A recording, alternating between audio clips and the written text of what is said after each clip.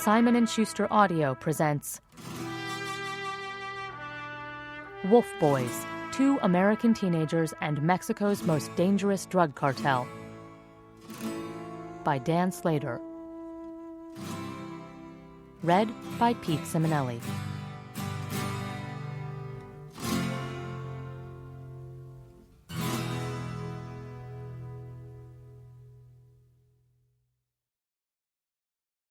Prologue. As dusk settled over South Texas, Gabriel Cardona stood in the kitchen of the safe house and offered a last-minute tutorial. "You walk up to him and just boom," he told his newest recruit. "En la cabezota. But with both hands, in the crown, boom, you'll fuck him up. Otherwise, boom, boom, boom, boom, 4 in the chest, and then en la cabezota to make sure." The recruit nodded and scattered to his preparations. 4 days had passed without a successful action. Other than one bungled job in which they nearly killed the wrong guy, they'd been hanging out in the rented house, a charming brick rambler on Orange Blossom Loop, eating fast food, mowing the lawn, shopping for housewares at Walmart, and talking to girls on their wiretapped cell phones. They were young and vigorous, fiery in their belief of success. Now they were getting ready to kill again. "It's time to take care of business," Gabriel yelled, clapping encouragement like a high school football coach on Friday night. He'd come quite a way from the ramshackle house across town on Lincoln Street, 3 blocks north of the international border between Mexico and Laredo, Texas, where his mother raised him and his 3 brothers on less than $20,000 a year. Gone were the days of borrowing Mom's escort, of dressing in jeans and generic white T-shirts. His closet was now stuffed with brand names like Hugo Boss, Ralph Lauren, Versace, and Kenneth Cole. He still cut his hair at Nydia's salon. That would never change. But now he drove new cars, a Jetta, a Ram, a Mercedes SUV. His silver Benz was being customized. It would be ready any day. He paced the kitchen, threw away a greasy fast food bag, and washed the dishes left in the sink. Success, the young man was finding, came with its own stress. The hangers-on, the wannabes, the phony homies, the unwanted attention from a certain detective. The competition. Richard, his new lieutenant, was growing more subversive by the day. Uncle Raul, his mother's brother, a perennial troublemaker, kept hitting the clubs across the border and mouthing off, relying on his nephew's reputation to keep him out of trouble. Uncle Raul would not last long if he kept that up. And then there was Christina, she of the pretty face and the not-too-wide hips, who felt abandoned while her boy worked constantly, always on the run. It was 6 months from his 20th birthday, and Gabriel Cardona was being primed for a managerial position in a global enterprise. A bilingual businessman, savvy in 2 cultures, he could work both sides of the border with ease. A born leader, handsome and serious, he had caramel skin, full lips, and the dark, brooding eyes of a sad Catholic saint, the type that lined the walls of his mother's home in fading lithographs. The deity, fellow decider of fates, had cut him strong and wiry. Angel of the Lord, Lord of the Hood. A thug, the chuco that even preppy girls competed over. He'd made some mistakes, but any man of action did. He'd proven himself a firme-vato, a loyal soldier with balls of steel. In the shit-nothing town of Laredo, Texas, where company membership was the pinnacle of achievement, this status meant everything. His boss, Comandante 40, or simply 40, precisely the most feared drug lord in Mexico, liked him. Liked him so much that he wanted to protect him. Recently, 40 instructed Gabriel to exclude himself from jobs, to hang back and direct via cell phone, but not participate unless necessary. Liked him so much, in fact, that Gabriel had been bailed out of jail not once but 3 times in the last 8 months, at a cost of several $100,000. The law kept letting him out. The company kept paying for it. What clearer validation could there be? A year earlier, when 40 began sending him on jobs in Texas, as in the States, Gabriel was reluctant, caught between the futureless fringe of his birth country and the narco-state where success accrued to the ruthless warrior. Doing missions in a place where authorities frowned on homicide was not an appealing prospect. But it was 40 asking.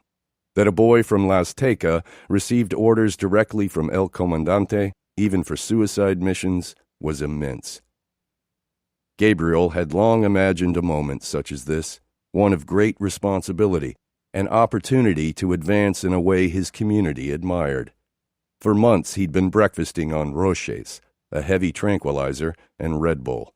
And risk, well, it was the toll of immortality. Look no further than 40 himself. Stoic, serious, never asked you to do something he wouldn't, loyal to friends, enemy to enemies, a good man for and about the idea. Gabriel was part of something, and a true wolf boy never said no. That evening, the cars had been cleaned, the weapons loaded. Everything was ready. This was it, the beginning of something. He could see a future. As the battle with the Sinaloans, the rival cartel, drove up costs and pinched smuggling profits, the border's underworld economy cycled down. The transport business would come and go, but enforcement was steady work. He would stack money. He would be transferred to deep Mexico, where he would run his own city. If he could cook his nemesis, La Barbie, a Sinaloan, then third in command was not out of the question. The other boys looked up to him. Richard would fall in line. Christina would calm down. She was mad. But earlier that evening they had returned from Applebee's, where they had had a constructive conversation. When he dropped her off, she told him to hug her.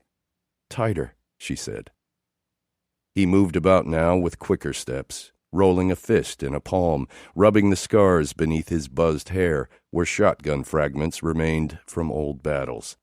If Gabriel could cement his reputation as a leader, if the past year could ever make sense, it would have to come now, at the battle's most crucial point, under a flood of spotlights, before hundreds of men who would either anoint him the next mero mero, the true shit, or throw him to the hungry tigers like one more disposable spick. 40 said 2006 was the last year of war.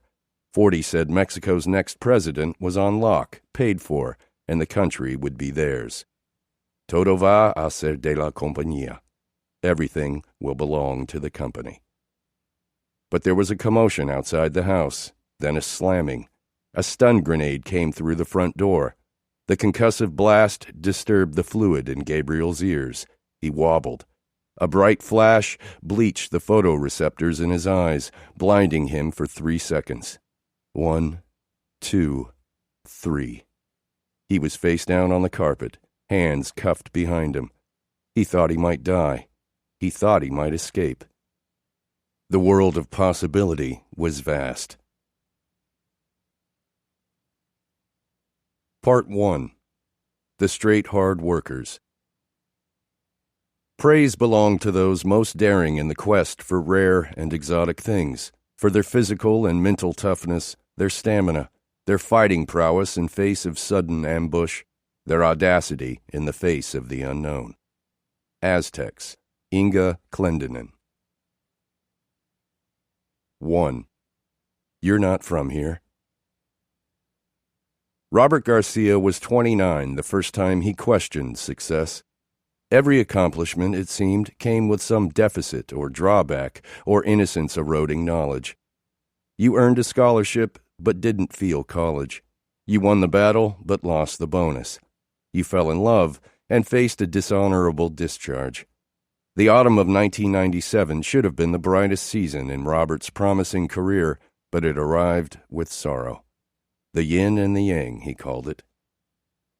2 decades earlier, as a child of Norma and Robert Sr., Robert emigrated from Piedras Negras, Mexico, to the Texas border town of Eagle Pass, an international journey of 1 mile. Robert Sr., needing to support his family, had been working in the States as an illegal immigrant. Once he demonstrated an income and showed that he was spending money in Texas, he gained a green card for the family, meaning that Norma, Robert Sr., Robert, and Robert's younger sister, Blanca, could come to the States as resident aliens, not U.S. citizens. After they arrived, Norma gave birth to another daughter, Deanna, and another son, Jesse. Robert, the oldest, started third grade in an American school. After school and on weekends, he and Robert Sr. picked cucumbers, onions, and cantaloupes on local farms. In spring and summer, Norma, a seamstress for Dickies, the workwear manufacturer, stayed in Eagle Pass with the girls and Jesse, while Robert and his father followed fellow migrants to Oregon and Montana for the sugar beet season. There, Robert attended migrant programs at local schools. Dark-skinned but ethnically ambiguous, he found northern communities mostly welcoming, with their food festivals and roadside stands where Indians sold tourist stuff. The verdant landscapes were a reprieve from the dusty flatiron of South Texas. America was a beautiful place. Back in Eagle Pass, land was cheap. There were no codes. People could build what they wanted.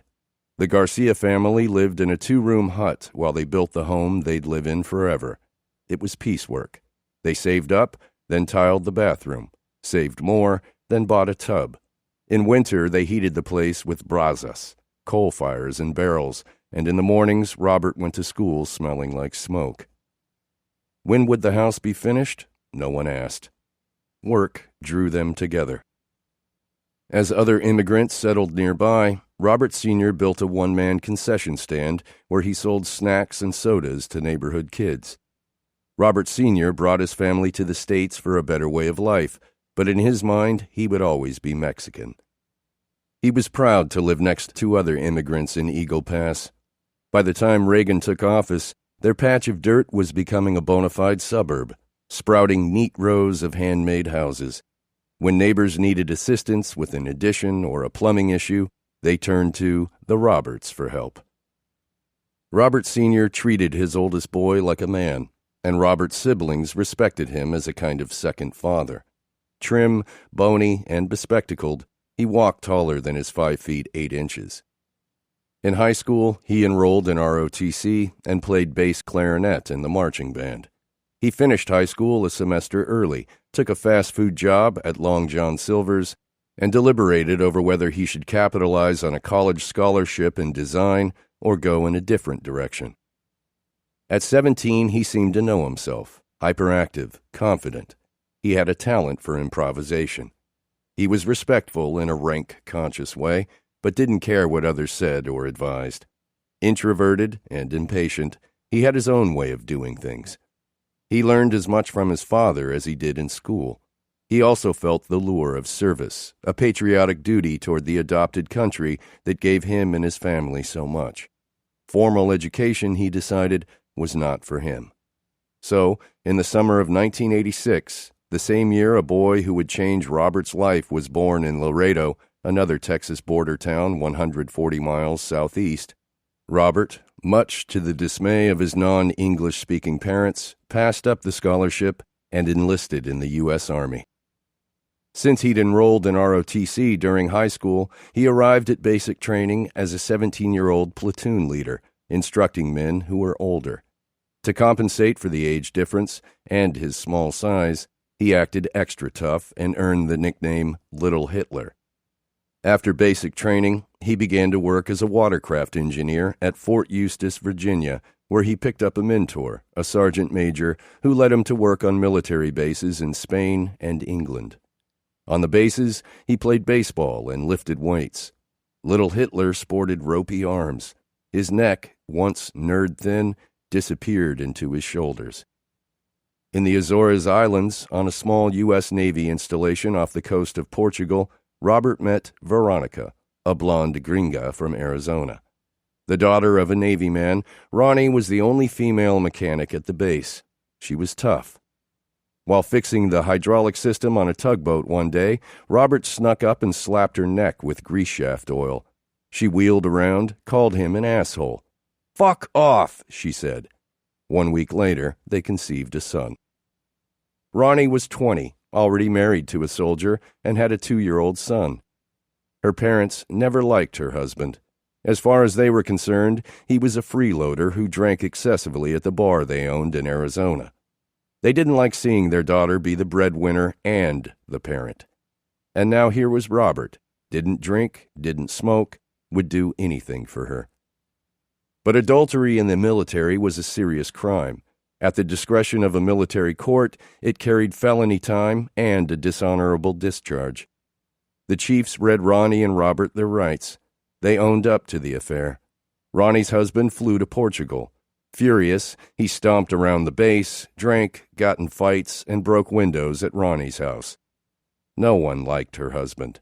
So the chiefs held a meeting to arbitrate the love triangle and let Robert and Ronnie walk away with reprimands. When the husband called Ronnie's mother and said, "Your daughter's a whore," Ronnie's father grabbed the phone and said, "You weren't even born from a woman. 2 freight trains bumped together and you fell out a hobo's ass." From there, the separation went smoothly. In 1991, Robert's 4-year military contract neared its end as the first Gulf War started. Robert saw other soldiers re-enlisting and collecting $10,000 bonuses. He was willing to re-enlist until the U.S. government offered him citizenship instead of the bonus. Robert didn't care much about citizenship. Like his father, he'd always think of himself as Mexican. And besides, his resident alien status entitled him to a U.S. passport. But he still took the denial of the bonus and the offer of citizenship as a substitute for the money that other soldiers received as an insult. How could he serve his country for 4 years and not get citizenship automatically? So he declined re-enlistment, walked away with neither the bonus nor citizenship, and returned to Texas with Ronnie and the boys, where he got a job as a diesel mechanic in Laredo, a border town neither of them knew. If it was your first time, you drove south on Interstate 35, past San Antonio, and expected to hit the border, but the highway kept plunging south. Texas Hill Country flattened out into a plain so fathomlessly vast, it gave you a feeling of driving down into the end of the earth. 120 miles later, and still in America, you reached the spindly neon signs of hotels and fast food joints, gazed back north, and felt as if what you'd just traveled through was a buffer, neither here nor there. To the west, several blocks off I-35, rows of warehouses colonized the area around the railroad track. To the east, upper-middle-class suburbs gave way to sprawling developments, ghettos, and sub-ghettos called colonias. Go 2 more miles south, and I-35 dumped out at the border crossing, 1,600 miles south of the interstate's northern terminus in Duluth, Minnesota. Robert and Ronnie were small-town people. Sprawling Laredo, with its 125,000 residents, was a big city compared to a place like Eagle Pass, which had a population of fewer than 20,000. "Oh well," Ronnie sighed. "We'll try it for a year or 2. A few months later, while recovering from a work-related hand injury, Robert saw an ad for the Laredo Police Department. He enjoyed public service more than working for a company, but he had to be a U.S. citizen to be a cop. He didn't see any benefit to citizenship aside from this policing career and wasn't feeling especially patriotic after his snub by the military. He wondered, what would his father do? His father would shut up and do right by his family, land the career, move forward. So Robert studied, took the test, and took the oath of U.S. citizenship. When he joined the force, the Laredo Police Department employed about 200 officers. Cops purchased their own guns. Uniforms consisted of jeans and denim shirts, to which wives sewed PD patches. Each patrol covered an enormous area. Squad cars called for backup, and good luck with that. But aside from domestic spats and some armed robbery, the city saw little violence. Across the river, Nuevo Laredo, with its larger population of 200,000 people, wasn't much worse. Drug and immigrant smuggling were rampant, but a smuggler's power came less from controlling territory with violence and intimidation than from the scope of his contacts in law enforcement and politics and his ability to operate across Mexico with government protection. In exchange for bribes, politicians and cops refereed trafficking and settled disputes. Mexico's narcotics industry was well organized. The business consisted of two classes, producers and smugglers. On the western side of Mexico, in the fertile highlands of the Sierra Madre Occidental, gomeros, drug farmers, contracted with smuggling groups to move shipments north to border towns. In the states of Sinaloa, Durango, and Chihuahua, an ideal combination of altitude, rainfall, and soil acidity yielded bumper crops of Papaver somniferum. Those poppy fields, some with origins and plantings made by Chinese immigrants a century earlier, produced millions of metric tons of bulk opium per year. Marijuana, known by its slang mota, was Mexico's other homegrown narcotic. When the marijuana craze hit the United States in the 1960s, mota came chiefly from the mountaintops of the Pacific states of Sinaloa and Sonora, then expanded to Nayarit, Jalisco, Guerrero, Veracruz, Oaxaca, Quintana Roo, and Campeche. The irrigated harvest for mota ran from February to March, the natural harvest from July to August. All merca, merchandise, had to reach the border by fall, November at the latest. Americans didn't work during the holidays. The large curving horn of Mexico was anchored on two great mountain chains, or cordilleras, both rising from north to south, one on the east facing the green Gulf of Mexico, the other sloping westward to the blue Pacific Ocean. Between these mountain ranges, a high central plateau tapered down with the horn to the Yucatan Peninsula. Eons ago, volcanoes cut the plateau into countless jumbled valleys with forests of pine, oak, fir, and alder. The coastal lands were tropically humid, but the plateau had a climate of eternal spring. It should have been eminently fit for man. Instead, Mexico's future would be full of conquests, dictatorship, revolt, corruption, and crime.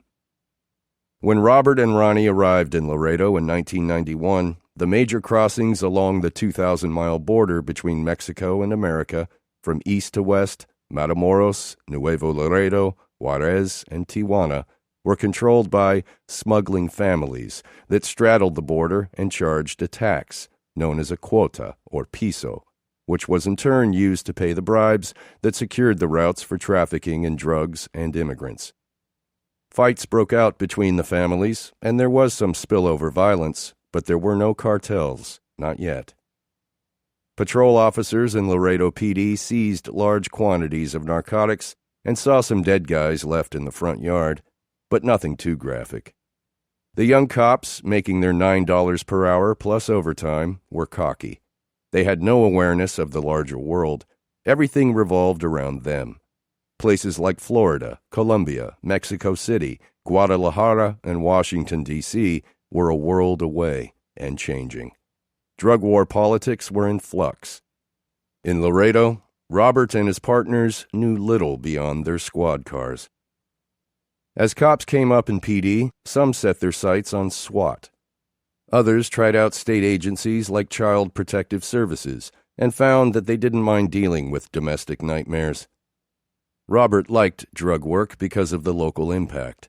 A drug arrest wasn't mere pretext. You weren't just taking a guy with dope off the street.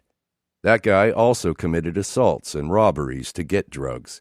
If the guy was a big dealer, maybe he used kids as drug couriers and to operate stash houses, the places where dealers kept their drugs and money. Robert would stop a guy with a gram of coke or a pound of weed, or bust a house that sold heroin to local Laredo addicts. He'd get his picture in the Laredo Morning Times, perp walking a guy to the local jail. He felt like he was sweeping the streets of crime.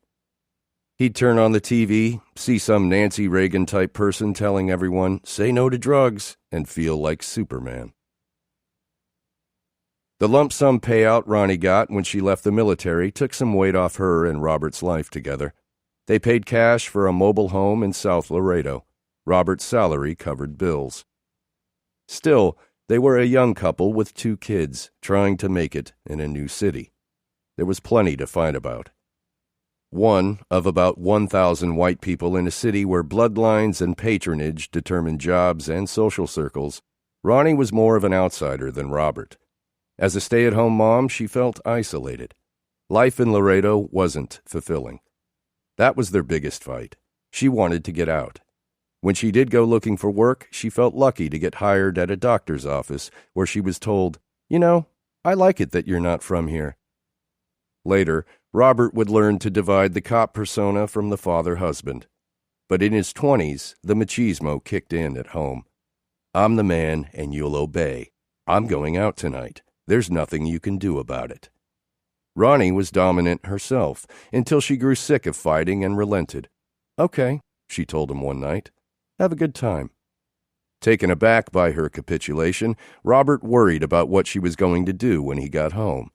He rushed back an hour later. Is that all it takes? Ronnie thought. If Robert's bravado failed to impress his wife, his little brother Jesse saw him as a hero. Jesse, feeling as though he could please their parents only by matching Robert's accomplishments, dropped out of high school in 11th grade and came to live with Robert and Ronnie in Laredo, where he got a job as a high school security guard. Jesse wanted to become a cop too, but he was young. Robert advised him to get an associate's degree in criminal justice at Laredo Community College. But Robert hadn't gone to college, and Jesse was eager to start a career. There were openings at the police academy in Uvalde, near Eagle Pass. In the summer of 1997, Robert gave Jesse some money and his old service weapon, a .357 Magnum. Jesse completed the academy, but failed the written test, then failed it again. If he failed a third time, he'd be barred forever from a job in Texas law enforcement. Meanwhile, after hundreds of drug arrests, 14 cars wrecked in hot pursuit chases, and a dozen minor fractures, Robert was awarded Officer of the Year. A week later, Jesse bussed up to Wisconsin, where his parents were doing factory work that fall. He spent the weekend with them, showing no particular signs of depression, then returned to the family house in Eagle Pass and shot himself in the heart with Robert's service weapon. Rumors emerged in the aftermath of Jesse's death. A girlfriend might have been pregnant. He might have been messing around with drugs, might have owed people money. Robert put his fist through a wall, then stalked around Eagle Pass looking for people to speak with about Jesse, until his father said, "Dejale, leave it, don't investigate." So Robert took Jesse's prized possession, a Marlboro jacket he'd sent away for, and bundled up his grief. The Officer of the Year award came with an opportunity. The Drug Enforcement Administration offered Robert a role as a task force officer. He wouldn't make the pay of a federal DEA agent. He'd remain a cop, collecting salary from Laredo PD. DEA agents, who had college degrees, made twice as much in base salary as task force officers. Agents also earned monetary awards for major investigations, sometimes as much as $5,000 per case. The only incentive for task force officers was overtime pay, an extra $10,000 or $12,000 a year for the crazy hours. Win an award, lose a brother. Get a promotion, make the same pay. But now Robert would have the power to investigate drug traffic and make arrests anywhere in the country. He talked to Ronnie. "I'll travel and won't see you or the boys much, but it's temporary. I can bust my ass for a while." Eric, the older son, was in 3rd grade. Trey, the younger, was in 1st. Ronnie knew this arrangement made her a single parent. "Okay," she said. "Take 4 years." For a young cop who believed in the drug war, joining the DEA was a big step in his career.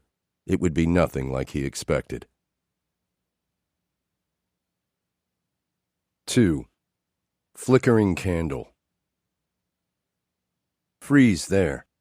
See Gabriel Cardona march backward, away from the stun grenade and the Laredo safe houses, away from the Texas jails and the company lawyer, back to that zone of impunity.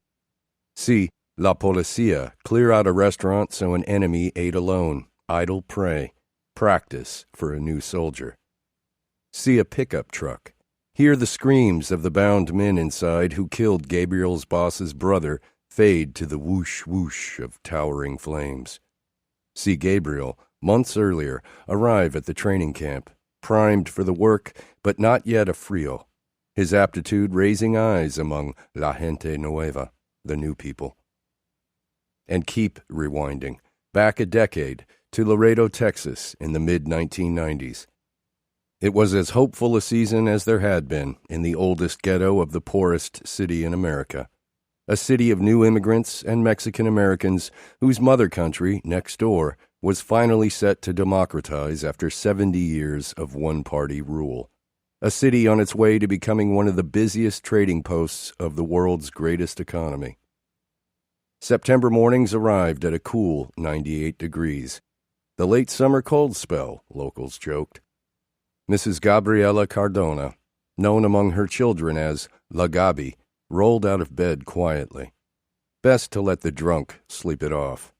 On her way to the bathroom, with its ceiling that caved in a little more each year but never broke, she slapped the feet of her 4 sons, who slept together on a queen-size mattress. "Escool, escool, escool," she yelled in her accented English, and flicked water on the boys, ages 11, 10, 6, and 4. Despite La Gabi's troublemaking brother and her good-for-nothing husband, neighbors considered the Cardonas a capable family. La Gabi inherited an old family house across the river in Nuevo Laredo, and she occasionally collected rent on it. She worked hard and always had a job. CPS never visited their address. If she was going to have problems with any son, she doubted it would be with the second.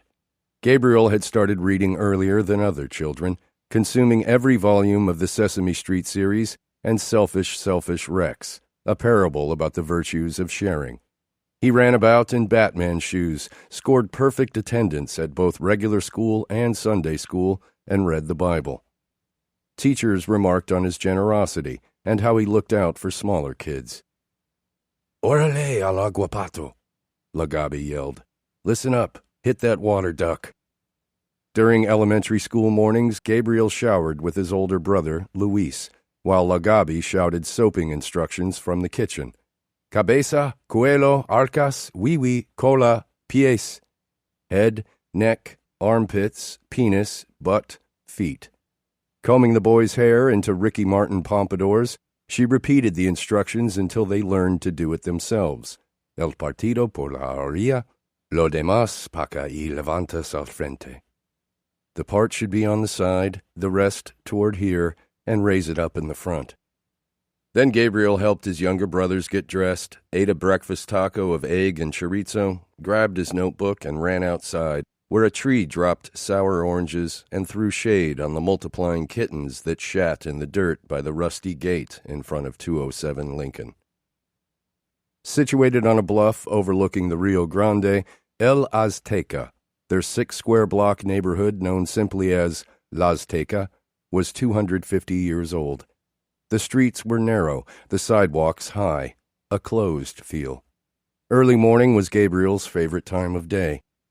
Dawn came quiet in the hood as cops and Border Patrol switched shifts. He preferred it to the chaos of La Azteca by night, when the streets came alive with the spotlights of beating helicopters and the squeal of tires as drug runners and coyotes, immigrant smugglers, tried to outrun the authorities. Interstate 35, the biggest smuggling corridor in America, began 100 yards from the Cardonas' door. On the way to school, north along Zacate Creek, west through the I-35 underpass that led to J.C. Martin Elementary, Gabriel and Luis passed men coming off night shifts packing narcotics for the drive north, illegal immigrants looking for a ride to a hotel, and the daily queue outside the bondsman's office. Such were the signs of La Azteca's economic health. And like any friendly neighborhood, generosity was community. Fathers and boyfriends and uncles and brothers came home after a successful trip to Dallas, giving here, giving there, buying pizzas. La Gabi would tell the boys, "Vacunado, get a lick out of him." Uncle Raul, the smuggler who blasted speedballs, injecting heroin and cocaine at the same time, was always in and out of prison. But Raul taught Gabriel and his friends to play football. Gabriel was the quarterback. One of his homies from La Azteca, Rosalía Reta, younger by 3 years and shorter than a kitchen table, was always trying to prove himself to the older kids. He took big hits and sprang back up, smiling, his huge cheeks swelling like avocados around the upper lip birthmark. They played violent video games like Mortal Kombat and listened to the rap music of Tupac Shakur. On the way home from school, Gabriel and Luis played along Zacate Creek's slimy bank.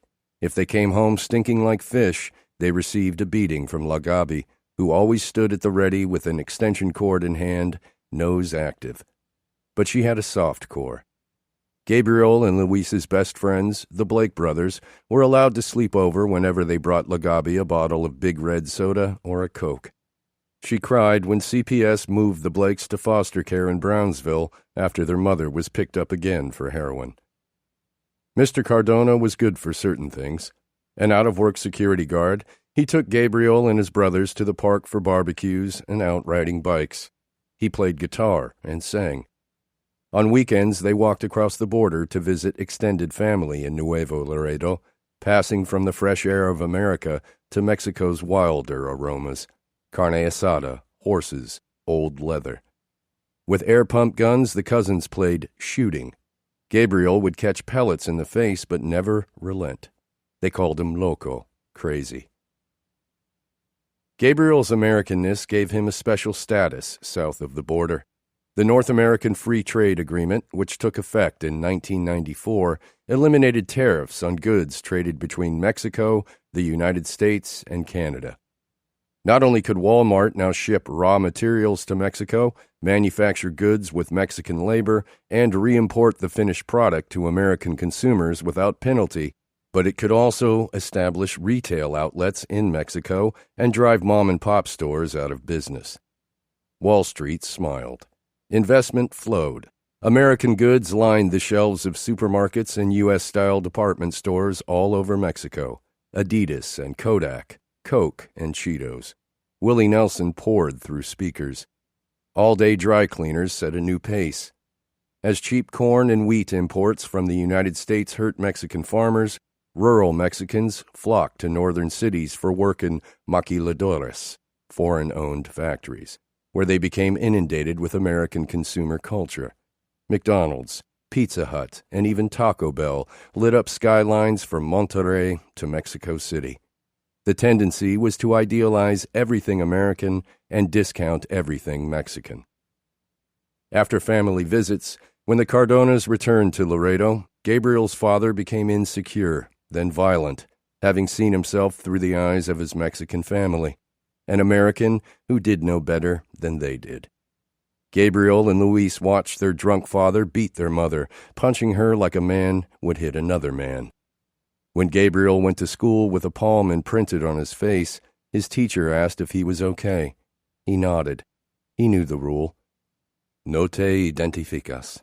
Don't say anything. One night, La Gabi stabbed their father with a kitchen knife, then kicked him out for good. Gabriel was proud of La Gabi for being strong. He resented his father for drinking while his mother worked and didn't consider his leaving any great loss. Though a sense of deep loss came a few days later, on Gabriel's 10th birthday, when Tupac Shakur died from gunshot wounds. Pac was his perro, his dog. Even years later, he would feel coraje, rage, at whoever pulled that trigger. In junior high, Gabriel won certificates of excellence for outstanding performance in math and English. Several of his adoring female classmates remembered him as the person to beat in 7th grade algebra. He had a head for numbers and a talent for memorization. His English teacher asked everyone to memorize a song and perform it. Gabriel appeared in class with a fake diamond nose ring and a blue handkerchief around his head. The class rolled in laughter as he sang Tupac's "How Do You Want It?" He quarterbacked the football team through 2 undefeated seasons and dreamed of becoming a lawyer.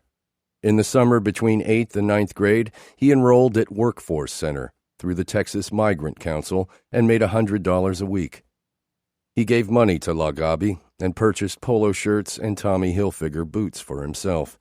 He bought a bus ticket to Brownsville to visit a girlfriend whose family had moved away. They went to South Padre Island and ate pizza. Gabriel Cardona appeared to be one of those rare Las Teca kids whose energy might take him somewhere other than prison. Looking at the industrious 14-year-old, no one would have imagined that the $896.10 he made during the summer of 2000 would be his first and last legal income. NAFTA, meanwhile, meant huge changes in cross-border trade, with tens of thousands of trucks coming through Laredo every week. Laredo's population doubled during the 1990s, making it the second fastest-growing city in America after Las Vegas, and the largest inland port in the Western Hemisphere. More than 75% of Fortune 1000 companies invested in Laredo's transport facilities that warehoused Mexican goods before they headed north. But aside from some extra minimum wage jobs in the warehouses, none of the new revenue seemed to make it into the pockets of the working class.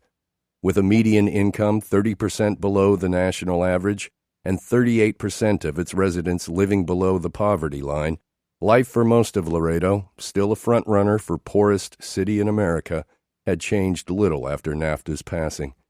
Despite the new orgy of commerce, it remained a giant, unimproved truck stop. If the city of 250,000 people didn't look as poor as it was on paper, it was because the black market buoyed the legitimate one.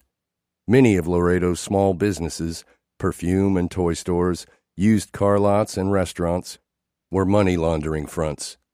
The Mexican Mafia, a California gang with a strong Texas presence, owned slot machine halls known as maquinitas, and a bustling chain of beer drive-thrus, mamichulas, staffed by bikini-clad teens who accepted tips like strippers.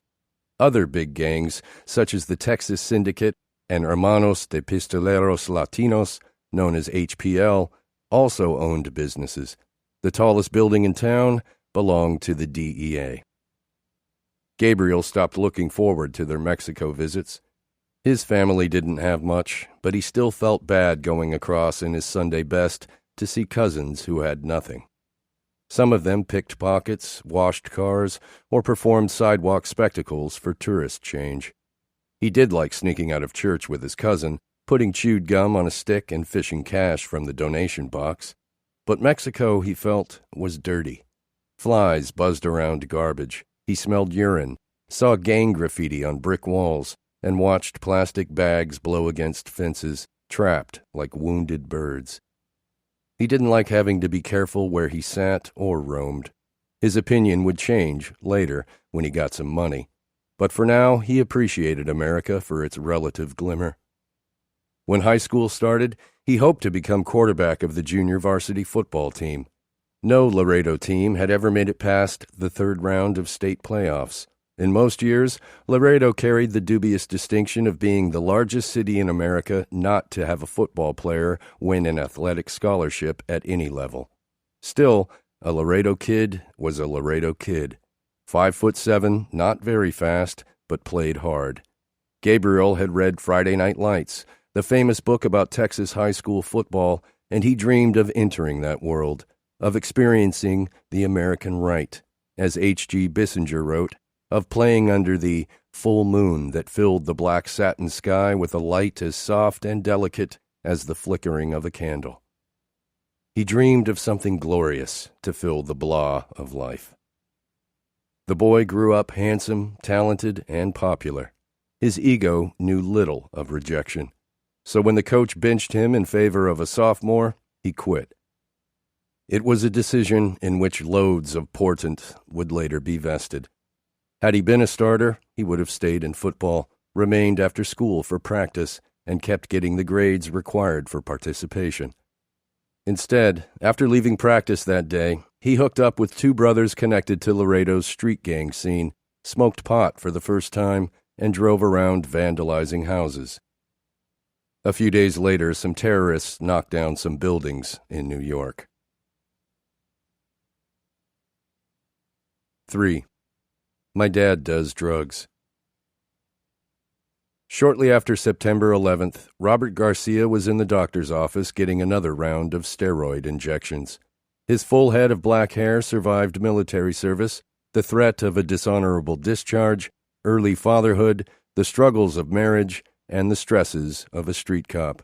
Now, at 33, the thick hair was coming out in quarter-size patches. It was pretty clear that drugs were to blame.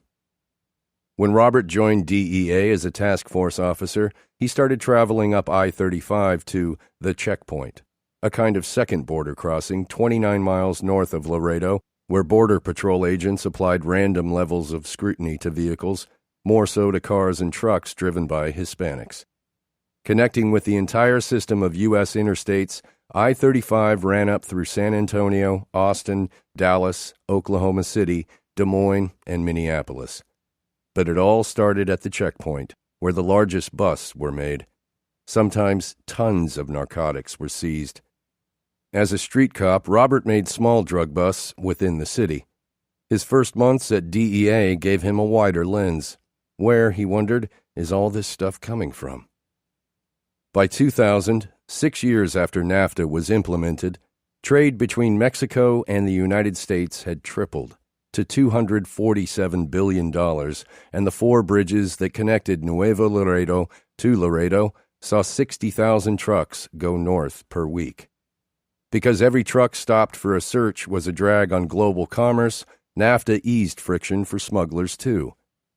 Blizzards of white powder now came packaged in bounties of fresh citrus, boxes of plastic bananas, $5 sunglasses, and spice jars, as well as countless other goods. Some traffickers hired trade consultants to determine what merchandise moved across the border most swiftly under the new regime. Did a perishable get through quicker than a load of steel? In the basic drug interdiction formula, the DEA busted a smuggler coming across and offered to reduce his charges in exchange for his help busting the northern buyer, in places such as Detroit, Brooklyn, and Boston. To account for the time lost during interdiction and to ensure that the deal seemed genuine to the northern buyer, the truck was then flown north on a DEA jet, or, if there was enough time, an undercover agent, like Robert, would drive the drugs to the point of sale. The DEA called these busts controlled deliveries. Young and often mistaken as Middle Eastern due to his dark coloring, Robert had a flexible appearance that made him a top choice for undercover jobs. With DEA, he worked and traveled constantly. He went undercover with smugglers from Mexico and Jamaica. He grew his hair long and wore Jesse's Marlboro jacket. A typical 2-year DEA employee in Laredo, a target-rich environment, saw as much action as an 8-year agent in New York. Some DEA task force officers like Robert, those who'd been loaned out from a local agency and weren't full federal agents, complained about the difference in pay. But the pay differential never bothered Robert. He was a cop from Mexico who was now working with U.S. federal agents, going undercover in New York City and getting training that he would bring back to Laredo PD. If you were only in it for the money, he thought, then yeah, you'd always be pissed off about the job. But what did he have to complain about?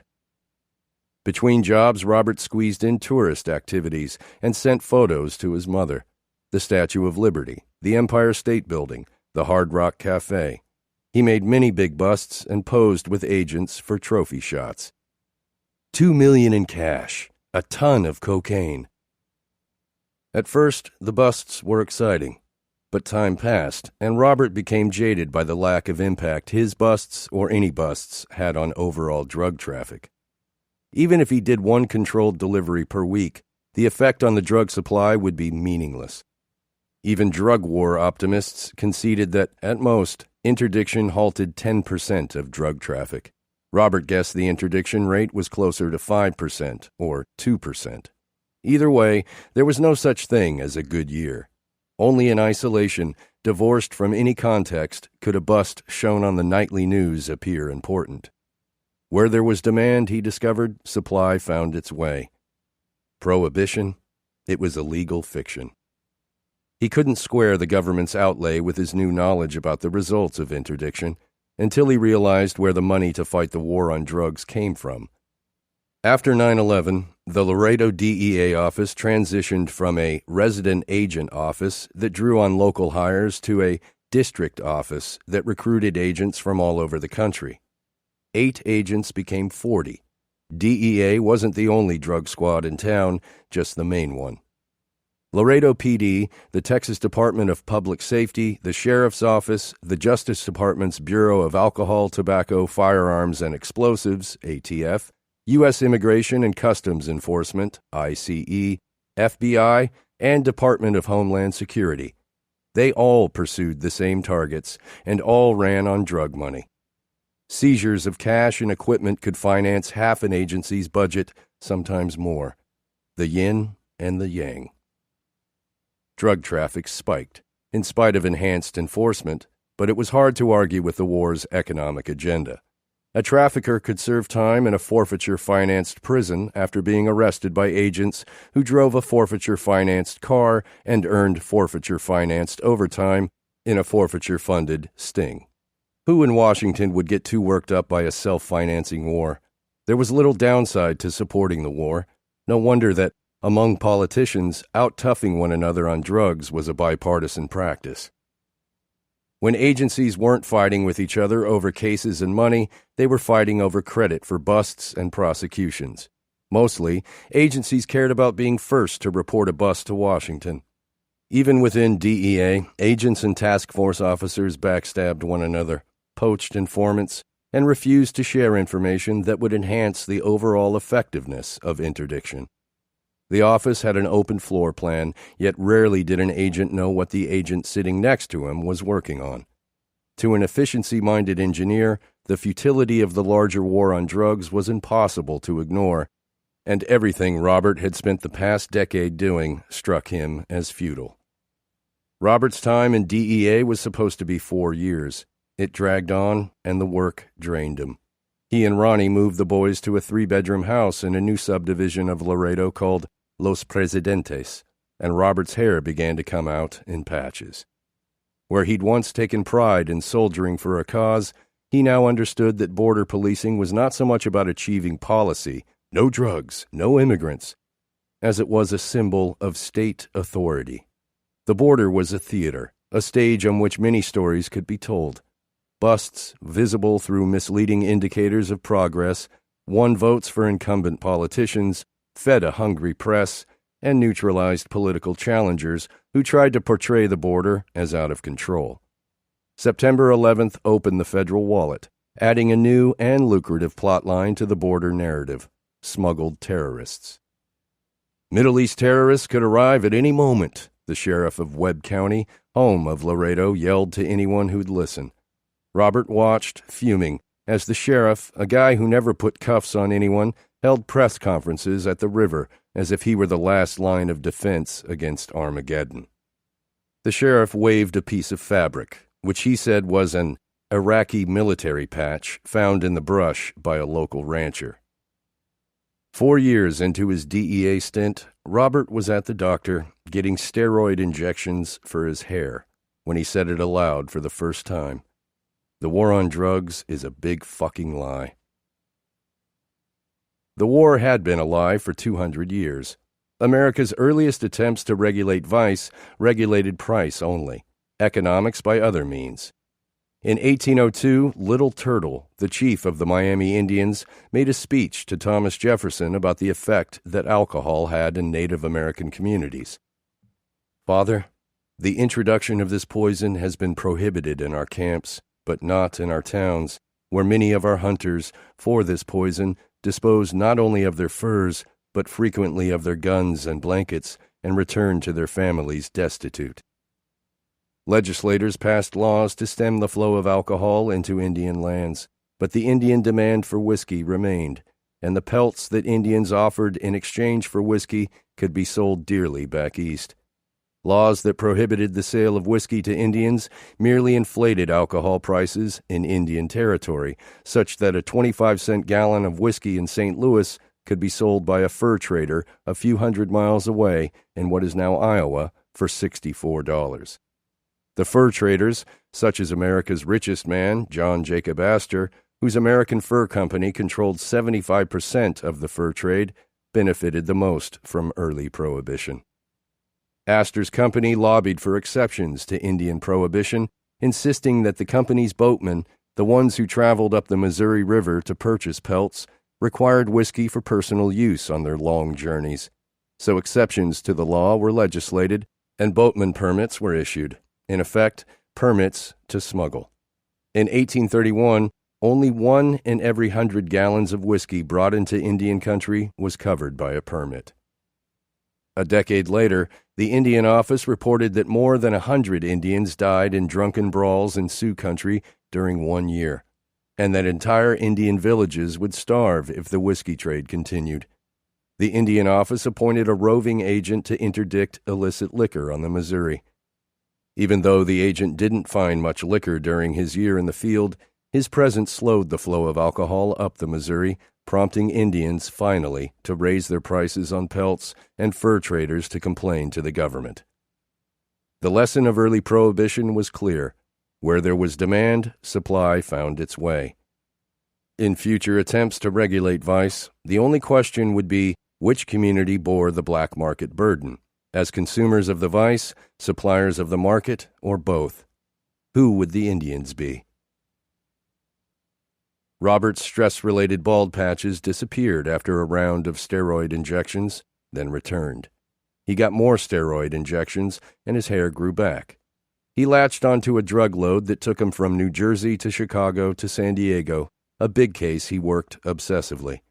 The whiteboard above his desk at DEA, a mess of pictures and strings and note cards, grew like a graduate-level math proof that could be worked forever but never solved. He assembled binders on not just the dopers he tracked, but their relatives, and memorized every address. As Robert's DEA career stretched to 6 years, he became leery of who the boys brought home from school. All families of the boys' friends had to be vetted to see if Robert had arrested a father or an uncle. He also ran every neighbor through the system, knew the criminal history of every family that lived within a mile. It turned out that the next-door neighbors, whose twin boys Eric and Trey played with, did business with drug suppliers across the border. While Robert was away, as often as 2 weeks per month, Ronnie raised the boys. In most Mexican households, men did the outdoor work and women kept the home. Ronnie took what she liked from her husband's culture, but left that tradition behind. The boys learned to cook, clean, and do laundry. Everyone contributed. She, Eric, and Trey talked and laughed, but the moment Robert returned home, the dynamic changed. His mood was shitty. If anyone made a noise, he reprimanded them. Trey, the blood son, obeyed. Eric, the stepson, had less reverence. Eric snuck around behind Robert and mocked him. "Be quiet. Drop and give me 20. Robert and Ronnie programmed Eric and Trey not to tell people what Dad did for a living. Since Robert often unwound by doing projects around the house, the Garcias told neighbors that Robert was in construction. But one day, while giving a class presentation on his family, Eric slipped and said, "My dad does drugs." The teacher called Ronnie. "Ma'am, I'm a little concerned." 4. The Noble Fight. Rohypnol, roofies, the date rape drug. It used to be called Spanish fly. In Laredo, kids called the party pills Roches because they were made by Hoffmann La Roche, the Swiss pharmaceutical company. A powerful tranquilizer, Roches were illegal in the United States but easily obtainable across the border, where one could buy a prescription for $5 and 100 pills for $50. Gabriel had been hanging outside Martin High one afternoon when a slightly older girl named Ashley drove by with her friends and offered him a ride. The girls stopped at a gas station to buy cans of Sprite and spread a bunch of pills on the hood of the car.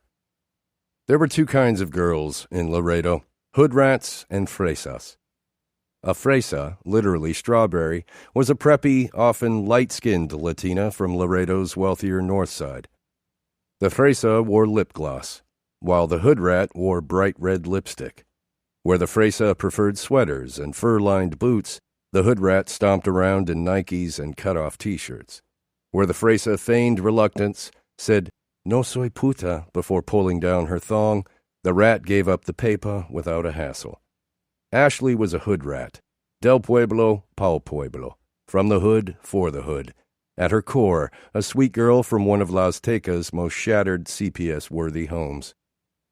When one of her friends offered Gabriel a pill, Ashley said, "No, he's not taking any." But telling Gabriel not to do something only ensured that he did it. As they had, he crushed a pill, poured the powder into a soda, drank it down, and boom. Thus began a routine. Cranking the stereo, Ashley and Gabriel drove around and talked for hours. One Roche became two, then three, an instant good feeling, a cruising mood. Chatty, no worries, no shame. Ashley became Gabriel's Ruka, his girl. A steady date, but something less than a girlfriend, she dedicated the song Dilemma by Nelly and Kelly Rowland to him. The pills, which were used largely for recreation, not rape, worked differently on different people. Some became emotional and cried. Others went nuts, hallucinated, jumped off bridges. For Gabriel, the Roches relaxed and desensitized him.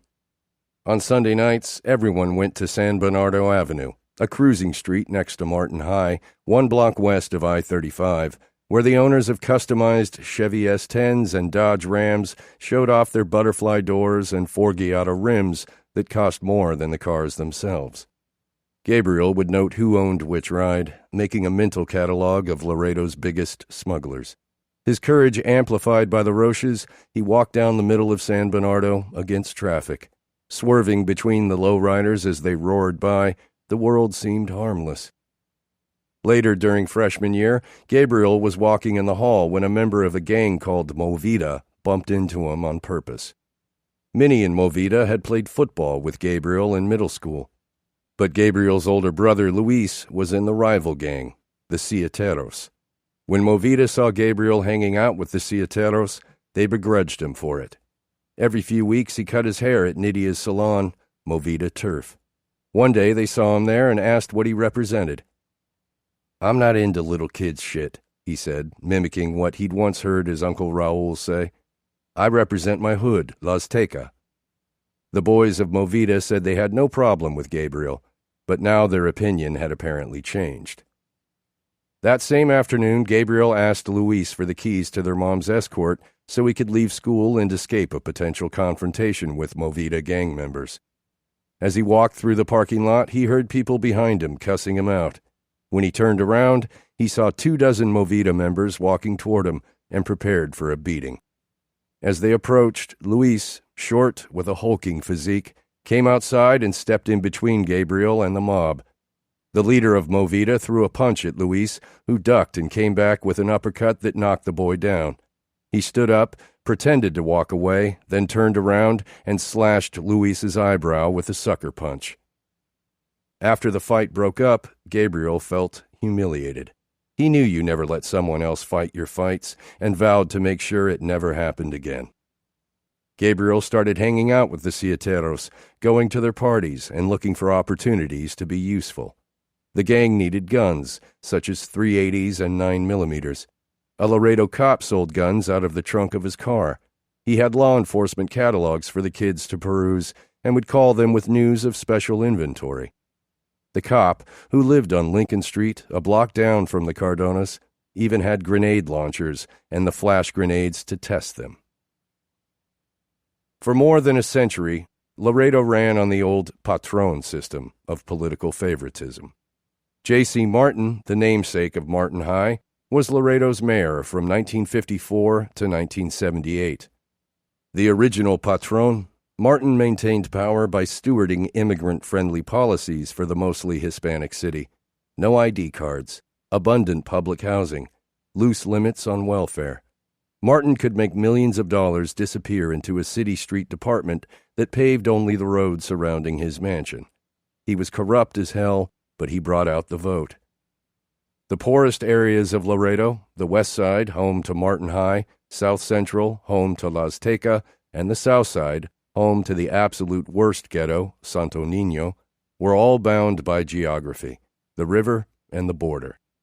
After the city's population doubled during the 1990s to nearly 250,000, real estate, still controlled by the oldest and wealthiest Laredo families, the Martins, Brunis, Killams, Walkers, and Longorias, remained some of the highest priced in Texas, which helped keep the middle class lean and lock the poor out of land ownership. In addition to the official ghettos in central and south Laredo, La Azteca, Siete Viejo, Cantaranas, The Heights, Santo Niño, Laredo was ringed by communities or camps called colonias. After World War II, developers began using agriculturally valueless land to create these unincorporated subdivisions without infrastructure or utilities, then sold the properties to immigrants who made low payments but didn't receive title until they made the final payment. There were no members at large on the city council, no one representing politically significant voting blocks. Each neighborhood, rather, was a ward with its own councilman. The councilman would build a community center or maybe improve a playground, then get reelected again and again on 100 votes. Not even the mayor could propose a citywide ordinance. "Almost everyone here is Hispanic, and even the handful of gringos are assimilated," said Ray Keck, the president of Texas A&M International University. The gringo son of European immigrants, Keck grew up just north of Laredo, went to Princeton University, married a Hispanic woman from Laredo, and then taught at the Hotchkiss boarding school in Connecticut. Since there's little ethnic tension, there's an easier, more natural system of subjugation, and the social classes tend to stagnate. Every school in Laredo has a colonia affiliated with it, and the colonia kids are bussed in. Whenever crime becomes a political issue, local media blame the colonias, depicting them as havens of depravity and filth. Never mind that Laredo's biggest criminal families often come from the upper classes on the fancy north side. Lagabe knew it, same as Robert and Ronnie Garcia knew it. When a kid from United North or Alexander High got in trouble, you never heard about it, because his parents were related to attorneys and judges. The wealthy walked away with a lecture, while the average Jose sat in the county jail. In the Laredo Independent School District, which contained Martin, Nixon, and Figueroa high schools, 97% of students were considered economically disadvantaged, and the other 3% just didn't fill out the paperwork. At Martin, the principal acknowledged that he fostered two groups, those who would go into the drug business and those who would chase them. Cops, agents, lawyers, judges, court workers, probation officers, not to mention diesel mechanics, truck yard owners, and warehouses that stored seized contraband for the government. The list of jobs created by drug prohibition was long. But everyone, it seemed, was mixed up in something. Laredo's council members lived on kickbacks. Judges favored dealers who supported their campaigns. The bail business was the biggest hustle of all. Bondsmen often split their money with prosecutors who helped recover seized vehicles and get their clients deals. For a fee, a corrections officer at the Webb County Jail helped arrestees get their bail lowered. The corrections officer's son was Laredo's district attorney, though the DA was never implicated in the scheme. On its high knoll, surrounded by coconut-less palm trees, adjacent to a huge port and a prized smuggling corridor, La Azteca, also known as the Devil's Corner, was magnificently positioned for a jack of black market trades: immigrants, narcotics, cars, weapons, cash. Here, in Underworld University, a brave and resourceful boy was a useful thing. One night, during the summer between Gabriel's freshman and sophomore year, the Cieteros were throwing a party when the girlfriend of the gang's leader screamed from a seated position on the ground. When people came to help her up, she said she'd been hit in the face by a short kid who was drunk. 12 years old and still under 5 feet, Rosalio Reta worried that his given name sounded girlish. A fan of The Simpsons, he'd recently changed it to Bartolomeo. Friends and family now called him Bart. Bart's large family was typical of Laredo's poor. His father, a construction worker, and his mother, a beautician, both born in Mexico, earned a combined $400 a week and received $1,200 a month in food stamps. The second of 8 children, 4 boys, 4 girls, Bart was born in Houston. He lived across the street from the Cardonas and attended J.C. Martin Elementary until 2nd grade, when his family's house burned down. The Reta family moved one neighborhood north to Siete Viejo, where their dilapidated wood-frame mobile home lacked windows and doors. In the bedroom that Bart shared with his siblings, his favorite item was a Navy SEAL poster he stole from a local recruitment center. At night, when the family fell asleep together while watching TV, Bart would leave and walk to a nearby housing project where Sietero gang members gathered to smoke weed, drink beer, and play basketball beneath the 24-hour safety lights. Bart ventured out on these nights because he wanted to live his own life. He was tired of not having what he needed, of foregoing dinner on some nights so that his little sisters and brothers could have more food. To have something, he learned, you had to work for it. He was willing to work.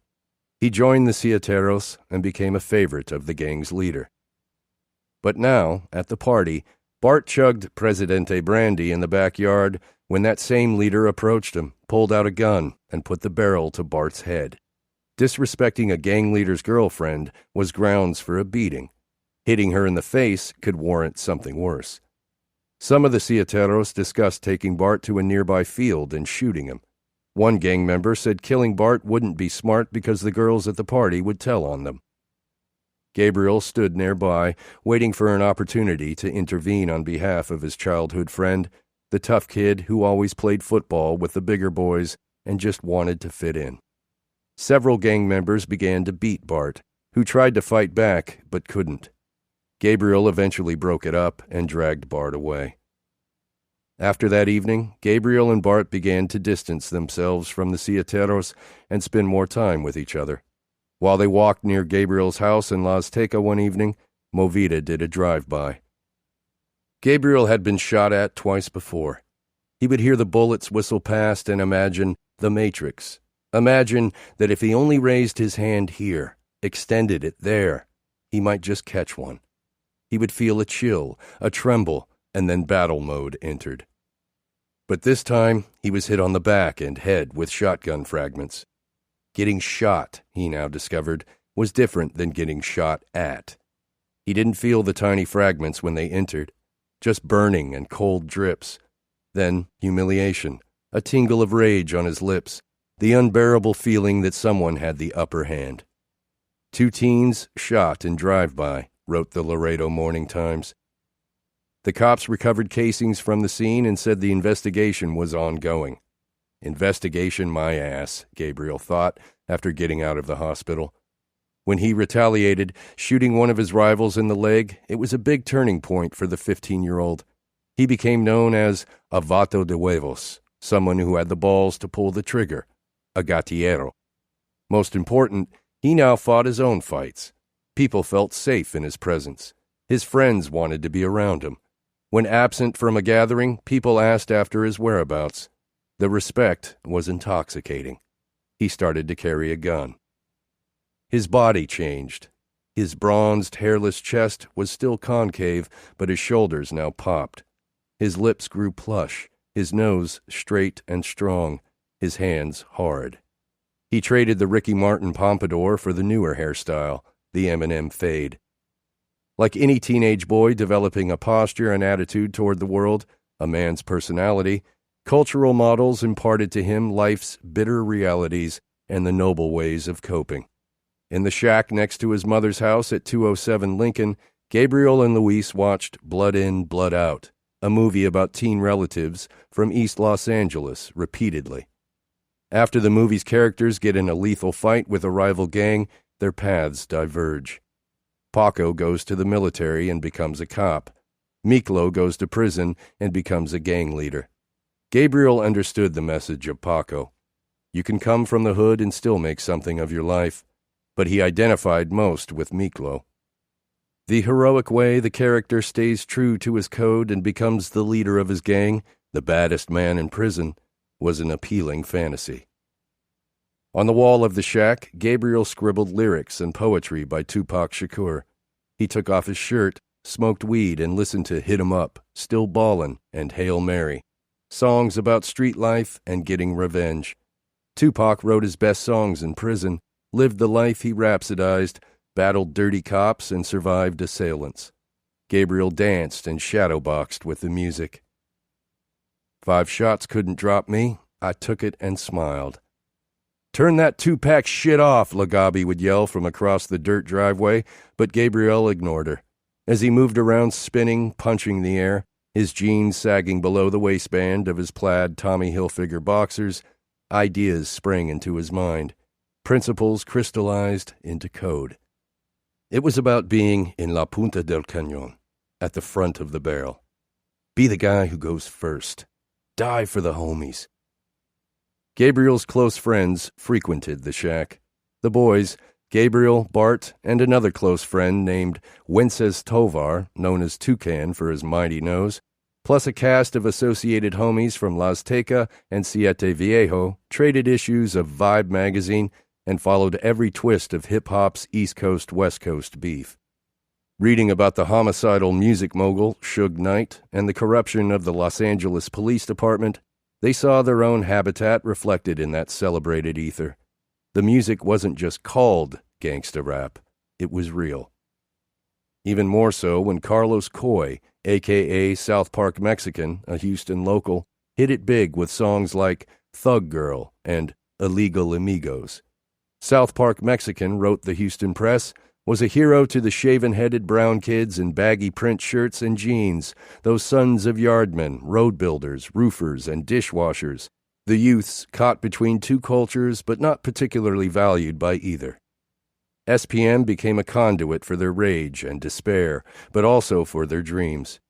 He rapped for all the crazy motherfuckers. He let them know he'd been lost and needed help, just like them. That's why those who followed him were the sickest, most ill people in this world, because that's who SPM wanted to help and change.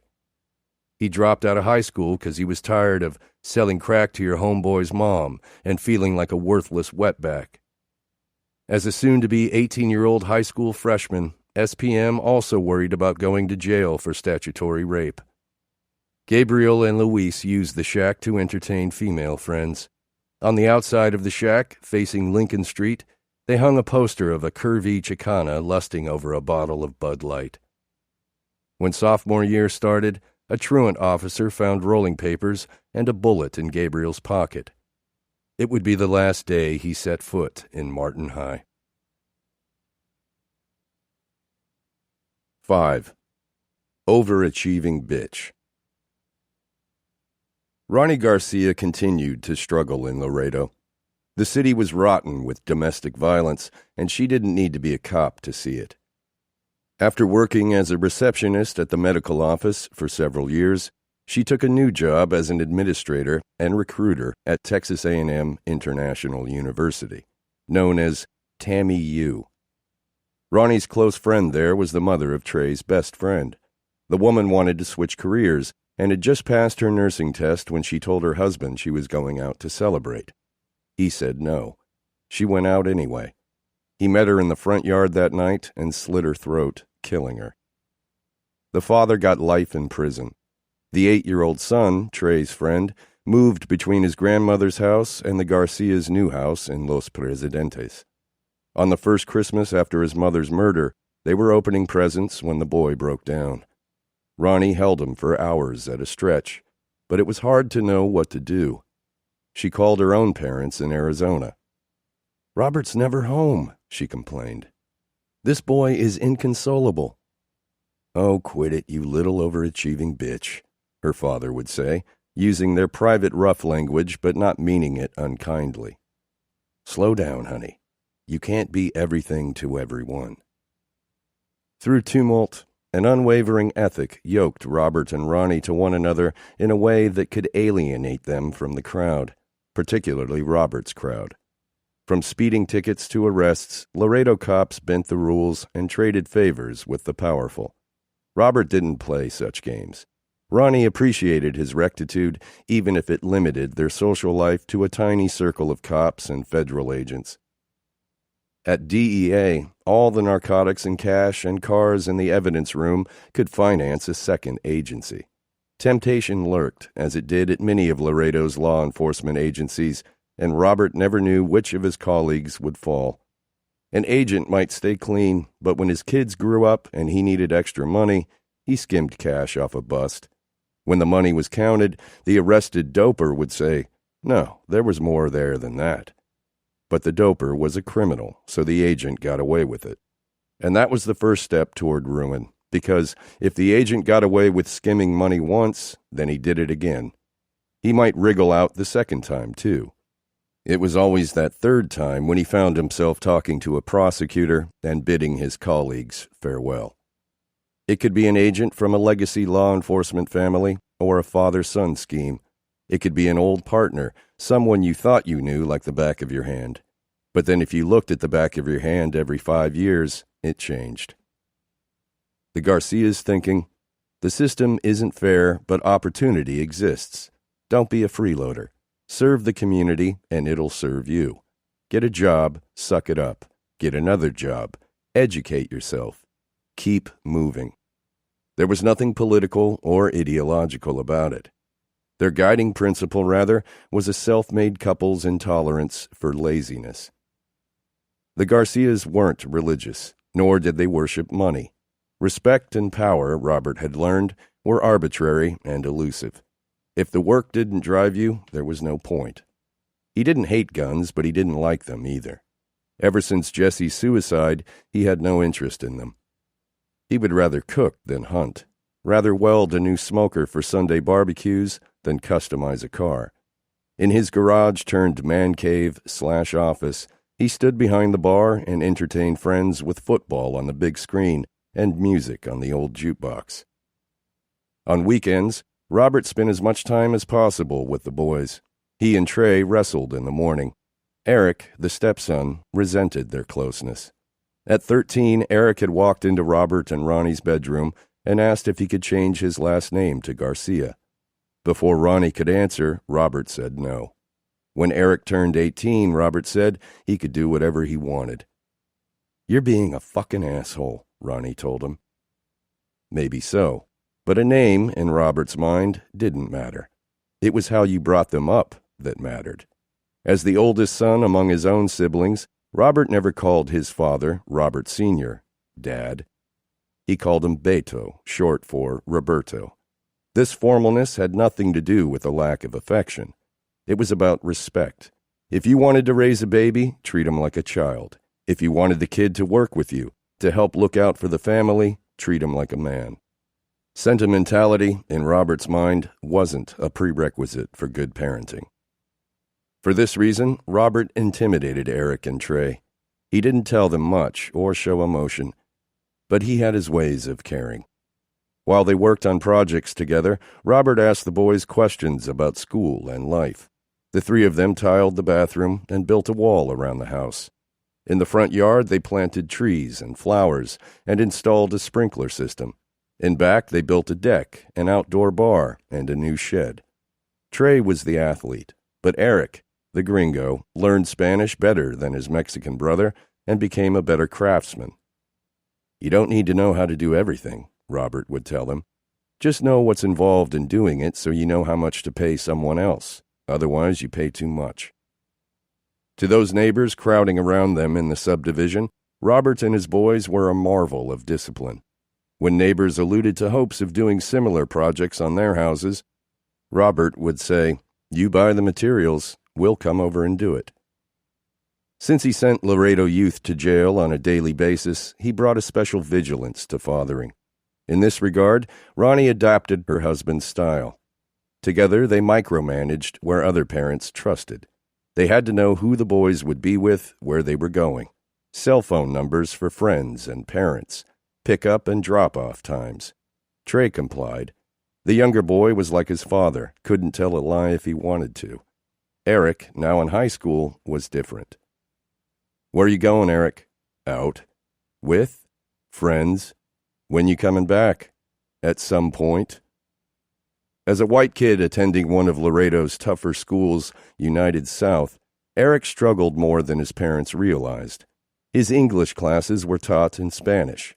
Boys dressed in baggy jeans and Scarface t-shirts, flashed gang signs, and didn't give a shit. Eric, not a naturally aggressive kid, was bullied, and this made him angry. Robert taught the boys to remain calm in the face of aggression, to fight only when forced, but it wasn't so simple.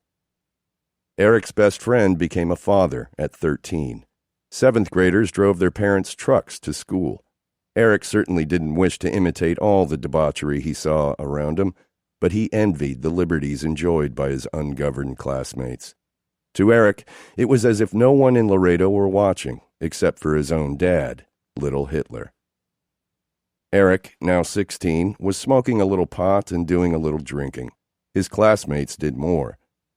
That year, United South expelled 14 students for drugs and violence and stationed drug-sniffing dogs at all entrances, earning it the distinction of a persistently dangerous school under President George W. Bush's No Child Left Behind Act. From the Laredo Morning Times. United South hugs the Mexican border on the city's south side and sits in a solidly middle-class neighborhood. But some of its students commute from colonias, unincorporated border settlements where impoverished residents live without public utilities. Without running water, some students come to school unbathed for days, said Dago Carmona, a drug counselor at United South. Some work for or are related to members of the heavily armed drug cartels in Nuevo Laredo, Mexico. It makes it hard on teachers because some of them are afraid, Carmona said. It's true that colonias contained illegal immigrants, but the media overplayed it. The biggest criminal families often came from those solidly middle-class neighborhoods where immigrant parents spoiled their children to give the next generation more than they had. As a Tammy U recruiter, Ronnie visited the high schools and saw this phenomenon firsthand. She generally found kids from colonias better behaved than their richer classmates.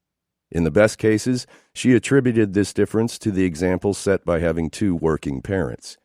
In many families from the Garcias neighborhood and in richer families from the north side, the mother stayed home, but it rarely meant greater oversight. One fall afternoon in 2003, someone offered Eric a roche and told him to cut it in half. Instead, he took the whole pill and then fell out of his chair in math class. When security arrived a few minutes later, Eric was still lying in the aisle. Robert met them in the hallway. In the parking lot, Eric and Robert got into it, pushing and yelling. At home, Robert made him take 3 drug tests. 3. Ronnie returned from work and watched from the kitchen.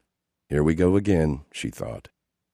The prior spring, when Robert was away on an undercover job, Eric had come home from school all pissy and flung open the refrigerator door with such force that he put a hole in the wall.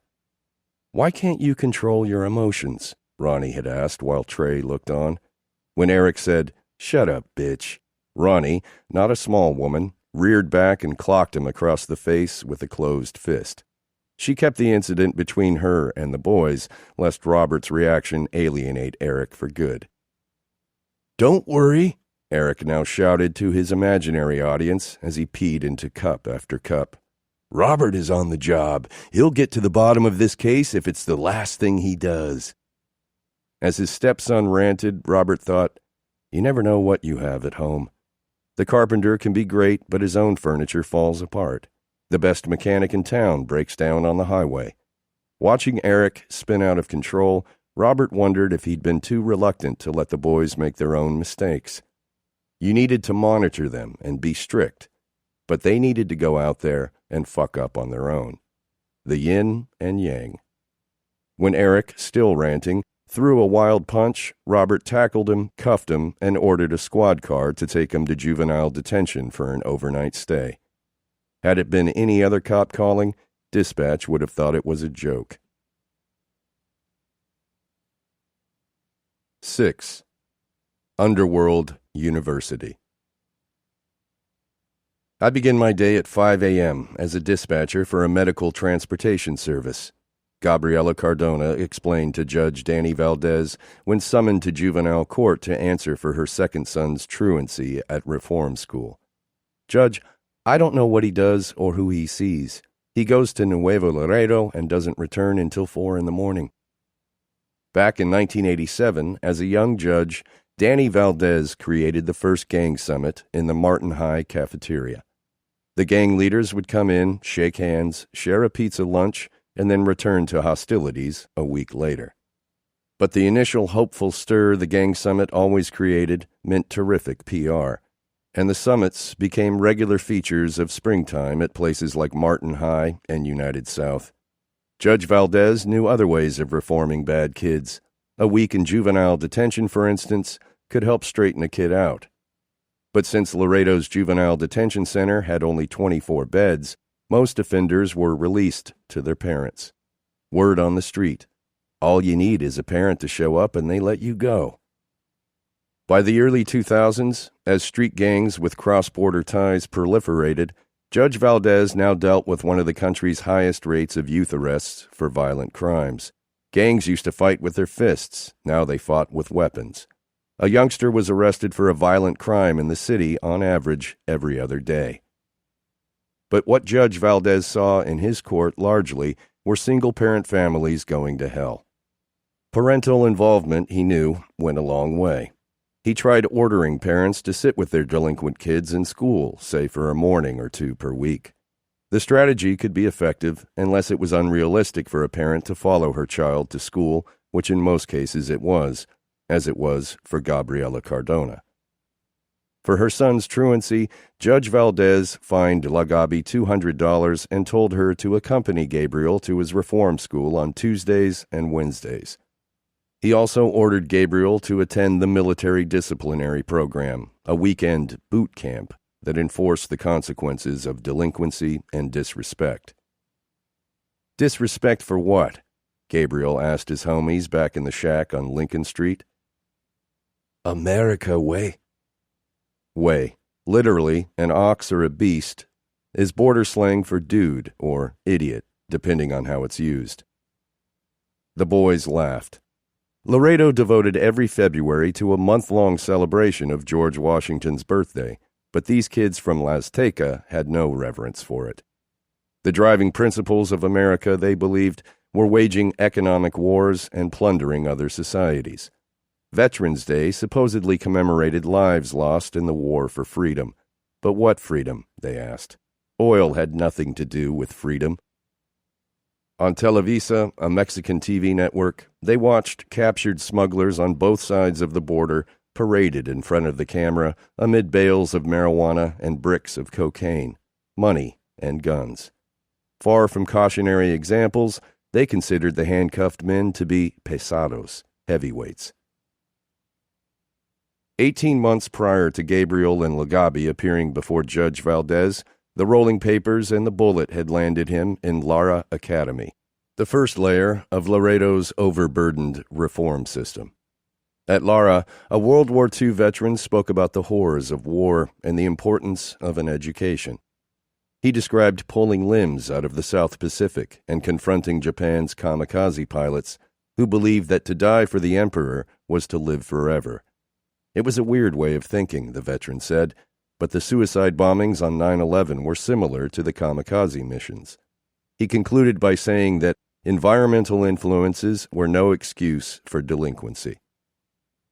When Gabriel showed up to Lara Academy buzzed one Monday morning after a weekend of drinking, he was transferred to the next layer of the reform system, the Juvenile Justice Alternative Education Program. At JJAEP, known as the Alternative, mobile homes converted to classrooms formed a square around a basketball court. Students worked on learning modules at their own pace. For this stage in the system, somewhere between high school and prison, Judge Danny Valdez and the other juvenile judges who oversaw JJAEP struggled with just how prison-like the alternative should be. For instance, video cameras trained on the students were a source of controversy. Were the cameras advisable safety precautions or too Big Brother? Did they negate the sense of confidence and self-worth that the staff tried to instill in students? It was hard to say. Mostly, the cameras captured sex during recess and footage of the girl who gave out blowjobs after school. But the teachers and supervisors made it clear. If you didn't learn to behave, you would be sent to Texas Youth Commission, TYC Juvie, the junior prison that prepared you for the big house. When Gabriel tried to re-enroll at Martin High as a sophomore, the principal advised him that it was better to catch up on credits in the alternative, then return to Martin and graduate with his class. If Gabriel felt frustrated by the principal's dismissal, he was also too busy with underworld pursuits to dwell on his school failures for long. Accompanied by Bart or some other associate, Gabriel stole cars in Laredo and sold them across the border to a man named Mario Flores Soto, known as Mame Flores, whom he met through a Las Teca family. Mame headed one of Nuevo Laredo's criminal organizations. Until then, Gabriel had only seen the money to be made from drugs going north. Mame showed him the other side, Mexico's demand for smuggled cars and weapons. From the 9mm, he graduated to bigger guns, like the Mini 14, an assault rifle. Uninhibited, thanks to the roches, which he now took with increasing frequency, ingesting as many as 5 per day, Gabriel stole cars and trucks with a methodical efficiency that sometimes dissolved into quick frustration if he felt a partner wasn't sharing an equal load of the risk. Having established a reputation as someone who was always down to ride, ready to tackle any criminal opportunity, Gabriel felt that others in his circle, like his older brother Luis, wanted the benefits without the risks. When Gabriel forced Luis to steal a truck from a gas station, his brother tried to pull himself together. Luis walked into the gas station, but then just kept walking, past the vehicle and into the night. Bart was the only homie whose fearlessness and work ethic matched Gabriel's. The day Gabriel jacked or stole a customized Ford F-150 pickup truck from Las Teca, Bart was in flip-flops, but he still sprinted behind the truck and threw himself into the bed while people from the neighborhood looked and laughed. Now, sentenced to the military boot camp for skipping the alternative, Gabriel, sleepless and still drunk from the night before, was determined to win the boot camp when La Gabi dropped him at the first weekend session. He forgot to bring his own water bottle, a boot camp rule, and almost passed out from dehydration during the marching, running, push-ups, and sit-ups. During the break, a congressman addressed them. "Half of you are not going to finish high school. I've seen a lot of good people end up in bad places, and we don't want that to happen to you." Gabriel partied again that Saturday evening and refused to return to boot camp the next morning, so his mother called the cops. A boot camp sergeant, seeing the police escort, went hard on Gabriel that day. Get back, you're too slow. I can't hear you. Faster, fall in."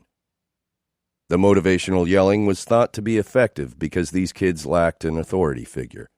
But the sergeant didn't want Gabriel there if he wasn't going to obey orders. He made it clear to Gabriel that if Gabriel wanted, he could quit, then go through the same boot camp at TYC. "Okay," Gabriel said, and walked outside as if to wait for a ride to juvie. When the sergeant went back inside, Gabriel ran to Las Teca, and juvie waited. After getting caught for a drive-by with Bart a month later, at the end of 2003, Gabriel finally landed in TYC. "We meet again," said the sergeant. After a few weeks of juvie, where Gabriel saw Ashley, the one who introduced him to Roches, now pushing a broom across the cafeteria floor, the probation officer cut the 17-year-old a break and sent him to rehab, the youth recovery home. But all Gabriel saw in rehab were drug fiends. He didn't feel he belonged, so he escaped.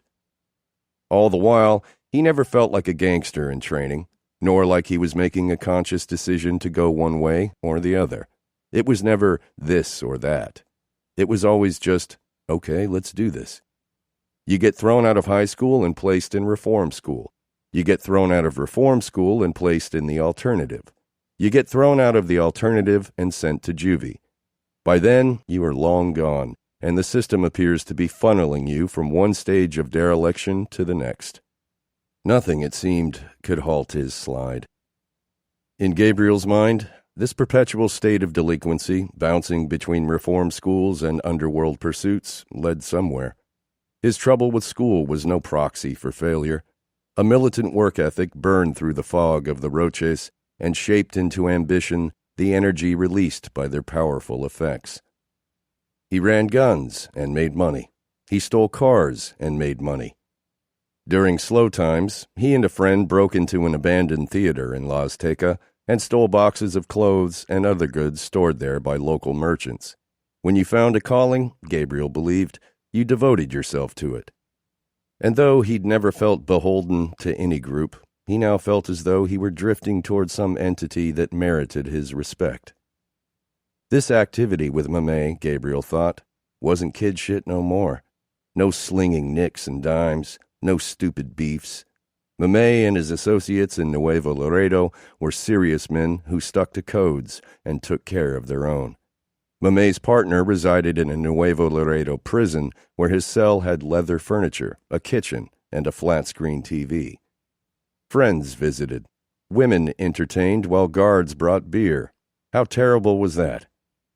So when Gabriel broke free of rehab and sprinted through the onion fields of Webb County, kicking up clouds of dust on the way back to La Azteca, he didn't ditch the system aimlessly. He ran back to these enterprises, which benefited his mother, aunts, uncles, and brothers in the form of cash. His criminal lifestyle also meant he met new people constantly and affiliated with desirable underworld elements. Whatever dreams he'd had at 6 or 8 or 10 of becoming a lawyer, of wowing audiences with his charisma, well, he was taking his talents elsewhere. It was now 2004, and according to underworld rumor, a new group with a suicidal philosophy was taking over Nuevo Laredo. Some referred to them as La Gente Nueva, the new people. To Gabriel, one La Azteca hoodie, a homeboy from the neighborhood, stood apart from the others. Richard Hasso was the closest thing La Azteca had to smuggling royalty. A couple years older than Gabriel, Richard lived across the street with his wife's family. Richard didn't work for a gang, didn't have to. When he was 6, he started smuggling immigrants with his grandmother. At 8, his father took him on coke runs to Houston. At 16, Richard registered a ghost company called RJ's Trucking Incorporated. It specialized in shipping bulk loads of Mexican pottery and plastic scrap, which he could buy cheaply at the border and use as a cover for his marijuana loads. He shipped tons of marijuana to places like Georgia and North Carolina. He searched online for companies in those states that dealt in pottery or plastic scrap and listed them as buyers on the shipping manifest, the bill of lading, which contained a phone number for a female friend who answered in a sexy secretary's voice, RJ's Trucking. Richard purchased used Freightliner trucks, then stole permits and license plates from other trucks that looked like them. Instead of paying $8,000 apiece to buy cargo boxes, he rented them from a guy who waited 2 weeks before reporting the box stolen. By then, Richard had taken a load or two north and left the cargo box in some area where the cops could easily find it and return it to the owner. By 17, Richard had introduced roughly 50 tons of marijuana into the States. But marijuana was just a start. Now, at 19, thanks to a connection brokered by his sister's husband, Richard was adding a more lucrative product to his business, cocaine. Richard bought a new line of trucks, as well as insurance and permits, hired a full-time mechanic at $1,000 a week, and rented a warehouse in San Antonio, where he and his brother-in-law now spent most of their time. Richard transitioned from the hood chic style of Guess jeans and polo boots to the business casual uniform of DKNY pants and Steve Madden shoes, the preppy college guy look, as he referred to it. He offered to take Gabriel, who was still working for Mamé, on as a bodyguard, errand boy, and courier. Richard represented much of what Gabriel wanted. He was married to a woman who came from a family of hustlers herself. Richard had partied in Miami Beach with one of his cocaine clients, a Cuban gentleman who supplied South Florida. In La Azteca, Richard told exotic stories, set in places like Ocean Boulevard, about being at the Mansion nightclub and drinking Cristal champagne straight from the bottle, while the most beautiful women you ever saw, dressed in the classiest clothes, made the air taste sweet. It wasn't bullshit either. Gabriel and Luis, who also worked for Richard, saw Richard's setup in San Antonio. They saw how the VIP sections at the most popular clubs, like Planeto Barrio and Ritmo Latino, were always reserved for Richard and his brother-in-law and whoever tagged along. how Buchanan Scotch and Patron Tequila were always on the table, and how Richard handed envelopes of several $100s each to the person in charge of security, the waitress, and the club manager, who made his office available for activities that required discretion. One time, when Richard brought his mother to a Los Tigres del Norte concert at Planeta Barrio, a couple occupied the table he wanted near the stage. Richard offered them $2,000 to move. A Volvo, an Avalanche, a GMC Denali, and a Jeep Grand Cherokee. Joe Brand, Versace, Hugo Boss, Lacoste, Prada, GBX, Fendi, Rolex, and custom jewelry. Family dinners at the best Mexican restaurants, with the mariachis playing requests all night. Richard lived a dream. He had lots of weekend girls who loved his warehouse of cocaine. The manager at Embassy Suites also loved him. The carousing led to fights at home, but his wife and kids lacked nothing. His mother-in-law, a friend of Lagabi, drove a new SUV. Every time Richard dropped another $5,000 at Toys R Us, the cashiers asked if he didn't want to adopt their kids. Gabriel noted the lust in the hood rat's eyes when Richard drove his Hummer through La Azteca, assassin chrome wheels glimmering in the sun like knife blades spinning. Even Richard's wife's friends flirted with him openly. Handsome in a way that was less thuggish than Gabriel, but somehow also less delicate, Richard was a gregarious guy with the magnetic quality of someone who made you feel better about yourself, whose beaming, big-toothed smile seemed to say, "I'll show you a very good time." In La Azteca, if someone owned a flashy car, such as a Tahoe or Escalade, customized with nice rims, a stereo, and tinted windows, people considered the guy to be se mueve, pushing, and he was respected. But if he had multiple such vehicles, he was considered to be se mueve pesado, moving heavy, and that label came with a different level of respect. In the eyes of the community, Richard was a model young man, a young pesado who was about his business. In La Azteca, to be about one's business was about to be the best thing you could be. Gabriel envied him. In Richard's employ, Gabriel's awareness of success expanded from trappings, Versace, Mercedes, to behavior. How did power act? How was it established, and how was it maintained? Richard had a business frame of mind. He was social, always on the lookout for upstate buyers, piojos, who could bulk up his bottom line. Richard made his aptitude for violence known, but left it to others whenever possible. Gabriel saw how carefully Richard formed trust, and how quickly it could be broken. Richard even accused his own wife of ripping loads, stealing drugs from him. Loyalty was fleeting in a world with such large amounts of money at stake. Richard, now managing operations at the San Antonio warehouse, made $15,000 a week, sometimes twice that. And yet he seemed to think that paying Gabriel $300 a week and covering the clubs was adequate. What about the loads Gabriel ran to Austin? Did Richard think Gabriel was too dumb to know he deserved commission? Well, maybe the next shipment would have to go missing, and maybe the shipment after that as well.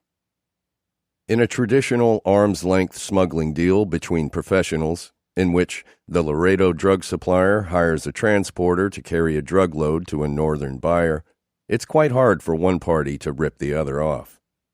Both supplier and transporter protect themselves with something called a letter. The supplier wants to protect himself against the transporter selling the drugs to another buyer, pocketing the entire sale price, then claiming that the vehicle crashed or that the load was seized by law enforcement. The transporter wants to protect himself against the supplier, who might be an informant, dropping a dime on him, reporting the details of the transporter's vehicle to the cops. In the letter, the transporter writes the details of the vehicle he's going to use to transport the load, seals the letter in an envelope, and gives it to the supplier. The supplier can open the letter later only if something goes wrong with the deal. If the transporter returns with a story about a vehicle crash or a seized load, the supplier can confirm the story by opening the letter and comparing the vehicle details to, say, police paperwork or a report on the news. But if the deal goes as planned, the supplier must return the letter to the transporter unopened.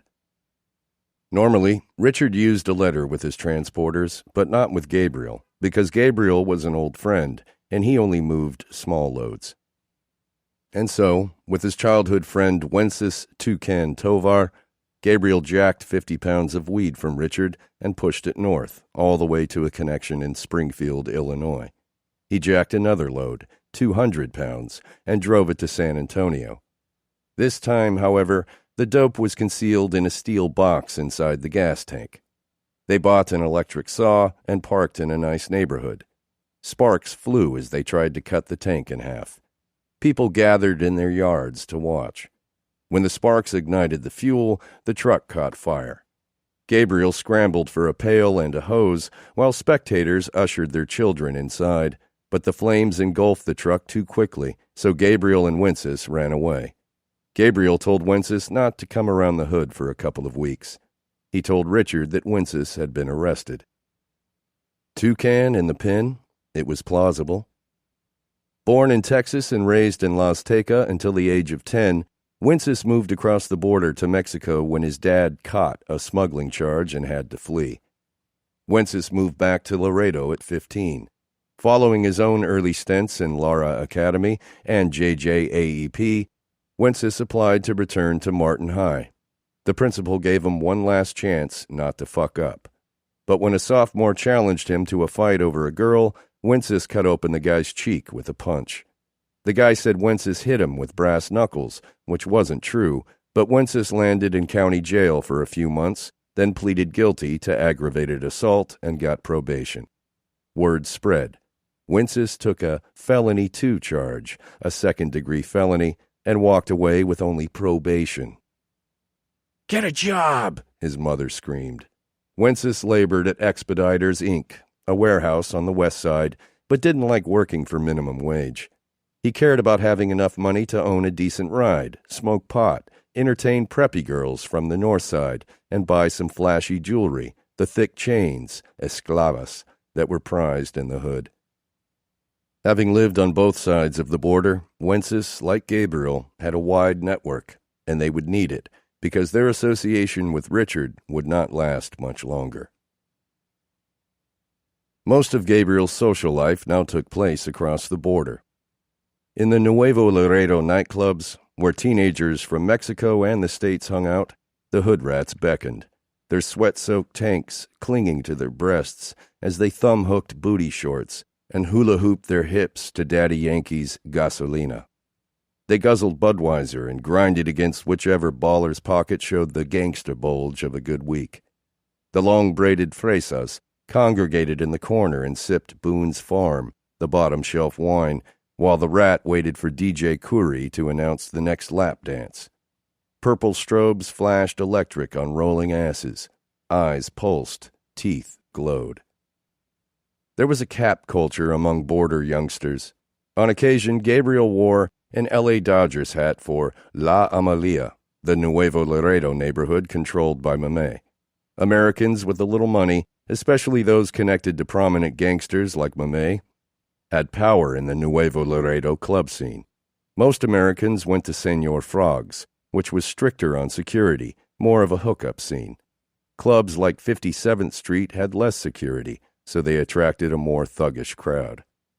But as long as Gabriel didn't piss off the wrong people, his work for Mamey Flores, which had continued while he worked for Richard, made the clubs a veritable zone of impunity. One night, rocheted out and feeling untouchable, Gabriel approached an enemy at the 57th Street nightclub and said, "What's up, fucker?" This enemy was a former friend. But following a disagreement over a gun swap, the friend had become hostile, at one point sucker-punching Gabriel, then threatening his younger brother. Gabriel had trusted the fool, and now this. Nah.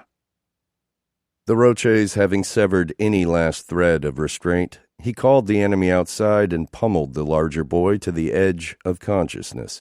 It was the worst beating Gabriel's crew had ever seen. The boy was driven back to Laredo and airlifted to San Antonio that evening.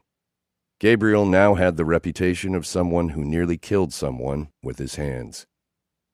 On the American side of the border, back in La Azteca, Gabriel's business relationships frayed.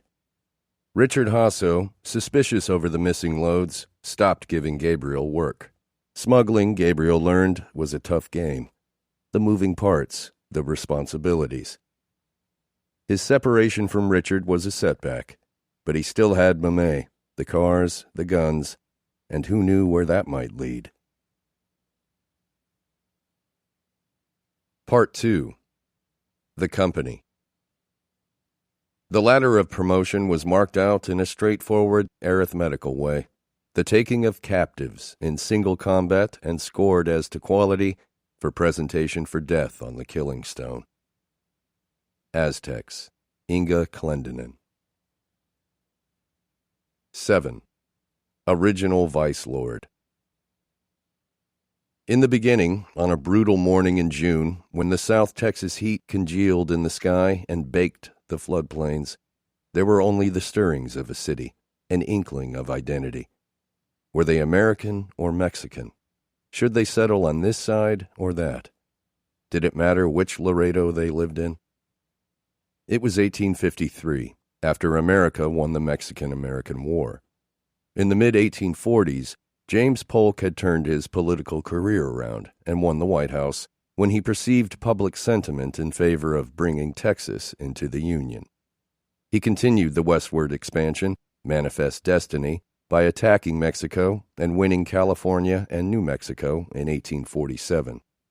Now, 6 years later, after Laredo residents had been given the choice to stay north of the Rio Grande on what was now American territory or move across the river to Mexico, a reporter for a new newspaper, the New York Times, came to Laredo and observed an American surgeon shoot 2 men in a bar.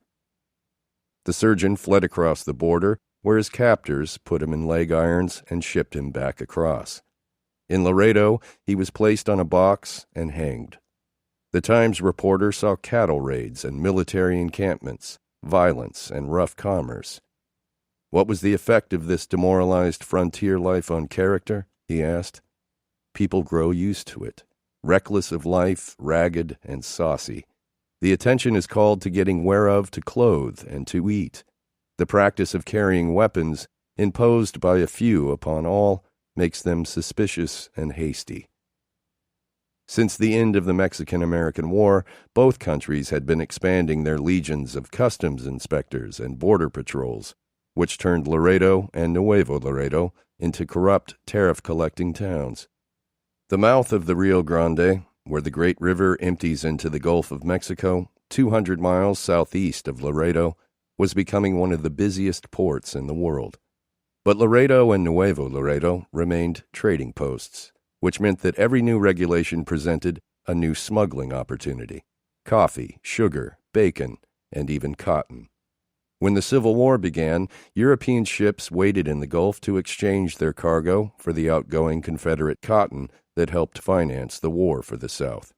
When Union warships attempted to blockade the cotton trade and cut off Confederate financing, cotton smugglers traveled through Laredo instead. Smuggling went both ways. Mexico's prohibition of tobacco, following its independence from Spain in 1821, translated into enormous premiums for American tobacco merchants. During the hostilities that followed the end of the Mexican-American War, Mexican authorities seized 565 bales from Samuel Belden, a New Orleans tobacconist. Belden petitioned U.S. President Millard Fillmore, demanding that Washington intervene on his behalf. Others filed similar grievances. Although better than what today's Mexican drug lords could hope for when their dope is seized, Belden's outcome was less than satisfactory. Decades later, in 1885, the U.S. government awarded Belden $128,000 on a $500,000 loss. During the second half of the 19th century, as Laredo developed new industries, oil, ore, and onions, the Industrial Revolution turned the city into a place of some significance. Bridges connected the countries. Railroads brought immigrants. French and Lebanese merchants, Swiss saddle makers, Polish grocers, Czech tanners, Italian hoteliers. In 1880, Anheuser-Busch established one of its first distributorships in Laredo, but the city remained a trading post. War and policy would always be hatched elsewhere. Laredo was the border frontier's petri dish of implication. No trade would affect the city as narcotics would. In the 1870s and 1880s, Civil War veterans hankered for the morphine they got on the battlefield, and doctors discovered cocaine's value as an anesthetic. The pharmaceutical business, led by companies such as Parke-Davis, built consumer interest in dope and coke, and the drugs became health problems. During the first decade of the 20th century, states experimented with regulation while support grew for federal prohibition.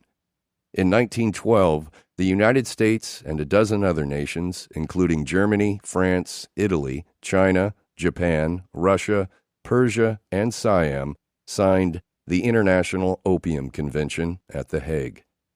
The first international drug treaty, the convention committed its participants to suppress opiates and rid society of hopheads.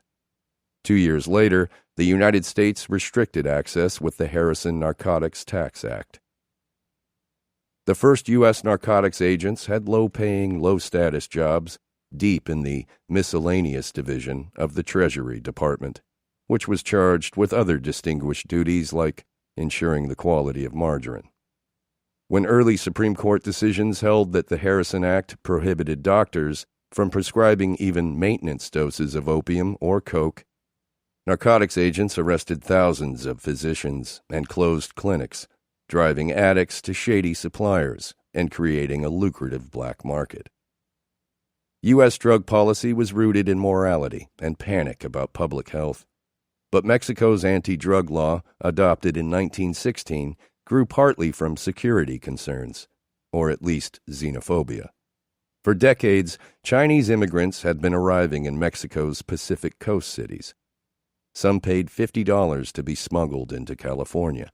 Others remained in Mexico, and some headed into the interior, settling in Sinaloa and Sonora. There, in the Sierra Madre Mountains, they found a climate to ply the trade they knew well from home: poppy cultivation. Post-1916, the growers and traffickers of the opium that was in such demand in the States lacked a black market regulator to supervise the illegal market for narcotics. Colonel Esteban Cantu filled that void. A cavalry officer who campaigned against the Yaqui Indians during the Mexican Revolution, Colonel Cantu took control of the Mexicali Valley. Part of the northern Baja Peninsula, Mexicali was a popular destination for American tourists. Cantu trained a private army of 1,800 men and projected a sense of order to Americans who had reservations about their safety while visiting Mexicali's red light district. Cantu's primary revenue came from taxing vice, sex, drugs, and gaming. The Tecolote gambling hall paid him $15,000 a month. A syndicate of Chinese opium dealers paid $45,000 to get started, and another $10,000 a month.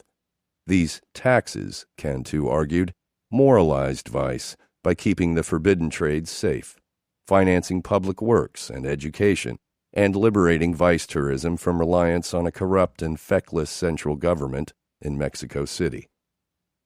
A utilitarian outlaw, Colonel Cantu didn't plunder or pillage, didn't steal or menace.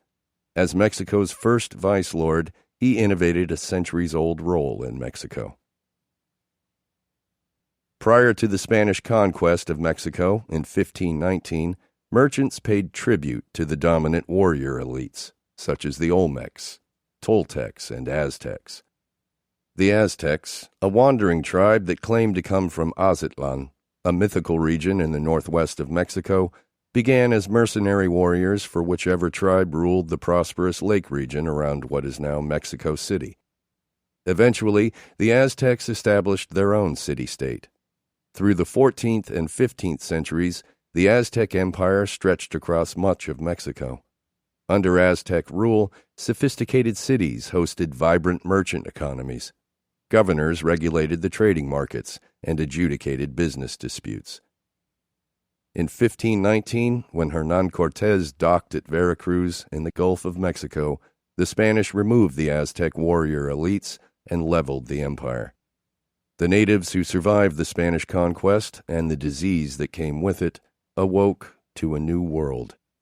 The encomienda system assigned zones of natives to serve individual Spanish colonists, local nobles, known as encomenderos, who reported to the Spanish crown. Under Spanish rule, the natives upped their intake of pulque, a high-octane drink fermented from cactus. Imbibers blacked out, lost control, and became violent. Pulque, it was said, cast the spell of 400 rabbits.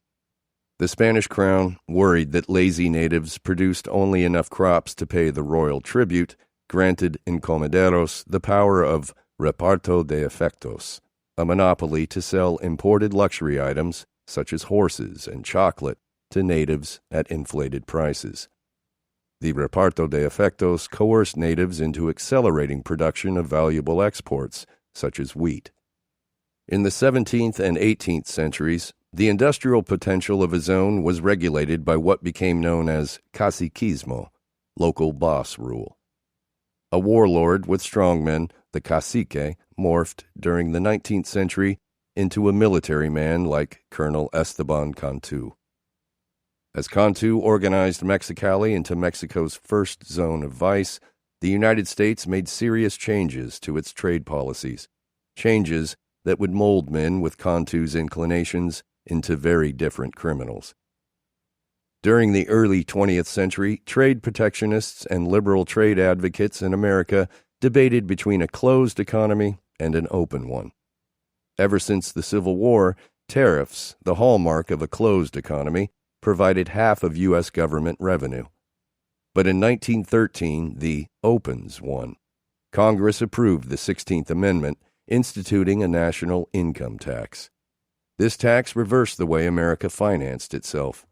By 1920, falling tariffs composed a mere 5% of national revenue, while income tax supplied more than half the country's budget. This policy transformation prompted changes at the border. On the enforcement side, this change in economic policy meant that the U.S. Customs Service acted less like a Department of Economic Security, collecting tariffs, and more like a security force with a mandate to stop smuggling. Between 1925 and 1930, customs personnel grew by a multiple of 6.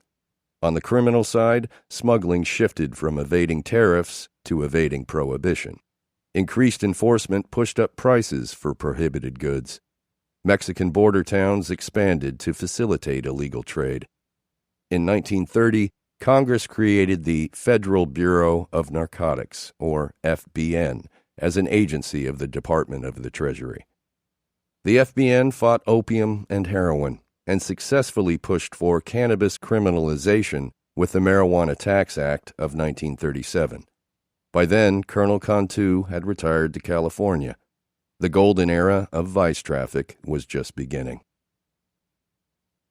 When American Prohibition pushed alcohol underground, a youngster from the Gulf Coast began smuggling whiskey and sotol, cactus moonshine, up to Texas. In the 1940s, Juan Nepomuceno Guerra graduated to gambling, prostitution, and opium. World War II renewed the U.S. demand for morphine. Nepomuceno Guerra joined a coterie of contrabandistas, such as the heroin king, Jaime Herrera Navarez, Pedro Aviles Perez, one of the first Mexican smugglers to expand into cocaine, and Domingo Aranda, who moved mule trains of tires, sugar, coffee, and anything else rationed in America during the war years. Heroin still surpassed cocaine in demand. In New York and Chicago, the Jewish-Italian outlaw crew of Lucky Luciano, Bugsy Siegel, Frank Costello, and Meyer Lansky sent Siegel's girlfriend, Virginia Hill, to Mexico. She cozied up to officials, bought a nightclub in Nuevo Laredo, and shipped heroin north. In 1948, the FBN declared Mexico the source of half the illicit drugs in America. Nepomuceno Guerra organized a network of smugglers that would become known as the Gulf Cartel. During the 1950s and 60s, narcotics traffickers slid into an alliance with Mexico's one-party government. the Partido Revolucionario Institucional, the Institutional Revolutionary Party, known as the PRI, or PRI. At that time, the United States had little to say about drugs and corruption in Mexico. It was the Kennedy era, the height of the Cold War, Cuba, Russia, Vietnam. Similar to post-9/11 America, national security got all the attention. The CIA station in Mexico City, a hub of Soviet espionage and a base for Cuban agents, was the CIA's most important base in Latin America. Mexico's federal secret police, Dirección Federal de Seguridad, the Directorate of Federal Security, was a criminal incubator that organized protection for traffickers on a national scale. But the DFS also shared intelligence with the FBI and the CIA. Ignoring corruption and trafficking was a condition for this assistance. It was only after President Kennedy announced the Alliance for Progress, a multi-billion-dollar aid program intended to strengthen ties with Latin America and fight leftist groups, that the Mexican government invited the FBN to open offices in Mexico. It was a token gesture, however. Mexico's Attorney General said, "No buy cases allowed, no FBN agents testifying in Mexican courts, and traffickers could only be arrested prior to delivering the drugs, a rule that nullified drug interdiction." Here was a lesson that would play out several times over the next 50 years. Was it realistic to expect a dictatorship to repay a little financial largesse from abroad by suppressing the only source of income for millions of peasants? It was not. U.S. aid or investment, or whatever it would be called, instead bought only the appearance of cooperation, temporarily, until Mexico's one-party government returned to regulating its drug industry in the safest way possible, selling smuggling routes to traffickers in return for bribes. And still, the Americans set up law enforcement offices in Mexico with the stated intent of attacking supply, while largely ignoring the demand at home. In 1969, Richard Nixon picked up the anti-drug ball and played with it. His Project Intercept inspected more vehicles at the border, slowing commerce. The idea was to prod Mexican businessmen interested in normal commercial relations between the countries, to pressure the Mexican government to get serious about drug prohibition. But the program carried an unacceptably high price. Screwing up the economy to catch a few more drug loads?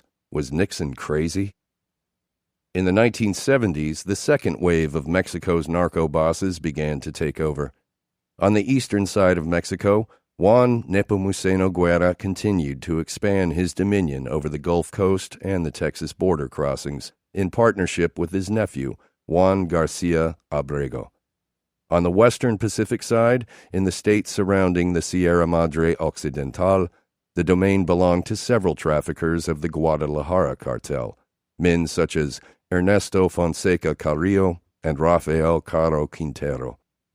Chief among the Guadalajara crew was the godfather of Mexican traffickers, Miguel Ángel Feliz Gallardo. Born in 1946, Feliz Gallardo, known as El Padrino, the Godfather, had been a cop and a governor's bodyguard in the state of Sinaloa. El Padrino's close working relationship with authorities made it seem as if he was the government, as if the drug trade, like oil and other industries of that era, was nationalized. Mexico's authoritarian PRI was created in the 1920s, in the aftermath of the Mexican Revolution. For all its other faults, the PRI was well equipped to manage a country with a large criminal element. All government positions relied on PRI patronage. Within law enforcement, careers were assigned through party connections.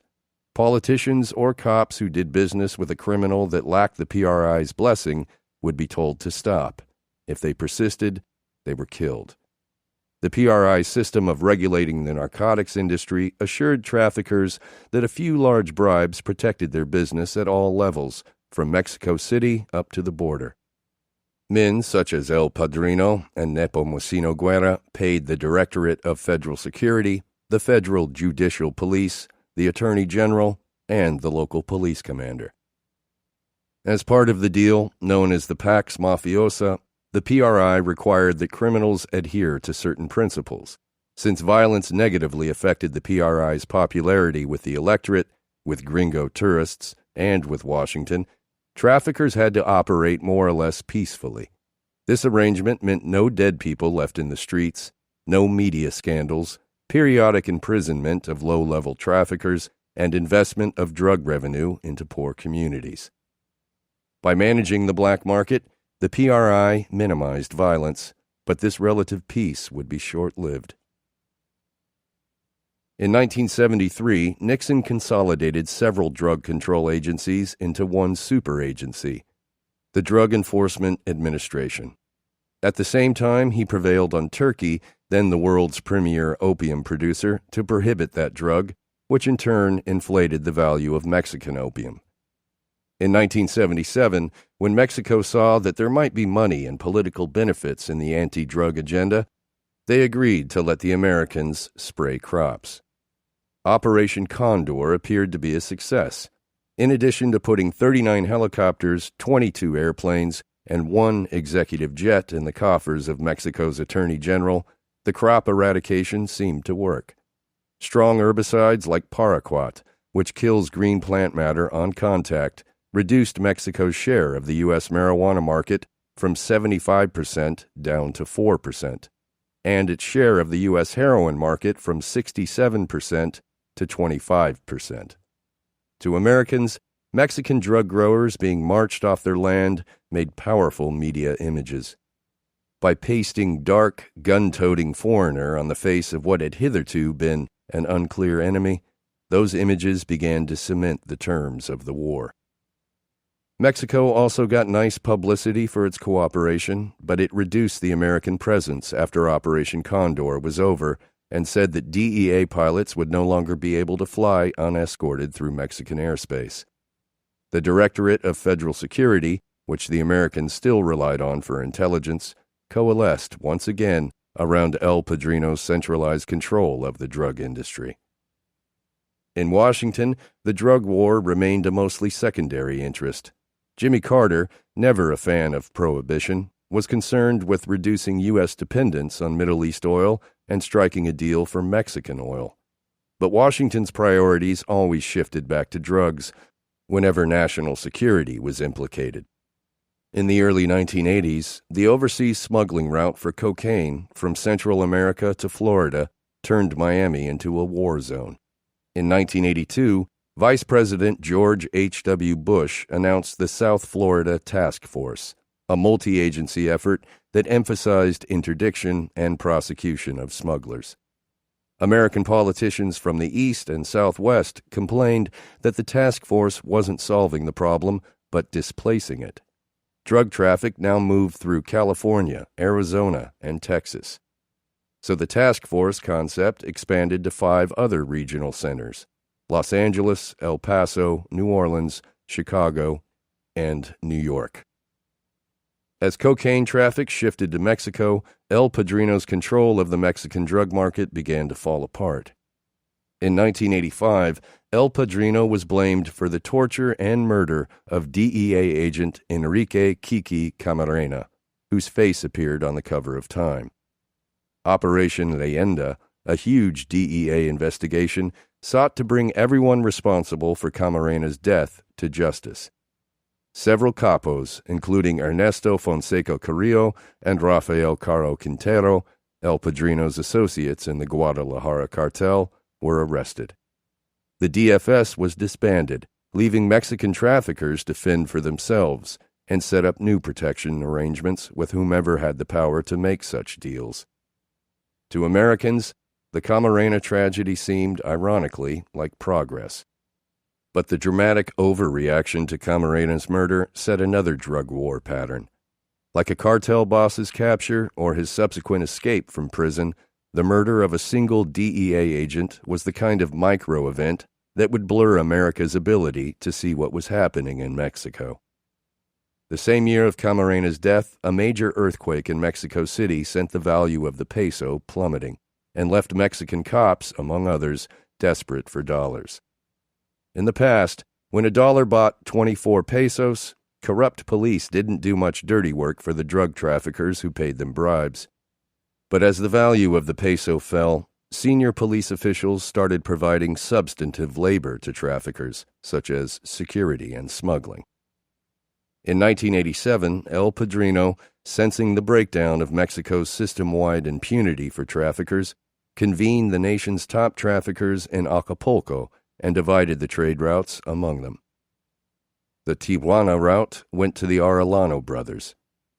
Juarez went to Amado Carrillo Fuentes, known as Lord of the Skies, for his innovations in aerial smuggling.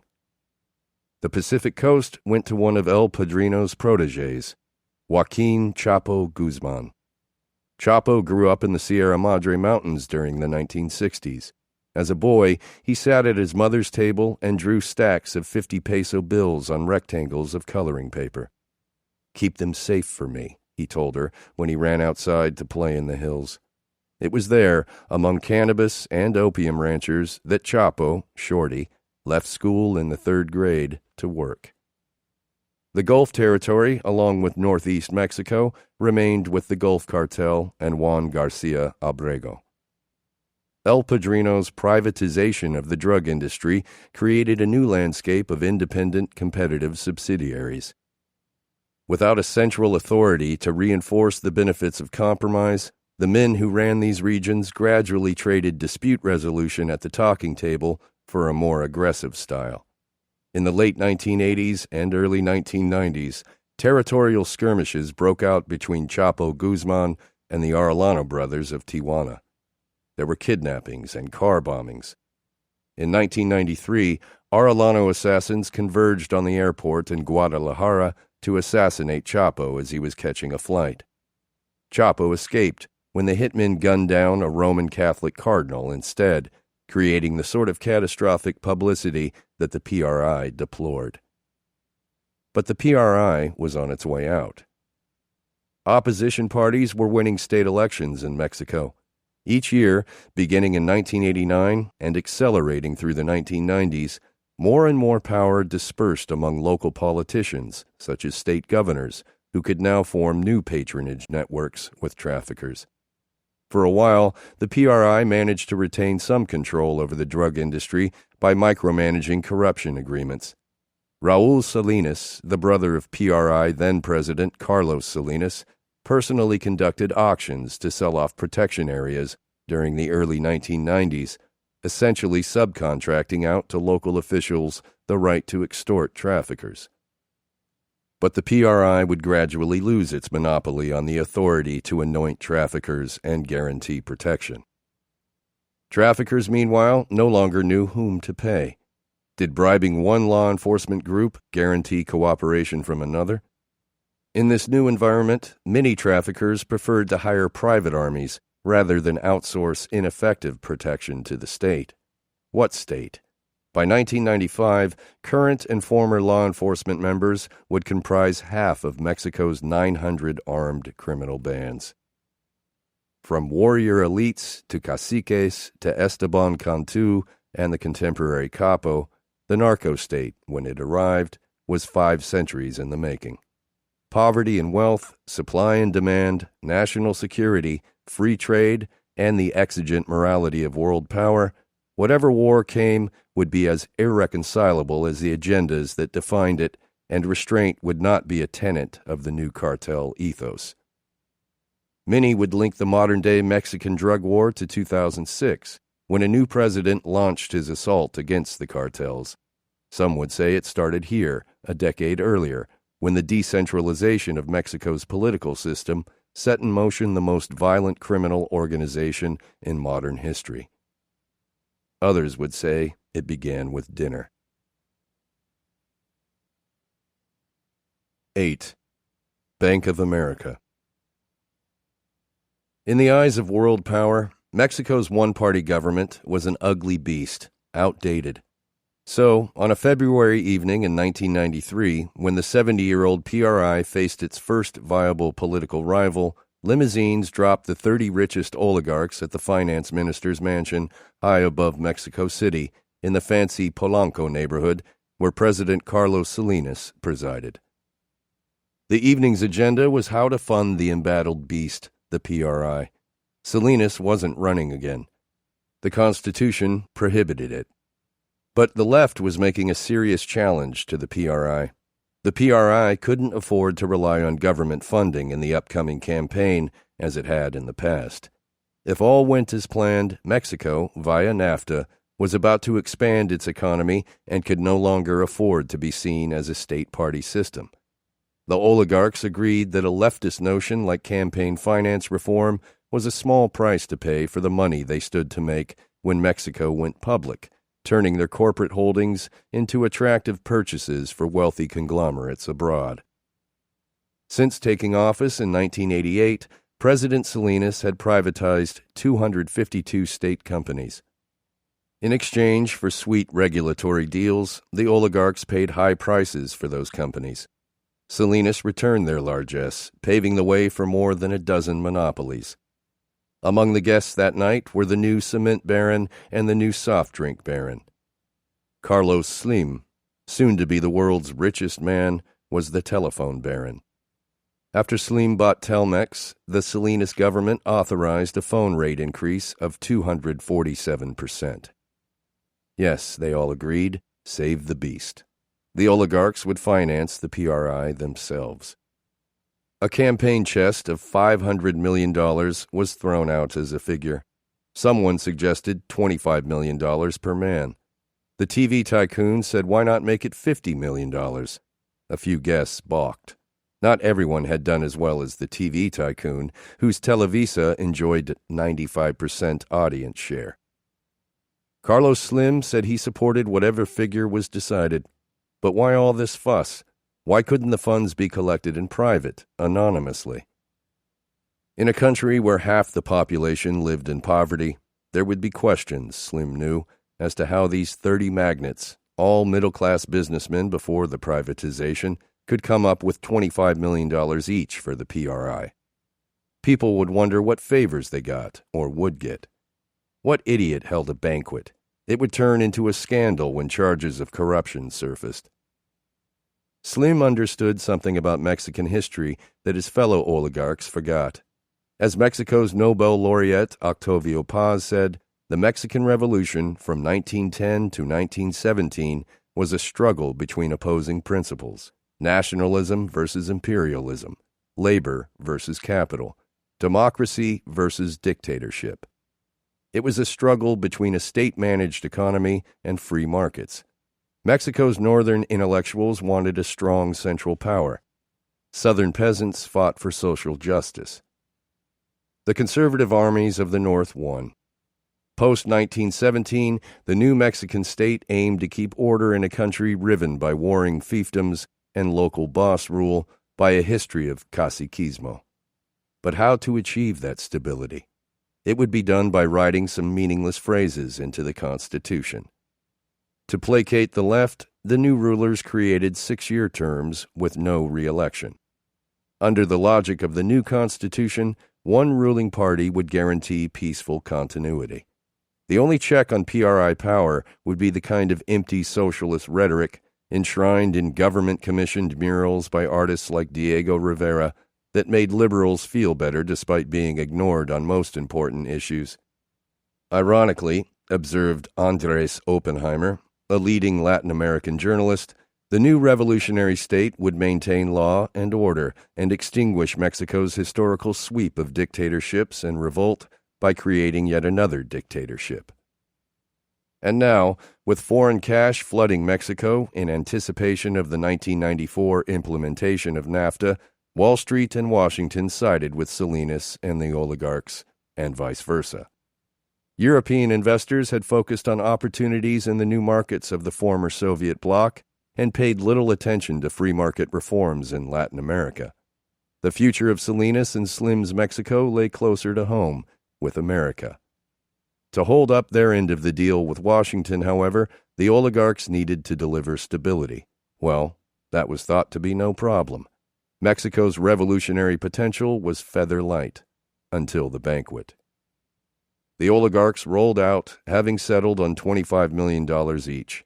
Hours later, the publisher of a financial daily called El Economista in his capacity as businessman rather than journalist, attended a breakfast organized by a business lobbying group, where the cement baron and the department store tycoon talked openly about the previous evening's fundraising banquet.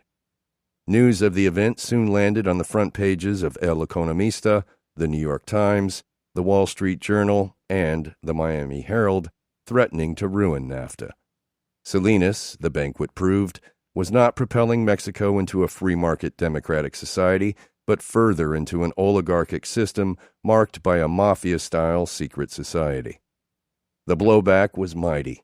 Another devaluation of the peso, a crash of Mexico's stock market, and a peasant revolt in the southern state of Chiapas. To President Bill Clinton, NAFTA was the deal of the century, a centerpiece of Clintonian prosperity.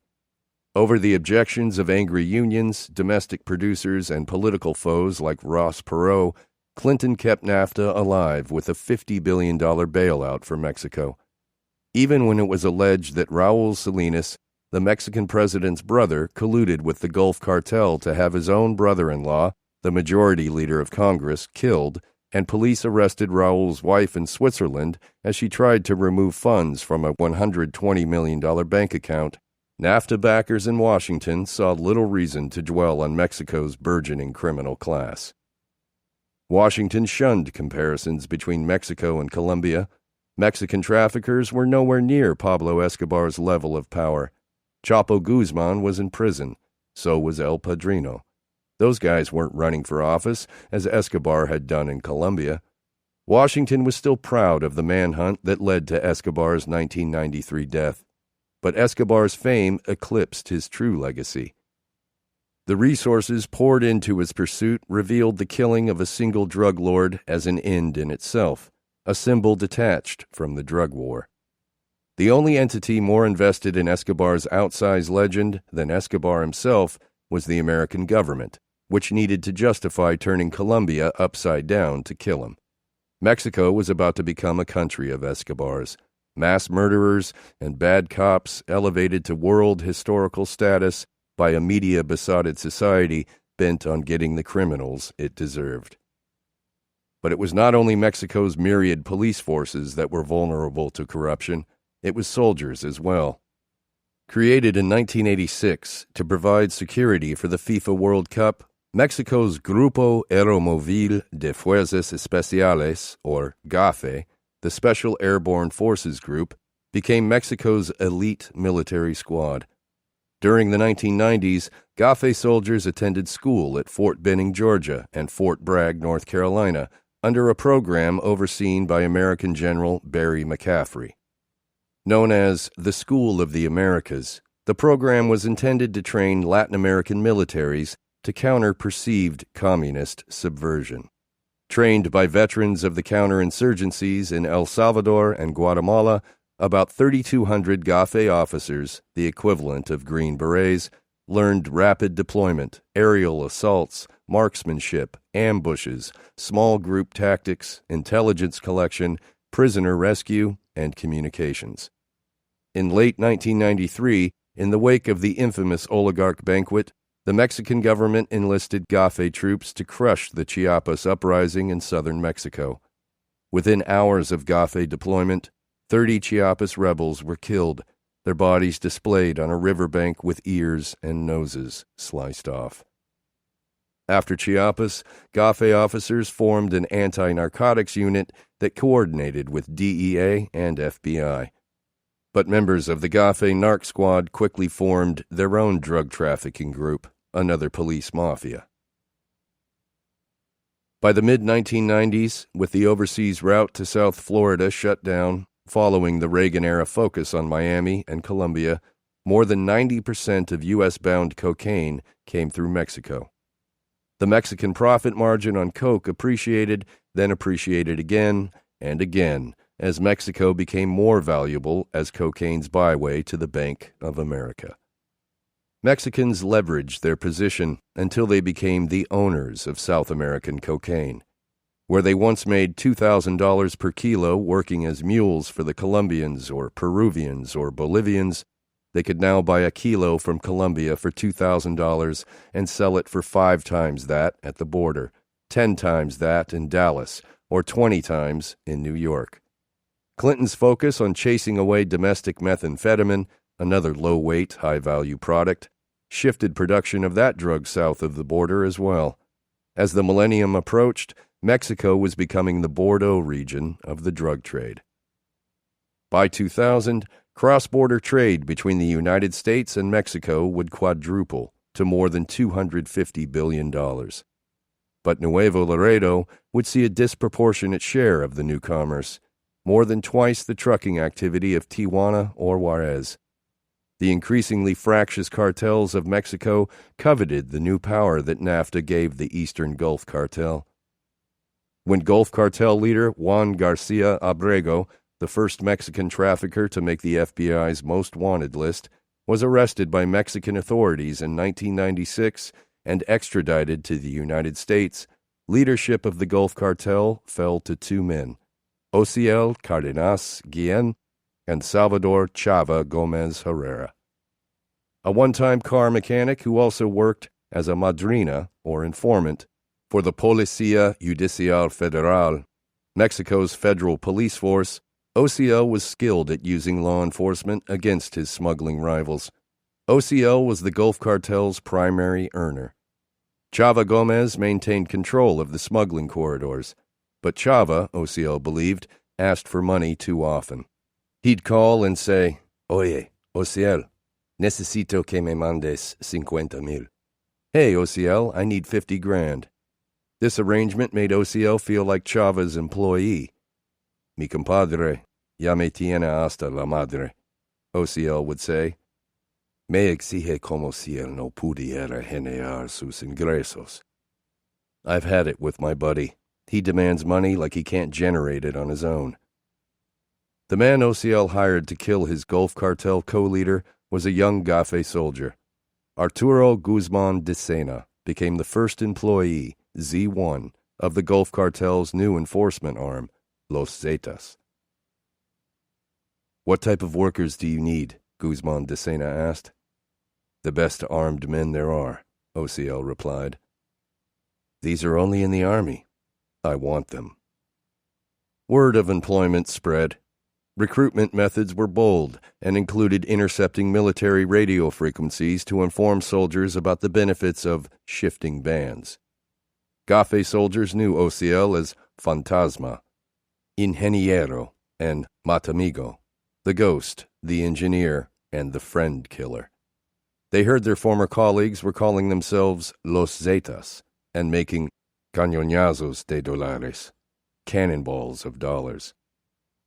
Typical among the recruits was Z7, known as Mamito, the gentleman. In 1994, when he was 16, Mamito joined Gafe and later worked as part of the narc squad.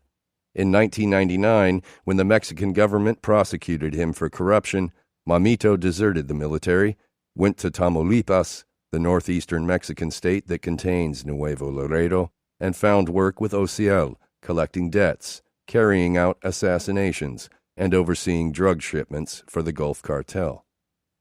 In 2002, when Z1 was killed by the Mexican army in a restaurant, another former Gafe soldier, Heriberto Z3 Lazcano, took over.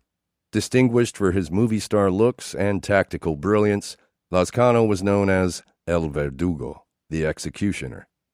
He ran Los Zetas with another former Gafe man, Efraín Teodoro Torres, Z14, known as 14. Los Zetas soon numbered about 50 former soldiers and a few non-soldiers. There were rumors about the origin of the name Zeta, which means Z in Spanish. Some said it was a radio call signal. Others believed Ociel called his enforcers the Zetas because Z was the first letter in zapatos, shoes. A man without shoes cannot walk, he was fond of saying, charmed, surely, that a once shoeless child now commanded an army of boots. The Zetas wore black tactical uniforms and bulletproof vests. Shoulder patches featured a Z superimposed on the state of Tamaulipas, encircled by the words Special Forces of the Gulf Cartel. OCL sent the Zetas to Nuevo Laredo with instructions to establish control.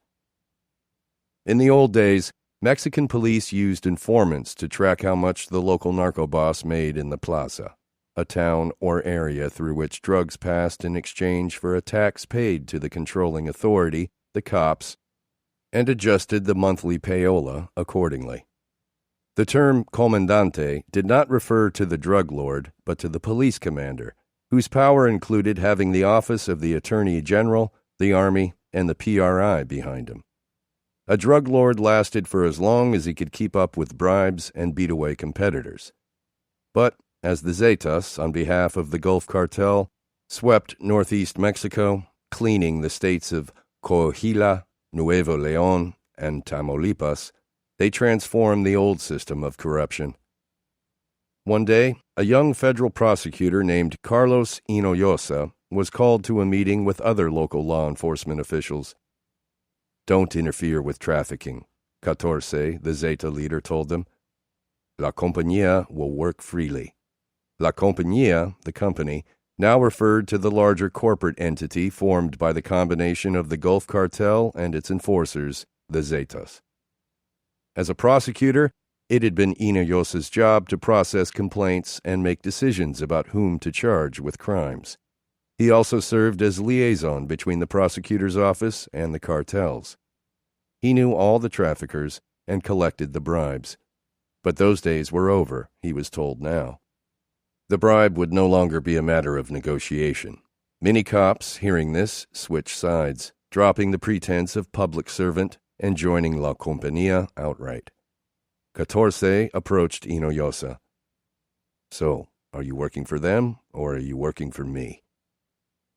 What did it take to join the company, Hinojosa wondered. As long as Hinojosa generated income for the company, he was welcome, he was told. When he stopped generating income, he was no longer welcome. It was that simple. So the bespectacled Hinojosa became a company accountant. He collected money from the smugglers who worked for the company or did business with the company. Hinojosa's new colleagues in the cartel called him Yotillo, little faggot. It was unclear whether this nickname demeaned his status as a back-office man or referred to actual homosexuality. In the early 2000s, the Zetas arrived in Nuevo Laredo to a black market already transformed. The old smuggling families had given way to larger smuggling groups. The groups originated with families but included recruits from their local communities. As drug traffic spiked, these groups carved up Nuevo Laredo and divided the spoils of taxation. Now the groups faced a choice. They could operate under Zeta rule, paying a smuggling tax to the company, or they could get borrado del mapa, erased from the earth. The leader of the first group, Los Chachos, refused to cede his territory. He was found face down in a ditch, naked but for a leopard print thong. The second group, the Flores Soto gang, was led by Mame Flores, the man who bought cars and weapons from Gabriel Cardona.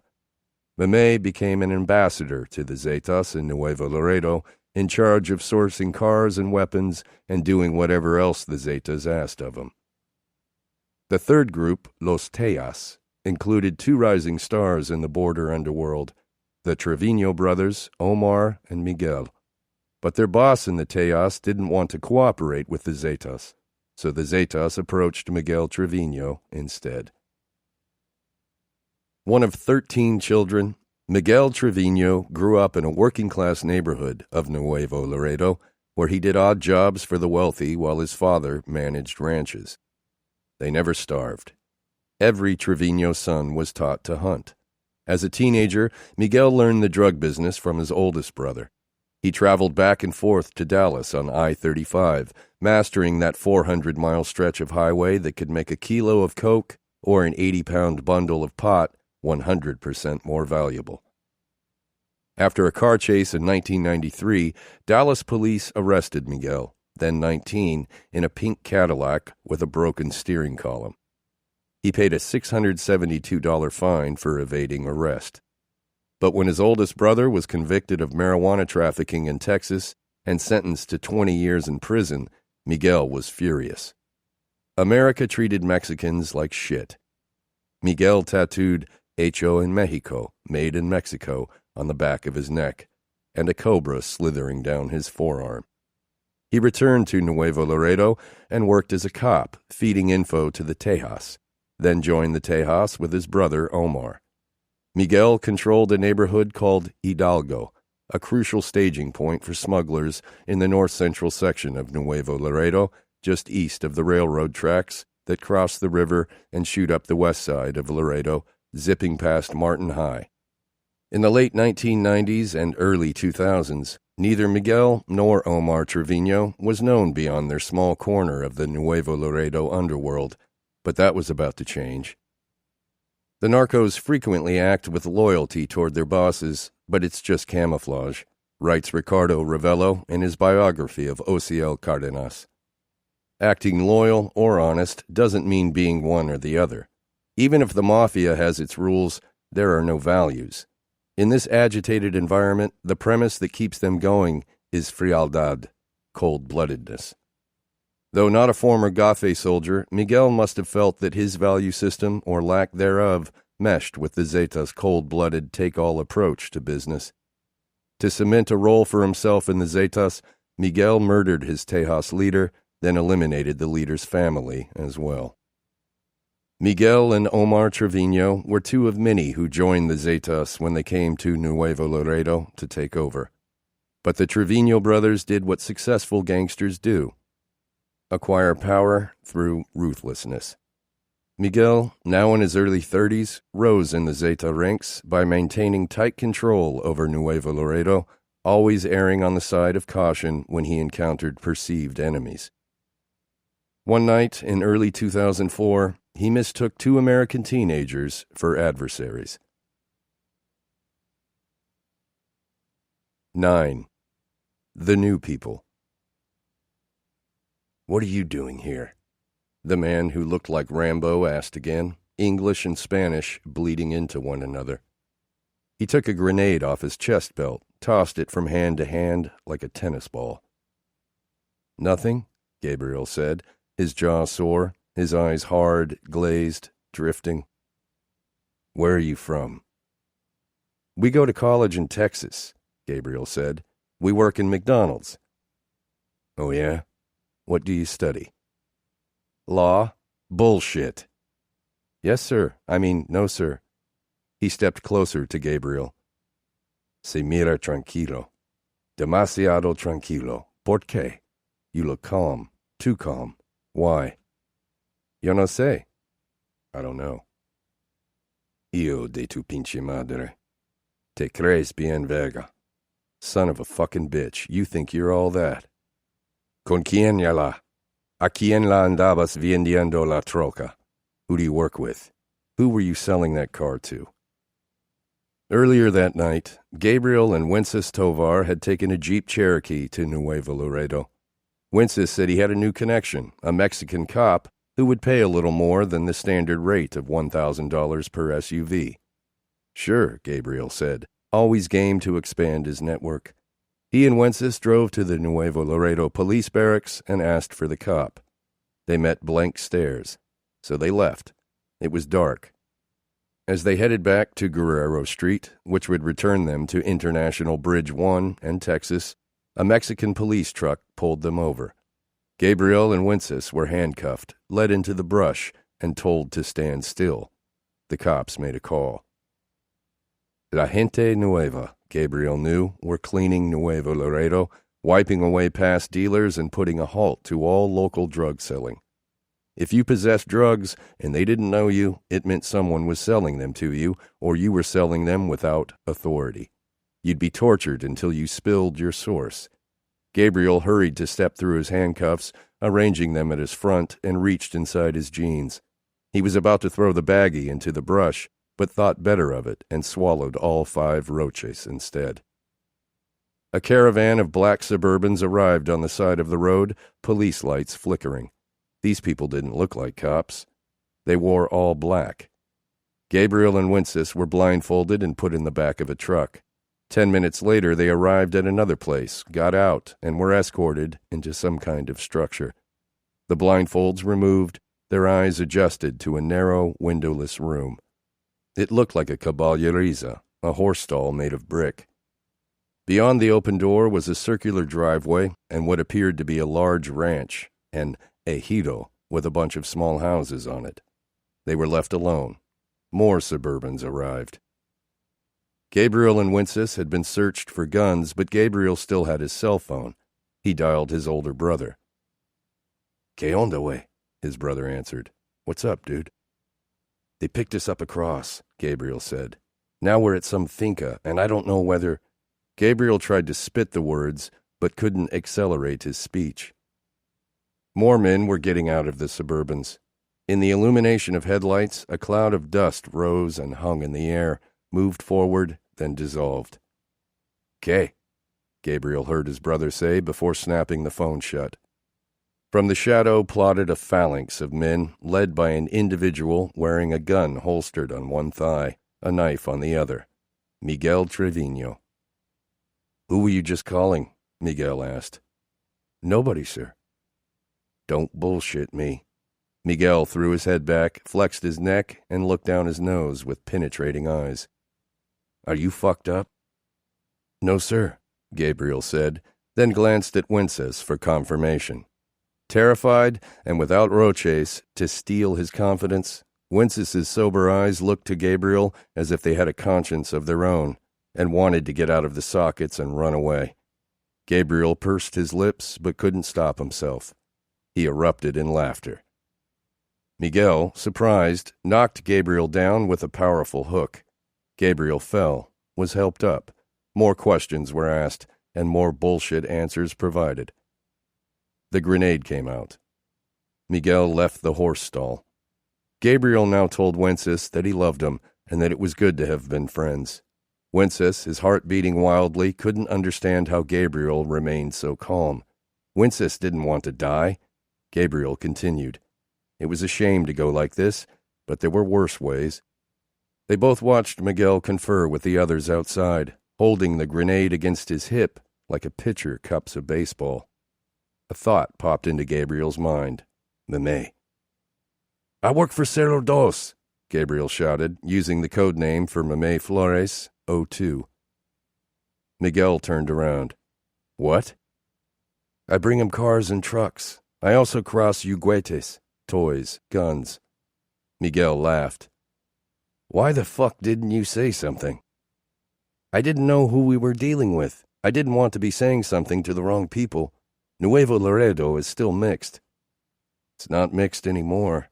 We're the only dominant ones." Gabriel nodded. Miguel explained that the cop they tried to sell the troca to was a contra, an enemy, and had been barrado del mapa the previous day. 30 minutes passed, then Mame arrived. "Yeah, he's my guy," Mame said. "Get him off." Gabriel and Wences were uncuffed.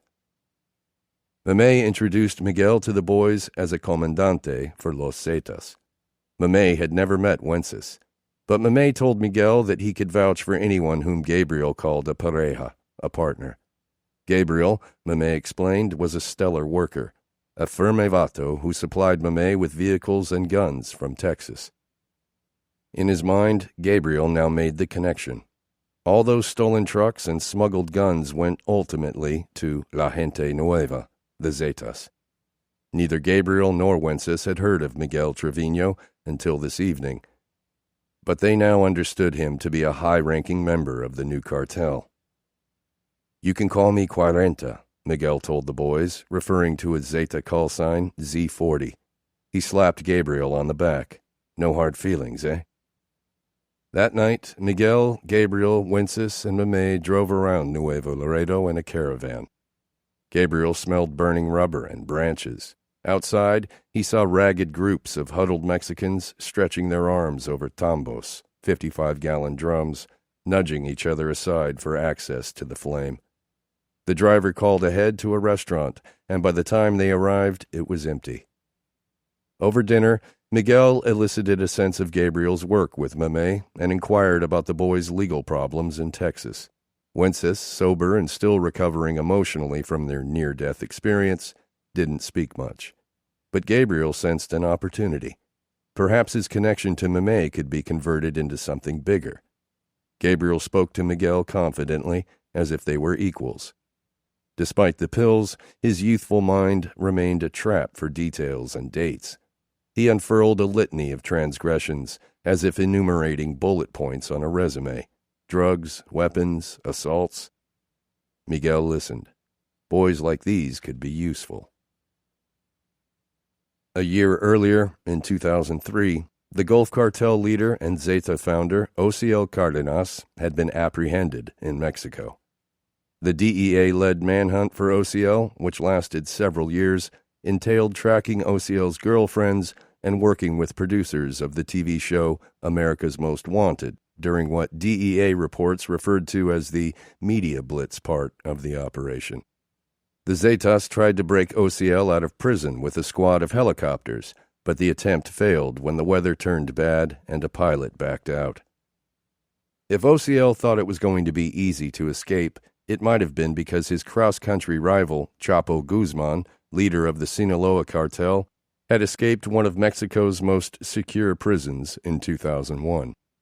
Now, with Ociel in prison and Chapo roaming free again, the company, the Gulf Cartel, and the Zetas faced its first real threat. Chapo wanted to expand his organization's reach east, beyond Juarez, to the most lucrative border crossing of them all, Nuevo Laredo. In early 2004, when Miguel Trevino met Gabriel Cardona and Wences Tovar, he would have been aware of Chapo's ambitions. He also would have been aware of an American smuggler from Laredo who'd recently spurned the Zetas and sided with the Sinaloa cartel instead. In the 1980s, Edgar Valdez Villarreal grew up on Laredo's wealthy north side and played linebacker for United High. Known as La Barbie for his blonde hair and blue eyes, a look Mexicans refer to as güero, he was in a dope-dealing gang of rich kids called the Mexican Connection. La Barbie passed up college and joined a group of smugglers shipping marijuana, then cocaine to Georgia and beyond. Indicted for smuggling in 1997, La Barbie relocated to Nuevo Laredo. In 2002, when the Gulf Cartel and the Zetas came to Nuevo Laredo and killed La Barbie's boss, the leader of the Chachos, the one who turned up dead wearing nothing but a thong, La Barbie staged a revolt. From a DEA report. Edgar Valdez Villarreal was advanced, adelantado, or fronted, 100 kilos of cocaine by the Gulf Cartel, for which Valdez Villarreal later paid. Valdez Villarreal was then advanced 300 kilos of cocaine by the Gulf Cartel and later paid for those in full. Valdez Villarreal was then advanced 500 kilos by the Gulf Cartel and only paid for 250. Valdez Villarreal then convinced the Gulf Cartel to advance 1,000 kilos. Valdez Villarreal failed to make any payment for this shipment. The resulting debt, considered a theft, led to the initiation of hostilities. After killing a Zeta operative sent to kill him, La Barbie fled to Acapulco and joined a family of Sinaloa-affiliated smugglers, the Beltran Leyva brothers, who imported 40 tons of coke per month through the southern Mexican ports at Zihuatanejo. A Beltran Leyva underboss owned a marble business in San Antonio, Texas, which the organization used to smuggle coke to buyers in Atlanta and New York. La Barbie, together with Chapo and the Beltran Leyva brothers, decided to fight for Nuevo Laredo. La Barbie, Miguel knew, was organizing soldiers with the backing of the Beltran Leyvas and the Sinaloa cartel, and a battle was coming. Now, in the restaurant, Miguel asked who Gabriel knew in Laredo, and by his tone it was clear that he meant high-profile people in the underworld.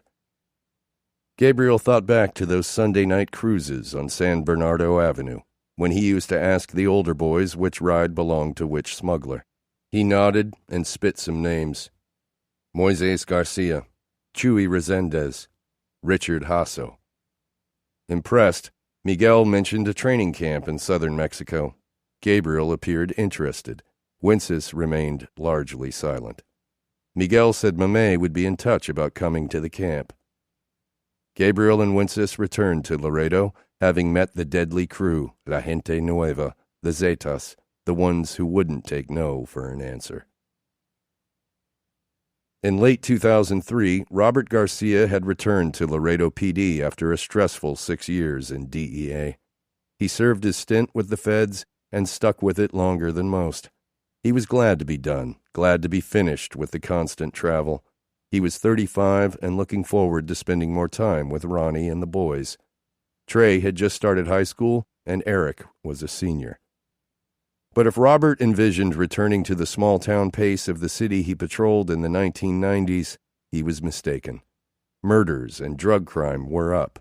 Laredo was becoming America's car theft capital. Its juvenile crime was out of control. Laredo's new chief of police, Augustine Dovalina, called Robert into his well-appointed office.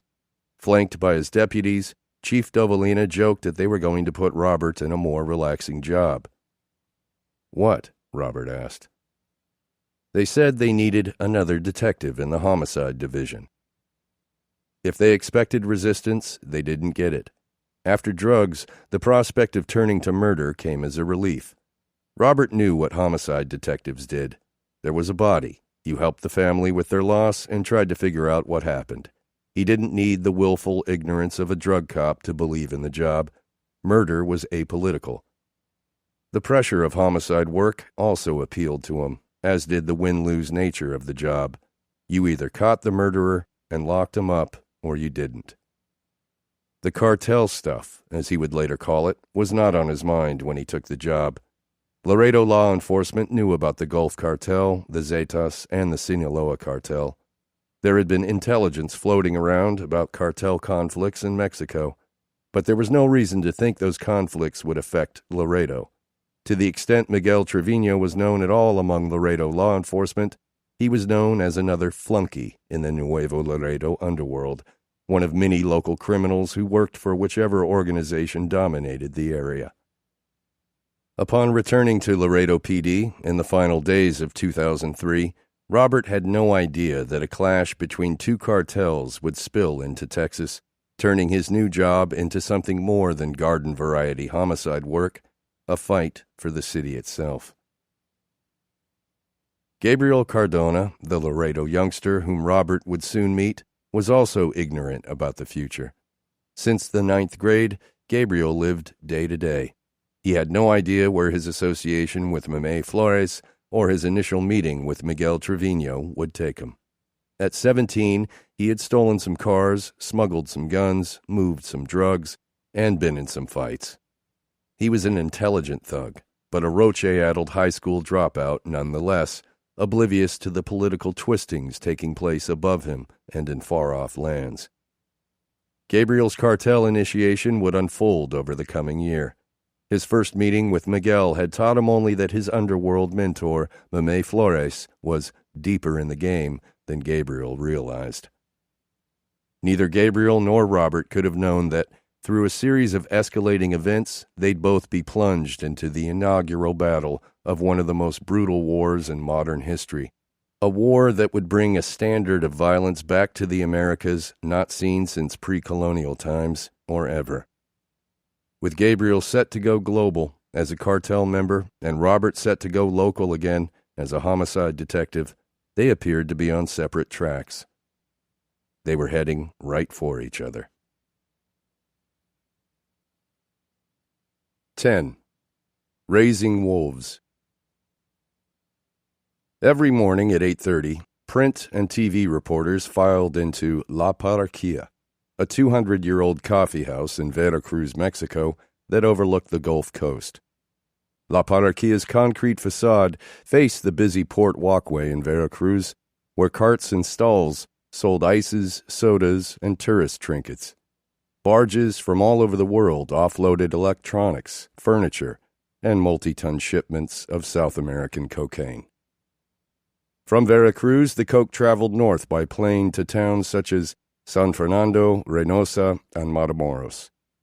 Once a week, plaza bosses received the planes, each carrying 400 kilos, half a ton.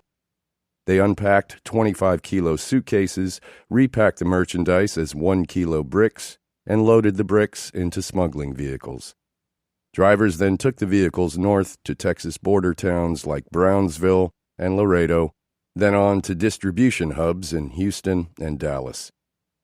Here, in Veracruz, one of Mexico's largest drug gateways, and therefore one of its most corrupt cities, the criminal elite controlled the media, and La Parroquia was where it happened. By 9 a.m., tables filled with politicians, business people, and anyone else wishing to be heard by local journalists, many of whom accepted money from entities outside the news organizations that officially employed them. Shoeshine boys crouched on the terrazzo floor. Men wolfed down huevos rancheros, while a nurse roamed the cafe and charged 5 pesos to check their blood pressure. White-jacketed waiters poured steamed milk into glasses of thick coffee for a buzzy drink called lechero. Over the next 4 hours, the day's news was gathered, invented, negotiated, and paid for.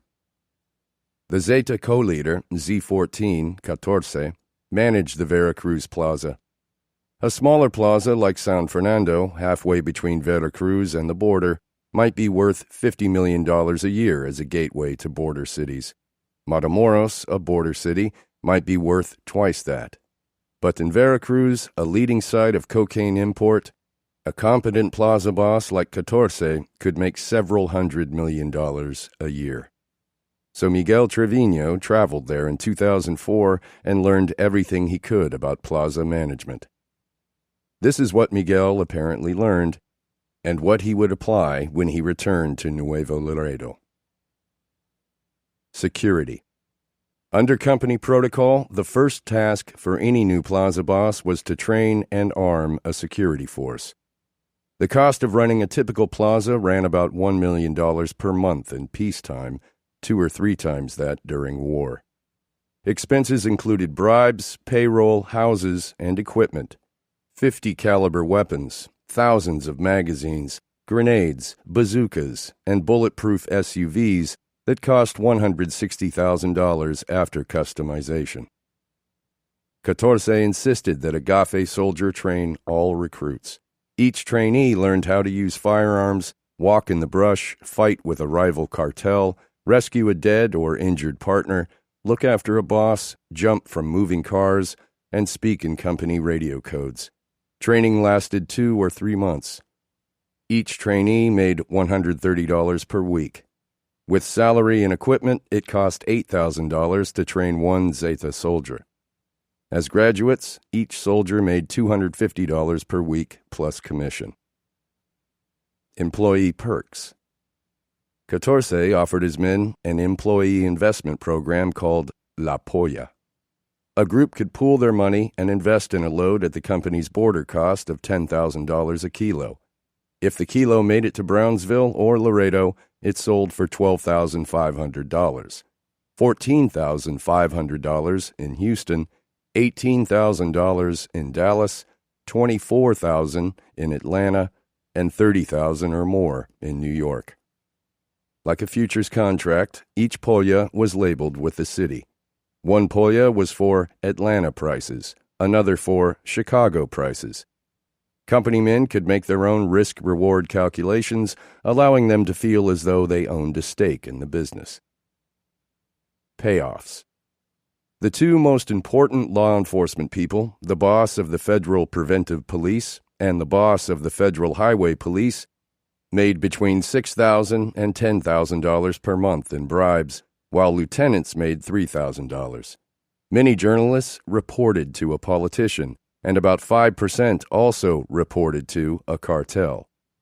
At La Parroquia, politicians, many of whom took money from the cartels, paid off reporters who printed fawning coverage of their agenda and ghost-wrote their guest columns. TV and print reporters made $1,300 to $3,300 per month, as much as 8 times their salary. In Veracruz, Miguel saw how a well-compensated media paid for itself. As punishment for tax evasion, 2 outlets of a popular sandwich chain might burn down in the same afternoon. The largest newspaper in Veracruz would run the next day's editorial on winemaking. Several bars could be sprayed with machine gun fire in broad daylight, and the following day's front page would feature a thoughtful meditation on the city's street dogs. There was no telling what a journalist might find newsworthy. Revenue. The main source of revenue was the quota, or piso, the smuggling tax. To come through the plaza, immigrants paid a tax of $250 if from Mexico, $500 if from Central America, and $1,500 if from Europe. Coyotes, their escorts, paid $100. Drug traffickers paid $50 per kilo of marijuana, about $50,000 per ton, and $500 per kilo of cocaine, about $500,000 per ton. Some paid their tax in kind, such as 5 kilos for every 100. After stepping on a kilo of coke, making 2 or 3 kilos out of the original by cutting it with things like baby laxative, the cartel could make $50,000 per kilo by selling small amounts known as grampillas, staples, to Veracruz townies. The plaza boss also extracted tax revenue from businesses. Grocers paid around $1,000 per month. Pharmacies paid $3,000 per month. Bars, nightclubs, and brothels 2 or 3 times that. The piso purchased more than protection. It also bought a buffer from government oversight. Whereas failure to pay the cartel tax could bring violence or legal problems in the form of a city inspector concocting health violations, dutiful payment meant that the grocer could sell alcohol 24 hours a day, that the nightclub could serve the underage, and that the restaurant could cut corners on health protocol. If a business had an electric bill of 20,000 pesos per month, $1,300, the person in charge of the Federal Electric Commission saw that the business paid only 1/3 of the bill. In return, the business paid the utility manager 1,000 pesos for fixing the bill and 3,000 pesos to 14 for ensuring that the bill would be fixed. For some, the spoils of anarchy justified the piso. Spies, panteras, female informants, were crucial to 14's business. Tax revenue was reinvested in dancers and barmaids who could monitor subversive chatter and provide information about and photographs of the condemned. Hotel workers and taxi drivers also made great sources. Banking. In 2004, 14 gave $12 million to Pancho Colorado, a respected magnate who owned an oil services company in Veracruz called ADT Petros Servicios. Colorado bid on government contracts for work, such as remediation, that Pemex, the national oil company, outsourced.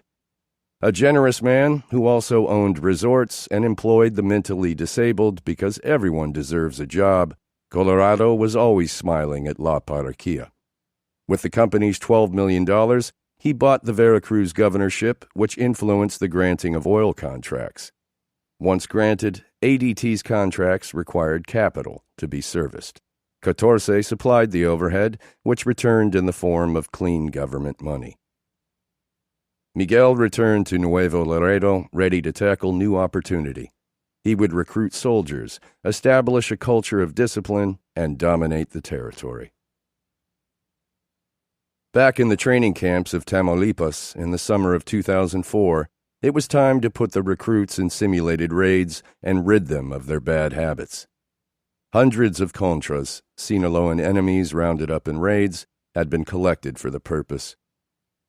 Bienvenidos, cabrones, Mamé Flores told the recruits upon arrival at the training camp.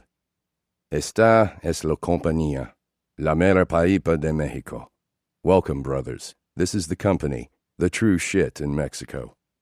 The approximately 70 young men, ranging in age from 15 to 30, but dressed identically in jeans and T-shirts, sat on wooden benches and stared into his eyes. They listened. For the Mexican recruits, getting accepted into the company, making good on promises to family, traveling in Mexico with respected men, returning home to parents and wives as a somebody, whatever they fantasized about, it all seemed possible on this day. Known as the adiestramiento, or the diestra, the training camp was staffed with Mexicans, Israelis, and Colombians. A week earlier, Gabriel, one of the only Americans at the camp, packed into a caravan of Suburbans heading south through Mexico to the training camp near Monterrey. A month had passed since the meeting with Miguel, when Mamé asked Gabriel to come to the camp. Wences hadn't been invited. In the caravan, Gabriel wore jeans and white T-shirts, as instructed, and left everything else behind, including his cell phone and wallet. The recruits, slept on hard cots, 25 to a compound, and were given a loaf of bread and a banana every morning. They swam and negotiated obstacles, mud, tunnels, ropes, and walls. Twice a week, in the middle of the night, camp leaders roused the recruits to pull weeds for new soccer fields. In the morning run, whoever came in last owed 100 push-ups. In the afternoon, they played soccer, and then everyone took turns boxing. There was no shame in not knowing how to fight. You were there to learn. They learned about weapons, how to work the double grip of the MP5 submachine gun made by Heckler & Koch, how to shoot the Glock, the .38, and the FN Herstal, and how to reload the magazine on an AR-15 assault rifle without losing ground to the enemy. The Colombian mercenaries taught combat skills, how to trap a car in an intersection, how to jump between moving cars, how to shoot through armored vehicles by unloading a clip beneath a door handle, how to walk and shoot accurately at the same time, minimizing your profile, how to shoot a running contra, like leading a wide receiver in a football game. On the basis of these early drills, more than half of the 70 recruits were separated and trained for non-combat jobs, as lookouts and patrols. About 20 recruits remained to be trained as sicarios, assassins. Having excelled in the dry drills, Gabriel was chosen to demonstrate the first live exercise. Take an AR-15 assault rifle, run into a house, and kill the contra inside. The other recruits who'd been designated as killers were invited into the house to observe from an adjoining room. Mamé told the contra that if he survived, he'd be set free. Gabriel, outside, breathed deeply, tightened his fist around the rifle, and charged in. When he came through the door, Mamé jumped out and slapped the rifle out of his hands, then kicked the weapon toward the contra. Gabriel wrestled the contra for the rifle. Mamé separated them and addressed the recruits. If you fall down or lose your rifle in a raid, never fight for the weapon. Your main disadvantage in a raid is unfamiliar territory. You don't know the surroundings. You don't know the position of the contras in the house. In the moment of entry, all you know is that one guy knocked you out. He might be the only one you need to neutralize, or there might be others. You don't know, but that's okay. Your brothers are charging in behind you. Mamé shouted, "Listen up. Never wrestle for a loose gun. Instead, pull your cuchillo and put the contra out by hand." A new contra was brought in and told that if he could knock Mamé off his feet and wrestle Mamé successfully for the AR-15, he'd be set free. When the drill began, Mamé lost the rifle on purpose and kicked it toward the contra. As the contra scrambled for the gun, Mamé unstrapped his cuchillo from his leg and stabbed the contra's thighs, stomach, and chest until he was dead. Mamé stood up and caught his breath while two recruits dragged the dead contra away. Of the 20 or so remaining recruits, several walked out of the house and joined the others for training in non-combat roles. Of those recruits who proved they could kill, each was assigned a kuas, a partner. Walking, shooting, eating, shitting, you and your kuas, short for kuate, pal, watched over each other at all times. Gabriel's kuas was a boy named Israel, whom Gabriel remembered from going to church as a child in Nuevo Laredo, when the Cardonas used to come across on weekends to see extended family. The sicarios gathered near the edge of a forest, 30 feet behind a line chalked on the ground. Beyond, in the woods, two contras were tied to each other at the waist and told if they made it through the first round, successfully outrunning the gunshots, they'd be let go. With his kuas, Gabriel ran up to the line, eyes focused on the scattering targets.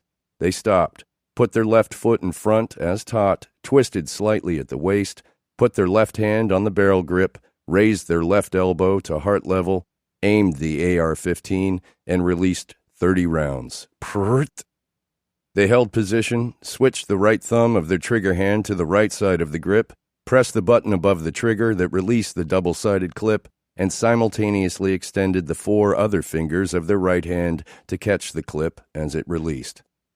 With clip in hand, they turned their palm outward, thumb down, inserted the other side of the clip into the rifle, and released 30 more rounds, as targets continued to fall, dumping a total of 60 bullets in 10 seconds. They fanned out, and the next 2 partners came in behind them. That, they were told, was how you held down territory and kept the Contra at bay. If a recruit dropped a clip, someone yelled, "Amamar! Suck it!" And he and his kuas owed the company 100 push-ups while their brothers kept at it, Contras dying by the dozen. Mamet's lessons aside, when it came to the torture and murder taught in the training camp, the company's instructors led by example more often than they taught. Instructors threw around a phrase, "You see and do," and this approach fostered competition. As one recruit remembered, everybody wants to outdo the next man. They all want to do the best kind. Psychology played a role in company training, just as it had for the Gafe men schooled in Fort Benning and Fort Bragg. In the Diestra, isolated for a month and trained to kill by cold method, the instructors reminded recruits of their longing for riches and bitches.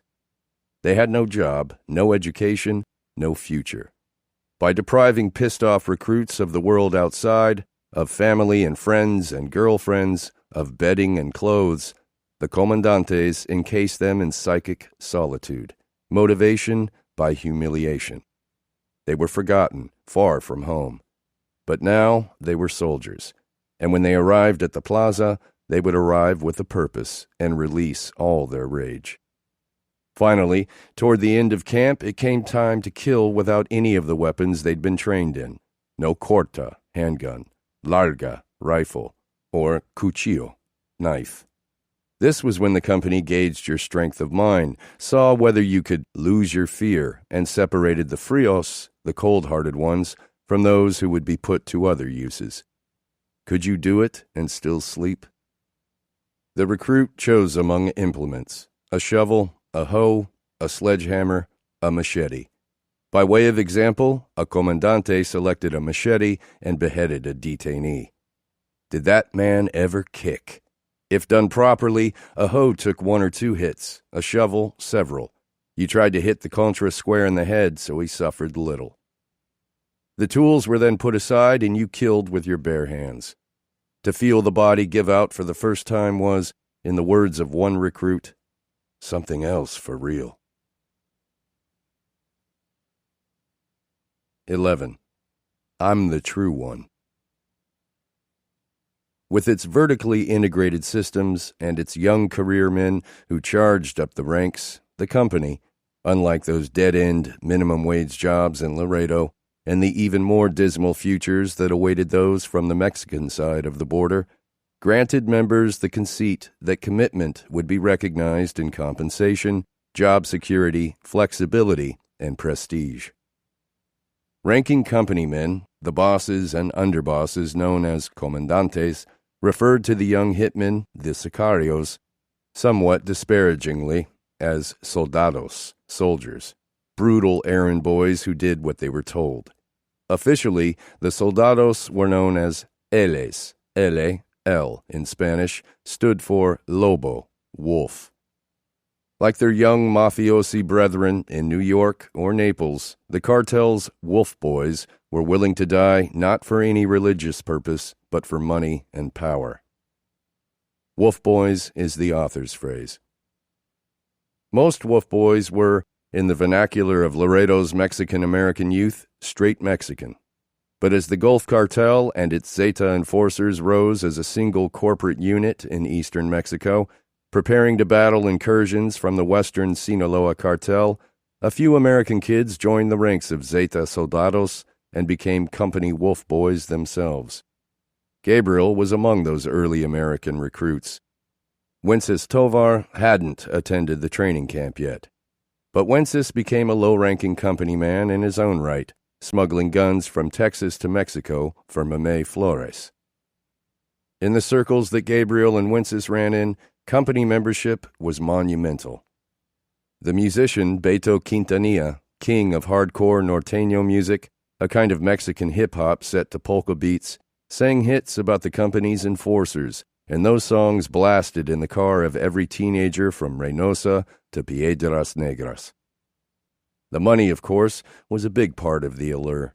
For sicarios, the weekly salary, or aguinaldo, literally bonus, was $500.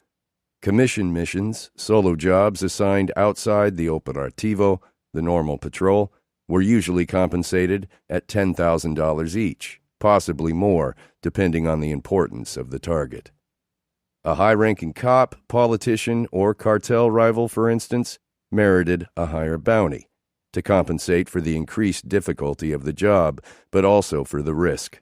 The greater the importance of the person killed, the greater the chance of that person's family or associates taking revenge. While Gabriel's American citizenship meant a slightly higher status than his straight Mexican counterparts, the basic qualifications for an effective wolf boy were universal. Like Gabriel, the ideal wolf boy had no children or serious amorous ties. Like Gabriel, he could be in the streets at all times and go anywhere. Unburdened by conscience, whether because of youth, environment, nature, narcotics, or a combination, he was ruthless and free, a heat-seeking missile of black market capitalism to be deployed against anyone who ran afoul of the company, threatened its business, degraded its name, or challenged its leaders. Over the next 2 years, as the Sinaloa cartel came east and battled the company for the rights to the Nuevo Laredo crossing, wolf boys would become plentiful, and life would grow cheap. Assigned to the Nuevo Laredo Plaza in the fall of 2004, Gabriel settled into company life.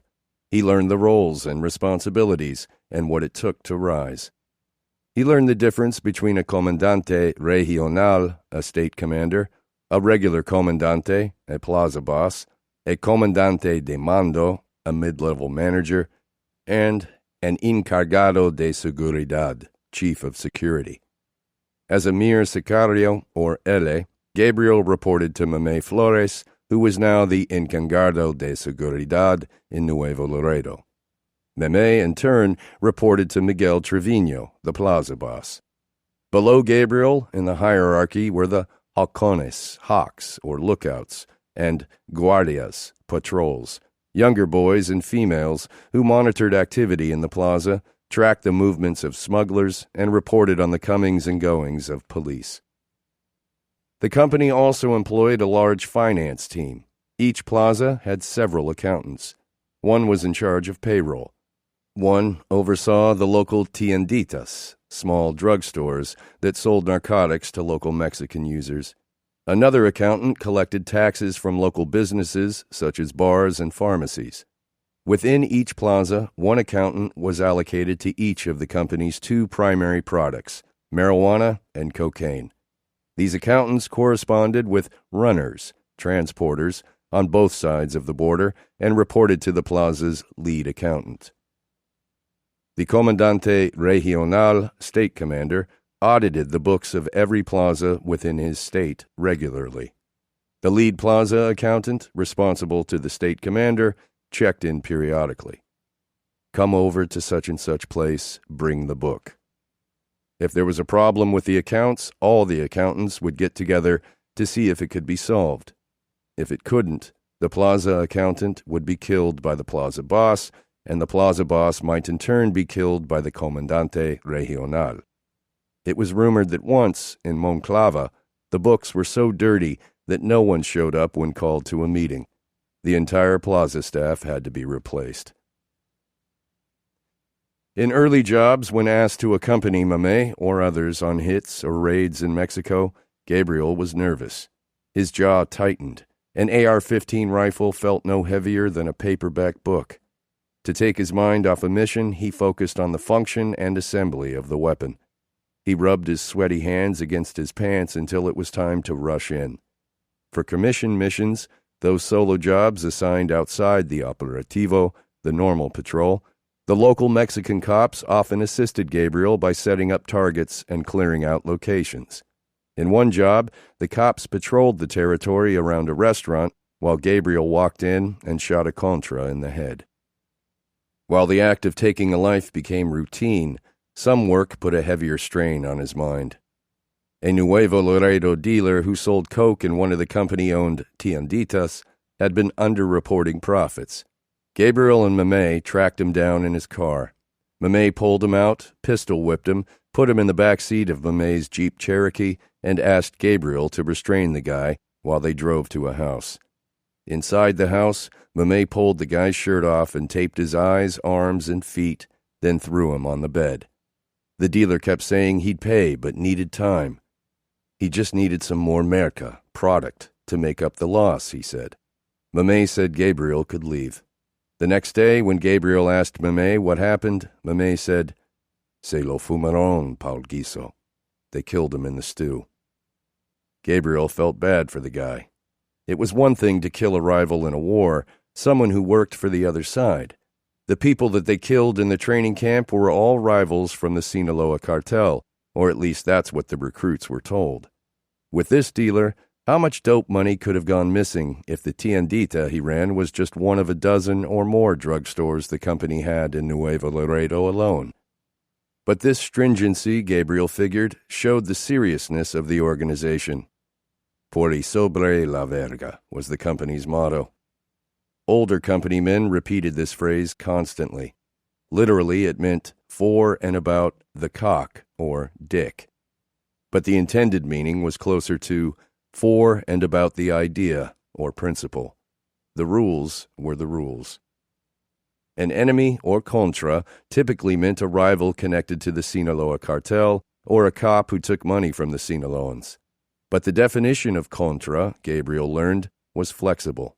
It could also be a company dealer or smuggler who stole money or drugs, or who underreported profits. A contra could even be someone who dared to date the ex-girlfriend of a ranking company man. Under Zeta rule, the smallest slight was grounds for death. The company wasn't only about work. Partying was a big part of cartel life. When the Nuevo Laredo Plaza heated up, was raided by the federal police, everyone except the guardias and halcones who stuck around the plaza to see who divulged information to the government dispersed for Franco, vacation. On Franco, many company men retired to La Zona, or Boys Town, a walled city of brothels that employed prostitutes from all over Latin America, some coming from as far as Brazil and Peru.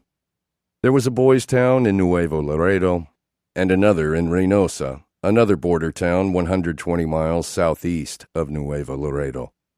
Both boys' towns were run or extorted by the company, but they were also open to the public, patronized not just by Mexicans, but also by busloads of gringos from Houston and Dallas.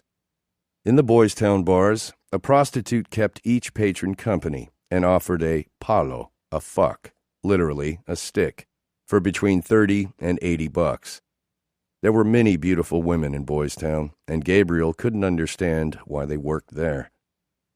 Many of the Mexican wolf boys patronized Boys Town, but Gabriel could never see paying for sex. He preferred to spend his money in the Nuevo Laredo nightclubs, a few of which were known specifically as LA clubs, clubs that catered to wolf boys, like Luxor and Eclipse. At Eclipse, DJ Curry periodically announced, "El Pescadito, this is the fish song." DJ Curry yelled over the microphone, "Go ahead and fish." One night, Gabriel cast his imaginary fishing pole across the dance floor and reeled in a 15-year-old from Laredo named Christina. She was a freshman at United High, the alma mater of LaBarbie, the smuggler who challenged the company, fled Nuevo Laredo, and aligned with the Sinaloa cartel. Christina had a lantern jaw and dirty blonde hair. Her nose flared gamely at the nostril. She and Gabriel started seeing each other. Christina turned out to be a friend of Wences's girlfriend. Although Christina went to United and lived in the north side suburbs, the nicer part of Laredo, her family struggled while her father did 8 years on a smuggling-related charge.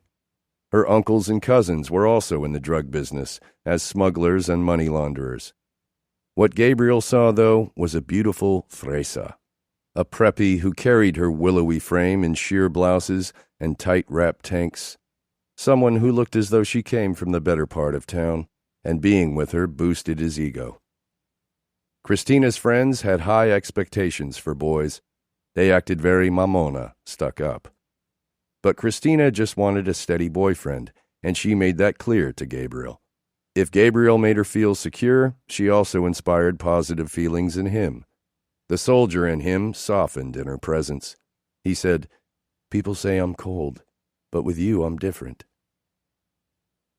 Several months of work passed in Mexico. Gabriel learned how to pay off Nuevo Laredo cops, get information he could use against Sinaloa enemies, and interact with the company's command and intelligence center. "You don't enjoy what you're doing," he'd tell his older brother, Luis, when they spoke about killing people. But as a young man prone to feeling that his life lacked purpose when he wasn't hustling and making money, Gabriel did love the continuous action. As he tracked targets and kept in close touch with Mame, he liked the sense of having others rely on him. More than anything, he enjoyed giving money to Lagabi and his brothers, and wasting money on entertainment for his friends, the growing circle of hoodies, old partners in small-time crime from La Azteca and Siete Viejo. For a friend who was now connected to the most respected men from the border underworld, the hoodies were at Gabriel's beck and call, available to run errands and provide rides whenever he asked for a favor. When Gabriel would take his friends to La Siberia, their favorite lunch spot in Nuevo Laredo, they left their car in the middle of the street. "I'm Mame's people," Gabriel would tell the guy at the door. Traffic came to a halt while they ate lunch, but no one honked or complained. A cop simply told drivers to reverse their cars and go around a different way. In Nuevo Laredo, during Gabriel's first months of membership in the company, he didn't perceive much of a war. The company appeared to control the area. But now, in the spring of 2005, as the company and the Sinaloans expanded their ranks, more intense conflict visited the border, and the company's grip on Nuevo Laredo was no longer assured. Gabriel discovered that the impunity he once enjoyed diminished a little. On April 1st, after being picked up for driving a stolen car and possessing cocaine, he landed in a Nuevo Laredo jail for 10 days. Power and authority can shift quickly in the cartel world. The phrase, "I'm Mame's people," no longer bought Gabriel as much palanca, leverage, as it once had. During his 10 days in jail, his status as a member of La Gente kept him safe and conferred certain privileges. He got a bunk of his own, albeit roach-infested, and money to purchase laundered blankets. He ate fried tacos and beef stew, rather than take scoops from the communal bucket of rancho, a thin soup of rice, potatoes, and beans. He saw how control of the prisons was critical to a cartel's control of the plaza. In the prisons, criminal networks mingled and joined forces, shared information, found new recruits, and killed enemies who landed inside, which meant the death could be written off as a prison fight rather than a murder. On a Sunday afternoon in May 2005, a month after his release, via bribe, from jail, Gabriel woke up at Mame's house in Nuevo Laredo, a gaudy mansion known as El Castillo, the castle, where Gabriel had been spending many nights. On waking, he thought immediately of Christina. She was getting angry. He was either busy working or in jail. A week would pass without communication. When he did finally call, she would threaten, "Come see me immediately or forget about our relationship." "Call Wences," Mame told Gabriel. "Tell him to come across." "I don't want to come," Wences told Gabriel over the phone. "Why not? You don't have a choice." A load of weapons Wences was supposed to cross to Mexico had gone missing, Wences explained, and he feared the consequences. After the incident with Mame and the coke dealer, Gabriel didn't disbelieve that lost weapons could merit punishment, but he felt confident that Mame would not ask him to set up his own friend. "Don't worry," Gabriel said. "I'll be there." Driving toward the outskirts of Nuevo Laredo, Mame told Gabriel and Wences that they were going to meet the men of Nuevo Laredo. Be serious, he said. There was a mission to do, money to make. Take advantage of this. Ask for everything you want. ARs, vests, cash, cars. They'll give it to you. 10 minutes later, Wences and Gabriel stood on a patio behind a nice house. A black Suburban backed into the driveway and parked, nose out. 2 men got out. One faced the road, the other circled the car. 2 others emerged from the truck and walked to the patio. They wore military fatigues and camouflage hats tied beneath the chin. Gabriel was impressed. The all-black look had become a trend around the hood, but these guys were soldiers. He thought of Bart's SEAL poster, of the video games they used to play. As the men approached, Gabriel recognized Comandante 40, Miguel Trevino. Gabriel had known that he worked for Miguel, even if orders came from Mamey, but he'd hardly seen the man since that night, nearly a year earlier, when he and Wences tried to sell the truck to the wrong cop. "Saludos, señor," the boy said. "Mis gabachos," Miguel said, using his slang for Americans. He threw his head back and sighted the boys down his nose.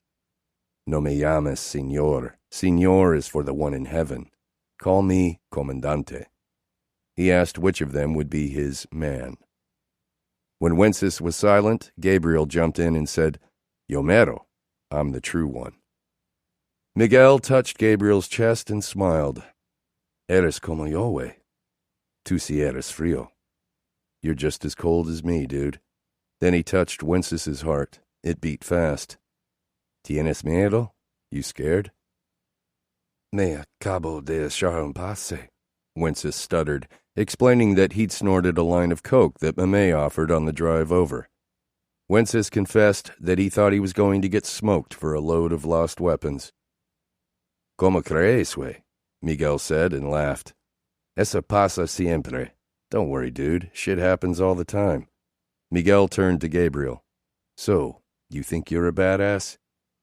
"Yes, Comandante. How many people have you killed?" "I don't know." Miguel laughed. "So many that you don't know? Do you know how many I've killed?" "No, Comandante. I've killed more than 800 people." Gabriel and Wences followed Miguel and Mamey into the house for a meeting of Zeta Comandantes. After some talk, the men agreed that the war with their Sinaloa rivals needed to be fought in the States as well as Mexico. Sinaloan Contras were jacking company loads in Mexico, sneaking across the border, and establishing themselves in Texas, where they assumed that the law and order culture of America would protect them, or at least make retribution less attractive. Also, by flooding South Texas with money, the Sinaloans, through an allied smuggler in Laredo named Chuy Resendez, were getting company smugglers to flip sides. All Contras and defectors in Texas had to be eliminated, Zeta leadership decided. It could only be done with a strong presence on the U.S. side. The Comandantes looked at Gabriel and Wences and asked them to find 8 gabachos de huevos, Americans with balls, who could attend a training camp and then join them in the plaza. Which plaza? Gabriel wondered.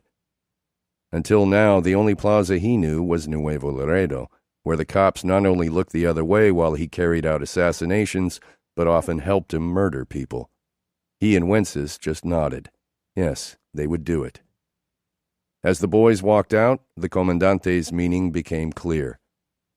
Miguel gave them $10,000, told them to buy a couple of used cars, and assigned them 2 commission jobs for $10,000 apiece in Laredo.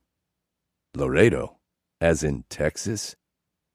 Doing missions in a place where the authorities took homicide seriously was not the most appealing prospect. But it was 40 asking. Miguel Trevino. And Gabriel understood the implication. To climb the ladder, he had to work in the States. One of the men Miguel asked them to kill, a Nuevo Laredo cop named Bruno Orozco, who had defected from the company and now worked with Chuy Resendez in Laredo, had killed Wences's cousin earlier in the year. Once timid, Wences now appeared bold and willing. They would do the jobs, Gabriel told Miguel, and they would recruit more firme vatos. Who's my man? I'm the true one. He was part of something now, and a wolf boy never said no. Part 3. Spillover. The first captive so offered made a leading youth, a captor, marked by appropriate face paint, the right to wear a breechclout with handsomely long ends instead of the brief boyish affairs of novices, and a cape bearing a design in place of a plain mantle. No small reward in self-conscious and narcissistic youth. Aztecs, Inga Clendenin. 12. In the dirty room. Midnight closed in. The full moon set the river on fire, and the Trevino brothers were coming to collect. Bzz, bzz, bzz. Mario Alvarado's cell phone skittered across the table again. On the third call, he answered. "You messed up," said Miguel. "You shouldn't have left. Why'd you leave?" "You didn't tell me to stay or nothing," Mario mustered. "You've got to pay this cuenta," Miguel said, referring to Mario's debt. "You owe a lot of money to the gente. Meet Omar on this side. Bring your Hummer. Pa entregado. For exchange." Mario Alvarado, the young American, hung up. 2 roads appeared before him. He could kiss the drug-smuggling business goodbye and disappear. The cuenta was $1 million. Would the Trevino brothers hurt his family for that much money? Was Mario really asking? Option 2. Return to the Trevino brothers in Mexico, confront Miguel and Omar, hope they valued their cuenta more than Mario's head, and then rely on Wallo, Mario's assistant, to hustle up the debt while Mario offered himself to the brothers as collateral. Mario Alvarado. Most runners who smuggled bricks and bundles north were mere company subcontractors, commission men. But Mario Alvarado was American, and he worked for himself. He bought coke and marijuana directly from the Trevino brothers in Mexico, which was like buying directly from the company. This relationship made Mario more like a partner of the company than an employee. Granted, he was only one of many runners who moved a piece of the approximately 10 tons of coke that the company sent across each week, about $100 million of product at the 2004 border price of $11,500 per kilo. There were bigger movers working the Dallas hub. Jose Vasquez, for instance, moved 1,000 kilos to Dallas every month. But Jose was a company man making 3% per load. On a $20 million deal, Jose's $800,000 commission equaled Mario's profit on much smaller and less risky loads. A freelancer with a direct connect, Mario owned the drugs he moved. The full price spread between the border and Dallas, or between the border and New York, belonged to him, as did the risk in the event, say, that law enforcement stopped one of Mario's drivers. For 3 years, Mario's privilege kept him motivated, a little smug as he hustled across the country, buying and modifying vehicles and expanding his network of northern buyers. On most days, he was proud of his position. Tonight, hiding from the brothers, it felt like a sentence. It began in 2002, when Mario was 18 and selling enough dime bags of coke in Dallas to finance a hunting trip to Nuevo Laredo. A guide there named Adolfo Trevino, whom everyone called Fito, charged $500 for a week-long deer hunt on his ranch. Mario met Fito's brothers, Omar and Miguel. Fito and Omar called Miguel Michael, but no one else did. Miguel was a sure shot and a fun guy, generous with instructions about marksmanship. He snacked often on Rolo candy, seemingly addicted to the caramel-filled chocolates. When they posed for pictures with their kill, Miguel threw his head back, smiled thinly, and extended the pinky and pointer fingers of his right hand, throwing the goat, as it were. Miguel had dark eyes and high-chiseled cheekbones. He was not tall, but thick in the chest, arms, and thighs. The Trevino brothers carried guns in restaurants. They drove twice the speed limit. Cops never bothered them. On return hunting trips, Mario felt at home in Nuevo Laredo nightclubs, where his gringo dollars earned him consideration he was unaccustomed to in Dallas. One night he ran into Miguel and Omar, who were dressed in black fatigues and riding around town in a caravan of Suburbans. It was now clear to Mario that the Trevino brothers were into more than hunting. They recognized Mario as well. "Que ondo, eh?" Miguel said. "What's up, dude?" Mario thought, "I want to work." He asked Omar Trevino about getting kilos, and Omar said Mario could buy as many kilos as he wanted. The economics were simple. It was a matter of paying $11,500 per kilo in Nuevo Laredo versus paying $18,000 in Dallas. Mario would have to cross the coke over the border himself, but the risk was worth the profit. He returned to Nuevo Laredo with $57,500 in cash and bought 5 kilos, 11 pounds, from the brothers. Mario and his man, Wayo, rented a stash house in Nuevo Laredo. To prepare the product to be smuggled across the border and up to Dallas, they designated one room for the first wrapping, the dirty room. After the first wrapping, they took off their clothes and passed the drugs to the second room, the clean room, then showered and put on new clothes before the final wrapping. On Mario's first big coke deal, he made $25,000 in profit, then set about expanding his new operation. Mario purchased pickup trucks from which he removed panels and lights. The trick was packing the drugs in a part of the vehicle where the body wouldn't lose its hollow sound when slapped. It got to where Mario was buying 10 kilos per week, then 20, then 35. When the brothers saw that Mario was a reliable and steady client, they began to front or advance the youngster his kilos. It wasn't long until Mario discovered he could trade guns for drugs. The brothers would take all the guns Mario could smuggle south. The profit on a dozen AR-15s, purchased for a total of $18,000 at a gun show in Texas and sold to the brothers for $30,000 in Mexico, covered 1 kilo and the payment to the straw purchasers who bought the guns for Mario at the Texas gun shows. With every dozen assault rifles Mario smuggled south, the brick was therefore free, and the entire $18,000 sale price in Dallas was profit. Mario began moving 50 kilos per week to Dallas. He used a Buick Riviera, a Lincoln Navigator, a Ford Expedition, a Dodge Ram. When Nuevo Laredo started becoming more violent in 2004, he rented a new stash house across the river, a cute pink house on Topaz Trail, an upscale suburban street on Laredo's expensive north side. A diligent hustler was a hot commodity in the company, and the company's social fabric absorbed Mario. They invited him to barbecues in Nuevo Laredo, where up-and-coming comandantes, always looking to expand their own networks, schmoozed Mario.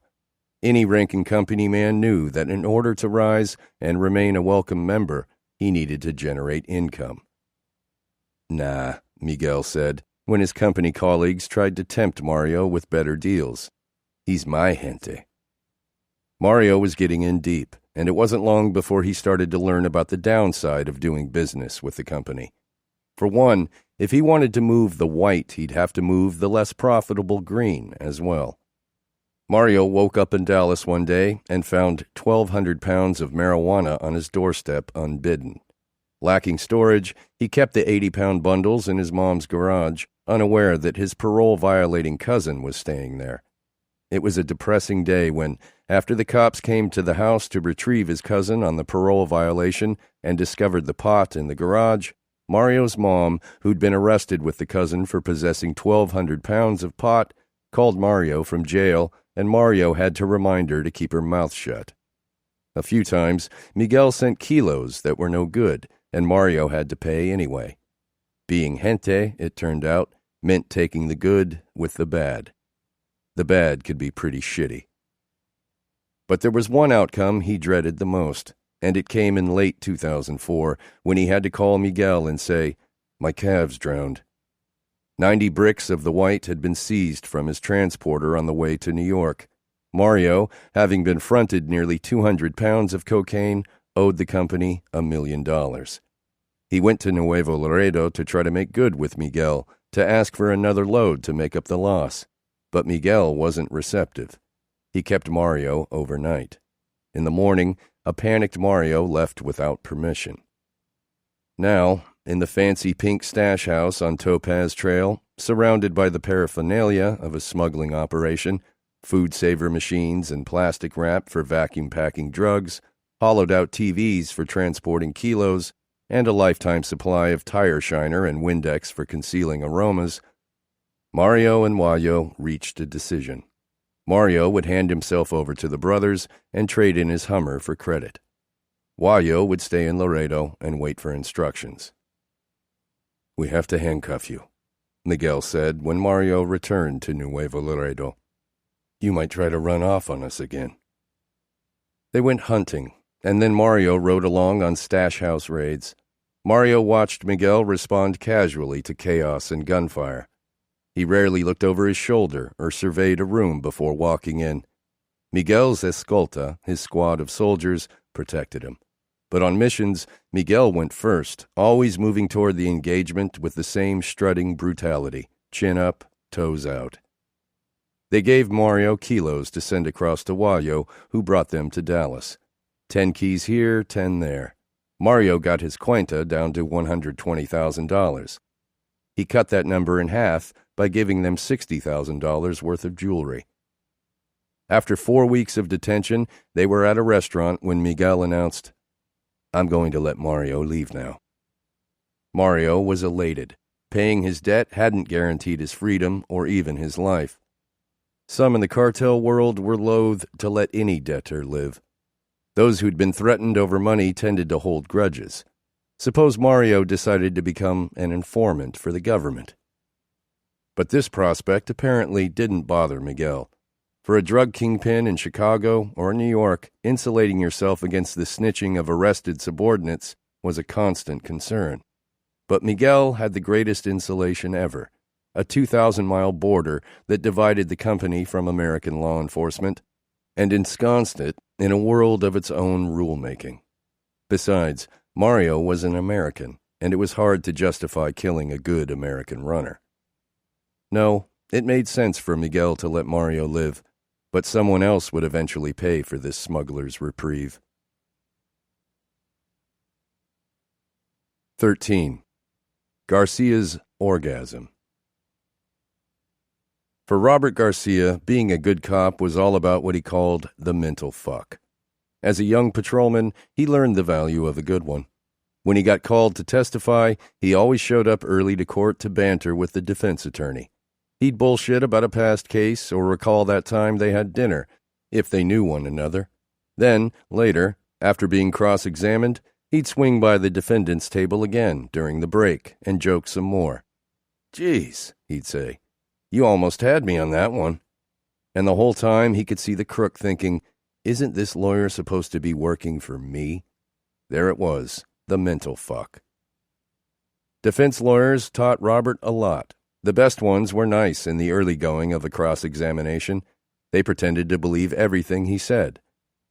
Robert called it doing a Columbo on someone, giving a false sense of security to set him up for later.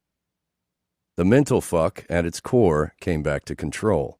He'd spend days or weeks preparing to testify, memorizing hundreds of facts and dates from a case that might share facts with other cases. When testimony day came, he wanted to burst through the doors, rush to the stand, and pour it all out. He always reminded himself to go slow. The prosecutor called his name. The doors swung open. Everyone looked back. He strolled in, buttoned his jacket, unbuttoned it when he reached the stand, adjusted the chair, adjusted the microphone, asked for water, answered questions slowly, saw where the defense attorney was going, responded slower than the attorney wanted. Trial was a big show, but it could be a beautiful dance when properly controlled. Robert learned control in the squad car during the early years, when federal agents he'd soon work with were still off at college. Every day he stopped people, mixed it up with criminals, learned how to talk to them, how to be easy, how to pretend, convincingly, that they were the ones doing the mental fuck on him. Later, he saw the college guys come, the ones who went straight to DEA or FBI without law enforcement experience. They'd be all uptight in the streets, using fancy words to sound authoritative, as if talking in a cop show. The criminals, like dogs, smelled that fear. In the police station, in the interrogation room with informants and suspects, control came down to reading a personality. The gangster wanted his ego stroked. The reformed addict wanted to be a cop. The beat-up weekend girl just wanted to be heard. If he didn't find their motivation, he had nothing to play to, and then he'd be the one getting played. 10% of the time, murder suspects broke down and cried at the station. Robert comforted them. They told him everything. The other 90% of suspects came into the interrogation room with a plan, a set of lies to tell. If Robert expected them not to lie and jumped all over every line of bullshit, he got nowhere fast. The criminal knew how far he could push. Robert learned to let himself be pushed even further. He wanted them to lie, to get that shit out of their system. Because in between the lies, there were going to be bits of truth. The key was gathering those nuggets and putting them in storage for confirmation and cross-checking. The hours-long back and forth give and take of a great interrogation, well, for Robert, this exchange was a kind of intellectual sex, mental fuck culminating in mental orgasm. He came out of the interrogation room thinking, give me a cigarette. Switching from DEA to the Laredo PD Homicide Division reinvigorated Robert. He'd put all he had into the objectives of DEA. It had taken a terrible toll on him, and he felt as if the drug bust amounted to nothing. The goal of drug interdiction was too uncertain. Without attacking demand in the United States, he couldn't see the point of putting so many resources into stemming only a fraction of traffic. But violence spilling over was another matter. When Robert transferred to homicide in the last days of 2003, there was no cartel-related violence in Laredo. But just a few days into his new job, there was a double homicide. A month later, a guy was ambushed on his front lawn. And shortly after that, a guy was killed in his white Cadillac. All of these victims were known Laredo gangsters. It was clear from the PD investigations that the victims were somehow connected to organizations across the border, but it was unclear how. The murders were professional, and no suspects were located. Once, in mid-2004, Laredo PD picked up a top Zeta unknowingly and then let the guy go. As 2004 turned to 2005, the murder rate spiked in Laredo. Even national news picked up on it. And yet Robert knew the real numbers were worse than reported. Through informants, he heard of cartel hits that would never be solved or even known about. Bodies that dropped in Laredo were being disposed of in Mexico. Now it was June 2005, and just a week earlier, some guy had walked up to the front door of a local gangster's house, rang the doorbell, and shot the gangster's 13-year-old son by mistake. A security camera on a school across the street captured the shooting, but the video was grainy. Laredo PD knew that one of the two cartel groups in Nuevo Laredo, either the Gulf Cartel and the Zetas on one hand, or the Sinaloa Cartel on the other, was behind all of these execution-style murders, but they didn't know which one. The name Miguel Trevino began coming up in informant interviews. He was apparently now a leader for the Zetas in Nuevo Laredo. The names of other cartel leaders were also known, but Laredo PD had no leads on the cartel battle. As for the bodies turning up in Laredo, it was hard to investigate murders ordered by people in another country, particularly a country where few in law enforcement could be trusted to cooperate with U.S. authorities. On June 8, 2005, however, there was a small breakthrough. Robert arrested an 18-year-old named Gabriel Cardona at the scene of a broad daylight murder on Killam Industrial Boulevard off I-35 near the northern city limit. It wasn't their first meeting. 8 months earlier, shortly after Gabriel's 18th birthday, Robert interviewed Gabriel when Laredo PD picked him up for aggravated assault. Gabriel and another boy from La Azteca had done an unsuccessful drive-by shooting over some personal dispute that appeared unrelated to any gang conflict. The incident didn't stand out much in Robert's mind. Drive-by shootings were daily occurrences. Gabriel had spent a couple of days in jail for it, if Robert remembered correctly, and then bonded out for $10,000 or $20,000. Now, here's what Gabriel told Robert and what Robert knew from his investigation at the scene of the murder on Killam Industrial Boulevard. With Gabriel at the wheel of one of 3 cars, the hit crew, pretending to be undercover police, pulled over a former Mexican cop named Bruno Orozco in the middle of a busy road. Realizing they were fake cops, Orozco yelled for help. That's when another young man, named Wences Tovar, shot him 9 times with an AR-15 equipped with a silencer. Leading the hit group was a man whom Gabriel said he knew as the Marine, or Z-47. The Marine left in one car and escaped cleanly.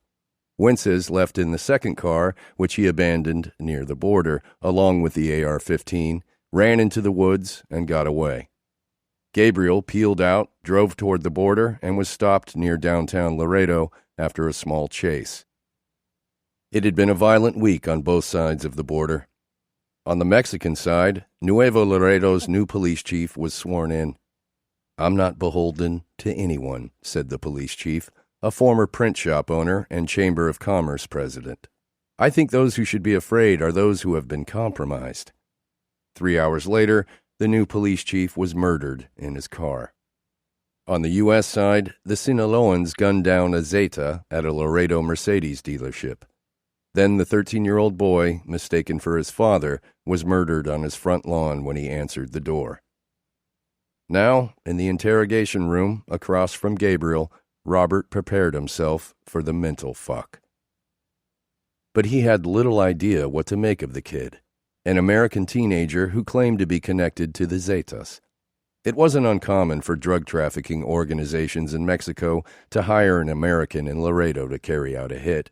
That happened from time to time. But usually the guys who took those jobs were seasoned gangsters in their 30s and 40s, guys from big American gangs like Texas Syndicate, HPL, or the Mexican Mafia. Those Americans weren't actually members of the Mexican cartel. They just ran with one of the gangs that took the murder contracts via some connection across the border. So at first, Robert had trouble believing it. Was an 18-year-old American kid really working as a killer for the Zetas? Or was Gabriel Cardona full of shit? Laredo thugs, especially youngsters, were always lying about their underworld accomplishments. Gabriel explained more about the murder on Killam. He told Robert that the day before he'd run into a friend in Laredo. No, he didn't know the friend's name, only his code, 47. Gabriel's claim of not knowing his own friend's name wasn't automatically bullshit. People in the underworld often knew each other by code only. This friend, Gabriel continued, had asked Gabriel if he had a car, and if so, whether Gabriel could help him kidnap a person in Laredo and take the person across the border to Mexico. "Just pick him up and take him across," Gabriel emphasized to Robert.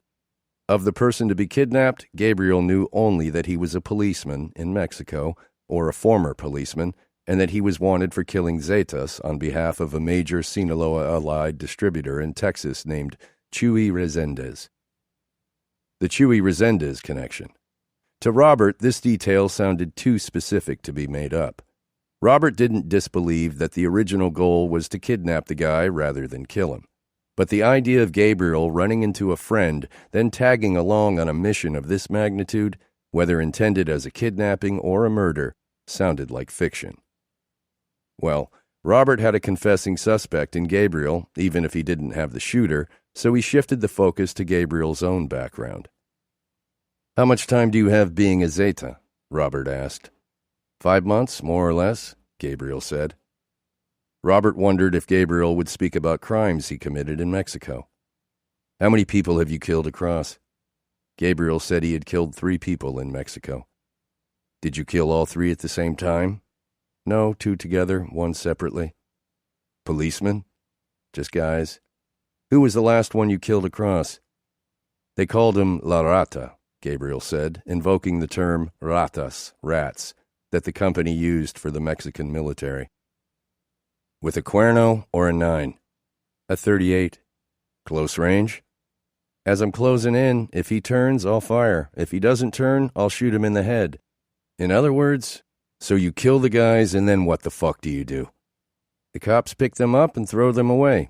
I'll be told, these guys are going to the Guiso, and it's no problem. And the cops escort you? The cops set up an area, clear it out, and sound the sirens if there's a problem. That's the way it is across. Gabriel spoke in a frank, shrugging way. What is one to do? It's just how it is over there. The military are the only people not on the payroll. So if the law over there stops you, if you're cruising, what do you tell them? They knock on the window. I lower the window, but only this much, pinching thumb and forefinger, and ask what they want. They say, get down. I say, why am I going to get down? They say, well, what are you doing? I say, I am working. I am with La Compañía. La Compañía? Yes, and they won't report anything. Are you armed? When I am, I just tell them, don't you see the gun? And the guy won't ask more questions because he knows that if I'm carrying, then I'm with them. He just asks for money. I give him 10 or 15 bucks.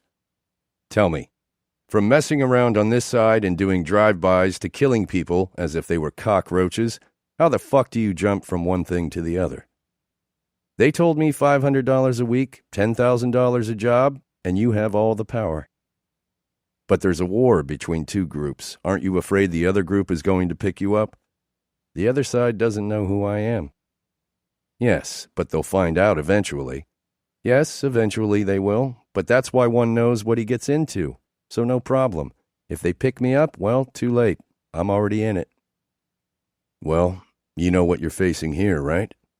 Yes, I guess I'm burned on this one, Gabriel said, as if he'd been caught skipping school.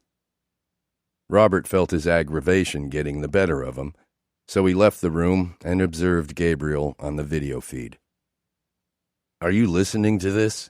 Robert asked Chucky Adon, his partner in the homicide division. Chucky, also from Eagle Pass, was a few years younger than Robert and had many children with a beautiful babe from Border Patrol.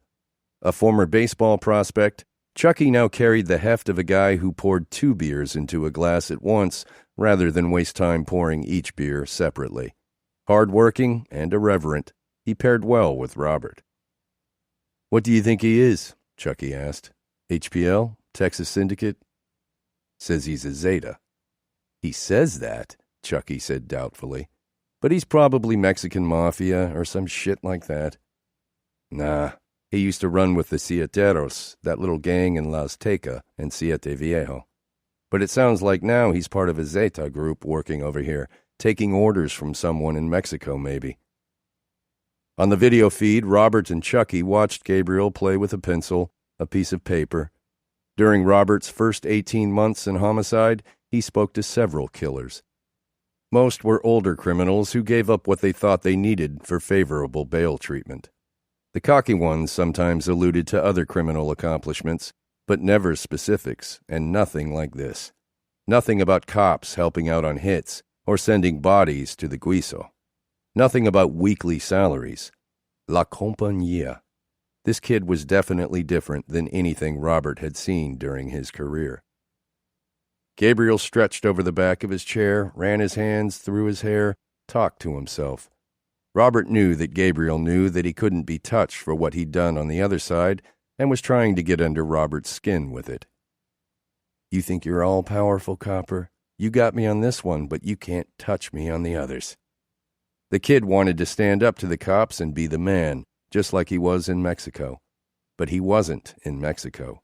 He was in the United States, facing murder charges as an adult.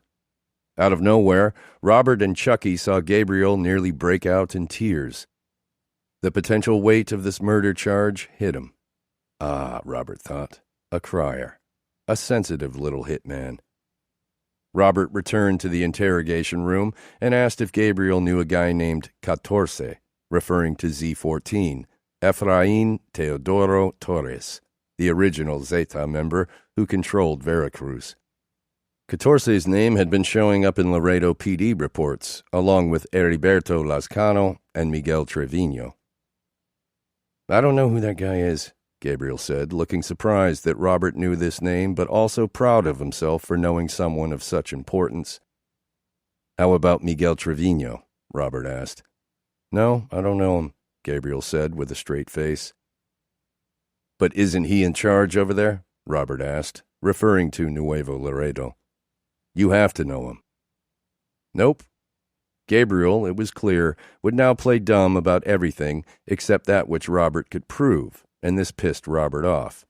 Having intrigued Robert initially with some details of cartel life, Gabriel was now pulling back. Robert picked up Gabriel's cell phone, checked the screen.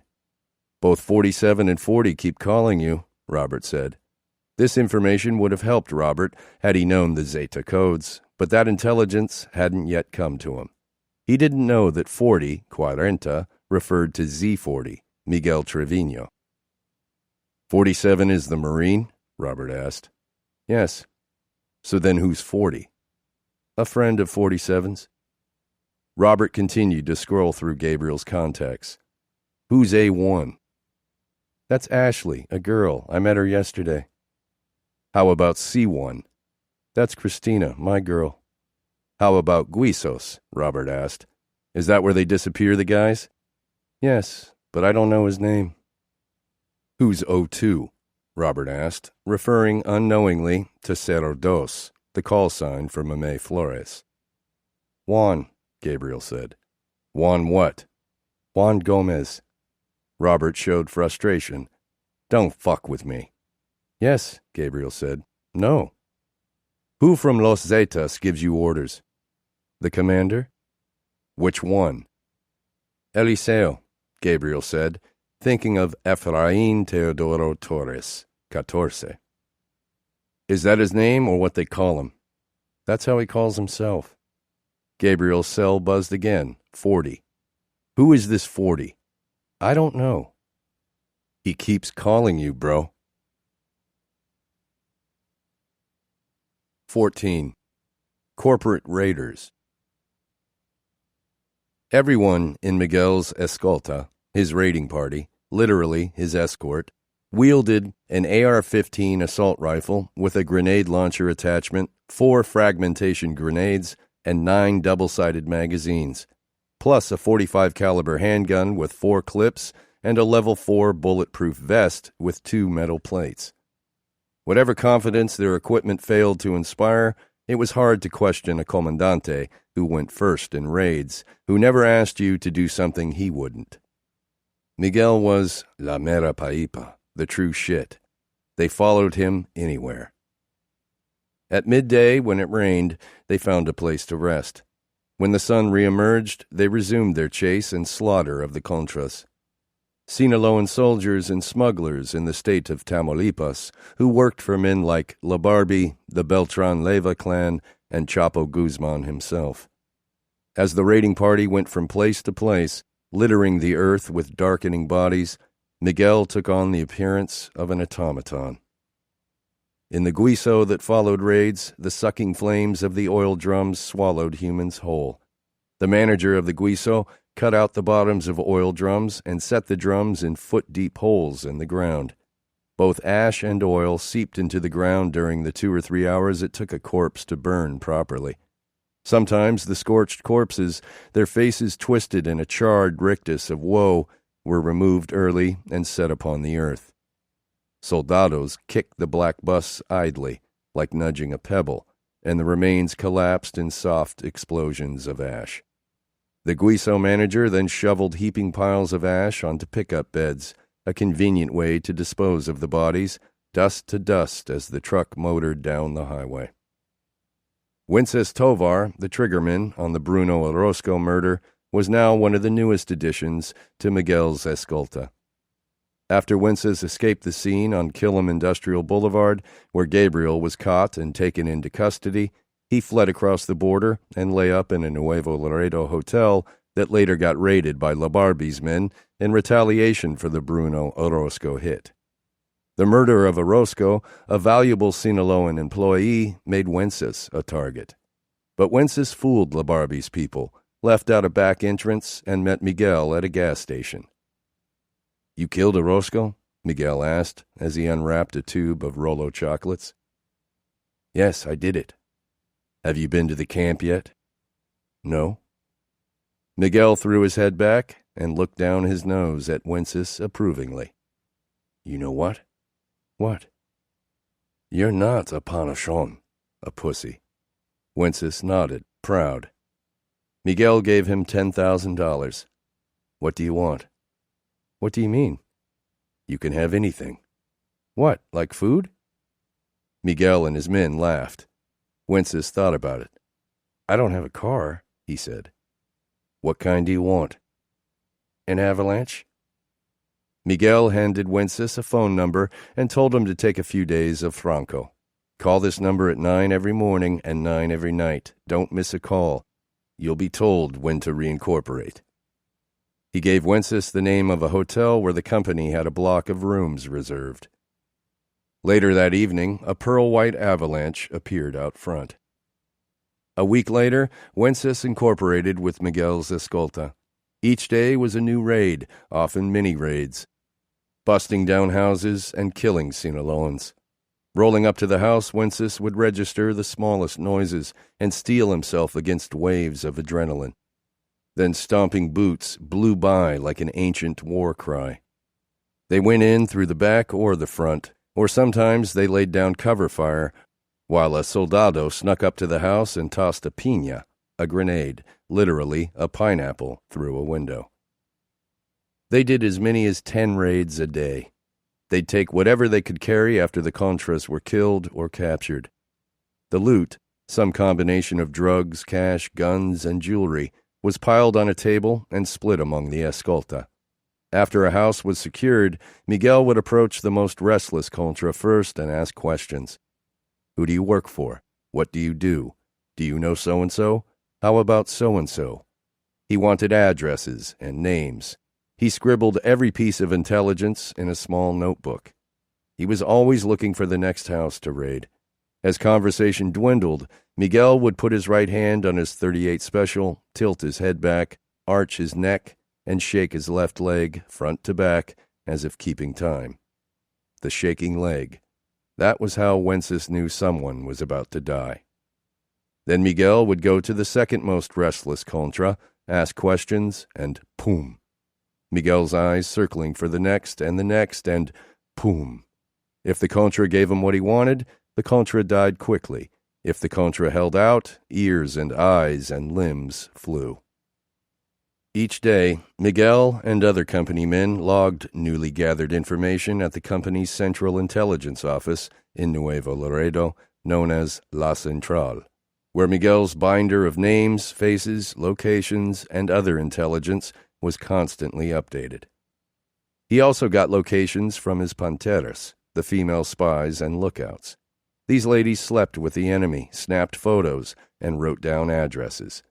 His panteras were so valuable that when the Mexican Federal Police attempted to extradite one to the States, he waged open battle in the plaza to prevent it.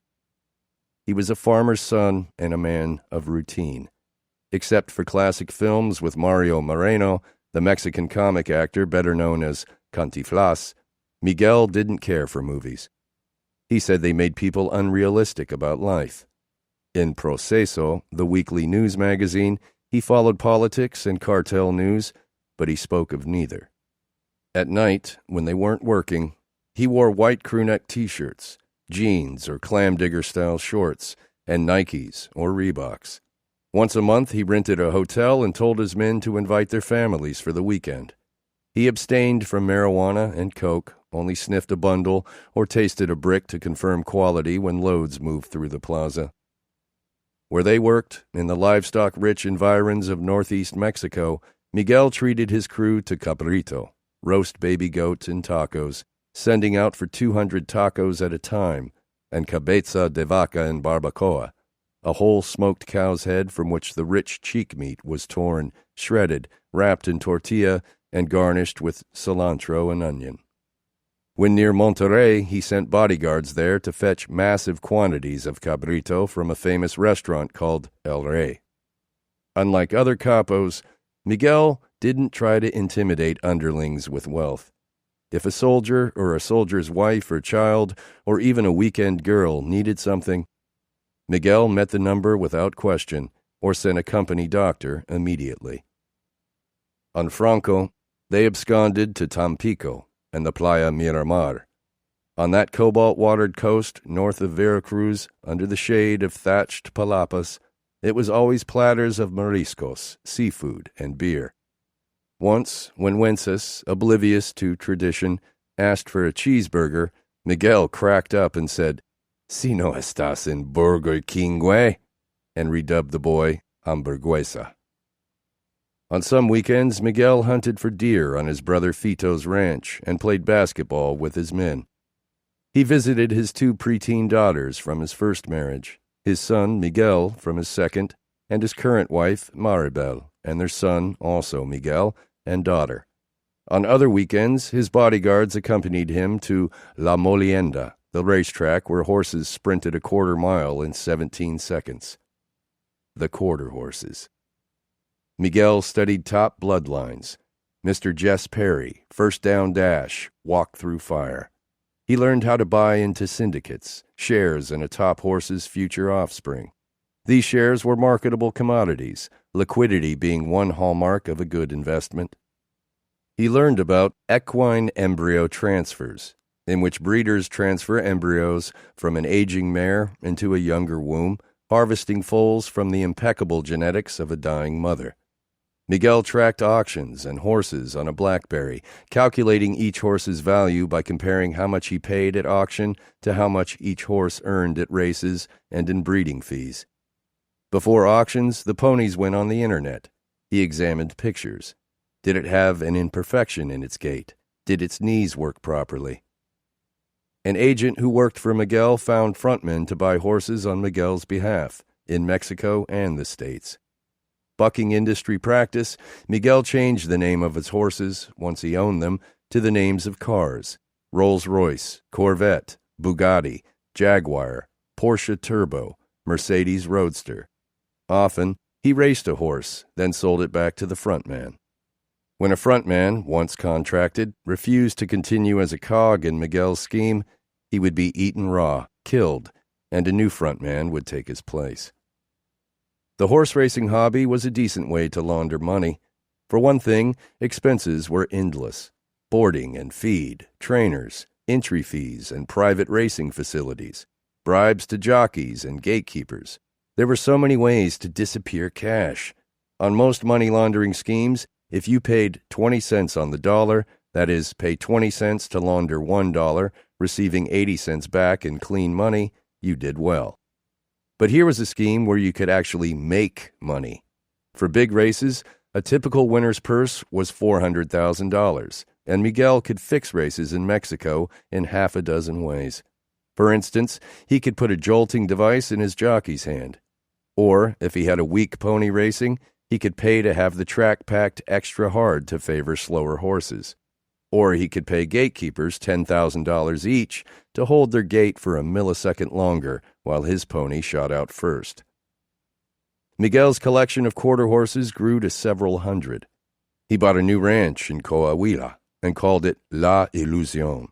The trainers and breeders he employed knew not to raise the dangers of an overcrowded pasture: disease, injuries, fighting. Those trainers and breeders did whatever Miguel asked. After all, they made names for themselves in the industry by working for people who owned the best horses. El Comandante knew his business, and condescension was the gravest disrespect. On Sundays, Miguel went to church with his mother in Valle Hermoso. 15. The Clean Soul of Gabriel Cardona. Religion was for the ignorant, Gabriel believed, despite his religious upbringing. In his poor corner of America, he saw people submit to Catholicism, which, in his opinion, was all about the religion and nothing about the people submitting to it. They submitted out of weakness, he thought, and became weaker. Same thing with Islam. All those promises of eternal life and paradise, it was the brainwashing used to attract adherents, as far as he could tell. Zeta Comandantes laughed at Al-Qaeda. Those fools fought for a fantasy, sacrificed everything in preparation for the next life. But what were they really angry about? Certainly not about women showing a little skin, which should have been a source of joy, and not about men fucking each other. Smoking someone with AIDS made business sense, but a clean fag brought good money in Boys Town. Nor did the terrorists have any legit beef with Judaism, a righteous faith that revolved around money. Being poor is what pissed the terrorists off. Well, Gabriel could understand that. If you took a despairing, idle person, you could convince him anything was the source of his misfortune. Modernity, greed, America, disobedient pussy. The desperate were full of rage, devoid of purpose, and eager to belong. Zeta Brass knew this phenomenon well. Ever since emerging from the training camp, Gabriel believed that you lived and died, and maybe there was a point, but who knew? Everyone was motivated by rage. He knew that much. And surely it was better to focus that rage on attaining something real now, because there was no more spiritual meaning in death than there was pride in a fast food job. What mattered was legacy, that one's family and associates remembered a man with reverence as un vato de huevos, murió en la valla, a man of courage who died on the go, not as a coward who flipped burgers, but as a soldier who perished as bullets whizzed by on the battlefield. Gabriel had his own religion. The law of attraction, he called it. In sum, you got what you set your mind to attain. He set out to earn money, and he earned it. He set his mind to working with Meme Flores, and the relationship turned into something more than he could have imagined. He set his mind on Christina, and got her, too.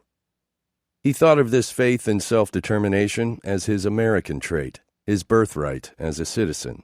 The United States, in his mind, being the epitome of fuck the world, let's live and see what happens. He'd said fuck the world, set his mind to attaining Bruno Orozco, and now he was in jail. He wasn't sure what this experience said about his law of attraction, but he knew the Orozco mission was a success insofar as Orozco was dead, and jail, it seemed, was simply a byproduct of that success. Gabriel knew the county jail scene. In the fall of 2004, after getting caught on that drive-by, he spent a few days on lock in the Webb County Jail in downtown Laredo. But there he'd been housed in general population, a mix of gangster daycare and crime school, where everyone watched telenovelas in the afternoon and fell in love with the Mexican actresses. There were several 16-bunk dorms with a communal toilet, a day room, tables, a TV, a telephone, and frequent visitors. The jail was civilized, not unpleasant. This Orozco arrest, however, was different. Instead of going to the local Webb County Jail, the state shipped Gabriel 100 miles north to the Frio County Jail in Pearsall, Texas, and segregated him in a corner cell without phone or commissary privileges. Across the floor, over in general population, known as GP, he watched the Jehovah's Witnesses come to the jail each day to proselytize. Every day, a self-proclaimed devil worshiper in GP would antagonize the witnesses and spit hate. "Fuck God," he screamed. "God sucks my dick." Then, one day, Gabriel watched a smiling witness extend his hand through the prison bars and say, loud enough for the whole floor to hear, "All is forgiven, my friend." Stunned, the devil worshiper rushed over, gushing with gratitude, and clasped the witness's hand with both of his hands. This spontaneous reversal, the triumph of belief over atheism, affected Gabriel. Bibles floated around the jail. He asked for one, read it, and found that he remembered much from those old Sunday school sessions where he scored perfect attendance. Several weeks passed. He became flaco and barbón, skinny and unshaven, and grew his hair long for the first time since he was a kid. Through the slam of iron bars and the clatter of steel shutters, doubt crept in. Who were his friends? How could he save himself? What was he to make of this roche-free sleep, dreaming of slit throats, exploding heads, and burning bodies? As a homicide detective in Laredo, Robert and his partner, Chucky Adon, had plenty of work even without cartel-related violence. It was afternoon on a weekday in late June 2005. Earlier in the day, Robert and Chucky had reported to the scene of a lifeless body half concealed in the brush near Lake Casablanca, just off the Bob Bullock Loop, Highway 20, the road that rings the northern and western areas of the city. The dead girl wore a white T-shirt and black sweatpants with a pink stripe down each side. The detectives observed a cluster of shallow contusions on her left cheek and deeper cuts below her chin, above her eye, and at the base of her ear. The body, legs crossed at the ankle, looked as though it had been placed neatly in the brush, rather than thrown or dumped. It was almost as if someone had made a lame attempt to bury the child. The young mother, who called in the missing child report shortly before the body was discovered by a citizen looking at land near the lake, exhibited few signs of urgency when Robert and Chucky visited the apartment. She said that she and her boyfriend last saw her 6-year-old daughter the night before, around 11 p.m., when they went to bed and the girl stayed up to watch TV on the futon where she slept. The boyfriend explained to Robert, "La niña es bien chiflada y nunca hace caso. Yo la busqué y no la encontré." The child is very spoiled and doesn't listen. I looked for her and didn't find her. The mother suggested somnambulism, speculating that her daughter sleepwalked out of the apartment. Robert consulted his notes. The girl was discovered shoeless and sockless. In contrast to the dirt-smudged ankles and bruised arms, the bottoms of both feet were spotless. Sleepwalked? 4 miles? Robert and Chucky betrayed confusion. The mother attempted to make herself cry. In the Frio County Jail, Gabriel read the Bible and obsessed over Matthew 12:43. When an evil spirit came out of a man, it went through arid places, seeking rest, and did not find it. If, when the evil spirit returned to the man, it found the house of his soul swept clean, but as yet unoccupied by something new and good, the evil spirit brought 7 other evil spirits to live there. Without something righteous to replace evil, Gabriel understood Matthew 12:43 to mean evil not only returned, but multiplied.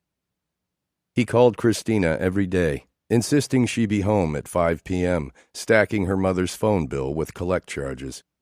Christina sent him a letter with a picture of the two of them and sprayed her Lacoste perfume on the envelope. She was empelotada, in love, and he began to fall in love too. If she wasn't home at 5 to accept his calls, he left angry messages. In the cell next to him, a new inmate, a 20-year-old woman, cried nonstop and pleaded to see the chaplain. When the chaplain was slow in coming, the woman begged the guards to let her kill herself. She cried, and the sound became unbearable. Gabriel finally knocked on the wall and asked what upset her so much. She didn't want to talk about it, she said, so he asked how much her bond was. "Why does that matter?" she said. "Just tell me." Her bond was $500,000, and that's when Gabriel knew. Before she arrived, there was jail gossip about a Laredo woman named Juliana Espinoza. She supposedly did nothing while her boyfriend beat her 6-year-old daughter to death, then dumped the girl by a mesquite tree near Lake Casablanca. Begging death? $500,000 bond? Who else could it be? Normally, male and female prisoners didn't sit in side-by-side cells, but it was a small county jail. Laredo PD sent Gabriel there for his own safety, so he could be housed in a segregated unit, and the police sent Juliana there for the same reason. Prisoners didn't like people who killed children. "Look," Gabriel said, "you can't change anything. Mourn your loss, but no life goes on." He asked if she had other children. She had 2 sons. "So live for them," he said. He told her to turn her Bible to Luke 2:19. It was about how the angel Gabriel taught Mary to have faith in what she couldn't grasp. Juliana told Gabriel he was crazy, but her crying slowed. They became friends. Her cell didn't have a shower, so every other day the officers put Gabriel in her cell while she showered in his. The boyfriend, also in the jail, sent Juliana notes on sandwich paper. "I felt ugly when I would hit your kids," he wrote in one. In another, "Don't try to make it seem like I took away your girl. You know how she behaved and how she frustrated us both." He asked Juliana to take the rap for her daughter's death. "I still love him," Juliana told Gabriel, and began flushing the notes down the toilet. Get off that viaje, Gabriel hissed. Quit that way of thinking. The guy is full of shit. But you don't understand. I do understand, he said. Your sons need you. They argued for several days until Juliana relented. When she agreed to pass the remaining notes to her attorney, Gabriel gripped his Bible. All the ways of man are pure in his own eyes, but the Lord weighs the spirits. 16. The Kingdom of Judgment. As a federal prosecutor, Ángel Moreno believed in the righteousness of American law more than Robert Garcia ever could. Robert, for instance, didn't care whether marijuana remained illegal or not. For all he cared, it could be punished with the equivalent of a traffic ticket rather than prison. But Ángel Moreno wouldn't hear of it. Moreno dismissed arguments about drug legalization as liberal crap. Yet Moreno, whom Robert respected for his courtroom tenacity and willingness to chase hard cases, was one of the most important people in Robert's professional life. The two met for lunch or after-work drinks several times a year. A career prosecutor with graying hair who looked like a Hispanic Donald Sutherland, Moreno emigrated with his family from Nuevo Laredo to Laredo when he was 7. He finished Marine Corps service in 1977, the same year Robert arrived in Eagle Pass, Texas, with his family. For Moreno, Martin High led to Laredo Junior College, which led to Texas A&M International University, and then law school at University of Texas in Austin, during the mid-1980s, around the time Gabriel Cardona was born. As a young prosecutor, Moreno did capital murder cases and corruption cases. As an assistant U.S. attorney on the federal side, an AUSA, he spent a year in Washington, D.C., training incoming prosecutors. Back in South Texas, he handled drug cases along the border. In 2000, over the objection of his wife, he volunteered to participate in the U.S. State Department's plan to reform Colombia's justice system in the wake of Pablo Escobar's death. Moreno would, among other things, help Colombia establish programs for wiretapping, witness protection, and port security. His wife hadn't liked the idea of uprooting their 5-year-old son to go live in a war zone for 2 years. One night, Moreno and his wife saw the film Proof of Life, in which Russell Crowe's character goes to Latin America to rescue the kidnapped executive married to Meg Ryan's character. Moreno enjoyed the movie. In fact, it inspired him a little. At home that evening, after receiving a follow-up phone call from the Department of Justice to ask if he was interested in the Colombia assignment, Moreno told his wife that he'd like to do it. In Colombia, Moreno quickly discovered that State Department bureaucracy stifled any possibility of achieving real reform. The State Department, Moreno saw, merely wanted him to spend his $88 million budget ASAP and then leave the country. Moreno left Colombia a year early, when the Bush administration took office and summoned him back to Texas. But he did learn something while there. What distinguished Colombia from other Latin American countries torn by drug trafficking and corruption, Moreno believed, was the dedication of Colombia's idealists. Moreno saw Colombian prosecutors and cops, the non-corrupt minority, get car-bombed and shot in their driveways regularly. And yet they continued to show up for work every day. Sure, drugs still flowed out of Colombia, but Moreno came away from the experience believing that a small bunch of true believers could make real progress. Bullshit, Robert thought. This drug war optimism was where Moreno, the prosecutor, and Robert Garcia, the cop, parted ways. Unlike Robert, the imperfections of the drug war didn't keep Moreno awake at night. In Moreno's view, just because prohibition wasn't a booming success didn't mean the alternative was superior. Moreno enjoyed a drink, but legalizing coke, heroin? Why would you add more things to the mix of stuff that can screw up people's lives? After coming back from Colombia, Moreno returned to his role as AUSA for the Southern District of Texas. One of 4 federal districts in Texas, The Southern District covered 7 prosecutorial territories: Brownsville, Corpus Christi, Galveston, Houston, McAllen, Laredo, and Victoria. Moreno served as the district's drug chief, running the office's Organized Crime Drug Enforcement Task Force, OCD-ETF, pronounced internally as OSADEF. As the OSADEF supervisor, Moreno organized multi-agency investigations of cartels on both sides of the border. He instructed agents and cops on how to gather enough evidence to make a federal case. He helped get warrants for searches and wiretaps, and after busts were made, he negotiated with defendants and took cases to trial. Moreno understood the reality of drug interdiction, that most drugs got through the border, but this didn't bother him as much as it bothered Robert. Nor did he see any great travesty in the fact that prosecutors like himself regularly cut deals with the worst capos, murderers, and smugglers, while low-level lackeys got much stiffer sentences. In Moreno's mind, if you accepted a drug-free society as a worthy goal, then you had to accept the realities of pursuing that goal. No system was perfect. Moreno preferred to focus on what went right. And OSADEF, when considered in isolation, was an efficient prosecutorial machine. The OSADEF program grew out of the original idea for the South Florida Task Force, established in the early 1980s. The goal was to dismantle drug syndicates by prosecuting their leaders. At bottom, OSADEF was a funding mechanism. It streamlined investigations of drug trafficking organizations by forcing law enforcement agencies to powwow with each other, pooling intelligence before deciding where to funnel money.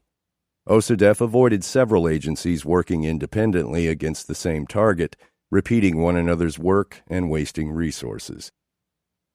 About 40% of organized crime cases in America were prosecuted in the southwest region of the United States, and much of that chunk was concentrated in South Texas.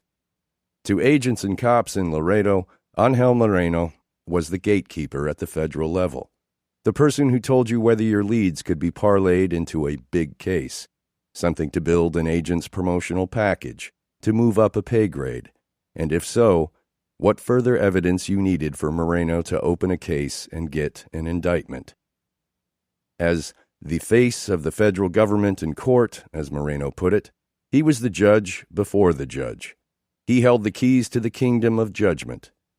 If an agent from DEA or FBI or any other federal agency needed a subpoena or a wiretap warrant to make a case, Moreno, monk of the Fourth Amendment, that constitutional provision that prohibits searches and seizures without probable cause, was the guy who read the agent's affidavit and said yea or nay.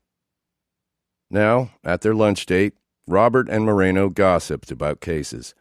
Robert mentioned the recent bust of Gabriel Cardona and explained what was known about the murder of Bruno Orozco. A Nuevo Laredo cop and former Zeta, Orozco betrayed the Zetas and channeled Zeta intelligence to a Sinaloan in Laredo named Chuy Resendez. Moreno knew about Chuy Resendez. Everyone in Laredo law enforcement did.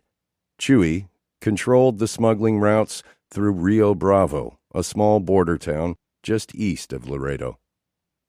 Robert said that, ironically, on the day before the Bruno Orozco hit, Cardona met a guy named the Marine, Z-47, at Jet Bowl in Laredo to plan the hit while the Laredo Police Department held a bowling tournament there. They laughed. Even more ironically, Robert said, Border Patrol raided the Laredo motel room where Cardona was staying that day. Illegal aliens were constantly being kept at the Hacienda Motel, so Border Patrol did periodic sweeps. Cardona, Robert explained, concealed the AR-15 in the trunk of his Jetta. All Border Patrol found in Cardona's motel room was an industrial-size roll of cellophane.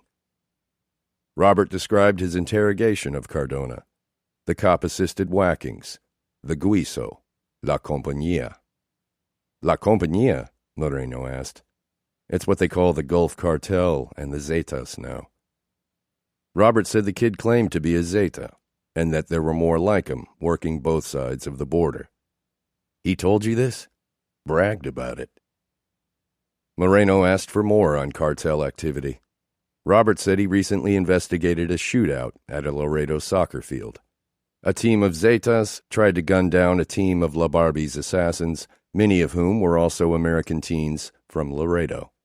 Like Chuy Resendez, La Barbie was a Laredo local, and everyone in law enforcement knew him. La Barbie has his own assassins now? Moreno asked. In the aftermath of the soccer field incident, Robert said, Laredo PD turned up assault rifles and grenades. During the interrogation that followed, one of La Barbie's guys, a 20-year-old hitman from Laredo, flirted with the idea of becoming an informant. Even gave Robert a copy of a video, not yet publicized, appearing to depict 4 Zeta operatives being questioned and then executed by La Barbie himself. Later in the day, Robert stopped by Moreno's office and showed him the video. One Zeta talked about plans to kill the Attorney General of Tamaulipas and the new police chief in Nuevo Laredo. Another Zeta talked about training camps. Subjects of discussion included the Guiso and the reasons behind the recent assassination of a Nuevo Laredo reporter. After the video, Moreno pressed his lower back and laughed. Well, that was interesting. Where Robert treated atrocity intellectually and expressed awe only if the social dynamic called for it, Moreno treated the violent criminals they dealt with as sort of amusing. He believed that you couldn't do this kind of work and not let it affect you. Humor was a way to internalize and process the violence without going crazy. Robert and Moreno were accustomed to seeing cartels hire American gang members to carry out hits in Texas, but rarely did the cartels themselves handle violence in the states. They were wary of risking the political blowback, which often translated into heightened enforcement on both sides of the border. But even when they hired an unaffiliated killer, heavy artillery such as grenades and assault rifles were unheard of. Recorded executions, American teen assassins, those things were definitely new. These fuckers are here among us, Robert and Moreno agreed. The goal of OSADEF, the kingpin strategy of America's war on drugs, was to go after whoever in Mexico was ordering this violence, La Barbie, the Beltran Leyva brothers, or Chapo Guzman, or a leader of La Compañía. Since the goal of OSADEF was to prosecute big cartel bosses, and because OSADEF investigations were expensive, a prosecutor, before requesting support and funding for an OSADEF case, wanted to make sure that arrests of low-level guys, such as Gabriel Cardona, would lead up the chain of command and provide enough evidence, eventually, to bring charges, like RICO and conspiracy against a top cartel boss. But with no proven connection between Gabriel Cardona and company leadership, there was no OSADEF case to be made. Moreno and Robert needed more than one kid's tale of high-level connections. And without a clear connection to drug trafficking, Moreno wouldn't be able to convince DEA to agree to join a case. For the time being, Gabriel Cardona's murder charge for the Bruno Orozco hit would stay at the state level and never touch Mexican organized crime. 3 months and 1 week after the Orozco hit, a magistrate judge reduced Gabriel's bond from $600,000 to $75,000. Miguel sent someone to pay it. On September 14, 2005, one day after his 19th birthday, Gabriel walked out of jail and rode the jail bus back to Laredo, where he spent that first night of freedom with Christina. "Leave it behind and start over," Christina whispered during their reunion. "We have us." Maybe it was the summer of solitude in jail, or the positive role he had played in Juliana's life. Or maybe it was something about re-embracing the religion of his youth, or turning 19. Maybe it was just the detoxifying hiatus from the Roches. But Gabriel thought of this cartel life, of how it risked everything, and he became emotional. He wasn't from a terrible family. They loved him, and he had a good girl who loved him. He'd seen enough movies to blame the absence of a superior male figure for part of his situation, which he recognized now as a kind of bondage. He asked Christina, "Why do you prefer a cagapalo over a calmado?" A troublemaker to a civilized person, Christina had never given that much thought. She guessed it was something to do with boredom, or it was just the way she felt. She had no dad figure, and he had no dad figure. Gabriel was possessive, and she kind of liked that. She wanted to be protected. Unlike Gabriel's brother, and unlike Wences, indeed, unlike most of the assholes around Laredo, Gabriel never hit her, and promised he never would. Why a cagapalo over a calmado? Where were the calm ones? Gabriel, Christina knew, idealized the North Side, where she was from, but he didn't understand it. Christina's family could afford to move to the North Side only because her dad was in the drug business. Once they were there, he tried to get out. Then they were going to lose the North Side house, so he got back in, and now he was in prison too. There was no fear in Christina's love for Gabriel. Still, she wondered, was it okay to want a person like Gabriel, someone confident and handsome and tender, but also someone not like him? She didn't know the details of what he did to earn the money he gave her, but she knew it wasn't good. Her relation to Gabriel now put her in the center of gossip concerning underworld news. But on the Bruno Orozco thing, everyone knew that Wences pulled the trigger, not Gabriel. She didn't like what Gabriel did, but she loved him. Beneath that arrogance, she believed, he was just insecure. Every word from her mouth, every look, had an effect on him, and she enjoyed that little bit of power. She didn't know how to articulate any of these thoughts, so, parroting her older girlfriends, she responded, Los calmadas son jotillos. The calm ones are faggots. Then she lay back and offered him the pepa. The humid air doused them, and they fucked till their nerves rang numb. The next day, Juliana called from jail to thank him and wish him well. Robert Garcia would use the notes that Gabriel told Juliana to save to force her confession. Shania, Juliana's 6-year-old daughter, was throwing a tantrum because she wanted to go to a cousin's house. Juliana's boyfriend grabbed a belt and struck Shania repeatedly. Juliana watched, then turned her back. When Juliana couldn't take it any longer, she went into the bedroom. Later, while helping Shania bathe, she noticed the lacerations on her daughter's face and scalp. Shania went to sleep, complaining of a stomachache, and never woke up. The boyfriend took the body from the house and came back without it. Robert looked through the family's file. There had been signs. When visiting the apartment several times over the previous 10 months, CPS had discovered a battered woman plus the usual hazards, floors covered with dirty diapers, exposed wires, tiny scarred bodies. The CPS mandate, however, was to help rehabilitate families, not break them up, which meant that most of the time a child like Shania was returned to the same broken home again and again and again. When Robert presented Juliana's confession to the boyfriend, he attacked Robert while other cops rushed into the interrogation room. A jury sentenced the boyfriend to life plus 60. But it didn't placate Shania's biological father, who killed the brother of the boyfriend because the brother helped dispose of Shania's body. An eye for an eye, said the Webb County Sheriff. The prosecutor had no interest in taking the revenge killing to trial. What jury would convict? As for Juliana, she pleaded guilty to injury of a child. On the sentencing date, she was recovering from a cesarean section after giving birth to a third son. The judge sentenced her to 20 years and sent the infant to foster care to join his brothers. With any luck, she'd be out by the time her oldest son was Gabriel's age. 17. Who's the next top drug lord? When Gabriel came out of jail in September 2005, people treated him differently.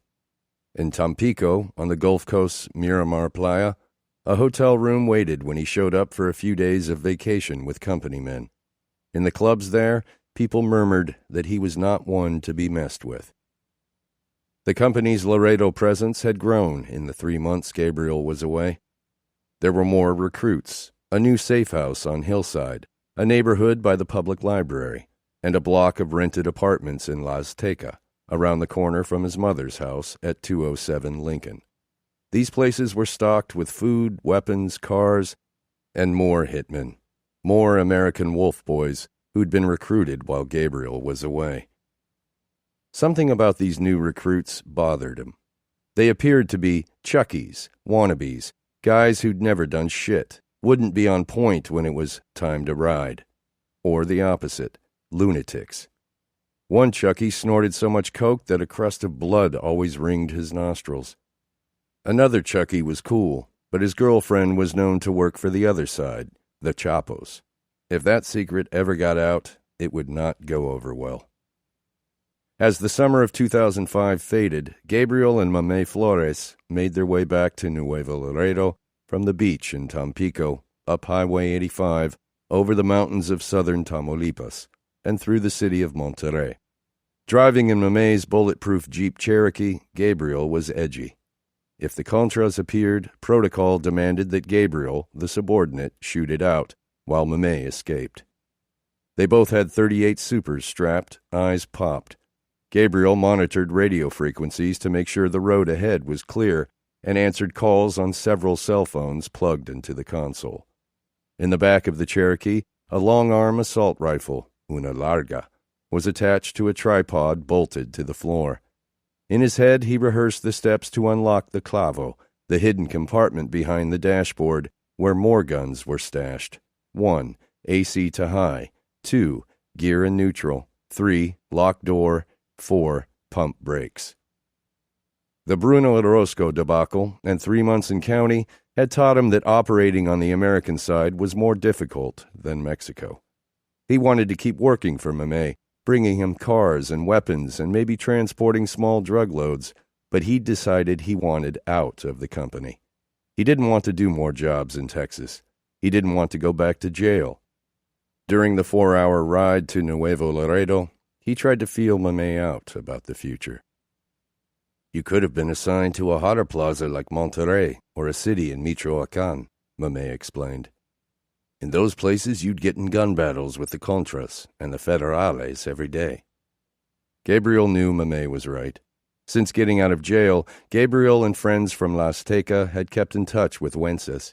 Wences would call to say what's up from some place like Michoacán, the southern state, and tell them about missions down there.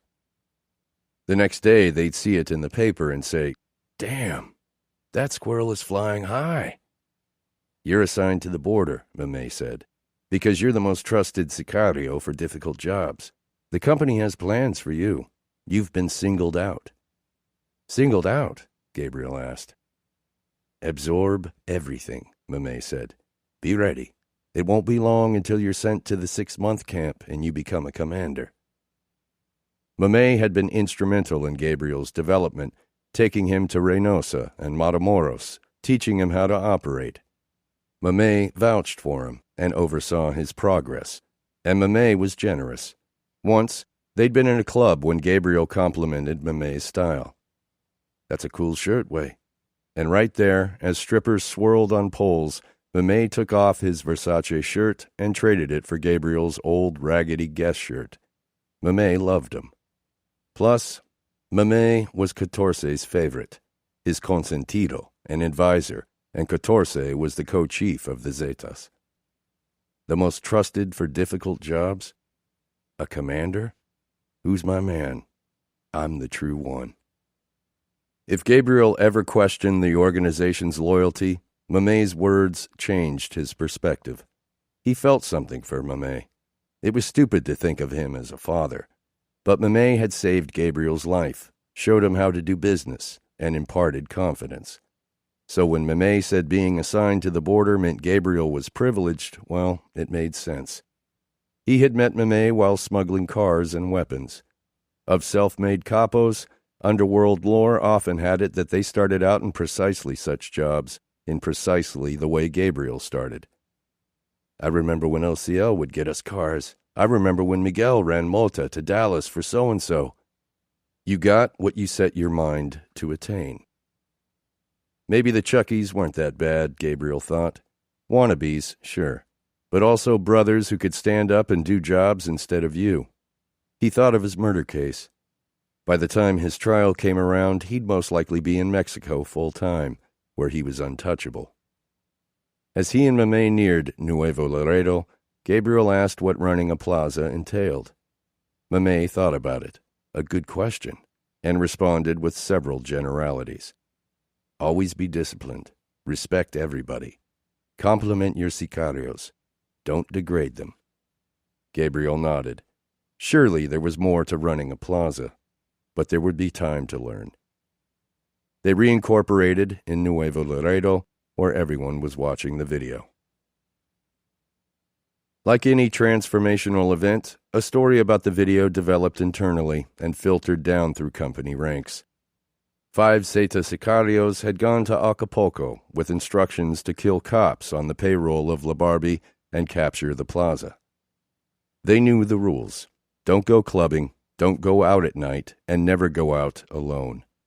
Whether it was insubordination or a youngster's inability to resist the seaside resort's nightlife, the traveling assassins went to a club where their norteño looks marked them as outsiders in Acapulco's insular narco community.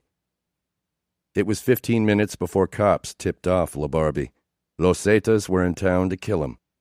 The next day, LaBarbie's men raided their safe house and rounded up 3 of the assassins. While escaping, the 4th assassin dropped his cell phone in the backyard.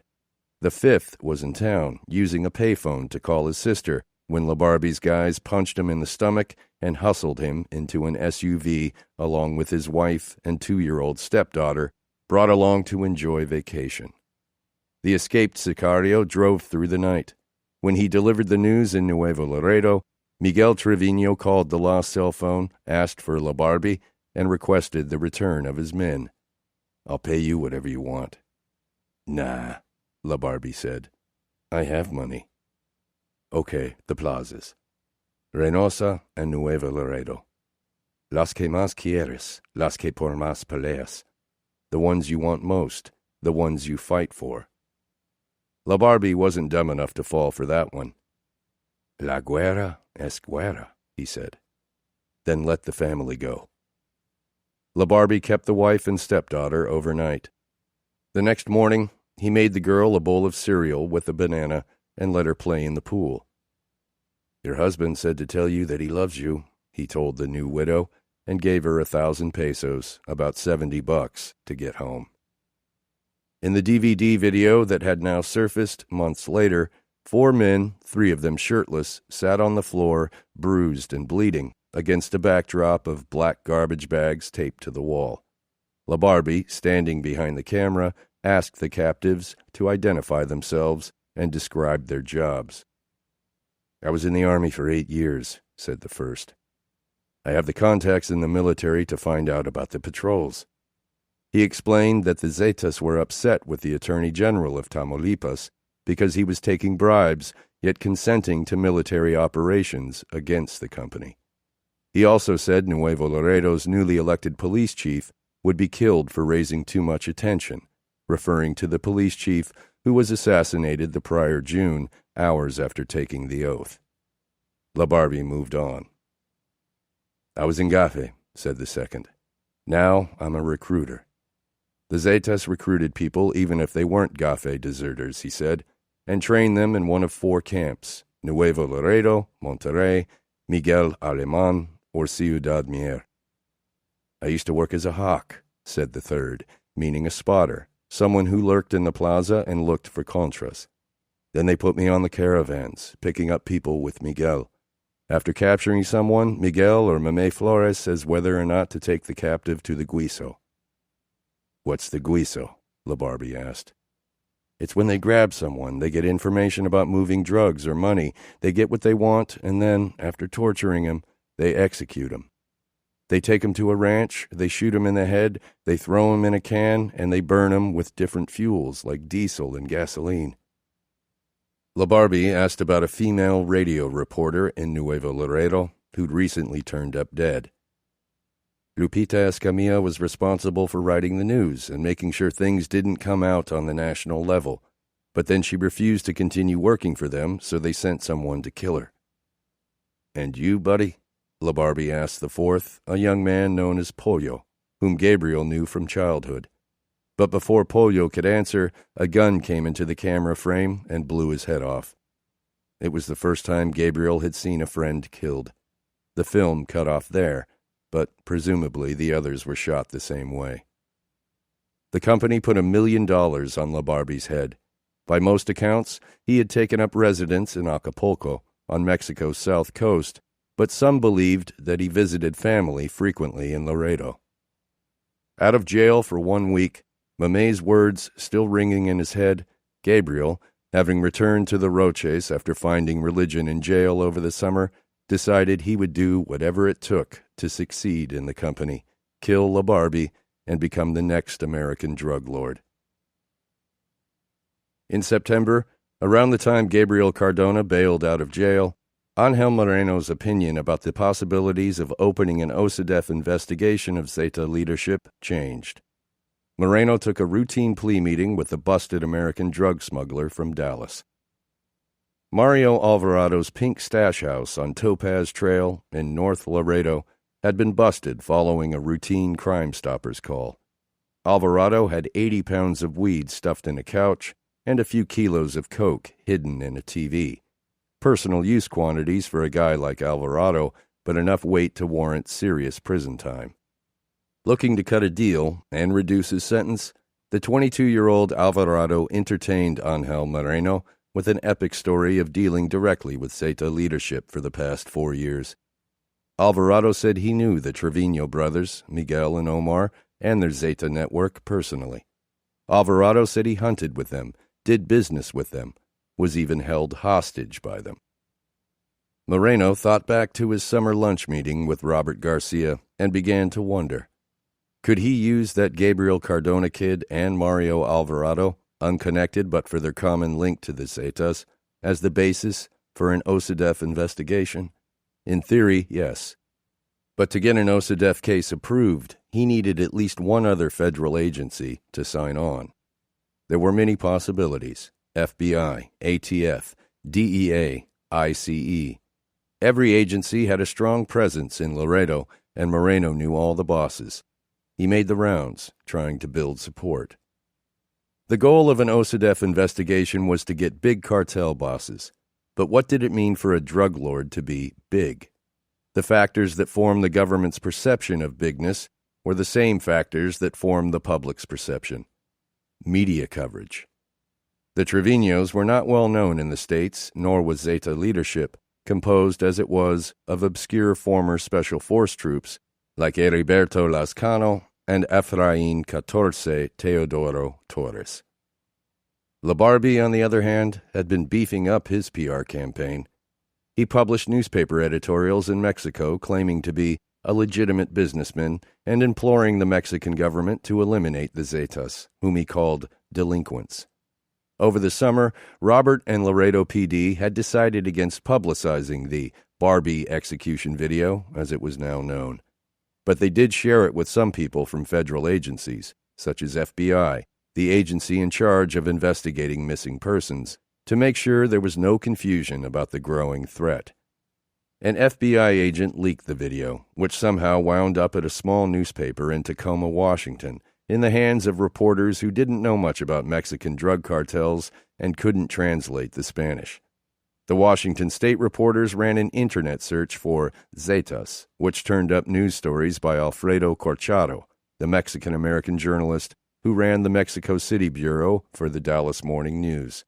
They mailed the video to Corchado, who investigated the claims made in the video, wrote a story for the Dallas Morning News, and posted the video footage online.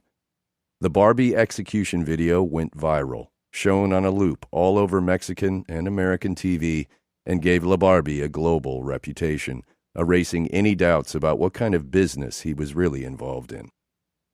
From his Laredo upbringing and earlier trafficking cases, American authorities knew Labarbe. Miguel Trevino's reputation was growing within Laredo law enforcement as informants cycled through interview rooms and told stories about him, but many still believed he was a minor player.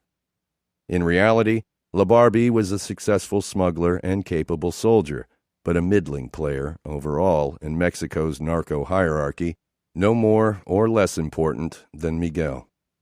Yet the gruesome video, the articles, the Laredo pedigree, and the blonde preppy appearance all helped make LaBarbie the new symbol of the war, in the eyes of the public, and therefore in the eyes of American government. Washington, D.C. wanted LaBarbie. The DEA had a source inside LaBarbie's circle. In fact, it turned out to be the same guy who gave Robert the video in the first place. And so the agency heads declined Angel Moreno's OSADEF plan for the Zetas. Moreno had more power than the local agency bosses, but they had jurisdiction over their own offices. They respected Moreno, but some carried bitter memories of him undercutting their influence in the past, ordering around their agents, or going directly to their regional bosses in Houston. LaBarbie, they said confidently, was the target.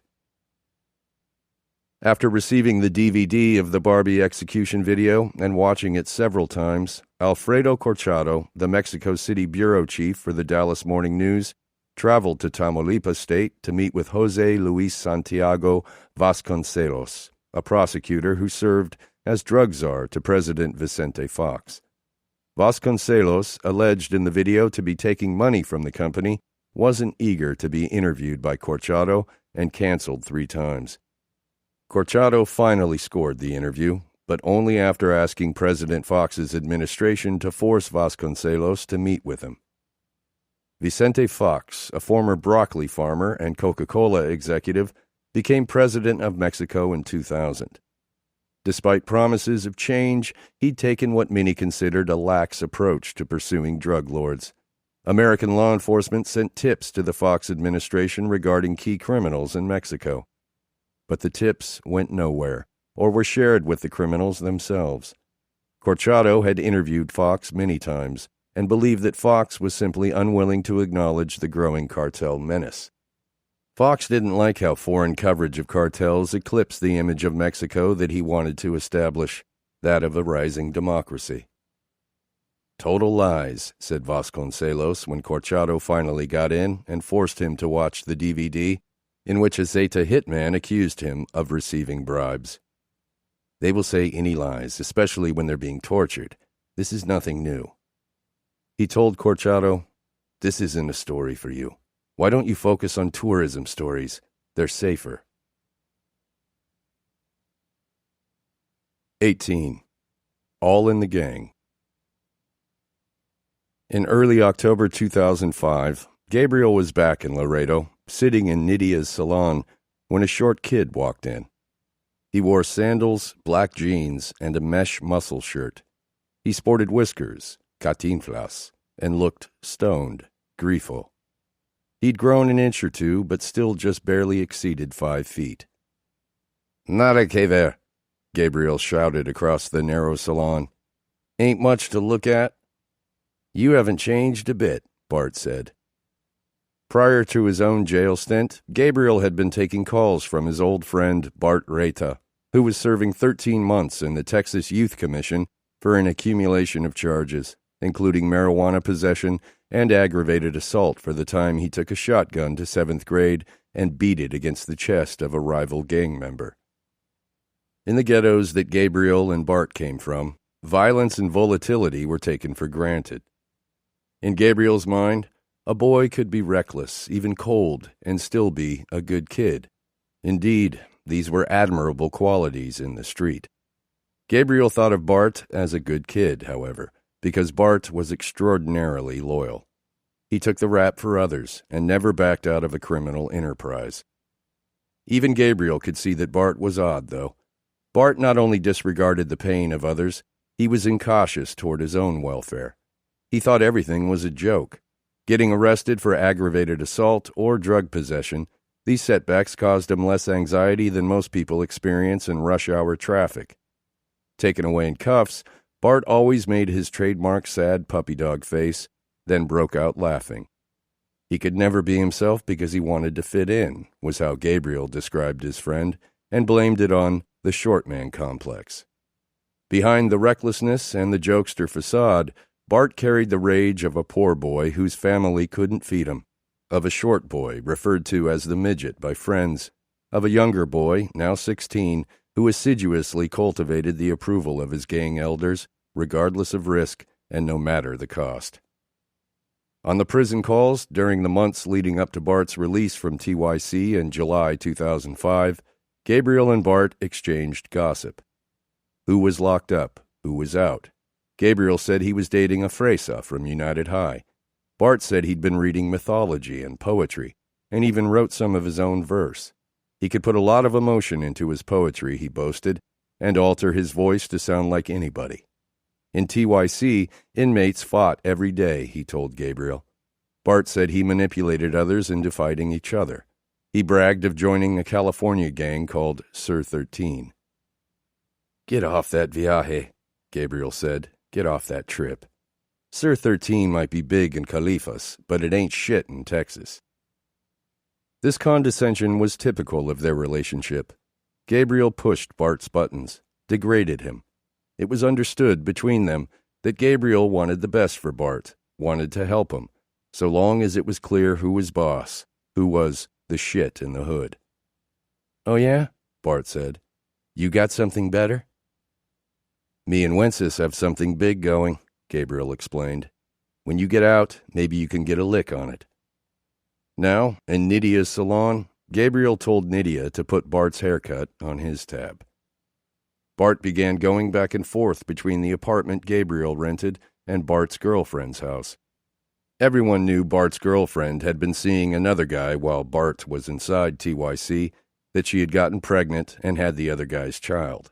But in the hood, it was taboo to live with a girl who already had babies, so, to avoid ridicule, Bart claimed the child was his.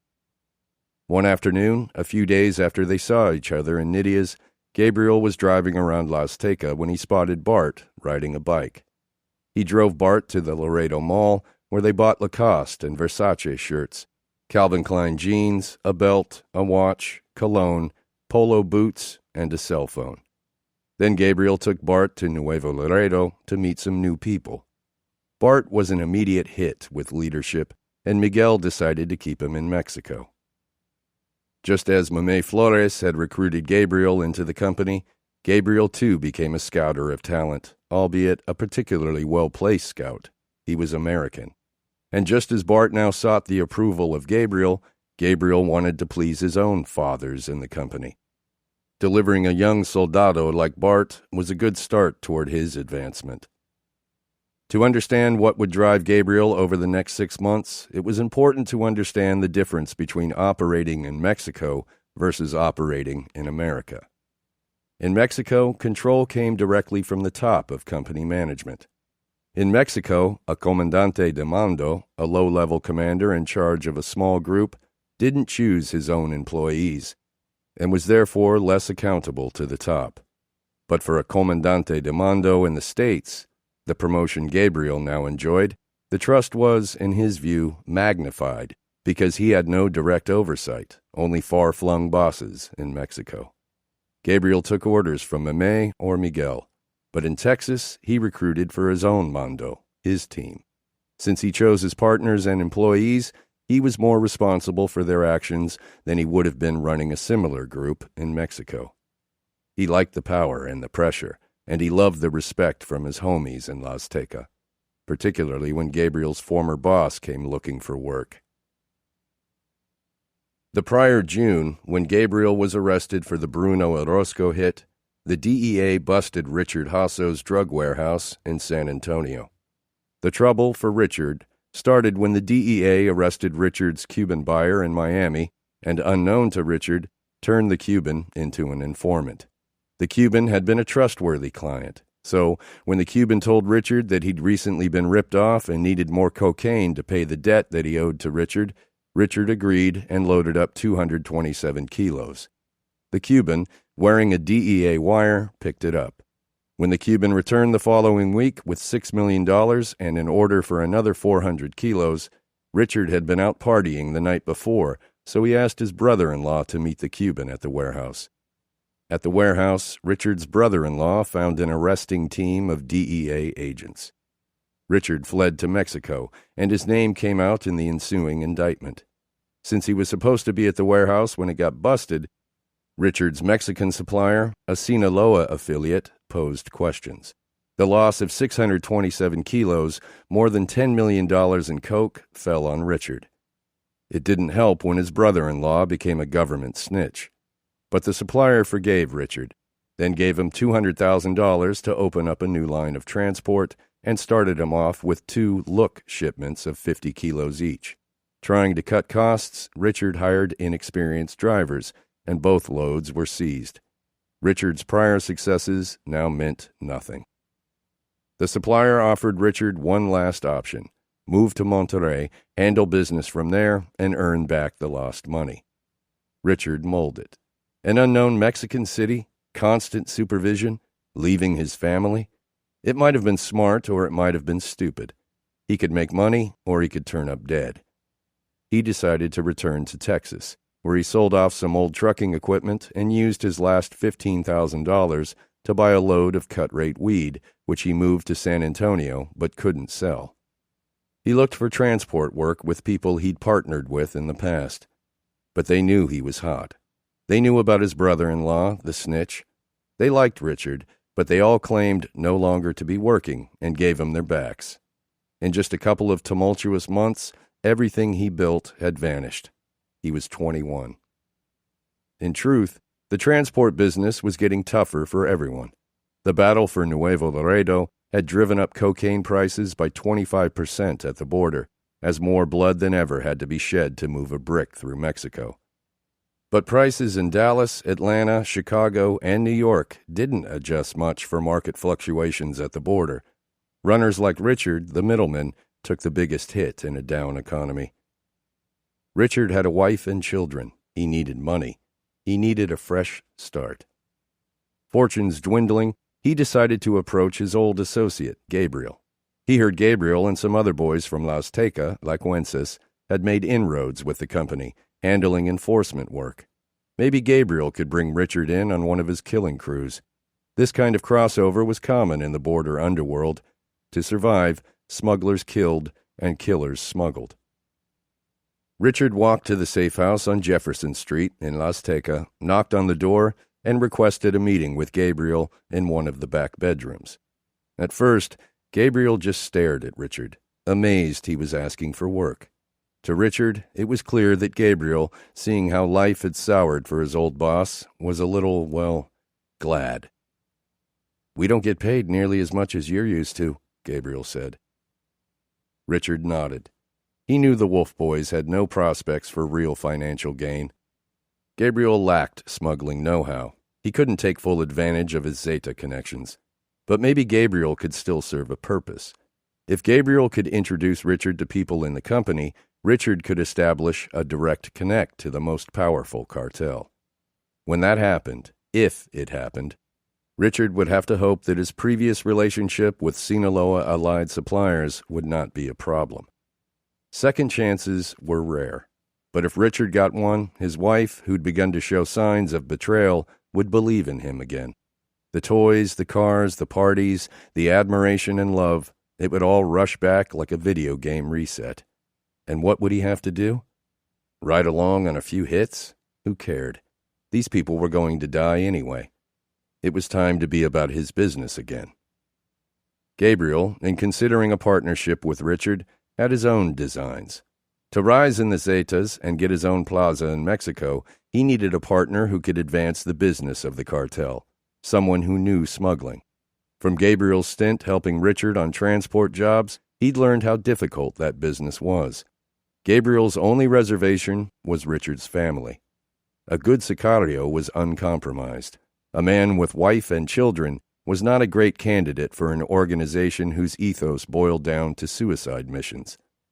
And still, this sense of a future and this new respect from Richard, whom Gabriel felt had snubbed him when they were younger, when Richard was the big hustler and Gabriel an upstart, inspired Gabriel. He took Richard on. La Barbie, meanwhile, made his own moves against company leadership. In September, he requested a meeting with a prominent pantera named Laura Black Widow Milano. Black Widow dated the Zeta commander Ivan Velázquez Caballero, known by the nickname Taliban. Taliban, who had started out as a personal cook and driver for Zeta chief Heriberto Lascano, now co-ran the Nuevo Laredo Plaza with Miguel. The Black Widow accompanied Talavan to meetings with municipal police in Nuevo Laredo, where Talavan made regular payments of $50,000. Whenever they slept, 5 armed men protected the perimeter. The Black Widow would often come out at night to fix them something to eat. Now, summoning Black Widow through a Zeta trader in Nuevo Laredo, LaBarbie met her at his Acapulco house and offered her $1 million to set up Talavan to be killed. LaBarbie tried to be persuasive. Son unos mata niños, mata familias, y unos secuestradores, he argued. They're child killers, family killers, and kidnappers. LaBarbie said he wished to end the war and return Nuevo Laredo to peace. Black Widow nodded.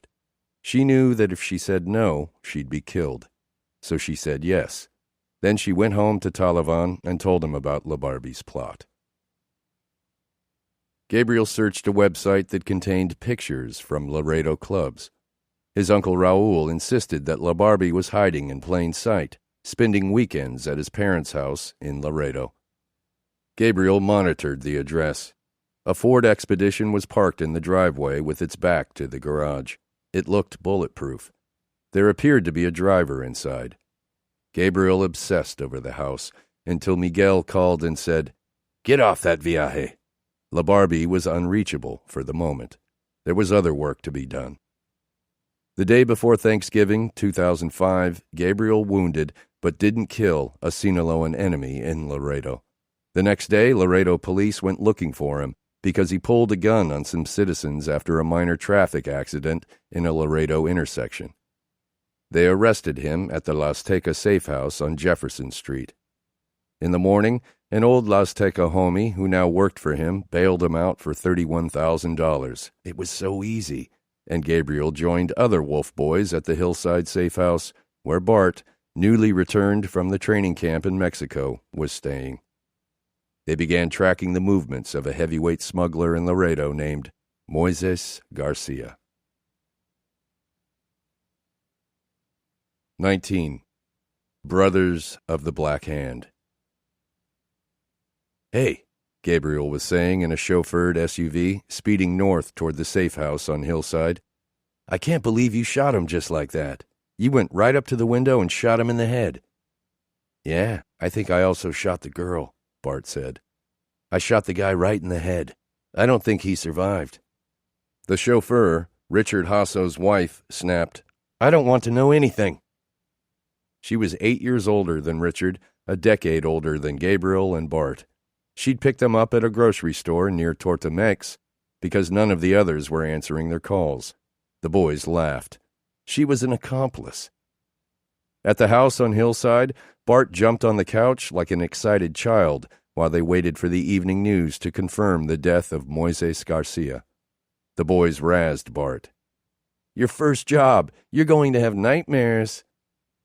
"Nah," Bart said. He knew some were weak in the mind and could not carry it in their conscience, but he'd sleep as peacefully as a fish.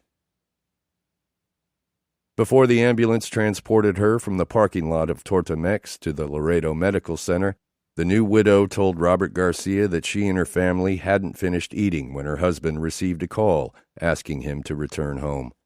They were pulling out of the restaurant's parking lot when a white Ford SUV blocked their white Lexus at the exit. She was in the passenger seat. Her brother-in-law sat in back, beside her 3-year-old son. A young male, she told Robert, got down from the SUV. He was a light-skinned Hispanic, cropped hair, short and stocky.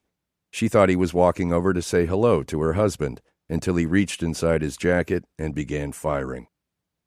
At the hospital, the widow, having absorbed 2 bullet fragments in her back and stomach, rated pain a 9.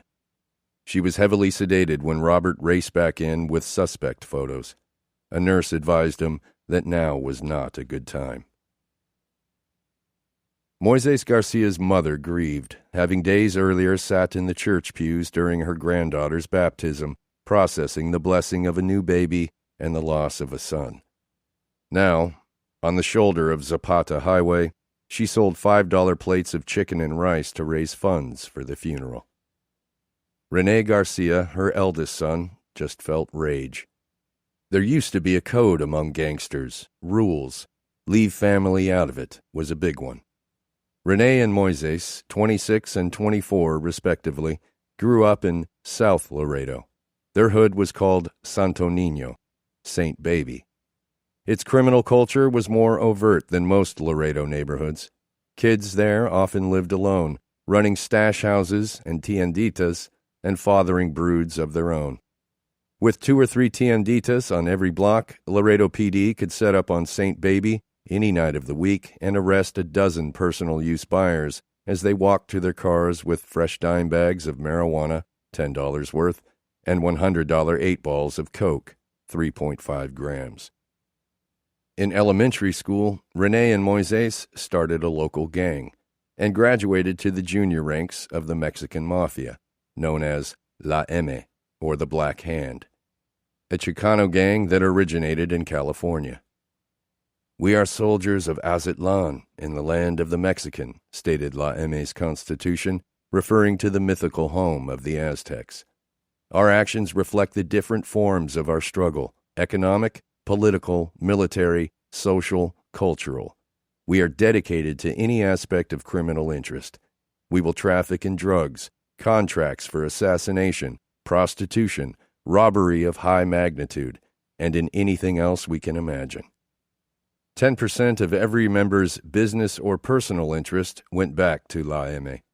The gang's most fanatical members treated La M like a religion. They prayed to Aztec gods, spoke the ancient language of Nahuatl, and believed they were warriors. Rene was proud of his younger brother, Moises, the star hustler who made trips to Dallas and, in the lottery-like slang of the smuggling business, hit big with pounds and keys. As the years passed, they witnessed a civil war within La M's leadership. Under the banner of discipline, the organization culled its own ranks. Splinter groups bore splinter groups. In the early 2000s, Moises did 2 years in a Nuevo Laredo prison for executing a fellow MA member on the orders of a leader. In prison, Moises met Mame Flores. Through Mame, Moises expanded and began doing business with the company. On December 8, 2005, when Moises was gunned down in the parking lot of a Torta-Mex, his brother Rene, who was in the back seat, suspected that La M was behind it. There'd always been jealousy around Saint Baby, what with Moises coming up so fast in the business. And there was also a money problem. Moises had had successive drug deals go bad in Dallas, and his so-called carnales, his brothers in La M, refused to cover his debt to the company. Well, Rene now thought, pacing Zapata Highway while his mother bagged food and soda, his brother's fate was an organizational decision, up to the leadership of La M. But it was incumbent on the carnales to handle his bro's demise internally, rather than let another organization, outsiders, do it for you. To Rene, the assassination of his brother didn't feel like the work of La M. Not with Rene's sister-in-law, pregnant, in the front seat, and his 3-year-old nephew sitting next to him in the back. The carnales would never endanger innocent family members. When the shooting happened, Rene hadn't seen an MA member approach the car, only a short guy emerging from a white Ford Expedition. Before Rene realized the black item the guy was pulling out of his pocket was not a phone but a gun, it was too late. Child locks kept him trapped in the back seat. All he could do was cover his nephew and scream until the shooter stopped. Rene's sister-in-law survived and gave birth the next week to a baby girl. Rumors came to Rene, including the name of the shooter, Bart Reta. Rene wanted to get his sister-in-law a new car, but he was unable to sell his brother's bullet-riddled Lexus, associated as it now was with a notorious slaying. At the plate sale on Zapata Highway, an MA leader, the Black Hand himself, showed up to make a contribution for Moises's funeral. The Black Hand hugged Rene's mom, then approached Rene and asked him what he needed. "A car," Rene said. The Black Hand offered to exchange his Trailblazer for the shot-up Lexus. Rene agreed and handed over the title and keys to the Lexus.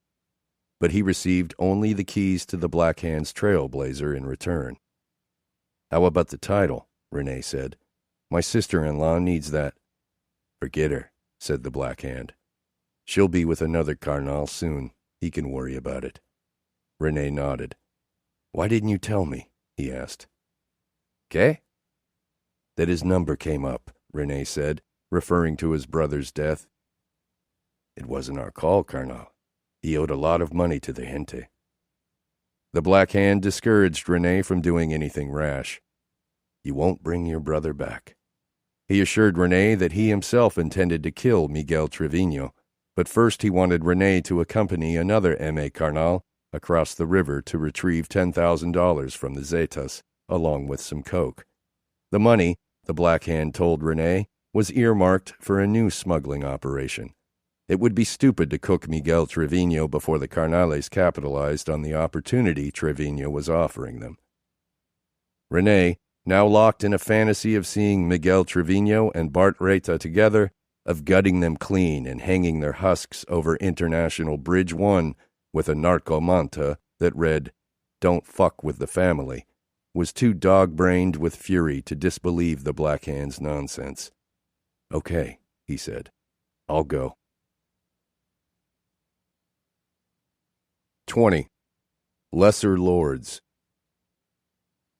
The band's polka beats carried through the vaulted ceiling of the old ranch house in Valle Hermoso, a town just south of the border and 50 miles inland from the Gulf Coast, where a few hundred company men gathered at property owned by Comandante Catorce to celebrate the holidays and raffle off expensive gifts. The musicians of Los Tucanes were effusive on this fine December evening. One singer, then another, took a turn at the band's biggest hits, or corridos, ballads that created a new iconography of the narco world. Los Tucanes made the ballads convincing by acting them out, infusing each performance with a fierce, hard-edged humor. With his black mustache and piercing eyes, the leader of Los Tucanes married narco chic to timeless Mexican machismo, to freedom fighters like Villa and Zapata. It was folk tradition kept alive in a world of cell phones, Italian sports cars, and huge tits spilling out of tight leather jackets. The corrido celebrated modern Mexico's surreal juxtaposition, the extreme poverty and garish wealth, the elaborate courtesy and low barbarian violence. The themes of the songs were smuggling, corruption, and betrayal. Another brave man killed, another brother avenged. A spurned mistress caps her lover's bride. Women are murderous and deceitful. Poor boys, surrounded by menacing landowners, leave school to sell drugs because they are tired of picking fruit in the hills. The print media, academics, and documentary filmmakers excoriated bands like Los Tucanes for endorsing mafiosi and pursuing opportunistic relationships with armies of terror. Cartels were known to finance the promotion of new corrido bands in order to use them, eventually, as money laundering fronts. The genre's defenders, however, claimed that the ballads were a chronicle of modern life, not an ad for it.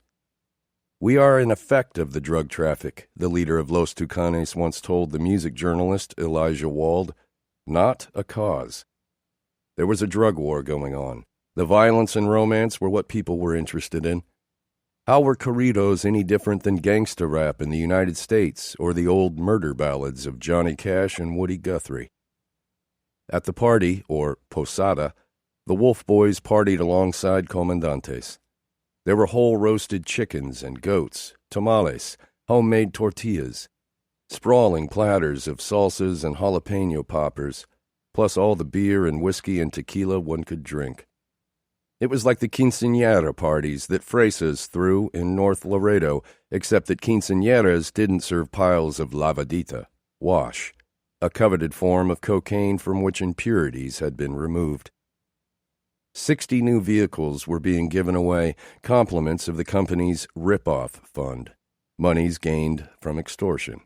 Winners of the raffles simply appeared at a designated car dealership and claimed their prize, which had already been paid for and assigned for pickup. Houses and Hummers, bags of cash, jewelry, bales of weed and bricks of coke, Watches and designer purses, they were all raffled off, and the posada raged on. You could tell guests by their clothes. Comandantes paired Hugo Boss with ranchero accessories like fat belt buckles. Sicarios without rank dressed like niños poppies, Mexican preppies, in tight Lacoste shirts and faded jeans. American sicarios like Gabriel, Wences, Bart, and Richard opted for a more classic look. Versace shirts, khaki pants, burgundy or brown shoes, and a faded hairstyle. They had the look of confident, self-made young men. Their studied appearance also endowed them with that semblance common to upstarts in big organizations. Eager sacrifices to a strange and powerful god. Boys going off to fight a war for someone else. Los Tucanes played for hours. Everyone danced to the bleating notes of the bajo sexto and the hard-driving accordion breaks. The sound of the corrido grated against the sexier refinements of Anglo-pop. Crass and rurally rooted, the genre was disrespected by trend-setting intellectuals, but not by company men like Catorce and Miguel Trevino. Even though Catorce hosted the party, Miguel financed the appearance of Los Tucanes, paying mid-six-figure rates for an evening of song.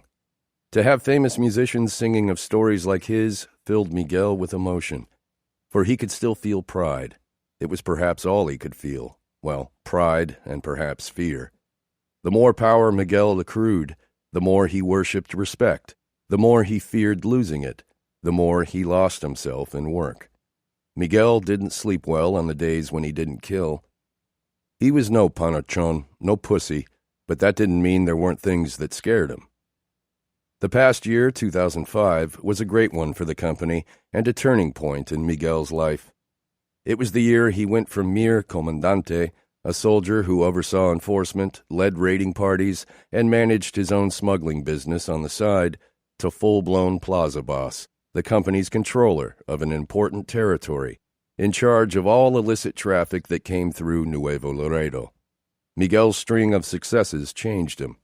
Now in his mid-30s, he shed some of his old modesty, ditching the jeans and T-shirts. On this night, he wore orange ostrich boots, a shirt of white silk, black slacks, and a black trench coat, all Valentino. From a gold chain around his neck hung a gold grenade with 40, his Zeta call sign, engraved on its pineapple shell. That necklace was standard issue for ranking companymen, but the gold-plated 38 Super with a diamond-crusted 40 on the grip was distinct. A bulletproof Porsche Cayenne was on order from the company engineer. But like a man on the rise in any highly competitive environment, Miguel, like Ociel Cardenas before him, the old Gulf cartel leader who created the Zetas, was prone to paranoia, the justified concern that the potential for treachery surrounded him in the form of fellow companymen who would have loved to take his place. If Miguel was drawn to his younger soldados, the wolf boys like Wences and Gabriel, it might have been because they were still naive enough to believe that a value system did exist, that loyalty toward one's boss was more than mere camouflage.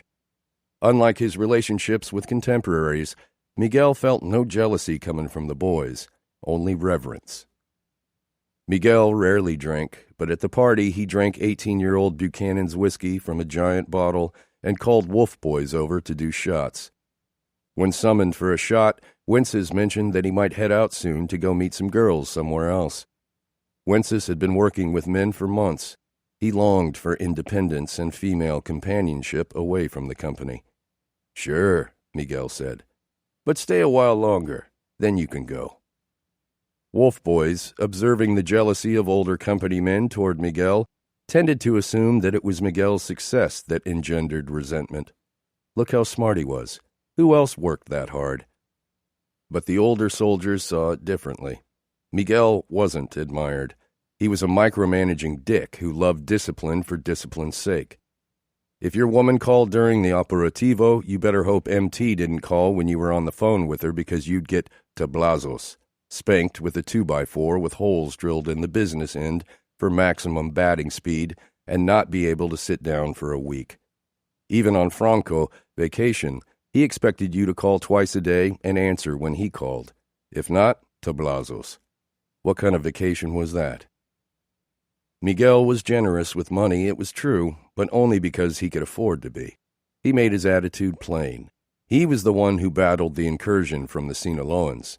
He was the one who secured Nuevo Laredo. Miguel was all about Miguel. He cared nothing about the company.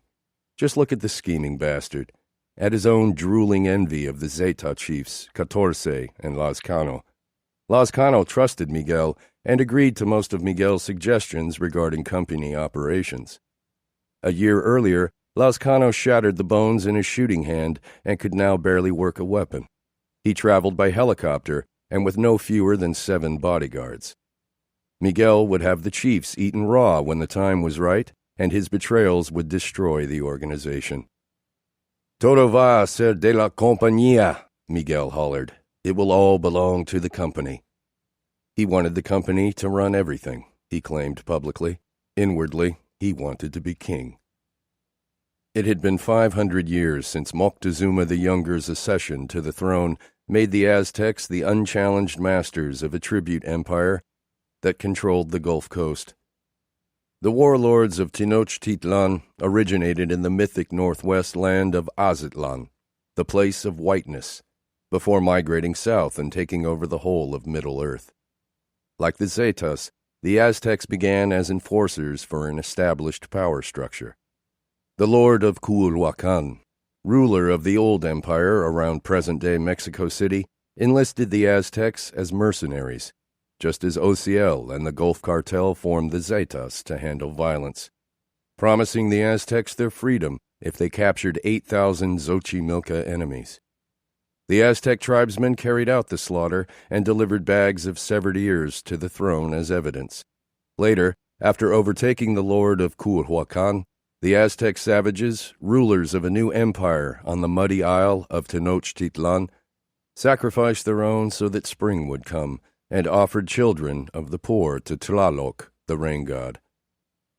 Aztec human sacrifice was perhaps no more extensive than comparable practices among ancient Syrians and Mesopotamians, or the barbaric Germans and Celtic Druids. If Miguel Trevino was destined for greatness in the cartel underworld, it was because he personified the extremes of these pre-moral cultures. If Miguel had an Aztec model, it was Xipe Totec, the skull-faced deity who threw bodies off pyramids and chewed on human limbs. Miguel, it was said, once removed a heart by reaching through the thorax of a beheaded corpse. Later during the party, Tony Tormenta, the brother of the imprisoned Gulf Cartel leader Ociel Cardenas, took the stage and addressed the crowd, a mix of company employees, both Zetas and Gulf Cartel members. Tony Tormenta, who despite a healthy cocaine habit remained obese, gave the kind of rah-rah speech familiar to anyone who's worked in a corporate setting where expansion and the bottom line are paramount. Tormenta said the company was making progress.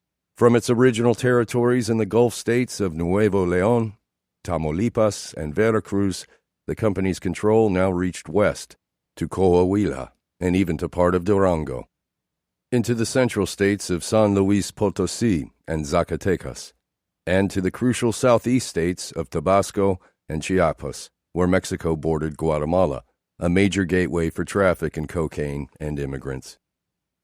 The company's employee expansion reflected its success, Tormenta pointed out. When his brother Ociel created the Zetas in the late 1990s, the Gulf Cartel numbered fewer than 100 people. Now, from leadership to lookouts, the company, Gulf Cartel, and Zetas combined employed about 10,000, and that number would double over the next 5 years. The company also had a strong social conscience, a love of Mexico, Tormenta said. This goodwill took the form of cash to the poor, millions sent to fundraisers, and trailers overflowing with toys on Christmas. The U.S. military had its Toys for Tots program. The company had its Dia del Niño. The companymen smiled. They all knew the rewarding feeling of giving a poor person a gift, how an old man would mutter, "Bendito sea el Señor," as he walked away. Miguel would often approach beggars on the street and ask them why they were poor, then take them to Soriana, the chain of Mexican grocery stores, and fill a pickup truck with food.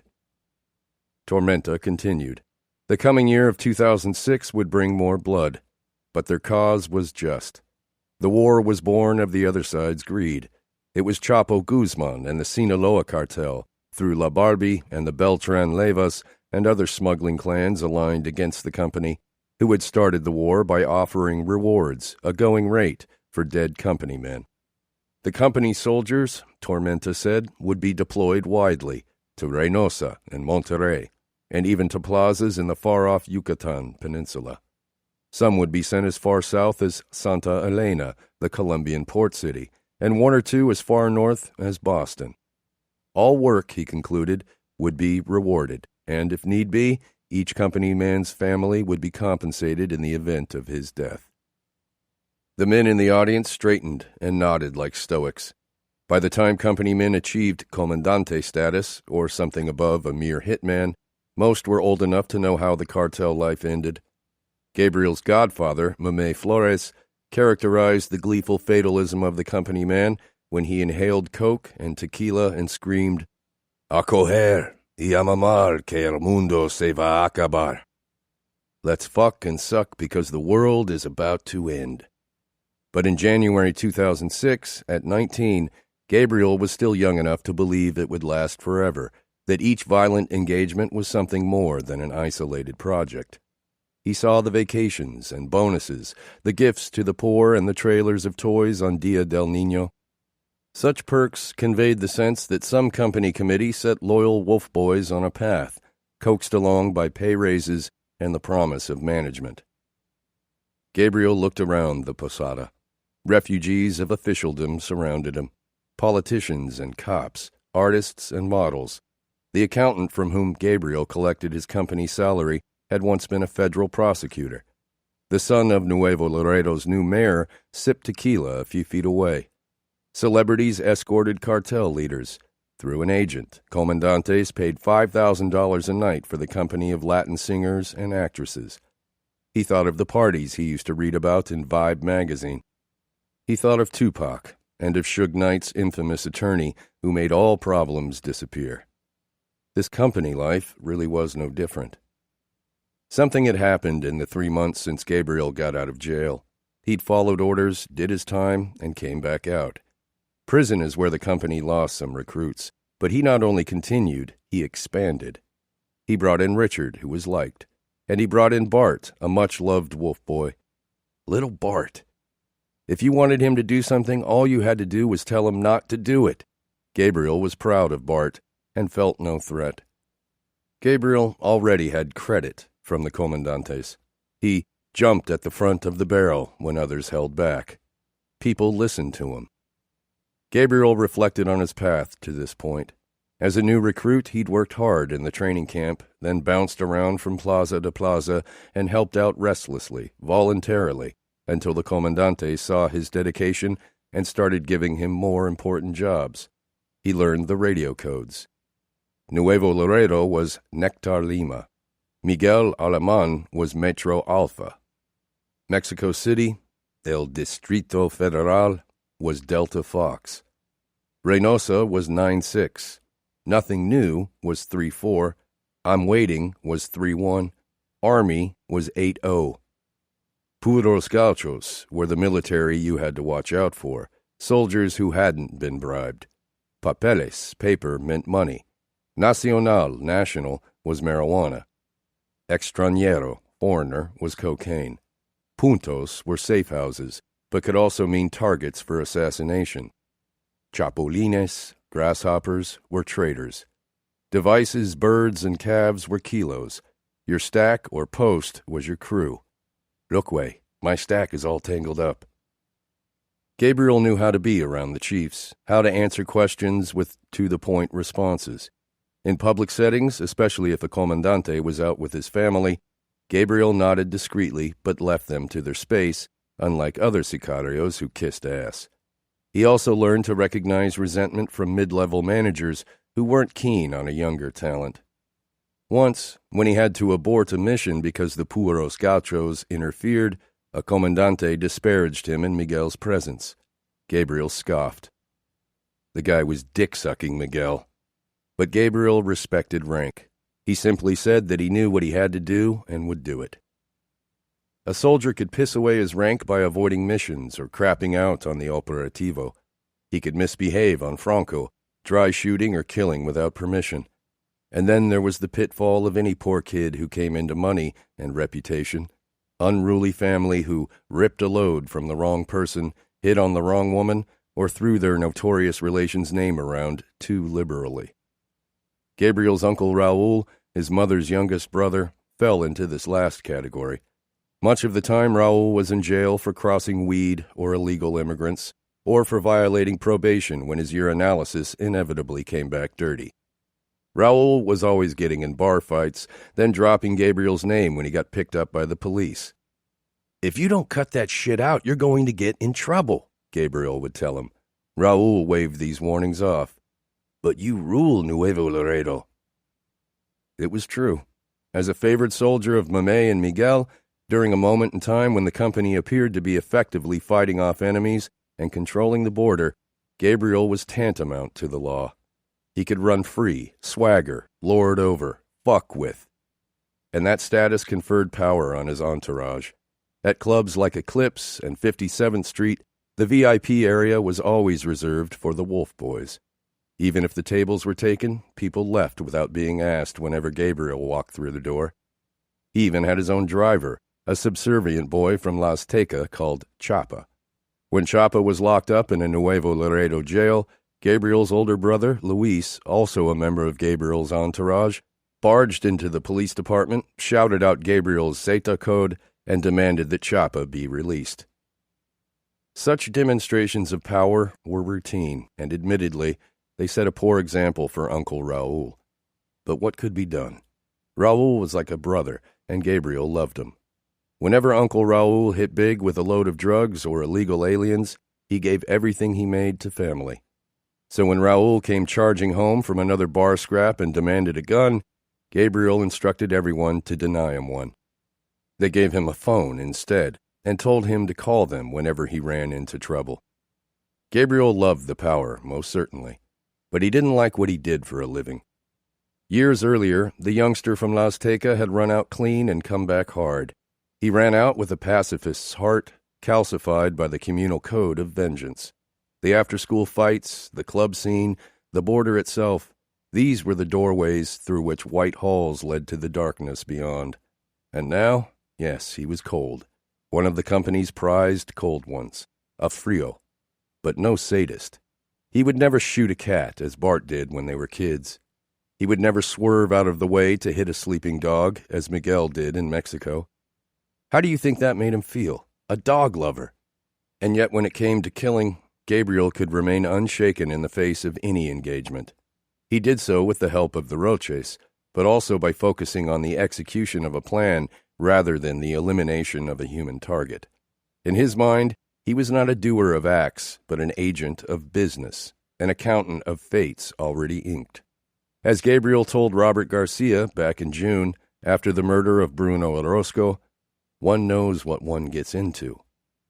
He saw himself as a soldier in a war, knew his enemies saw themselves in a similar light, and accepted whatever fate befell him. This mentality made torture and beatings easier on his mind. If the situation were reversed, and Gabriel was kidnapped, his enemy would take no pity on him. Sure, it was an underworld principle, supposedly, to try to spare a target's family whenever possible, but Gabriel didn't feel much guilt over Bart having shot Moises Garcia's wife by accident. She was married to a well-known smuggler and killer. What did she expect? This code earned Gabriel success, and now, within the company, he didn't doubt where he stood. "I'm clear on my circle," Miguel would tell him with a nod, a way of saying he knew his associates were trustworthy and that Gabriel was part of that circle. He felt a destiny, merging with Miguel's, toward some exalted corporate realm that Richard and Wences lacked the sacrificial will to penetrate. "I'll let you take this one," the other Wolf Boys would often say to Gabriel on jobs, as if doing him a favor, then mumble something about having kids, a family. Among the Wolf Boys, only Richard declined to openly exalt Gabriel. To Richard, Gabriel chose wrong by connecting himself so closely to Mamé. Any reasonable person saw that Mamey was not of Miguel's ilk. He just didn't have the right stuff for leadership. Take the house where Miguel kept his wife and daughters, well cared for, but discreet. Then look at El Castillo, the name of Mamey's palace in La Amalia. With its big columns and lookout towers, El Castillo was the garish theme park of lesser lords. Mamey was from the school of die young and look beautiful in the casket. Like other comandantes who would never become top capos, Mamey was more soldier in the field than general at his desk. A loyal gunslinger, sure, and respected, but not, in Richard's words, a business-wise individual. In Richard's opinion, Mamey was too friendly with younger guys like Gabriel because he hadn't earned the respect of his peers. Now, as the posada carried into the early morning hours, Gabriel and Richard drank whiskey with Miguel. Richard, his nose packed with lavadita, blithely mentioned that he'd seen Miguel's ex-girlfriend, Elsa Sepulveda, with a Laredo doper named Mike Lopez, a successful smuggler who transported drugs for the Zetas. This loose talk annoyed Gabriel. Everyone knew of Miguel's jealousy. A month earlier, Miguel had barged into another ex-girlfriend's wedding and danced with the bride. And everyone remembered Yvette Martinez and Brenda Cisneros, the Martin High students who worked as gophers for Miguel. When Yvette and Brenda started talking to a former company man, a bodyguard who defected to Sinaloa, Miguel gave the girls tickets to a Paulina Rubio concert from which they never returned. As for his ex-girlfriend, Elsa Sepulveda, the beautiful daughter of a Nuevo Laredo cop, Miguel was so humiliated when she broke it off that he threw a grenade at her house. He coveted intelligence about his girlfriends, present and past, as if the vicissitudes of romantic drama were business itself. Gabriel wondered, was Richard trying to win Miguel's favor by passing info that should have gone to Gabriel first? When Richard joined the Wolf Boys, Gabriel introduced him to Miguel and told him to tell Miguel everything he knew about logistics. Tell him about the trucks, the warehouses, the front company. Go ahead, tell him. Conversations followed, and their candor surprised Gabriel. Richard told Miguel that prior to his San Antonio warehouse getting busted by the feds, he'd been moving drugs for a Sinaloa supplier. Gabriel expected that Richard would hide this former association with the enemy. It was even more surprising to Gabriel, however, when Miguel just shrugged it off. Miguel told Richard to request a loan when he was ready to get a new line of trucks running. Miguel and Richard, it seemed, shared some sophisticated approach to business, a mature understanding. Still, Gabriel felt secure in his chosen path. A young man from poverty who landed in this higher status milieu, he possessed the requisite anxiety and anger that fueled an obsession with detail. Such conscientious managers were the lifeblood of companies, of capitalism itself. As a middle manager located in one of the company's crucial international territories, Laredo, Texas, Gabriel was now both point man for Laredo jobs and fall guy when things went wrong. He relished the responsibility, though it created pressures he did not yet understand. Miguel called upon Tara to ask if it was true. Was Elsa Sepulveda with Mike Lopez? Richard and Gabriel could hear the woman's voice break on the other end. Miguel clicked the phone shut, pulled the golden .38 from his belt, spun around, and brandished it in different directions, laughing, as if trying out ways he might kill Mike Lopez or have him killed. Miguel glanced at Gabriel. It didn't matter that Mike Lopez was an American who lived in Texas. Miguel had enforcers on that side as well. 21. A boner for Bart. South Padre Island, Ronnie asked. Now?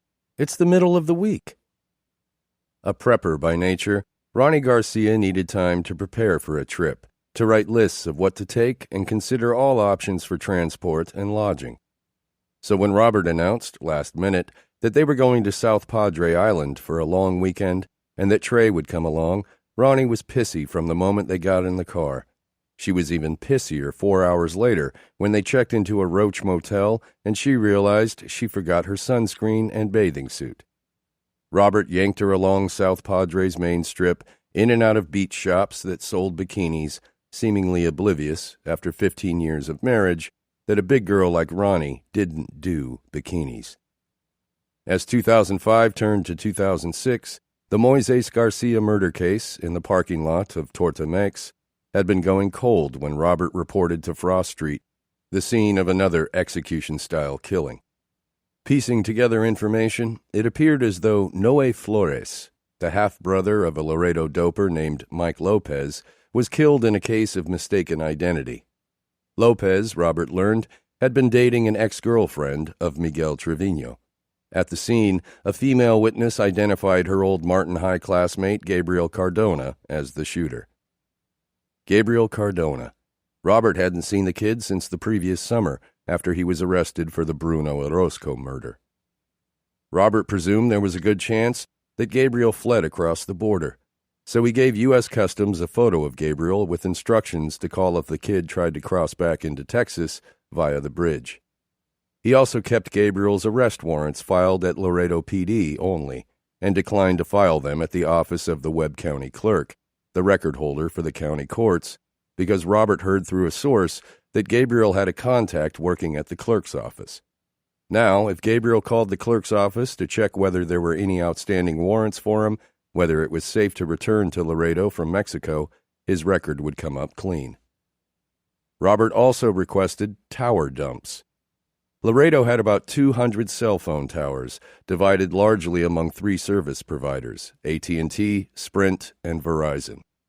He found each provider's closest tower to Frost Street and subpoenaed all the cell phone information that hit those towers around the time of the Noe Flores murder. A really smart criminal didn't bring a cell phone to a crime, but most criminals weren't really smart. Since cell providers purged their tower data every 30 days, it was better to request the data and not use it than need it and not have it. Robert and his partner, Chucky, located the abandoned car used in the murder, a gray Nissan Sentra. They found a receipt for cell phone minutes, which led to a used car dealer, which in turn led to the car dealer's cell phone, which led to a Wolf Boys cell number. With that cell number, Robert subpoenaed phone records and cell site information. Cell site information told Robert which towers that particular phone hit during calls on the night of the murder and at what times. The phone bill led to a Laredo tattoo artist. Robert's visit shook the proprietor of Chester's Tattoos. In his cell phone, the tattoo artist had a listing for Bart, a kid, he said, on which the tattoo artist had recently begun to render a large shoulder tattoo of a demon. Bart, the tattoo artist said nervously, had left halfway through the tattoo and planned to return soon to have it finished. "Why do you call him Bart?" Robert asked. "That's what his friends call him because he's short and looks like Bart Simpson." The tattoo artist said he had a family. He didn't want any trouble. He didn't know who the kids were. Robert gave the tattoo artist his Laredo PD card, hoping that news of his investigation would leak back to Cardona and whoever he was working with, and it did. When Bart came in the following day to have his tattoo finished, the tattoo artist passed on Robert's card. A day later, Bart called Robert from Mexico. "This is Bart. Are you looking for me?" "Hey, Bart," Robert said. "I have been looking for you. I need to... Look, you need to quit the investigations for these murders or I'm going to kill you and your family. You don't know who you're messing with. Understand?" Then Bart hung up. Robert slammed the phone down. How dare these kids? Then he thought, murders. He'd only been investigating them for the Noe Flores murder. What else had they done? He went back and looked at the case file from the Moises Garcia murder in the parking lot of Torta-Mex. Both Rene Garcia, the brother of Moises, and Diana Garcia, the wife, had ID'd the shooter as a short guy with buzzed hair and a mole above his lip. A few days later, the threat from the cartel began to feel more real. An Arizona cop contacted Robert and sent over a recording of an informant interview. "I got offered something real big in Laredo. I don't know if he's head of homicide, head of narcotics, but his name is Robert Garcia. The Zetas want him gone. I guess he busted some guy named Cardona, Gabriel Cardona." Miguel Trevino, the informant, said, had pictures, a home address. "I think this is the perfect moment for you to treat yourself with a little kindness. Here is a soothing track to heal the soul. Let all your worries drift away, keeping only peace and lightness in every breath before we return.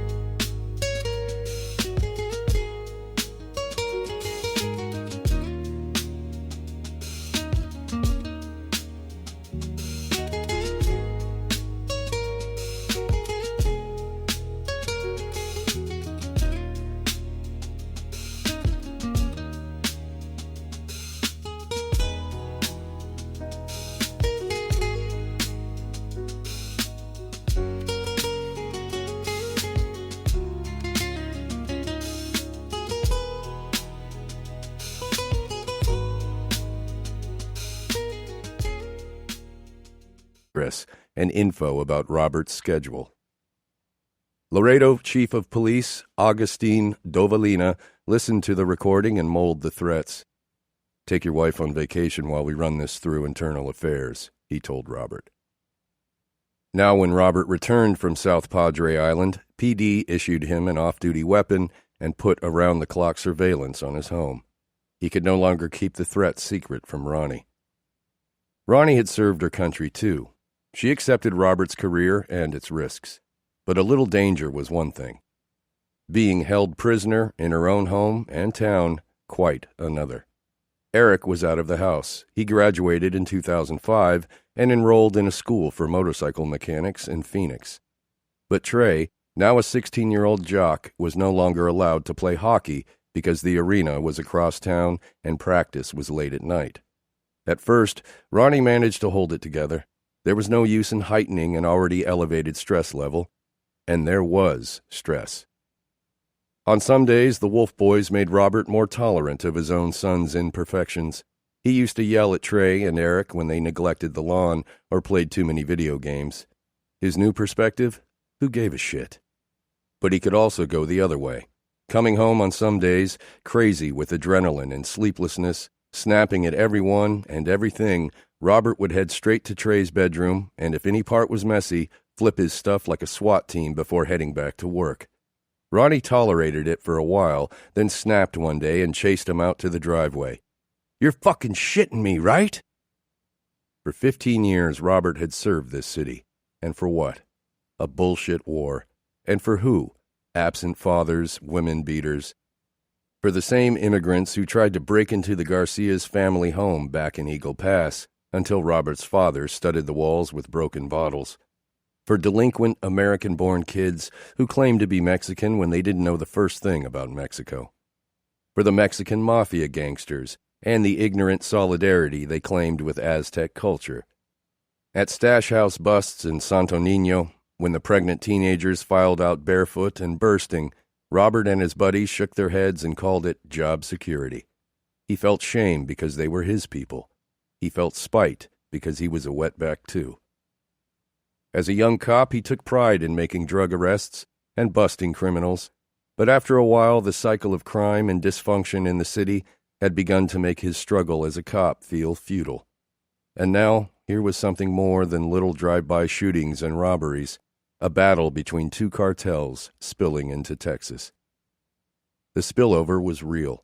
Since 2004, the FBI had investigated nearly 100 cases of U.S. citizens going missing in Nuevo Laredo, and those were just the reported disappearances. The most famous among them were Yvette Martinez and Brenda Cisneros. Supposedly, they dated Miguel Trevino, or did errands for him, and then somehow crossed him by stealing drugs or dating an enemy. Yvette Martinez's stepfather went big in the press. He started a website called Laredo Missing to chronicle all the disappearances of Americans. People magazine profiled him. Who is stealing Laredo's young? In Laredo homes, cops and federal agents were finding assembly lines for building automatic weapons and improvised explosive devices. In law enforcement, the mood was both ecstatic and grave. Something's happening. Bombs and shit. The cartels that Robert once lectured about at the Laredo Police Academy were now here. The reality of the spillover gave his path a heft it never had.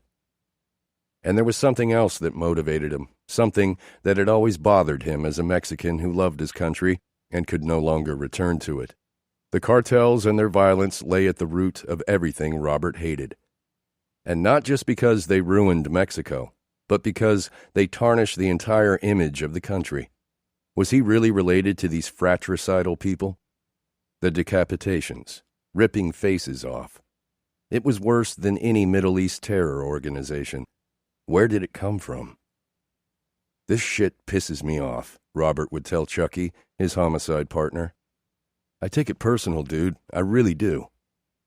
Chucky, also born in Mexico before immigrating to Eagle Pass, took the cartel violence personally as well. Unlike Robert, however, Chucky never received any personal threats, and he declined PD's offer to have squad cars watch his house. The cars, he believed, brought more bad attention than they were worth in actual security. Ronnie knew what angered her husband. The Garcia family, like most in Laredo, used to go across to Nuevo Laredo regularly to shop, eat dinner, and drink in the bars. They took the boys on trips to their father's country. Whether for a wedding, birthday, funeral, or any other reason to see family, the Garcias returned to Piedras Negras several times a year. Now, because of the violence, they couldn't go across, and that was a shame. But if Ronnie sympathized, she still couldn't grasp the extent of Robert's obsession with these investigations. In her opinion, he hadn't been the same since that terrible murder case the prior year with the dead girl at Lake Casablanca, and that case had nothing to do with the cartels. It certainly wasn't the money that drove him. Laredo PD was one of the most highly paid police departments in the state of Texas, but policing, even in Laredo, was still poorly compensated relative to the hours and the risk of the job. Overtime was decent, but busts or no busts, Robert made what he made, about $60,000 in base salary. In a few years, unless he became a chief, which would never happen because he wasn't political enough, couldn't sit in an office and piss too many people off, his PD salary would top out at $65,000. PD wasn't like a federal agency where the college boys got bonuses for big busts. In PD, there was no bonus for solved cases. Robert got awards that entitled him to some sideways promotion, more managerial responsibilities, more awards, and then the same pension as everyone else. What do I need money for? Robert would joke. I like mowing my own lawn.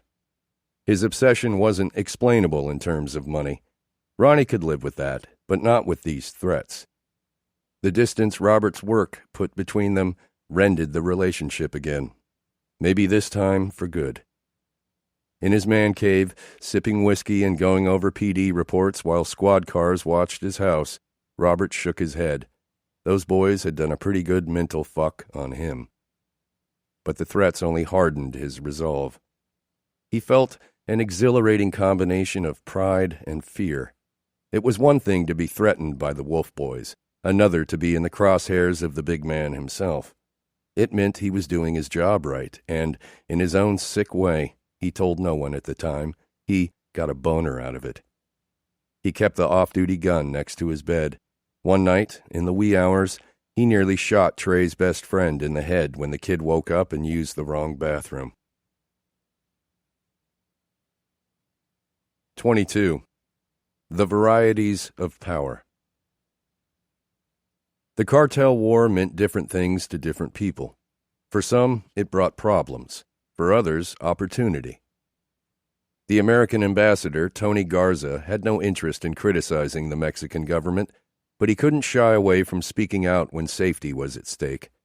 The State Department warned Americans not to visit northern Mexico.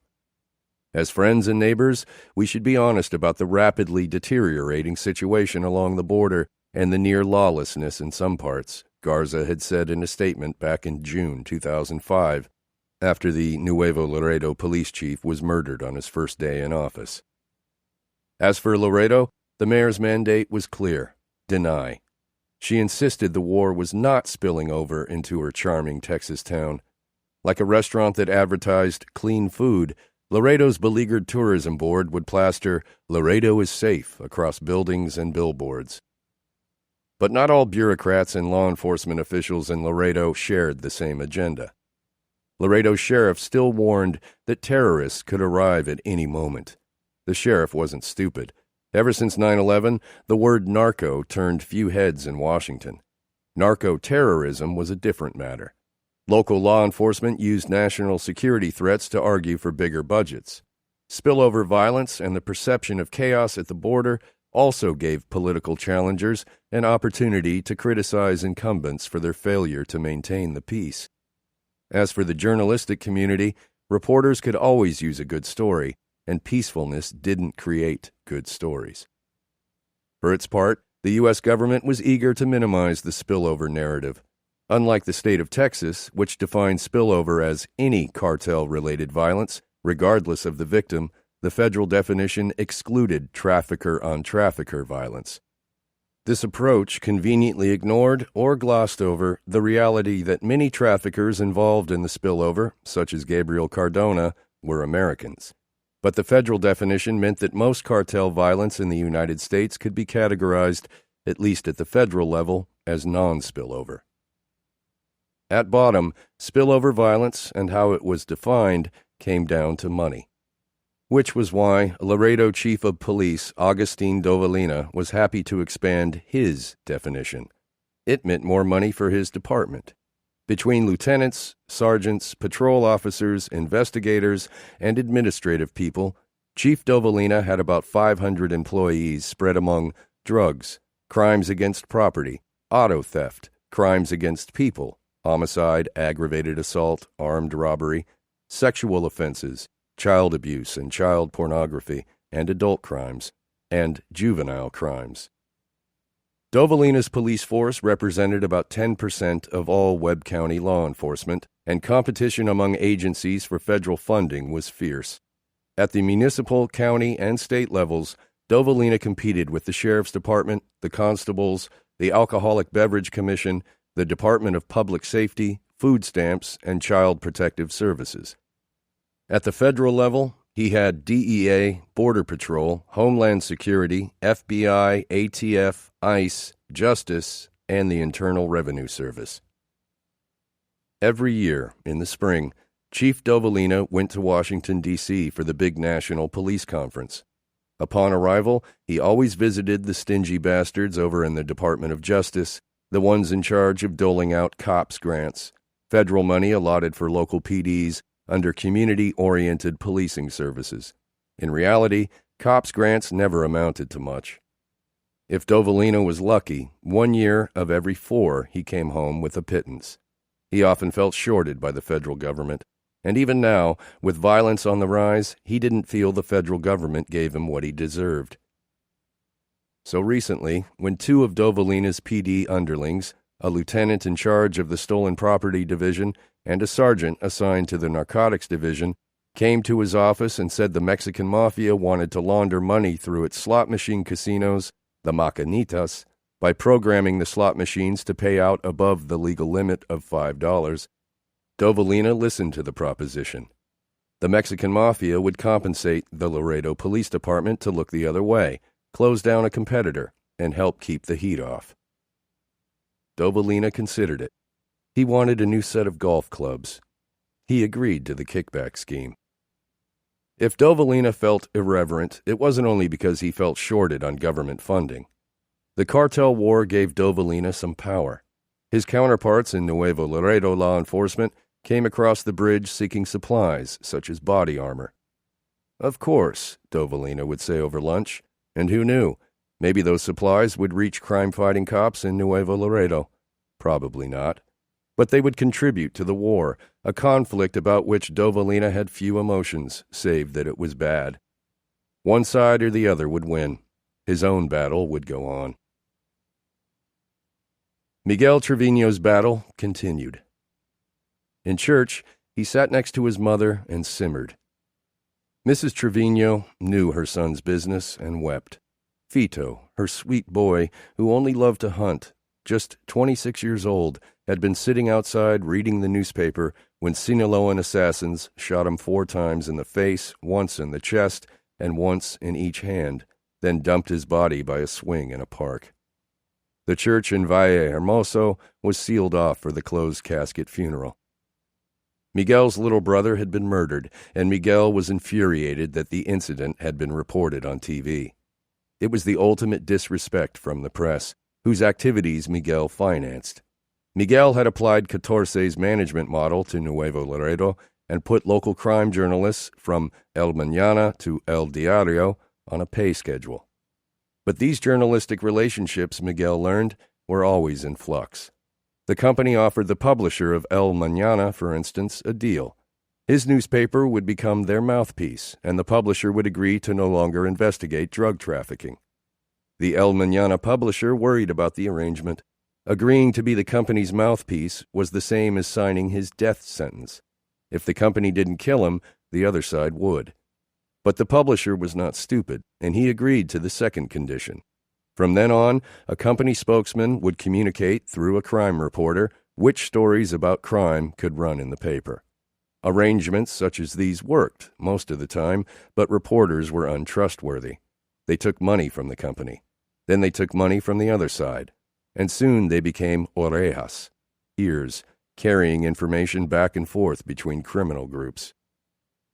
In 2005, Miguel had to make an example of Guadalupe Lupita Escamilla, a radio host who was supposed to make sure that certain news didn't come out on the national level, which meant not reporting it at the local level. Lupita, it was rumored, had demanded a raise for her work as a Zeta mouthpiece and tried to influence the company by airing material contrary to its wishes. She was warned. She did it again. In January, the company put a few rounds of bullets in the side of her house. When that didn't shut her up, the company set her car on fire. In March, the final warning was given, and in April, she was gone. And now Miguel had to contend with this fucker from Televisa, Joaquin Lopez Doriga, the famous TV news anchor in Nuevo Laredo. That morning, Lopez Doriga reported that a man was reading a newspaper outside a cafe when he was killed. He didn't say Fito on TV, but to Miguel, it was the principle that mattered, the disrespect. Lopez Doriga, Miguel had decided that morning, had to go. It hadn't helped Miguel's temper when he received a call from his ex-girlfriend, Elsa Sepulveda, in which she taunted him for having lost his brother and for killing the wrong guy in Laredo. Now, at Fito's funeral, sitting next to his mother, Miguel had second thoughts. Maybe it was his own love for his family, his wish to protect them from another loss. He also remembered a recent meeting in Monterrey when he and Catorce and Lazcano met with the head of CIEDO, Mexico's federal organized crime unit. "Just keep the violence down," the man had said, "and for God's sakes, keep it out of the news." If Lopez Doriga, a high-profile TV anchor, died, it would not go unreported. No, it would go wide in the news. Miguel would catch a reprimand from Catorce and Lazcano, possibly a fatal one. The chiefs already accused him of being too reactive. Miguel hugged his mother, then got the attention of Mame Flores and shook his head no. Mame called Bart Reta and waved him off the job. Miguel accepted condolences and headed back to work. On the Mexican side, where Gabriel had been for most of January 2006, the Wolf Boys worked and attended another company party. Whereas Gabriel had once loathed doing jobs in Texas, he was now eager to get back. In the States, he was a more valued company employee. In Mexico, he was just one of dozens of Wolf Boys willing to work. At the company party, in a raffle, Bart won a Mercedes C55 AMG, valued at $70,000. He gave it to Gabriel because Bart already had a bulletproof BMW M3 customized by the company engineer. Bart was being sent on big commission jobs, making a lot of money, and buying designer clothes and watches and video games by the bagful. He could only wear so much Valentino and Versace at one time. Much of his booty went unused and unopened. He felt indebted to Gabriel for the older boy's generosity in bringing him into this world. In a life where home was an abstract concept, A car was one's biggest statement of identity. The Mercedes was a kind present, and an exceedingly difficult one for Gabriel to accept. Their competitive relationship stretched back to their football days in La Azteca, when Bart was the tough little dude who loved to get tackled, and Gabriel hoped to do the tackling. Their brief and brilliant trajectory, entailing large shifts in experience, was ripe for internal tension. How delicate was their system of reciprocity. How easily the Wolf Boys were irked when the unstated terms of their goodwill shifted beneath them. Gabriel still felt he had the upper hand in his circle of Wolf Boys. He had more experience. He was the leader. But he also wondered, why was Bart going on more missions with Miguel? Why was Bart making more money? Money, in their world, was the strongest kind of power. One expressed that power through benevolence. On a personal and communal level, the powerful paid it forward. A cared-for constituency, a happy family. These ends justified the means. Gabriel made a weekly salary of $500 and earned about $10,000 per hit, sometimes more. He gave most of it to his brothers, Christina, his mother, aunts, and friends. He paid for everything at clubs. Having money to waste was the ultimate mark of success, and many needy enablers surrounded him. His mother, La Gabi, made extra cash by buying used cars and having her second husband fix them at his garage. A couple of years earlier, gone on the Roches and furious over being kicked out of the house after La Gabi found his prized Mini 14 rifle in the closet, Gabriel took a baseball bat to a Malibu she hoped to renovate and sell. But now, thanks to him, she could buy several used Malibus and fix them up. In middle school, Gabriel had felt unequal to the girls he liked because he couldn't buy them things. Now he loved seeing Christina wear new clothes, thanks to him, and his younger brothers enjoy luxuries like video games and snacks at school. He loved seeing his mother and aunts out their gutter, becoming debt-free because of him. La Gabi made the usual squawks. Where did this come from? Leave that lifestyle. But she never turned the money down. That only happened in movies. At one point in Gabriel's young life, La Gabi had hopes for her second boy, as she did for all her boys. But each dream, one after the next, grew far-fetched, and a painful and familiar distance divided her from her sons. She knew the signs. They all did. La Gabi and her friends on Lincoln Street could forecast delinquency just as mothers on Park Avenue intuited Ivy League admission. A faded haircut was ominous, bald worse. It started with tattoos, sagging pants, staying out late at parties. La Gabi saw the woman down the block put a pool table in her driveway so the kids had somewhere to gather at night. Smart, she thought, and bought an old computer, hoping it would keep her boys inside. A computer, she'd heard, was what kids needed to succeed nowadays, and still she wondered where her car went, where her son was, and still she found bullets and random gun parts in the closet. The tumble from where he was to where he ended up was quick. The transformation almost instant. Alternatives, boot camp, TYC. La Gabi shrugged, breathed. It was all she could do. What could she do? La Gabi's new man was about to throw another 12 months behind bars on another trafficking case. IRS notices piled up. A final warning came. The younger boy sold his work papers to an immigrant. She yelled loudly. She really did. But now Gabriel could give her in a week what she made in 6 months. The money was beyond what any brother, boyfriend, or husband ever generated from drugs, immigrants, or money laundering. Gabriel stopped by the house in all black clothes, staying only long enough to drink a glass of water, as if somebody was after him. I'm a soldier, Mom. He came back a month later, his body thickened by the weights. I'm a commander, Mom. A commander of what? She said. Someone's going to come to the house and kill me because of you. Here's 10 G's. Rent a new house. Dios te lo oiga, she said. God will deal with you, and then pocketed the cash and backed away. As the winter of 2006 wore on, ambition consuming him, jealousy and suspicion began to take hold in Gabriel, in spite of, or because of, his power and status in the company. He often stayed in hotels now, and Christina occasionally came to Mexico and stayed with him. A male classmate from United High kept calling the phone that Gabriel had given her. Each time the phone rang, he grabbed her from behind, made her answer it, then took the phone away to hear what the guy said, then put it back to her ear and told her how to respond. Hola, Cristina. Hola. ¿Qué pasa? Nada. ¿Tienes plans today? Pienso que no. Want to meet? ¿Por qué? To grab a bite to eat? Comiendo o coyendo? Gabriel would have Cristina ask, eating or fucking? Because the words sounded the same, and then Gabriel ripped the phone away to hear the answer. But if he was jealous over Cristina, he was also distant from her.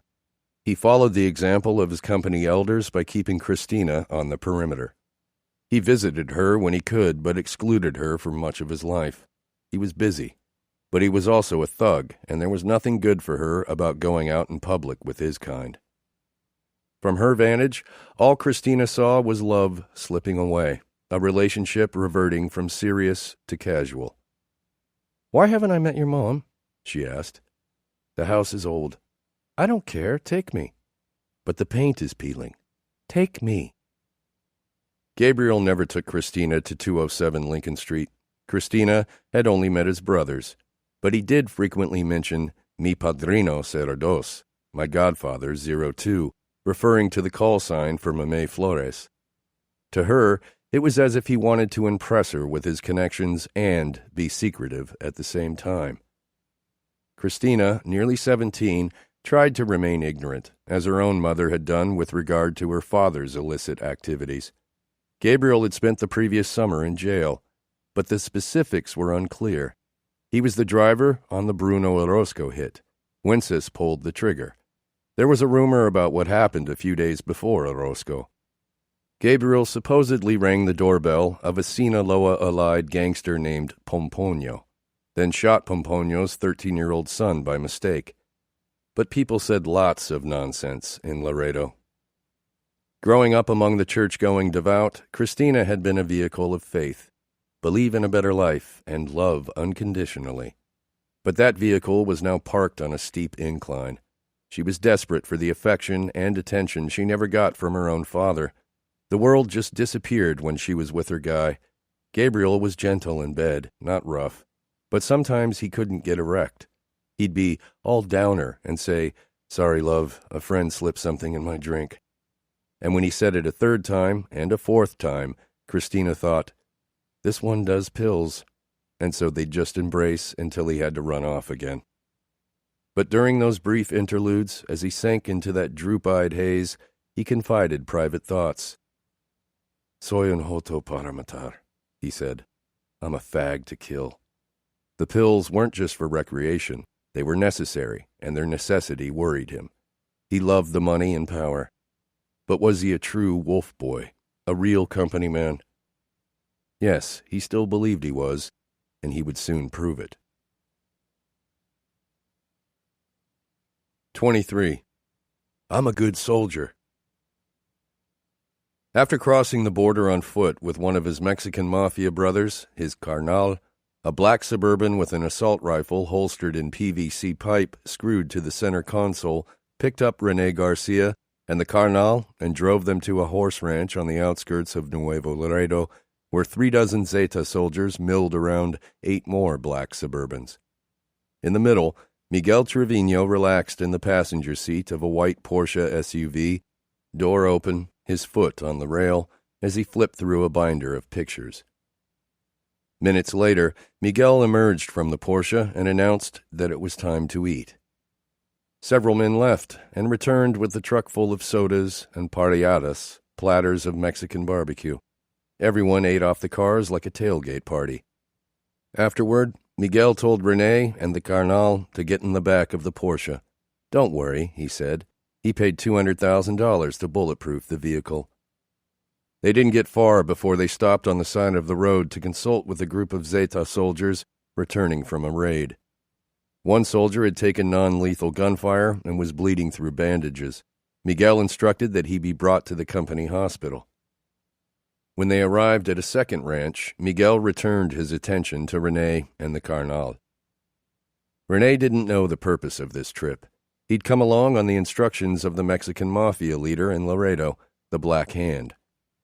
Now he was face to face with the man who ordered the death of his brother, Moises, in the parking lot of Tortamex. René's carnal spoke up. He said they'd been sent by the Black Hand to collect $10,000 and 200 kilos of cocaine. Miguel asked the carnal, "So you're now in charge of the cuadros?" referring to bricks or kilos of coke. "Yes," said the carnal. Miguel sent for the $10,000 but told the carnal that he could give only 40 kilos of coke, not 200. René began to understand what was behind the plot to murder his brother. Seeking to advance his station, the Black Hand probably gave up René's brother, who'd been stealing from Miguel. The $10,000 was either compensation for setting up Moises or funding for further murder operations in Laredo. In addition to the money, Miguel was going to front the Black Hand a test load of cocaine, but wanted to limit his initial exposure to $400,000 worth of coke, 40 kilos, rather than 2 million, 200 kilos. Miguel turned to René and asked, "And you're in charge of the quiebres, the killings?" René didn't know what Miguel was talking about, so René said yes, because Miguel gave off a distinct sense of, "I'll kill you now, just give me a reason." It must be easy, he thought, to be as confident as Miguel when you're surrounded by bodyguards and a city of soldiers at your command. But René decided he would do whatever was asked of him until he had the chance to kill Miguel and then kill Bart Reta, the ones responsible for his brother's death. Miguel returned to his binder and flipped through pages of photos. 40 of them, he mumbled, referring to the people in Laredo he wanted killed. He reeled off a few names: Mike Lopez, Chuy Resendez, Mackie Flores. "Do you know them?" Miguel asked René. "No," René said. "Do you know Moises Garcia?" Miguel asked. Was Miguel mocking him? René wondered. "No," René said. "Really? But wasn't he with the Mexican mafia?" Dust, dust, dust. It came in through the windows, a soft invasion of dissolution filling the vehicle as they motored from Guerrero to Reynosa, part of a 3-truck convoy in early February. Miguel in front, Gabriel and Bart in back, both of the Wolf Boys, todo pildoro, high on roches. The company permitted alcohol and cocaine. Marijuana was okay, but never on the job and never in front of Miguel. Pills, heroin, and meth were forbidden. Not every wolf boy required roaches to kill. About 1 of every 5 assassins used the pills. Bart didn't need roaches to mute his conscience. He didn't have much of one to begin with. But Gabriel relied on them, now averaging more than 10 a day, an astounding intake for a pill said to be 10 times as strong as Valium. The drug, combined with a can or 2 of Red Bull in the morning, rendered him focused and energized, then touchy as he came down. His tolerance stellar, Gabriel could conceal his roche habit around the comandantes. Bart, not so much. Sober, Bart was huevado, ballsy. He volunteered for everything. The pills brought out an even more concentrated version of the midget's short man's complex. Bart became twice as eager to be accepted by the big boys, to jump at the front of the barrel. "I'm a good soldier. That should never be doubted. I'll lay it down for La Compañía any time." Part way to Reynosa, Bart blurted out, "Give me piñas, an AR. I'll do the mission." Miguel laughed and looked at them in the rearview mirror. "Slow down. What mission?" "Any mission," Bart said. Miguel turned around. "Andas pildoro o que pedo? Are you pilled up or what the fuck?" In border slang, pedo, literally fart, means trouble or problems. To the question, que pedo, what's the matter, someone might respond, no hay pedo. Ya está todo controlado, meaning, there's no trouble, everything is under control. "Nah," Bart said, as if such a thing were impossible. "Me?" Gabriel, able to act natural in spite of the roches, said to Bart, "No andas de mentiroso, güey. Don't be lying, dude." Miguel turned to Gabriel and asked, "Tú también? You too?" "Yo no chingo con ese mugrero," Gabriel said. I don't fuck with that shit. Bart looked like he was about to shit his pants. Why was Gabriel ratting him out in front of Miguel? Miguel told the driver of the truck to turn around. He dropped both boys back off in Guerrero, then left. Standing in a cloud of dust, Bart was on the verge of tears. I want to talk to you, he said to Gabriel. Why are you doing that to me? Doing what? Talking that shit. Gabriel pulled out his gun and pointed it at Bart. You started it by acting stupid, talking nonsense to MT. Bart stood at attention, no emotion, no fear, waiting to see what Gabriel would do. You're the one to deal with your dumb comments, Gabriel said. You're the one to be self-blamed. When the boys were younger and had been arrested for small-time crimes, they assured themselves that because they never snitched then, they never would. But now, who knew? Minor arrests formed a bond. As bigger arrests loomed, that bond would be tested. Growing up, the boys always heard about drug lords who fell on a cuatro, were set up. In the end, Gabriel knew that everyone was betrayed. Everyone.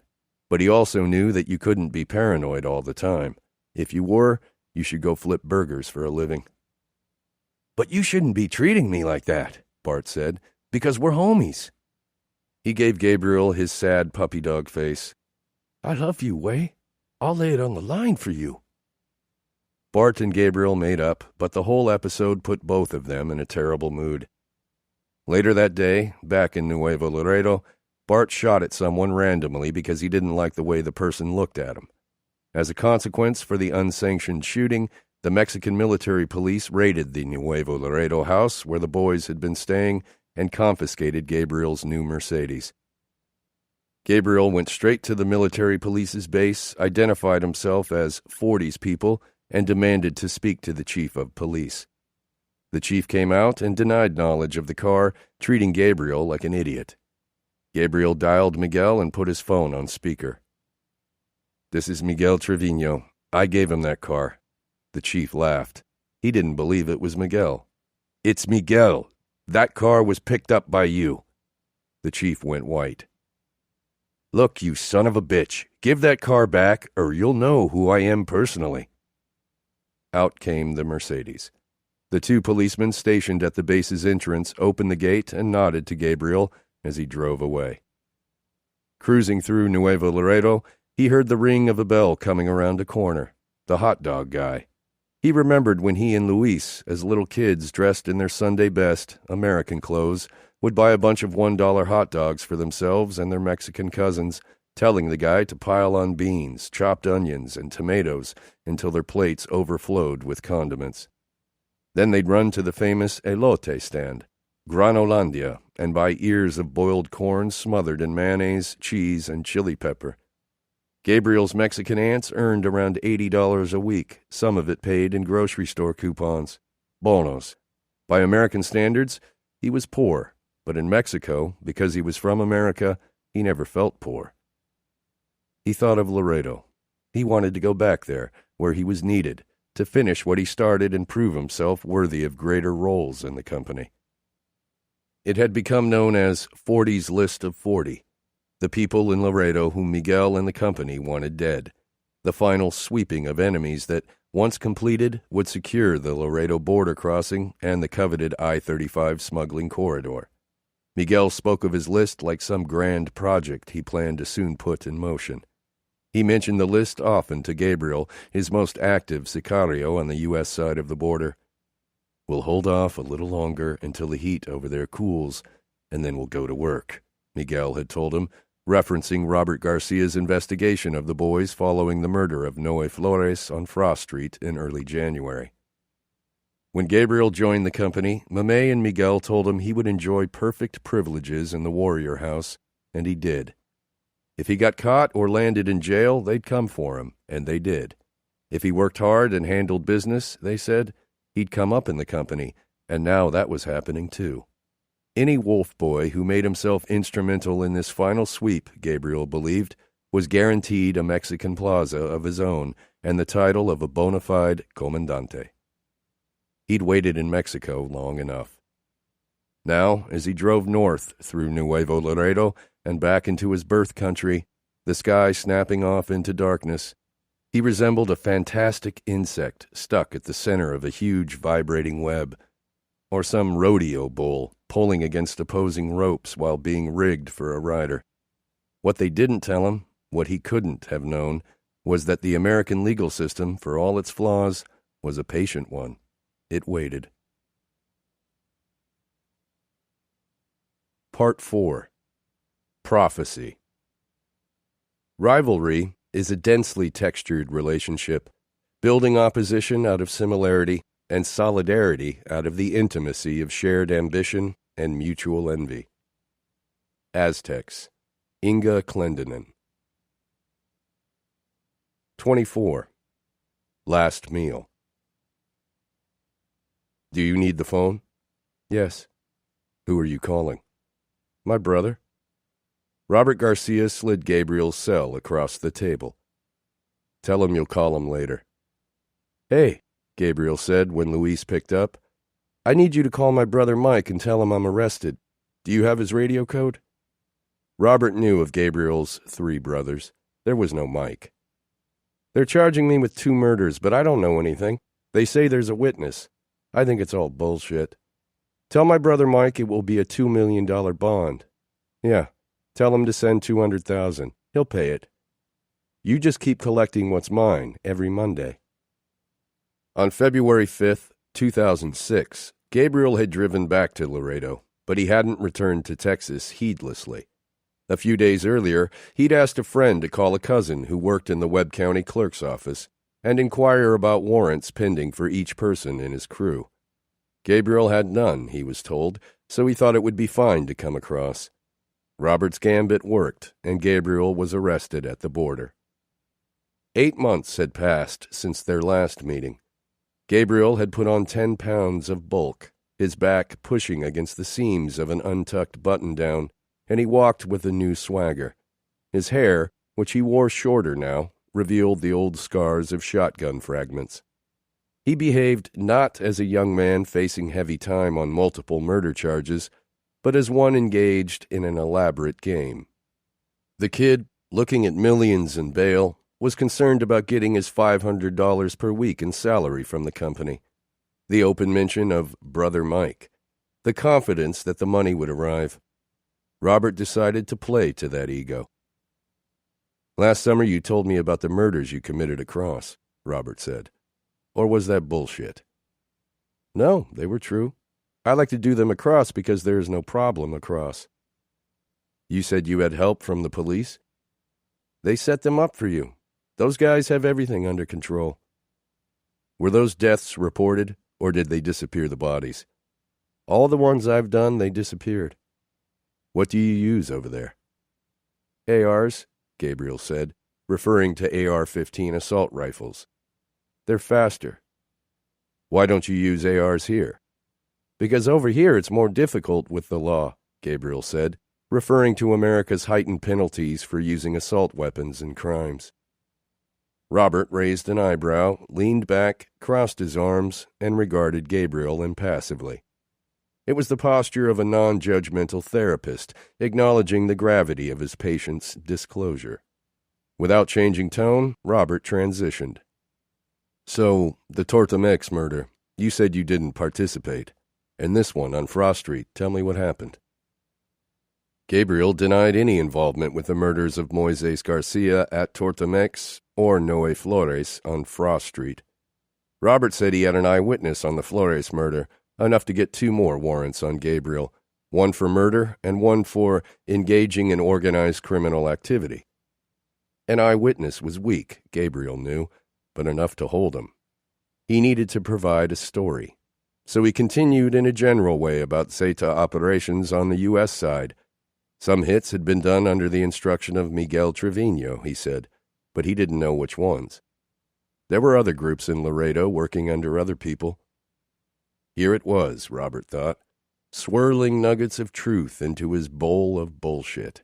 Good, just keep 'em talking. But then something happened that Robert didn't expect. Once Gabriel got going on the story of the Noe Flores murder, the one he'd supposedly heard about through others, it was as if he couldn't help himself. So authentic was his understanding of the case, the details so real, that his mixed-in lies tended to stand out against the truth, and vice versa. A man named El Señor, he explained, had ordered the job. At first, Bart and his crew were confused about how to carry it out. But then girls who worked with El Señor ran into the target, Mike Lopez, while partying at a Laredo club called Cocktails. The girls called El Señor, then followed Mike Lopez home. Bart drove the hit squad across town in a gray Nissan. The girls' job was to lure Lopez out of his house. But in the confusion on Frost Street, the shooter got mixed up and killed Noe Flores instead. "Who was the shooter?" Robert asked. Gabriel said that a guy named Joseph Allen shot Noe Flores with a .40 caliber handgun. It was the same guy, he said, who killed Moises Garcia with a 9mm at Tortamex back in December. Joseph Allen was a real person. He was wanted for another murder, and it just so happened that he looked like Gabriel, a coincidence Gabriel emphasized. It explained the eyewitness. Robert pondered his notes and nodded. Ah, Joseph Allen. It all makes perfect sense now. "Who was the eyewitness?" Gabriel asked. Robert steered him back toward Frost Street. "The hit squad," Gabriel continued, "dumped the Nissan at a grocery store around the corner. Later, it came out on the news that it was not Mike Lopez they killed. That had seemed like a problem at first," Gabriel said, "but then El Señor said it was no problem. Mike Lopez was going to die anyway." "There was a pack of cigarettes in the abandoned vehicle," Robert said. "Who smoked?" "They all smoke, but supposedly they belonged to Bart. There was a cap left behind, too.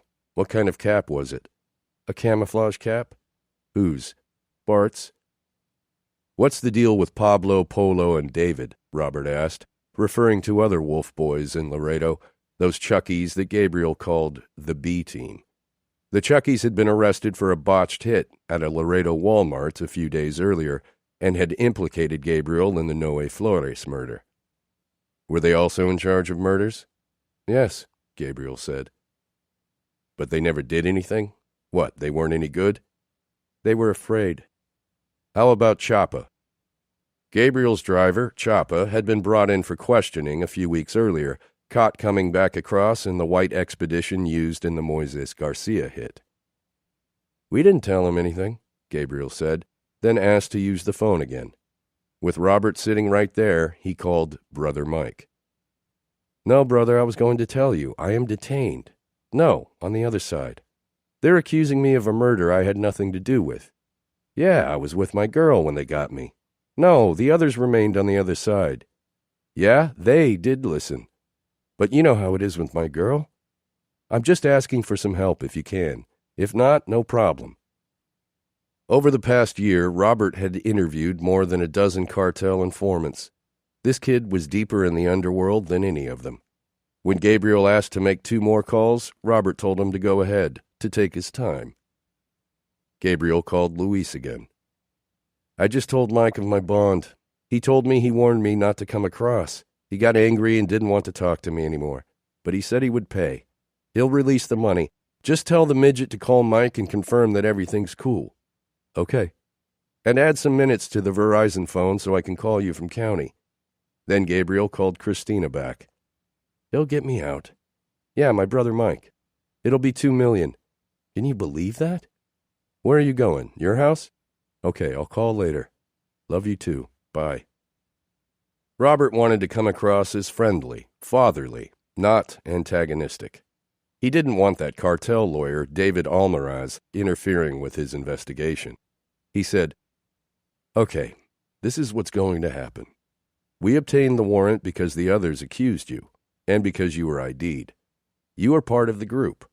That you can't argue about. But I'm not going to screw you over with something you didn't do, okay?" Gabriel nodded. He was a son of God, a man of principle. He appreciated the fair treatment. "But I need access to you," Robert continued. "I know you're going to speak with your attorney, which is your right. Tell him that you're speaking with us. Maybe later I can show you a photo of that guy, Joseph Allen. to verify it's him. If we can verify that you weren't there, then maybe we can drop all the charges.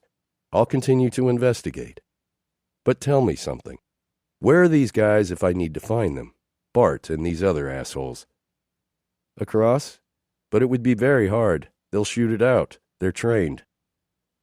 Bart is trained? Robert asked. But he was arrested and came out of TYC last summer, right? Yes, but 3 or 4 years ago he was already with them. He came back here and was arrested with me. I was sent to county and released. He was sent to TYC. In early 2006, Bart was 16 and a half years old. Joining the Zetas 3 or 4 years earlier would have made him 12 or 13 on entry. At that point, by all accounts, he was still menacing middle schoolers, fantasizing about Navy SEALs, and pledging allegiance to the Cieteros. But Gabriel's story about Bart already having become a company man before going to TYC, a story invented from Gabriel's guilt over having fingered Bart for the Flores murder, made an irresistible addition to border myth. The prepubescent cartel assassin. Even Robert's bullshit sensor melted down. But Robert had other reasons to believe, or to pretend to believe, whatever Gabriel said.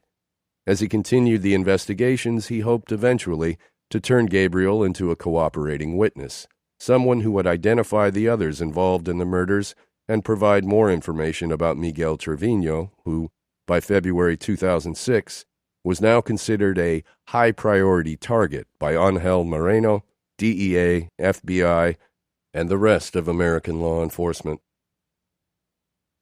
While Miguel planned his final assault on Laredo enemies, the murder of his brother, Fito, sent him on a killing spree in search of his brother's assailant. Now a tattered couch sat in an open field. Miguel told Wences Tovar to walk the handcuffed men over to it. Miguel would be back in a moment. An hour earlier, Wences had been taking Franco in a Nuevo Laredo hotel when Miguel pulled up in a Ford F-150 and told him to come down. Wences crowded into the back seat of the extended cab next to 3 bound men, 2 brothers and their father. Omar, Miguel's brother, was in the front seat. They drove to the company ranch near China, a town in the neighboring state of Nuevo León.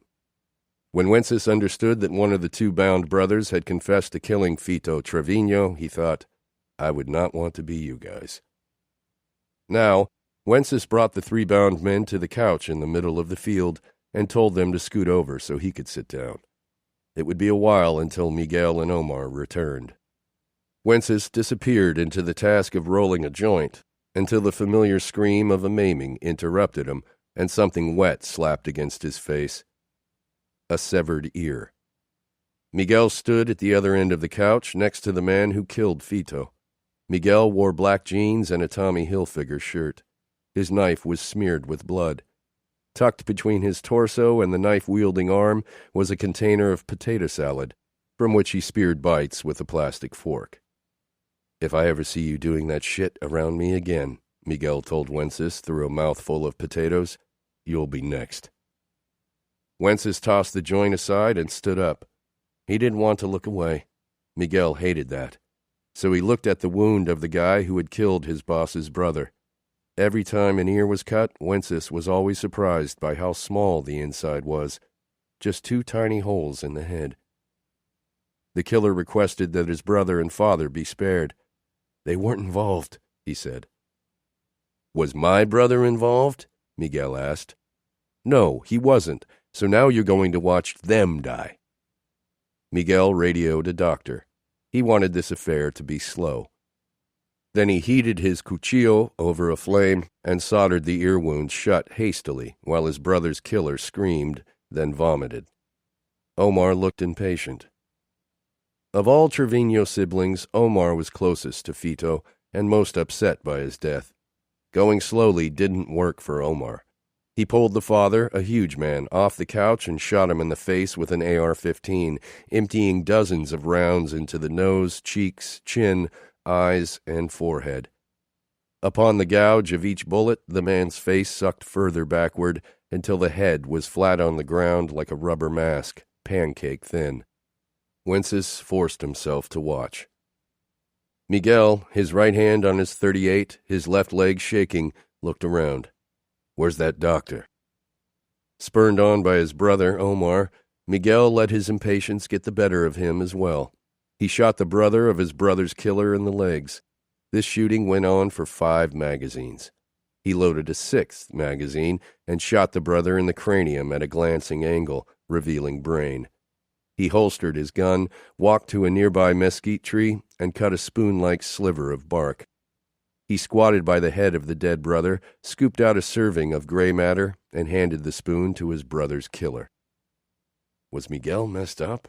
Wences wondered, but then thought, nah, how could Miguel be so intelligent if he was also messed up in the head?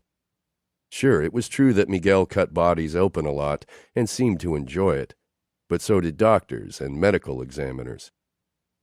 How does it taste? Miguel asked, having fed his brother's assassin several servings of brain. Like chicken, he said. This flourish of defiance elicited a smile from Miguel before he shot the young man in the head and walked away. Wences, lingering in the shadows of early evening, stared at the father's decimated head, a wet mush of holes into which flies now swarmed. The endless, anxious making of the self, the endless striving, and then the reversal, the sudden, massive physical assault for some possibly involuntary dereliction. The threat was always there, as was the evidence of its reality. When Wences closed his eyes, the flattened face remained like an afterimage, and he tripped, imagining his own family. What if someone told a lie about him to Miguel, he wondered. Was this everyone's fate?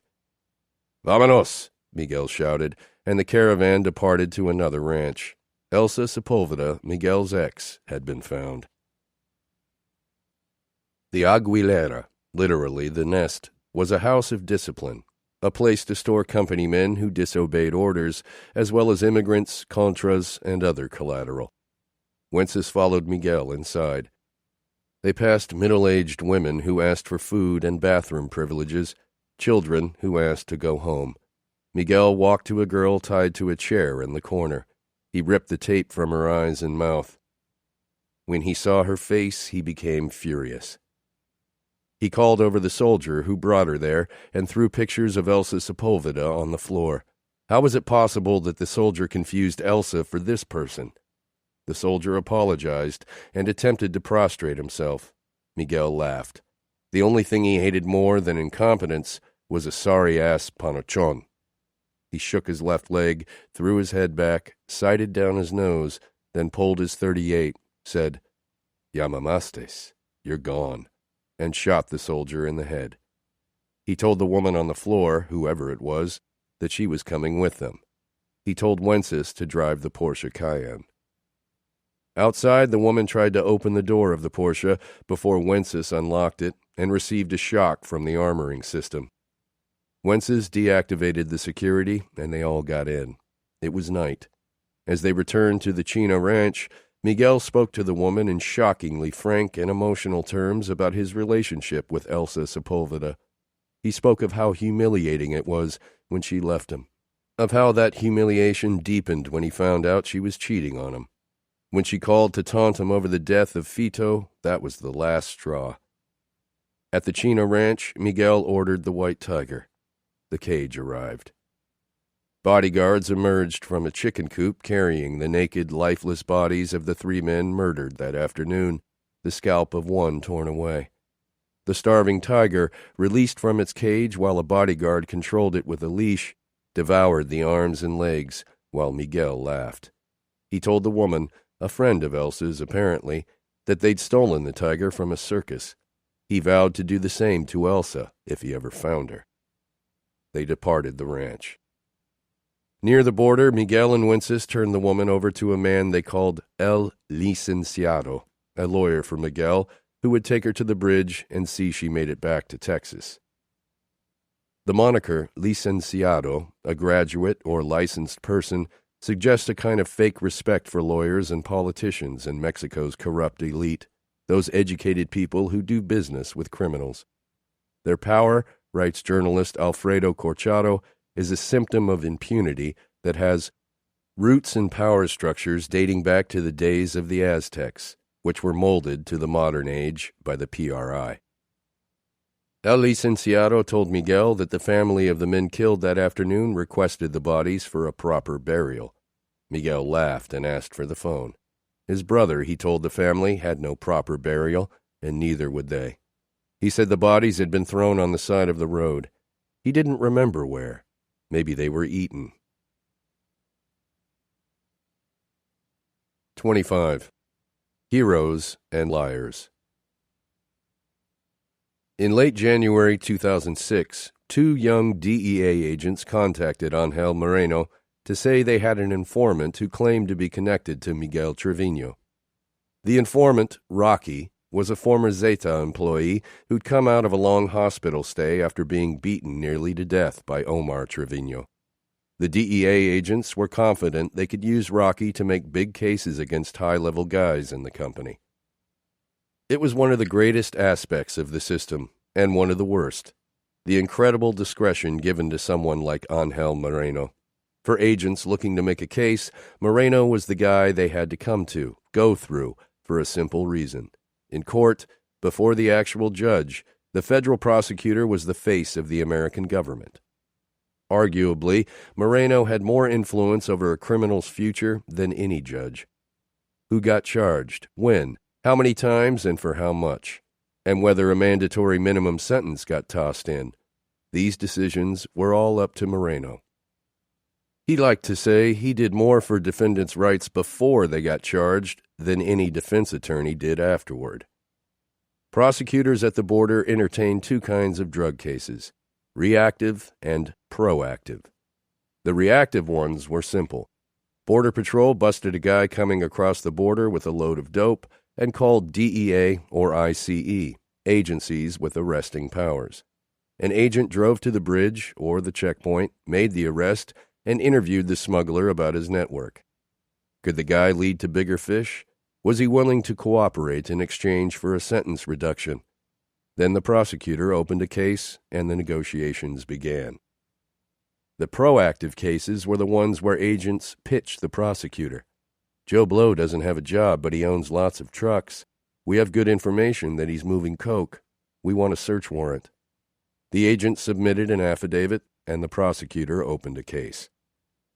Moreno handled pitches for a subset of proactive cases. Agents who wanted to submit a case for OCDETF designation and funding came to him. Each agent had his or her own pitching style. Some agents, often the newer ones, wanted to come in and tell Moreno the whole story with a PowerPoint presentation, and Moreno would sit there thinking, "Thanks, but I can read." But he always tried to listen and act interested. As a boss, stifling enthusiasm got you nowhere. J.J. Gomez and Chris Diaz had everything short of a PowerPoint presentation when they came into Moreno's conference room talking about the promise of Rocky, their new informant or confidential source. J.J. Gomez was a 26-year-old local boy who went to Martin High 7 years ahead of Gabriel Cardona. He played the drums in school and liked to study. He thought the barrio gangs were childish. He was more scared of his mother. On summer weekends, his father took him and his brother to a construction site where temperatures reached 115 degrees in July and August. The lesson? Do everything you can to avoid this fate. At Martin, J.J. remembered, there were the good people and the bad people, and you knew the screw-ups. They walked tough in the hallways and talked shit to teachers. They hung out across the border, had cars and chicks. Many students in J.J.'s class were the Gabriel Cardona type, and now they were dead. The second DEA agent, Chris Diaz, was a 29-year-old former cop from Virginia who spoke gringo Spanish. Chris knew the streets. His father was a Mexican who grew up in East Los Angeles. Chris was tall, lumbering, and wore a long goatee, an undercover look. His devotion to DEA was evident by his very presence in the Laredo office, a hardship post to all but the most ambitious outsider. In federal circles, particularly in the U.S. Attorney's Office, newer agents like Chris Diaz and J.J. Gomez were known as FNGs, fucking new guys. FNGs, Moreno believed, rarely had a clue what they were doing. He didn't know that Diaz and Gomez had 8 years of DEA experience between them, nor that they'd been investigating cartel activity in Laredo since 2003. As for this Rocky, any new informant was risky. But after Rocky helped the FNG set up 2 successive Zeta drug busts by the river, Moreno reconsidered his assessment of Diaz and Gomez and took a closer look at the case. And so did the DEA boss. A couple of months earlier, the agencies had been set on La Barbie, the size of La Barbie's public profile correlating to the value of his hide. But in December 2005, the DEA's La Barbie informant walked away. It turned out he'd been playing both sides all along. Now, in retrospect, as was often the case with informants, what had come before made sense. When the informant first appeared back in June, he gave the Barbie execution video to Robert Garcia, who held it for a while and then shared it with agents at DEA and FBI. La Barbie never sent the video to the Dallas Morning News, as was reported. An FBI agent leaked it. La Barbie's face wasn't even in the video. La Barbie's purpose hadn't been to build his reputation, but to have independent news organizations broadcast the other side's depravity. Tell us about the Guiso and burning people with different fuels. Tell us about that journalist you killed. With voluntary informants, and even with involuntary informants, the ones you had a charge against, it was impossible to tell if they were genuine. Often, the supposed informant had nothing and simply wanted to get paid by the government. Or he was there on the orders of a capo to extract or deliver intelligence or misinformation and then disappear. Even if you got a case out of it, even if you got a guilty plea or a conviction, you never knew whether you had been played. Cops and criminals called the war on drugs the game, but that was a misnomer. In games, opponents were delineated and a winner emerged. Informants were a consequence of an escalating war. As each new interdiction strategy was countered systematically by a new evasion technique, the war relied increasingly on paid snitches. In Mexico, criminals paid cops. In the States, cops paid criminals. In Laredo, aspiring informants networked with drug agents, called the office, and stopped by all day long, pitching business like hopped-up entrepreneurs. Agent: How can I help you? Snitch: I want to start school again and do Job Corps. I need to report to my probation officer. I owe about $400. Agent: What's the fine for? Snitch: I was caught at school with clonazepam for my anxiety. I'm 18, but I've lived a 40-year life. Do I have regrets? No, because it made me the man I am today. Agent: Okay, how can you help me? Snitch: I can help you take down heroin and coke. Can you talk to my P.O.? Agent: The faster you work, the faster you get paid. Tell me the addresses of the houses. I hope it's not ones we already have. Snitch: You don't have these, trust me. They're not addresses, they're deliveries. Agent: Delivery guys? Snitch: Yeah, I used to be a heroin addict, so they trust me.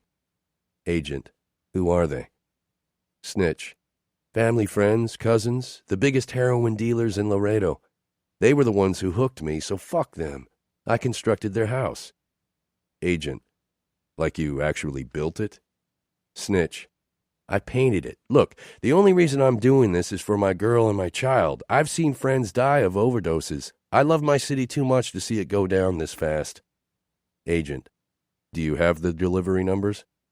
Snitch: No, they're in my phone, and I broke my phone. Agent, looking at Snitch's phone: What phone is that? Snitch: My girl's. Agent: And you mentioned some bad cops earlier? Snitch: I've sold to them. I'm not going to mention names. Agent: Why not? You're already here. Snitch: Phone rings. Hello? Yes. Ma'am, can I call you back? To Agent: Sorry, I'm trying to get meds for my ADHD. But let me see how this works first. It's all about trust. You can't find trust nowadays. That's why I wish I was born in the 70s and 80s. To use snitches and not get used by them, you had to understand their motivations. First, there was the regular informant who just wanted to get paid. This informant was a person who perhaps sold real estate or banking services and who'd never been arrested. Regular informants stood at a distance from crime, were generally trustworthy, but provided the least information. Second, there was the political informant, a foreign official who had to be approved at the highest level of DEA. They were a black box. You could only guess at their true allegiances. Third was the restricted informant, the most common type of snitch. This informant was a criminal who wanted money or revenge or who wanted to move out his competitor. Or it was someone who had soured on the underworld and felt as though he should have been law enforcement all along. It could be a drug-addled liar who woke up one morning and decided it would be fun to play a cop, wear the badge, fantasize. Restricted informants could make huge cases and were always difficult partners. They went back on their word and played both sides. When you finally made a plan and went undercover, the informant invariably changed the plan at the last minute and blew the operation if you didn't get him out of the way fast enough. 1 of every 20 was a decent informant, but it could take multiple meetings to assess. To employ them, you had to provide endless paperwork on their criminal pasts. History of coke, heroin, domestic abuse, assault? Well, we'll have to massage that for the paperwork. If the case went to trial and the informant got called to testify, the defense attorney would try to use the informant's criminal history to impeach his testimony. It rarely mattered, however. Jurors assumed informants were liars. The economics of the border complicated the spy game. The best informants could earn 6 figures over a snitching career, but the majority were lucky to make a few $1,000s. So, without a personal vendetta driving an informant or some black market prerogative, the meager snitching salary often proved insufficient against the lure of criminal paydays and the risk of community banishment, or worse. Rocky, however, was ready to work. He wanted revenge for the time he was mistaken for a traitor and beaten by Omar Trevino. Rocky maintained a healthy coke habit, chattered incessantly, was highly manipulative, and beat his wife from time to time. But at least he had no murder raps, at least not on this side. If he delivered as promised, he'd earn his snitching salary. After he proved himself by helping DEA set up 2 drug busts at the river, Zeta leadership asked Rocky to service a new hit squad in Laredo.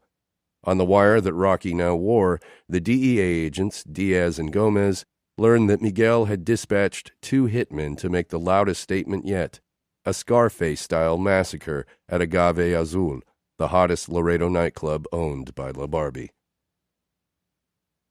The Black Hand, the leader of the Mexican Mafia in Laredo, was supposed to use Miguel's $10,000 to rent a safe house in Laredo for one of Miguel's hit squads. But the Black Hand spent the money, which was why he asked Rene Garcia, still looking to avenge his brother Moises' death, to check Miguel's hitmen into Laredo's El Cortez motel, then serve as their concierge and chauffeur. "We need to kill a lot of people so we can make our point here," one hitman said in the presence of Rocky, who was working with Rene to service the hitmen. "So they can know who the Zetas are." They snorted lavadita at the motel and vowed to use grenades if the cops showed up. Rene, working as co-concierge with Rocky, took the hitmen to the mall and to bars. He helped procure guns, drugs, and prostitutes. One hitman told Rene that he looked like Moises Garcia and asked if they were brothers. "No," Rene said. He had to play it cool long enough to meet Bart Reta, then cook the fool where he stood. But Rene would never get his chance. When Rocky was sent out on another errand, Diaz and Gomez ordered local police, led by Robert, to raid the motel and make wall-off arrests in order to conceal federal participation. When making an arrest, federal agents often use local cops to wall it off. Bigger fish are less likely to be scared away if they think their subordinates have been busted by local law enforcement. Signs of federal involvement can tank the larger investigation. In just 2 months, Rene went from witnessing his brother's murder to seeking revenge to being arrested for aiding the organization responsible. It was a bizarre path whose logic somehow made perfect sense in Laredo. For Moreno, the bigger case was saddling up nicely. Rocky was legit. The DEA pledged support for Moreno's Osadef case. A trial unfolded in his mind. He'd use info obtained from Zeta minions to indict the leadership. At trial, when the defense attorney pointed out that the only witnesses were killers, Moreno would pull out a line he hadn't used in years. He'd tell the jury that you can't have angels as witnesses for crimes committed in hell. He smiled at the thought of it, and recalled his favorite Christopher Walken movie, The Prophecy, in which one character says, "Did you ever notice how in the Bible, whenever God needed to punish someone or make an example, or whenever God needed a killing, he sent an angel? Did you ever wonder what that creature must be like? A whole existence spent praising your God, but always with one wing dipped in blood. Would you ever really want to see an angel?" Moreno submitted the Osadef proposal under Operation Prophecy and signed the request for a federal war chest. Cops file charges, prosecutors review warrants for probable cause, and judges decide bail. But in Laredo, drug dealers drive luxury cars with ads on the windows supporting their favorite judge. A Mercedes says, "Elect Ricardo Rangel for Justice of the Peace." Rangel was convicted of federal bribery charges. A Jaguar says, "Elect Manuel Flores for District Judge." One of Flores' sons provided the weapon in a triple homicide. Another was indicted for shooting someone with a gun given to him by his mother. In Texas, the prosecutor could ask the court to deny bail in cases of multiple homicides or cases of murder for hire. But that never happened in Gabriel's situation. Instead, a justice of the peace reduced his bail on the engaging in organized crime charge to $50,000 and his bail on the murder charge for Noe Flores to $150,000.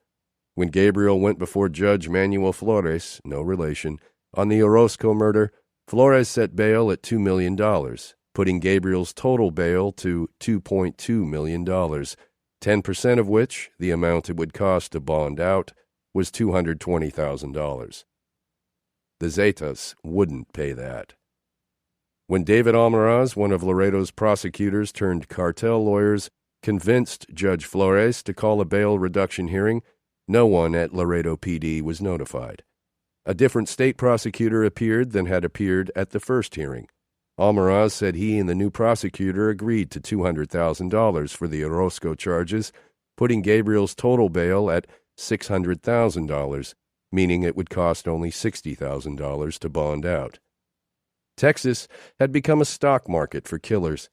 Miguel Trevino didn't like Gabriel at $220,000, but loved him at $60,000. So on March 20th, 2006, a jail guard at Webb County screamed, "Cardona! Con todo y chivas," an old saying meaning, grab all your stuff, literally, everything including the goats. A 19-year-old Zeta killer tied to multiple murders on this side and more in Mexico walked out of jail for the third time in 6 months. Chris Diaz, J.J. Gomez, and Robert Garcia met for lunch at Danny's, a popular chain of Laredo diners specializing in classic Mexican fare. They traded information about the cartels, but didn't share everything. For instance, Diaz and Gomez didn't tell Robert that Chuy Resendez was a former Zeta, nor that Chuy, now a Sinaloa-allied smuggler in Laredo who worked with La Barbie, was a source of information for DEA. Back in the 1990s, before the Zetas moved in, the old gunslingers, independent smugglers, were well known around Laredo and Nuevo Laredo. People feared and respected Chuy Resendez, including Miguel and Omar Trevino, who grew up with Chuy in Nuevo Laredo, stealing cars and trafficking drugs together. When Miguel assumed control of the Nuevo Laredo Plaza for the Zetas, he tried to charge his old friend Chuy a smuggling tax. "Come on, way," Chuy said. "We grew up together. We're buddies." But Miguel insisted. Chuy could pay the tax or get borrado del mapa. Chuy refused to fold. In 2003, when Miguel sent Zeta hitmen to Chuy's Nuevo Laredo house, Chuy was ready with grenades and AK-47s. He killed all of Miguel's men, then jumped the river. partnered with La Barbie and the Sinaloa cartel, set up a new smuggling operation near Laredo, and began passing intelligence about the Zetas to two young DEA agents, Chris Diaz and J.J. Gomez. While his relationship with DEA appeared to benefit Chewy's bottom line, it didn't always protect him. The Zetas hunted Chewy and nearly killed him recently at the Laredo Walmart. They had Chewy on the run.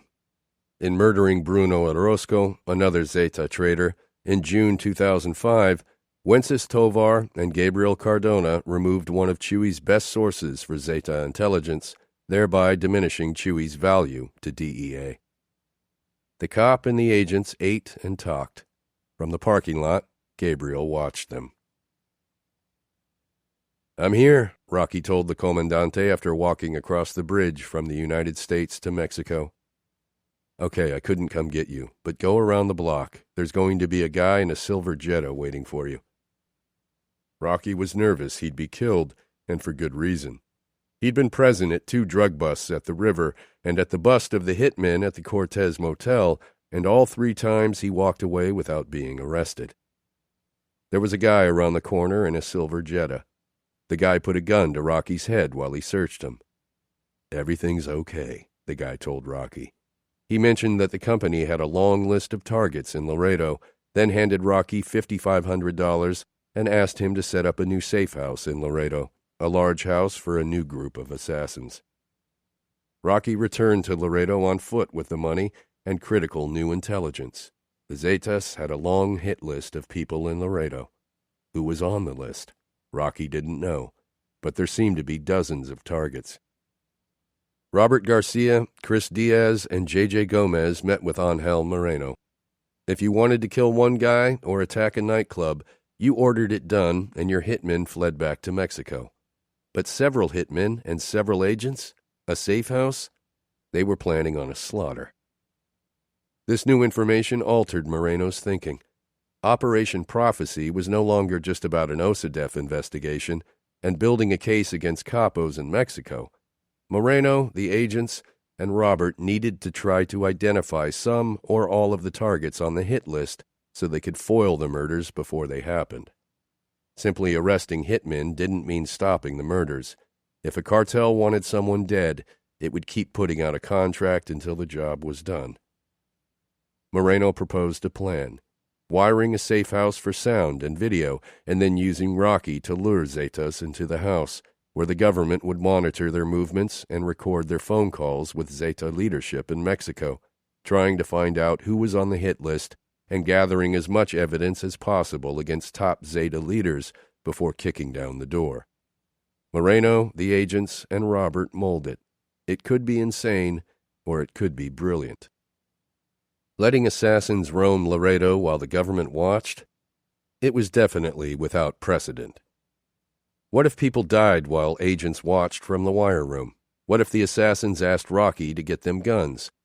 Could the government provide criminals with weapons? Absolutely not, ATF said.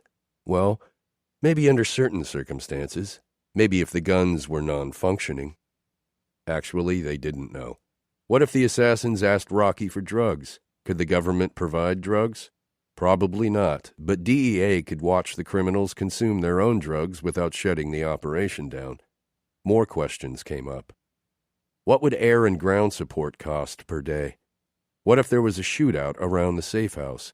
Would there be an extraction plan for neighbors? Did they need to alert the neighbors?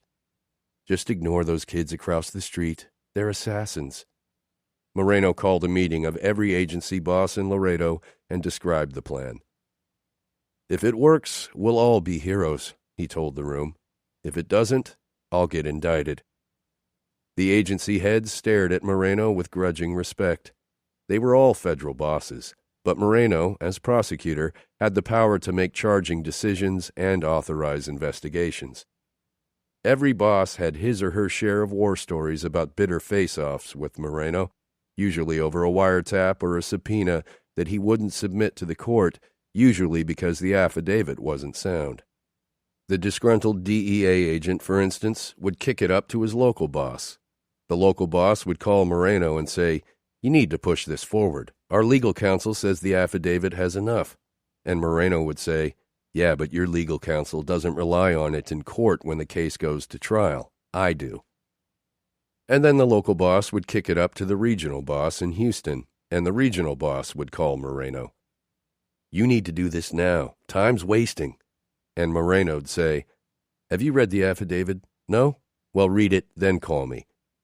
And then instead of taking 5 minutes to read the affidavit, the DEA's regional boss would call the Department of Justice's regional office in Houston and demand to speak with the drug chief, only to be told that the drug chief was Moreno. Then the regional boss would call the head of the DOJ's criminal division, then Washington, and up and up and up. Prosecutors like Moreno tended to have a different relationship with the more esoteric federal agencies. Fish and Wildlife, for instance, would get pretty excited and be extremely thankful when a prosecutor took on a case that would land the agency in the headlines. But the bigger agencies, the ones Moreno dealt with every day, DEA, FBI, ATF, Homeland Security, they were the worst, and Moreno had no patience for their bullshit. If Operation Prophecy succeeded, the younger agents would get bumped up a pay grade to GS-13 or journeyman status.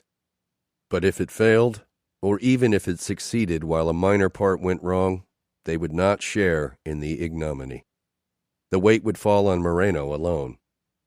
He knew a fellow AUSA who was prosecuted for advancing himself cash on his government ATM card. A dumb move, granted, but an infraction for which an agent might have caught, at most, a reprimand. If an agent pissed off a judge or screwed up testimony, it was hardly mentioned. But if a judge bad-talked a prosecutor, that prosecutor had better self-report before it became news. When Moreno took a hard line, agents wondered why he was being an asshole, and he just thought, not compared with what they do to us. This arrangement was the prosecutor's trade-off, and part of the reason why the American legal system largely worked. Complete power came with complete responsibility. Moreno amassed the resources of 9 federal, state, and local agencies, including DEA, FBI, ICE, ATF, the U.S. Marshals Service, Border Patrol, and Laredo PD. The DEA bosses were gung-ho about the investigation and committed to seeing it through. Rocky, after all, was their informant. But the other agency heads clashed over a complex, high-stakes operation. They wanted the case, but they didn't. It was their case one day when the outlook was good, then not the next when the investigation hit a bump. If it succeeded, every alpha dog wanted credit. If it didn't, no one wanted liability. This, Moreno knew from experience, was the essence of a multi-agency OCDETF investigation. Diaz and Gomez worked hard. It was their case, and they owned it. They reviewed Fourth Amendment law to find out what could and couldn't be recorded in the safe house. Diaz wrote the Title III warrants for the wiretaps. Robert got guns from the Laredo PD evidence room, took them to the shooting range, and filed down the firing pins just enough so that the guns clicked when the trigger was tested, but didn't actually spit rounds. His drive and controlling approach to work pissed a lot of people off. Those who hadn't worked with him before came around to the same opinion as those who had. Asshole. But Robert was used to this dynamic in team situations and didn't stop moving long enough to process the gossip. Far as he was concerned, the same rule applied.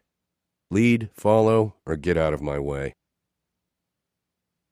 In late March 2006, the Prophecy team was still getting the legal aspects of surveillance squared away when Zeta leadership called Rocky and asked if the safe house was ready. It was painful to put the criminals off, to risk losing the operation, but bureaucrats moved at a glacial pace. Diaz and Gomez told Rocky to ask for a couple more days. By April 1st, when the wiretap warrants were signed by the judge and everything was set to go, Rocky's phone had turned cold. Miguel Trevino had grown impatient. Zeta leadership turned to a different concierge. A new cell was setting up somewhere in Laredo. A massacre was coming, and the agents of Operation Prophecy were helpless to do anything about it. 26. Career Moments. After finishing a midnight workout on the weight set he bought for the hillside house, Gabriel sat on the balcony with an AR-15 across his lap and a Corta, a handgun, in his belt. He smoked weed by converting an orange into a pipe, carving out a bowl on top and poking a hole through the middle. The marijuana opened and focused his mind. What is this game, he wondered, snapping people as if they were flies? And then he was outside his head. He watched himself pull out the Corta, release the clip, roll a bullet between his fingers. He thought, I possess an AR. I possess a Corta. I have a Versace shirt and a roll of cash in my pocket. Lines by Tupac Shakur ran through his head. He thought about the book he read in jail during February and March. It was an investigation of the murders of Tupac and Biggie Smalls, a.k.a. Notorious B.I.G. Gabriel turned 10 on the day Tupac, 25, died in 1996. Tupac and his producer, Suge Knight, were in Vegas, driving from the Mike Tyson fight to a party, when a Cadillac screeched to a stop in front of Suge's BMW. The rear window came down, and .40 caliber bullets tore open the Thug Life tattoo on Tupac's torso as he tried to scramble for cover in the back seat. 6 months later, a 24-year-old Biggie Smalls, Tupac's East Coast rival in the 1990s hip-hop scene, was also killed in a drive-by. Gabriel had always believed that Tupac and Biggie died in a gang war between West Coast and East Coast rappers, Bloods versus Crips. This book told a different story. In this account, Tupac was in the midst of a tricky comeback when he was murdered.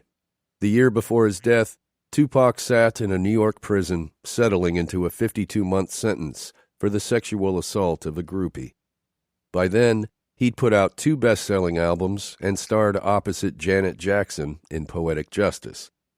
He'd also been arrested 8 times, escaped conviction in the shooting of 2 off-duty police officers, and cheated death when he was shot in the lobby of a Manhattan music studio. Plaintiffs tried to sue Tupac in civil court, blaming his lyrics for the shooting of a Texas trooper and for the paralysis of a woman hit by a bullet during one of his concerts. Of Tupac's many assault cases, one charged him for attacking the filmmakers of Menace to Society when he felt they were casting him as a sucker.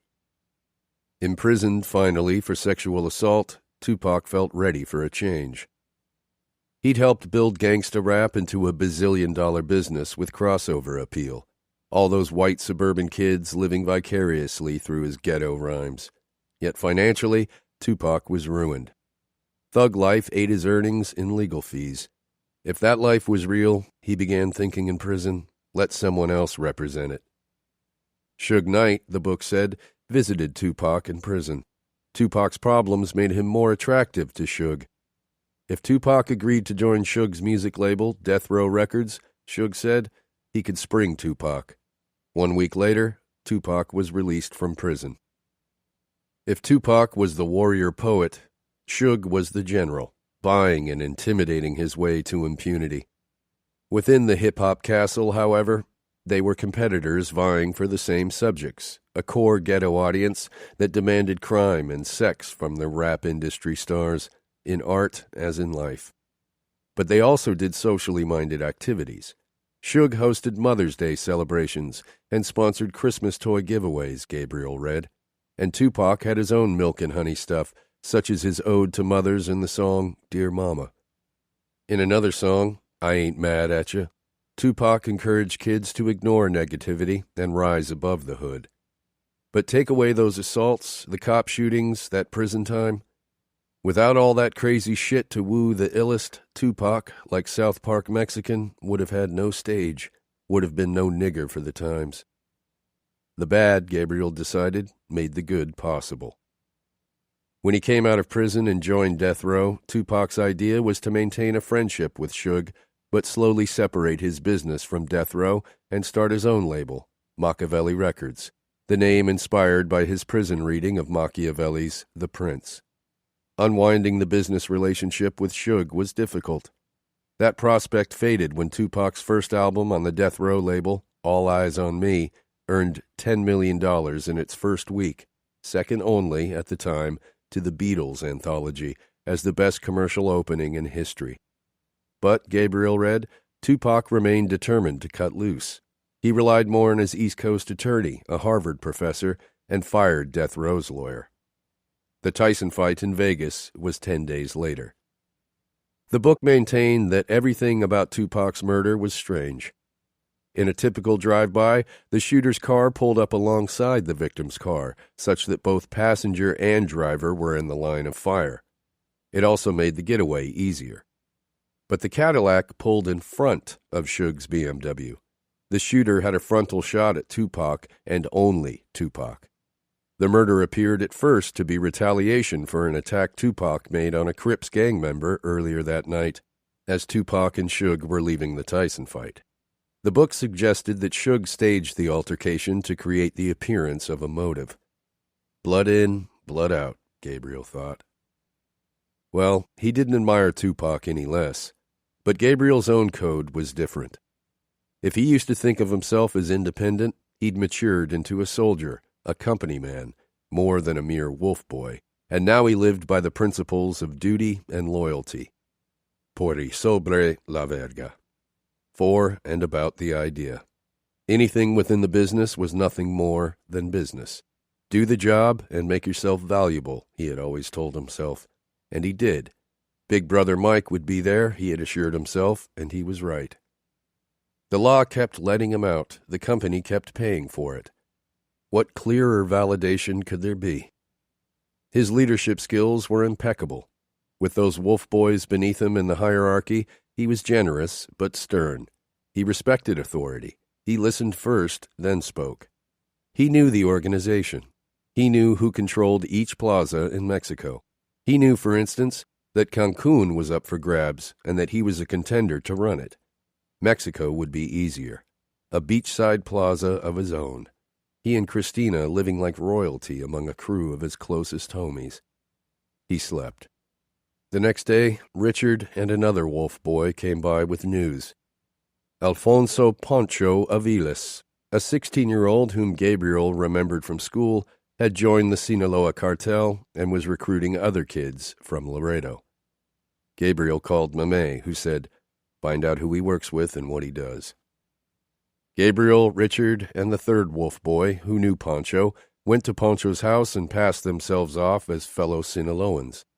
Poncho mentioned the names of a few prospective recruits, then a suspicious relative came outside, and the wolf boys left.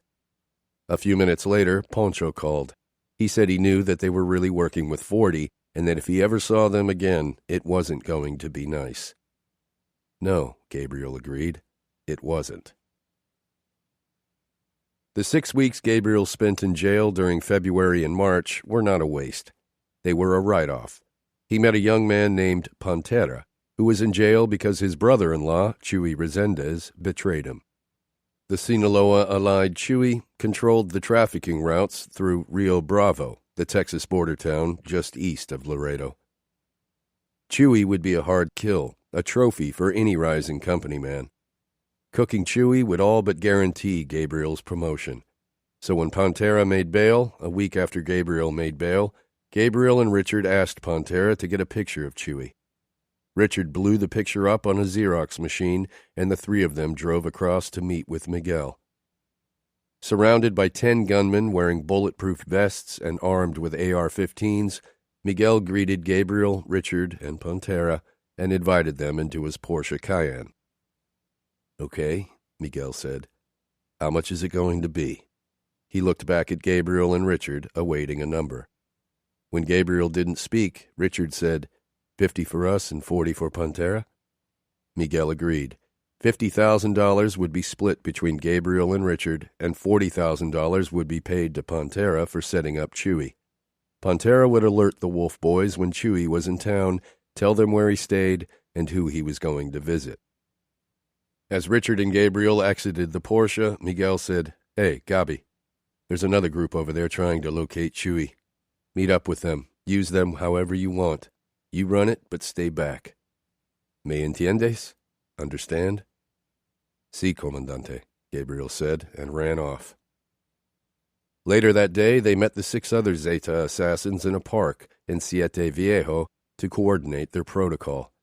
Then Gabriel, with Pantera, went out scouting for Chewie in the Dodge Ram, while Richard and several Wolf boys from the B team, the Chuckies, waited at a safe house. Pantera and Gabriel relayed Chewie's movements to Richard and the others. Chewie's truck was on Highway 83. Richard and the Wolf boys ran out to a green Chevrolet pickup and sped away from the safe house. Armed with a 9mm, Richard lay down in the bed of the pickup between two boys with AK-47s. The driver spotted Resendez's truck on 83, pulled next to it, then pulled ahead. When the boy in the passenger seat of the pickup began to shoot, Richard and the two in back popped up like skeletons from a grave and shredded Chewie's Suburban with more than 90 rounds. Chewie's truck slowed, then coasted away, crossed lanes, and stopped when it hit a wrong-way sign. Later that day, Sunday night, Gabriel and Richard showered, picked up Richard's wife, and went cruising on San Bernardo Avenue. On Monday, Miguel and Mamey invited Gabriel and Richard to Nuevo Laredo for lunch. It was Gabriel's biggest commission yet, $50,000 to be split between him and Richard. Gabriel would take $30,000, and Richard would get $20,000. At the meeting with Miguel, they bantered about business. 2 months after Fito's death, Miguel still bemoaned the loss of his little brother. "It wasn't fair," he kept saying. "Fito wasn't involved." Gabriel sympathized. But Richard thought, "How many innocent people have you killed, Miguel?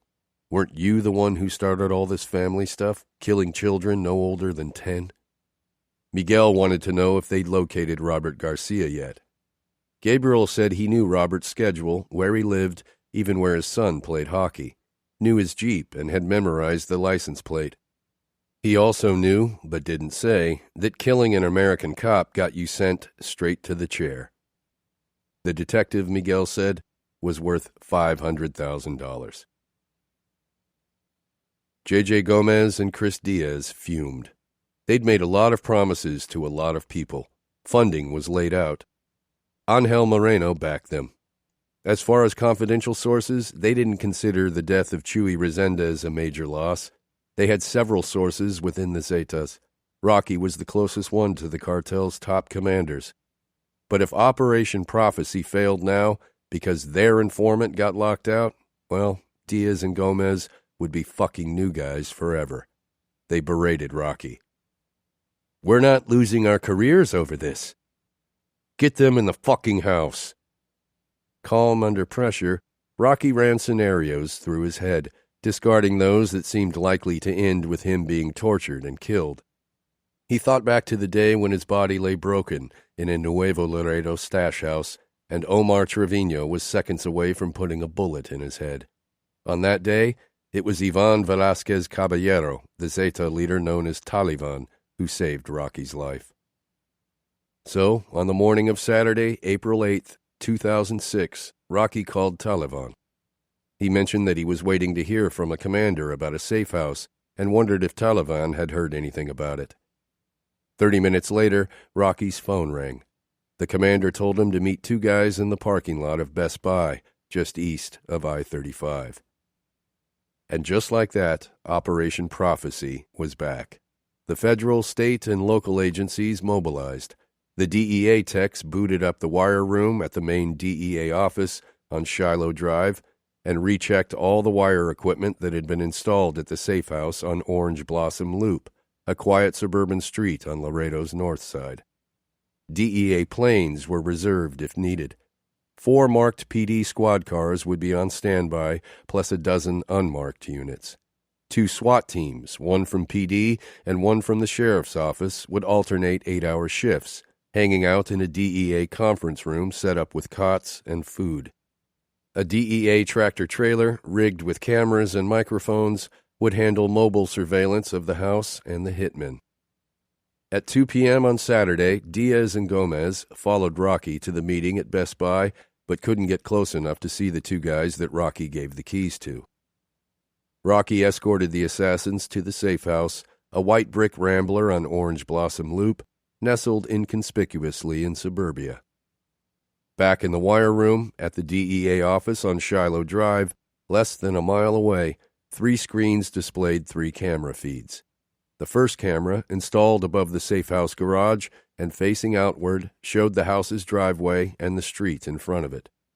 The second screen showed the kitchen, with a white Formica island in the middle, cabinets above it, and a breakfast nook with a small table overlooking the lawn and the house next door. The third screen showed the furniture-free living room. Microphones picked up everything, except in the bathroom and bedrooms. The cell phone of everyone in the safe house would also soon be tapped. As Operation Prophecy got underway, there was no reason to think Gabriel Cardona figured in the sting. Such were the vagaries of Laredo's bail protocol that no one even knew Gabriel had walked out of jail 3 weeks earlier. From the wire room, Robert and the agents watched the assassins enter their new pad and settle in. "Holy shit," Robert said. "That's the guy I've been arresting all year." 27. Catch that pussy. Shit, Rocky thought. Where are they? After getting the keys from Rocky at Best Buy and going to inspect the house on Orange Blossom Loop, Gabriel told Rocky, "We'll come back later." Then Gabriel and Richard drove to Mexico, and Team Prophecy lost contact with them.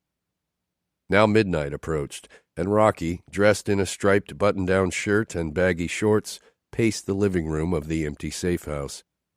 Rocky's primary role in Operation Prophecy was to keep the Wolf Boys in sight and try to report their movements before they moved, duties he'd already messed up.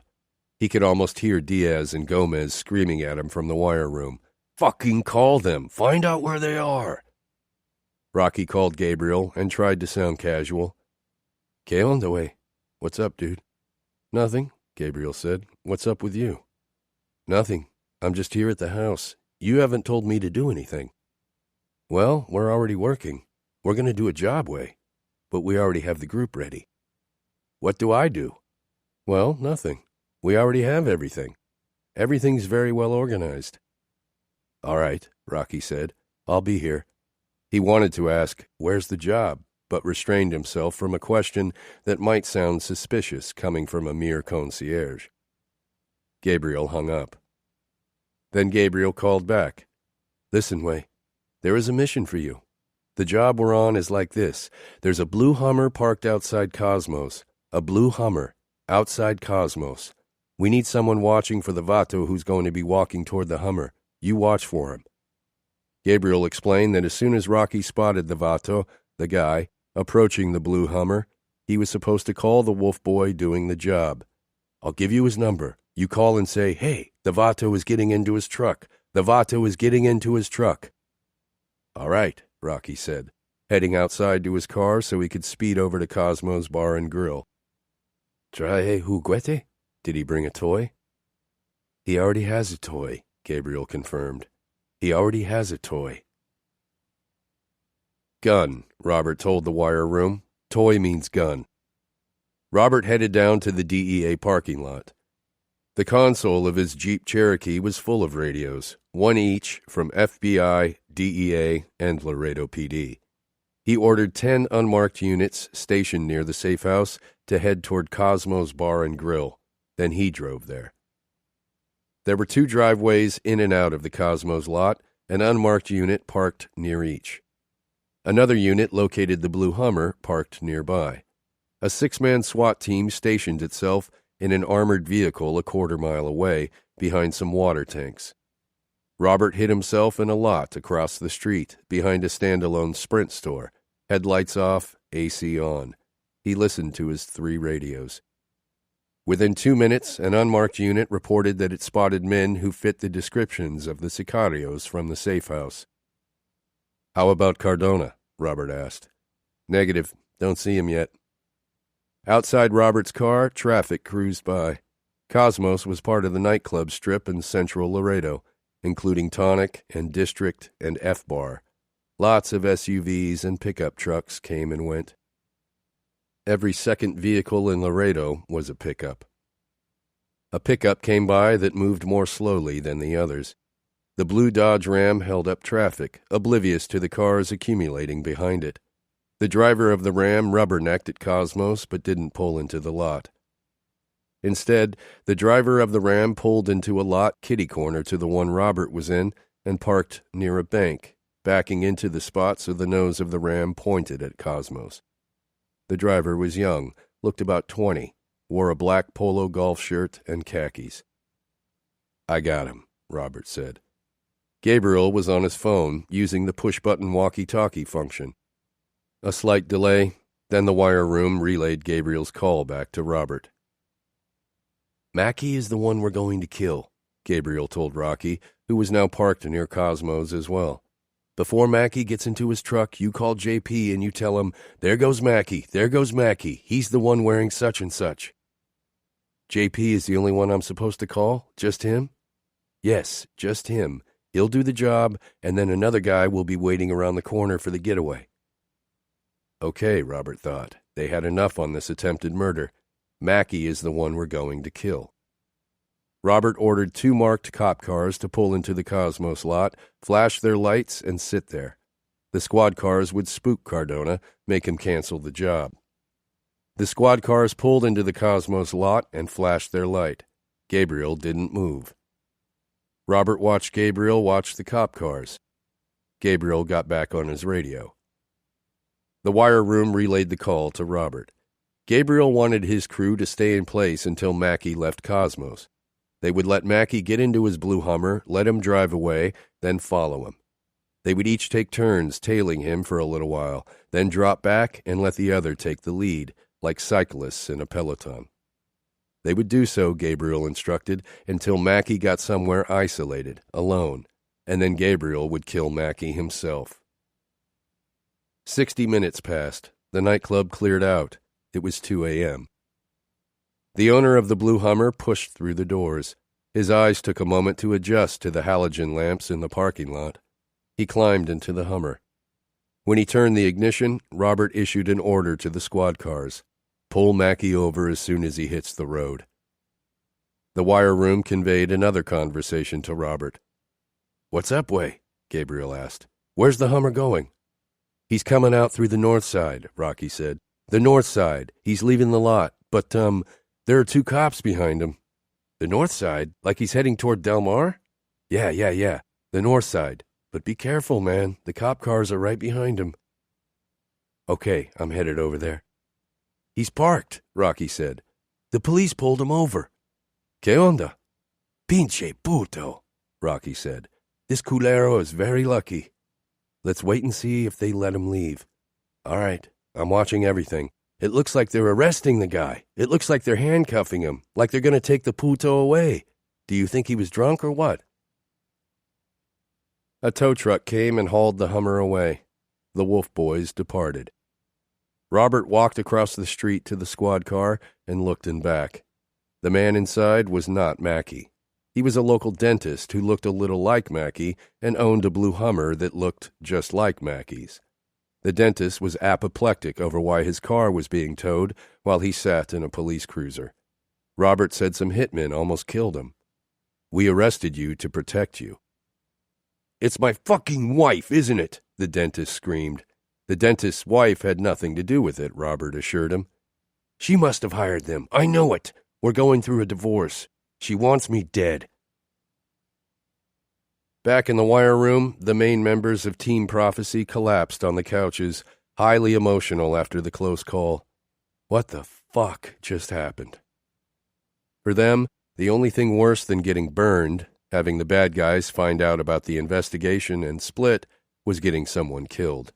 Operation Prophecy, they realized now, would be no typical wiretap investigation, where you could use your informant to wield some control over the criminal's actions. The boys had their own agenda and would do whatever they wanted. Team Prophecy decided to keep the operation going so they could record conversations between Gabriel and company leaders in Mexico, and so Rocky could find out who else was on the hit list. They would have to be in a reactive mode constantly. Only 12 hours had passed since they gave Cardona the keys to the safe house. How long could they keep up with these kids? That night, Gabriel and Richard went looking for an old and familiar target on Miguel's list, Mike Lopez, at Taco Palenque, where Minnie and Laredo went after the bars closed, but they couldn't find him. Driving north on I-35, Richard noticed they were being followed by an unmarked car, a white Ford Explorer. Richard sped away. The Explorer followed. Richard exited the highway, made a U-turn beneath the underpass, and got on I-35 heading south. He stepped on it, exited at Saunders Street, called ahead to a friend who lived nearby, asked him to open his front gate, and a few minutes later Richard and Gabriel pulled into a driveway and shut off their lights. "Lost them," Gabriel said. The Explorer drove by slowly. "Fuck," Richard said. "The FBI must be investigating the kids," Gabriel said, referring to Poncho Aviles and the other Laredo teen, both Sinaloans whom Gabriel and Richard kidnapped from a Nuevo Laredo nightclub a week earlier. Gabriel shrugged it off. Those murders were done on the other side, he assured Richard, so it didn't matter. Still, the tale made Richard skittish. "We're calling too much attention to ourselves," Richard said. He wanted to call it a night and go to Nuevo Laredo while the heat cooled. "You catching that pussy, man," Gabriel said. "Let's do this job." Gabriel and Richard never differed so openly. The argument's subtext was clear. During their younger years in La Azteca, Richard had the money and the power. He was the boss. Now the roles had reversed. Deep down, Richard was angry at himself. 6 months earlier, he got into the killings for what seemed like a good reason, to meet Miguel Trevino and get back to smuggling. In recent months, Richard and Miguel had had many conversations about Richard getting back into logistics with the startup grant and all the cocaine he could move. Miguel trusted Richard because Richard was with Gabriel. Every time they saw each other, Miguel asked if Richard was ready to start a new smuggling operation. Richard always invented an excuse. The real reason being that the assassin's power to instill fear had sapped his ambition to work hard and make real money again. Fear, over the long term, might be a weaker power than money, but in some ways it was a more addictive one. It was one thing to have money and be able to get out of a jam with Mexican authorities, but you still had to go by their rules, because enemies might have more money and therefore more power over the cops, whereas the power of fear meant running off cops without paying them. The privilege to humiliate had seduced Richard, and he'd lost his way. "We're looking for a fucking ghost," Richard said. "I'm done for today." Then Gabriel's phone rang. It was Mame Flores calling from Mexico. Mame explained that there were 2 young company men in Nuevo Laredo who were taking their weekly salaries but never doing jobs. They needed to be disciplined. Could Gabriel handle it? In an endless war, the enforcer's work was never done. Yes, Gabriel said. He could do it. "Okay," he told Richard. "You get your wish. Take us across." Later, Richard stayed in Mexico to continue partying. Gabriel returned to the safe house on Orange Blossom Loop in the pre-dawn hours. It had been a long night. He slept. Sunday passed without activity. On Monday, the 3rd day in the safe house, Robert watched the boys. None of the bedrooms had cameras, but he could imagine Gabriel sleeping on the deluxe air mattress bought at Walmart. While plainclothes officers followed them through the aisles earlier that day, the boys bought bedding, kitchen utensils, and a triangular cabinet for the old TV, the singular living room item furnished by the U.S. government. At noon, the Wolf Boys woke up and Gabriel went into his neat freak mode, putting each associate on a task. Clean the kitchen, the bathroom, find a mower and cut the lawn, assemble the TV stand. This place was going to be a straight house, he told them, not a dump. They would all learn to respect what they'd been given. He unwrapped the kitchen utensils, filled a drawer, went to the garage, and came back with an armful of Martha Stewart towels, new white ones with stripes, some of which he hung on the rack, and the rest he distributed around to the other Wolf Boys. Now, in his bedroom, where Robert could hear but not see, Gabriel tried to make up with Christina on the phone. "Are you busy or what?" she asked. He could hear his underlings working away in the garage. "I'm cleaning the car," Gabriel said into the phone. "What's up, love?" "I was checking in because you haven't called." "All right." An uncomfortable silence. Help me be strong, Gabriel, she finally said with a heave. I don't have anyone else. You don't understand how I feel when you don't call me. It just feels so terrible. Gabriel's renewed dedication to his company work, specifically this killing spree in Texas, put major stress on their relationship. She'd call him about plans, and he'd say, You don't understand. I'm working. But you said we were going to be together. Fine, I'll come get you. And Gabriel would come get her, and they'd go somewhere for fast food, and Gabriel would bitch at her to reorganize the pickles on his burger to lay them out evenly so that there was one pickle for each bite. She could no longer claim ignorance of his work, not since the recent night he returned from Mexico and removed his black Versace shirt, which hung so attractively over the late adolescent bulk. She noticed it was splattered red. A rumor floated. 2 kids from Laredo were taken from the Eclipse nightclub in Nuevo Laredo, beaten and stewed in the guiso. Shacked up at another hotel, Gabriel asked Christina if she wanted a new car. She said she'd love a new car. She could have any car she wanted, he said, so long as she helped him deliver La Barbie's head in a box. What the fuck, Gabriel? She yelled. What? He shrugged. She clucked her tongue against the roof of her mouth, what she did when she was sad. They could be good together, strong, she thought, but the company was coming between them, and she was tired of it. You know, sometimes I can't call, Gabriel now told her on the wiretapped phone. I've been busy, and if you don't believe me, just look at Chuy Resendez. She breathed deeply, exasperated. I know. I don't want to know. She said someone was offering $1,000 for information about the murder.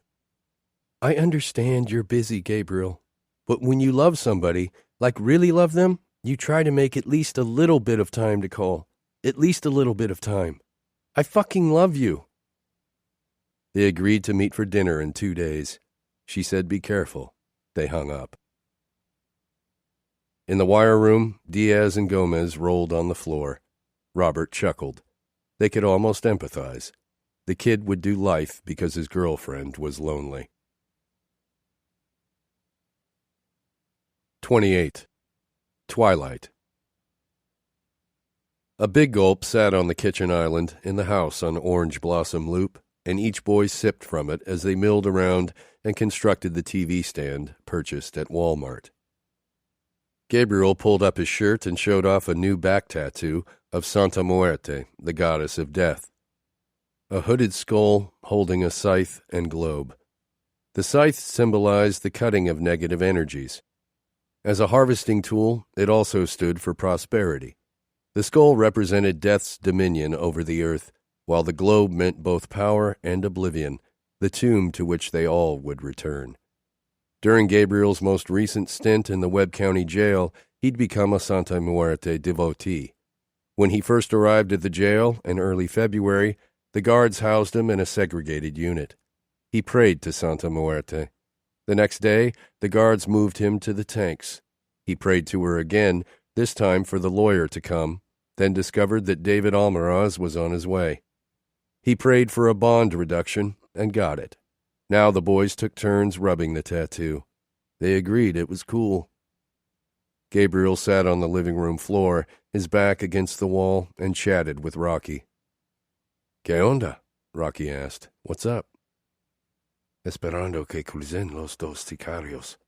Entonces Checo, Gabriel replied, waiting for the 2 hitmen to cross over, then Checo.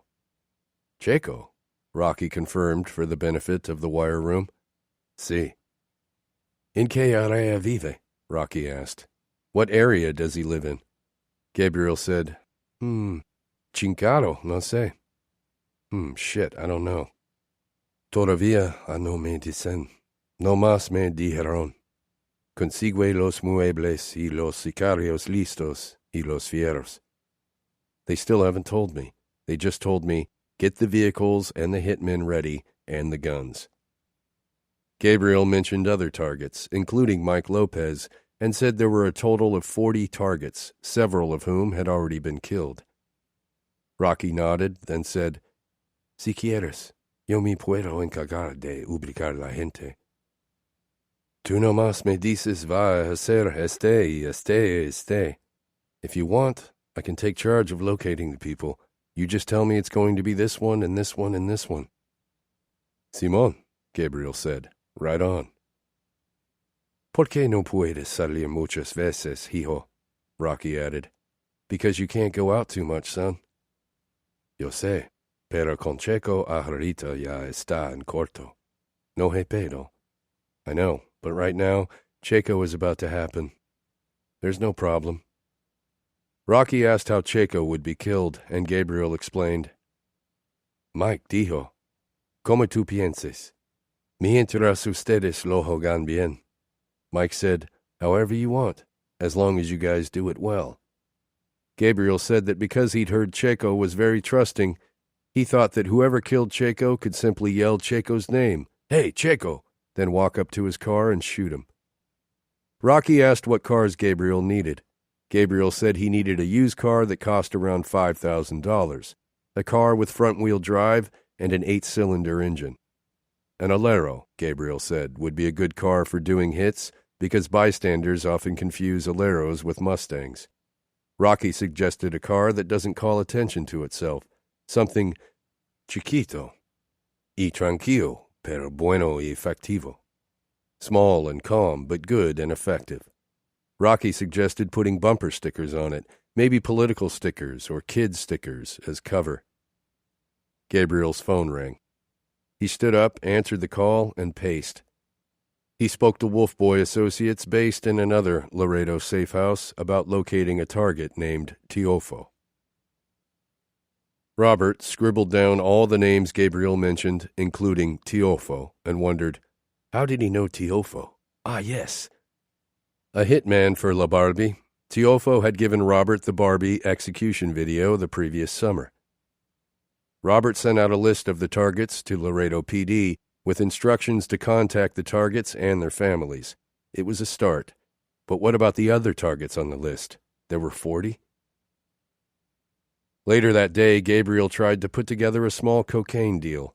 Between gifts to his family and friends and his company-related work expenses, which often weren't reimbursed, the money from the Chuy Resendez job was already gone. Gabriel had sent his buddy, a minor wolf boy named Camacho, to pick up 10 ounces of coke from a Laredo dealer. First, Camacho called to say that the scale had run out of battery power and blah, blah, blah. Then Camacho called and said it was only just over 4 ounces. What do you mean 4? Gabriel asked. Why are you saying that? 4 ounces, dude. 4? It's like 4 plus a little, but I hope... I'm not going to work with you anymore if you're going to be doing this shit.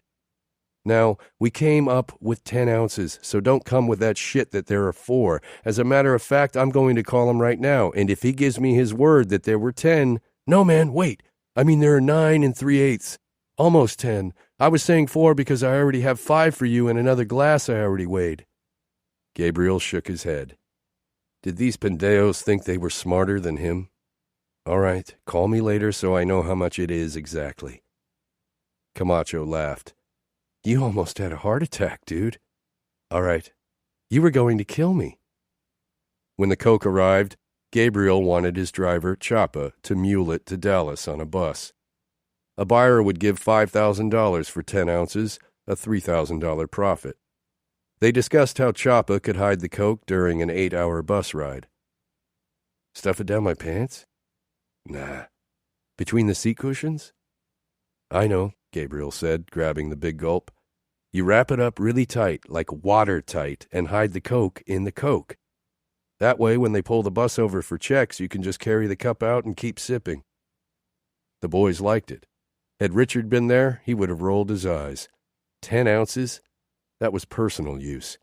Why risk a case for such a small score? Shit, even DEA would laugh at that. In the wire room, Robert smirked. If he were a doper, he'd rent a house in Laredo under a false name, furnish it, fill the furniture with drugs, then hire a moving company to take the furniture to an apartment in New York. He never heard of anyone doing it. Maybe it would work. He took a break while Diaz and Gomez jotted notes on the drug stuff. Conspiracy to traffic, more charges, more years. Behind them, hanging on the wall, was a whiteboard with a couple dozen photos attached. On top was Miguel Trevino. Below were members of Gabriel's crew, some of them flunkies, like Chapa, some of them bona fide wolf boys. Robert had drawn lines from Gabriel, in the middle of the board, to various Zeta superiors.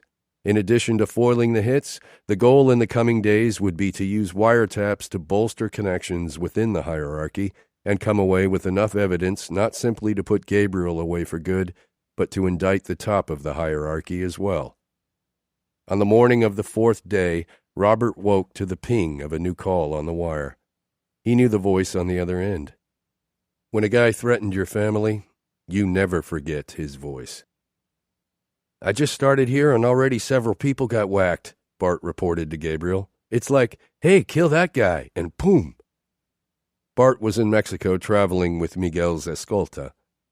Bart said he was resting, playing video games on Xbox 360 and smoking weed while he tended to a nasty wound. During a raid the previous day, he had shot himself in the leg with an armor-piercing bullet. We were like 7 cars armored. I was in a nice green Marquis. We were cruising around, and then we arrived at the house. I got off and went inside through the back. I had piñas, the whole shit. They were all on the ground. It was awesome. Bang, bang. Then the rats came. I took off in a hurry. My leg felt hot. I looked down. It's one of those holes where I'm missing flesh from my leg. Bart laughed hysterically. I'm missing flesh from my leg, dude. That says it all.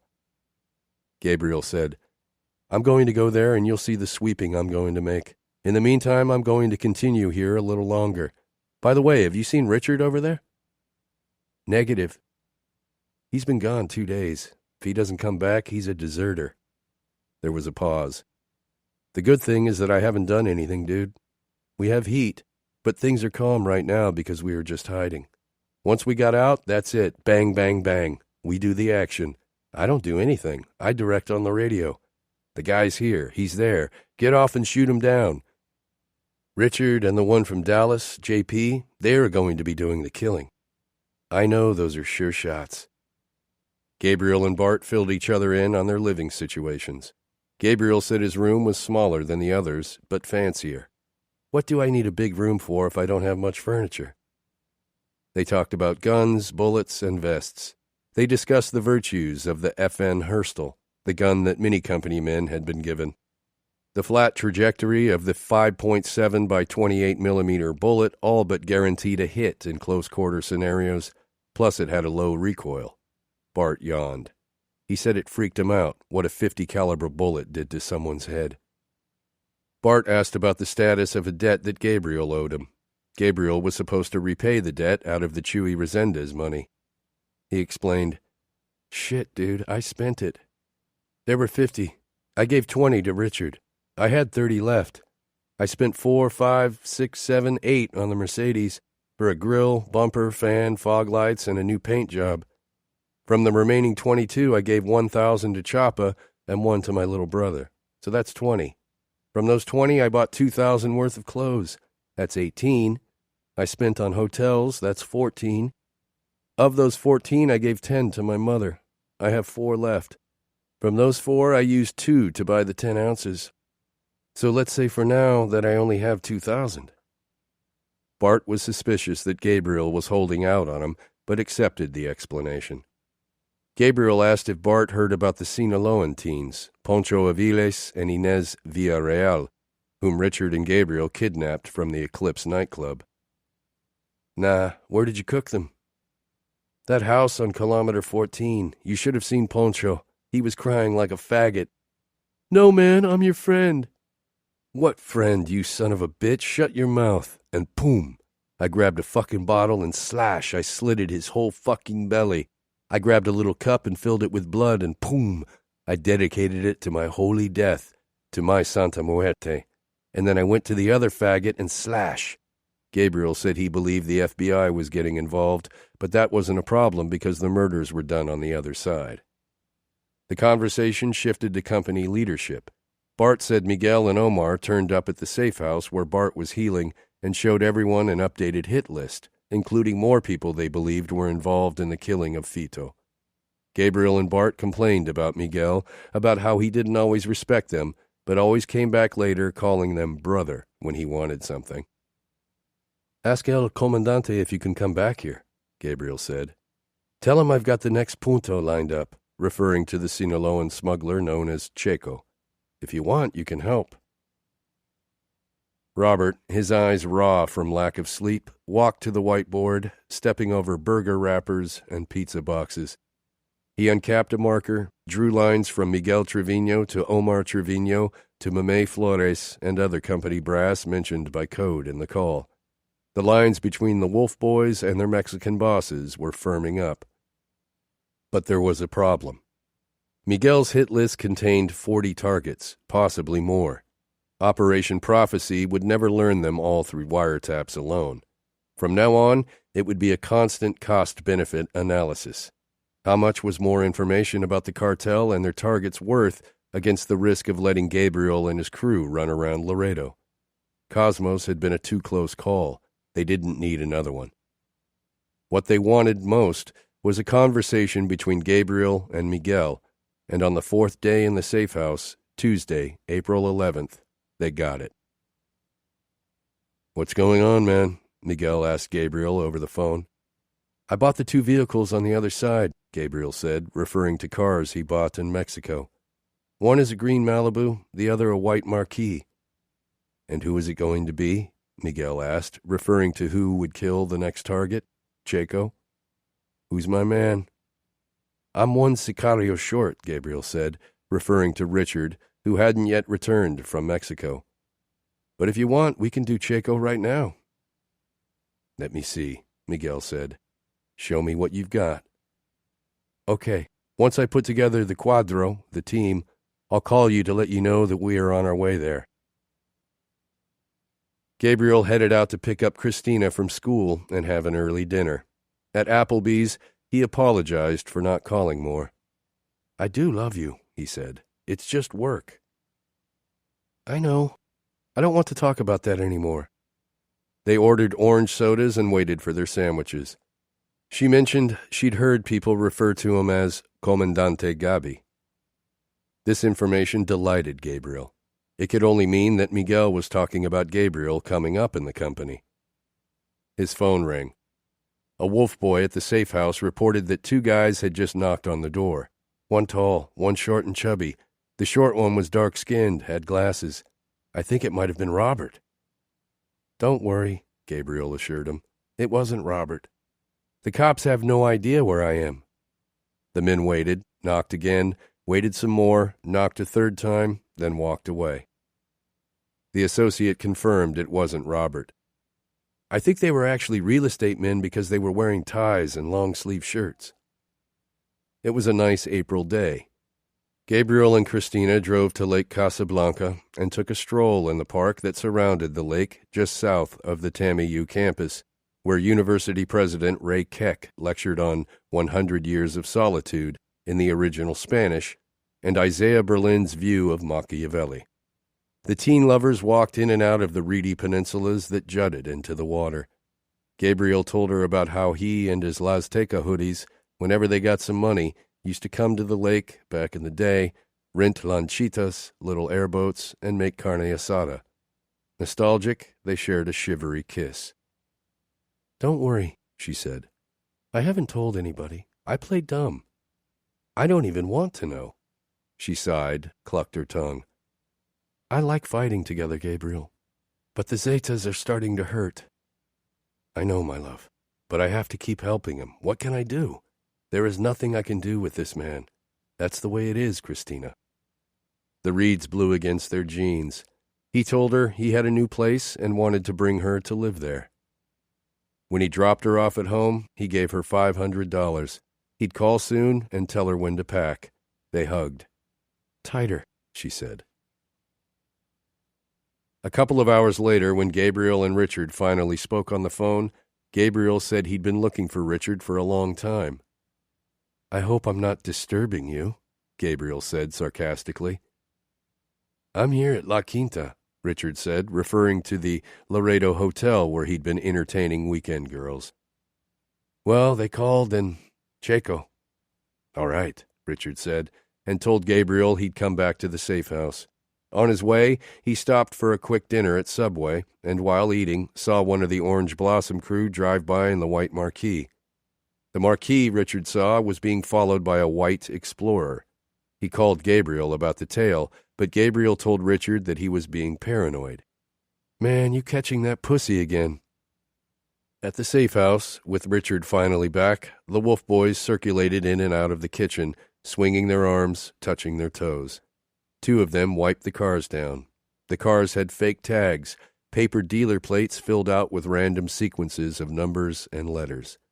Stalking the house with quick steps, the Wolf Boys readied themselves for the evening's work.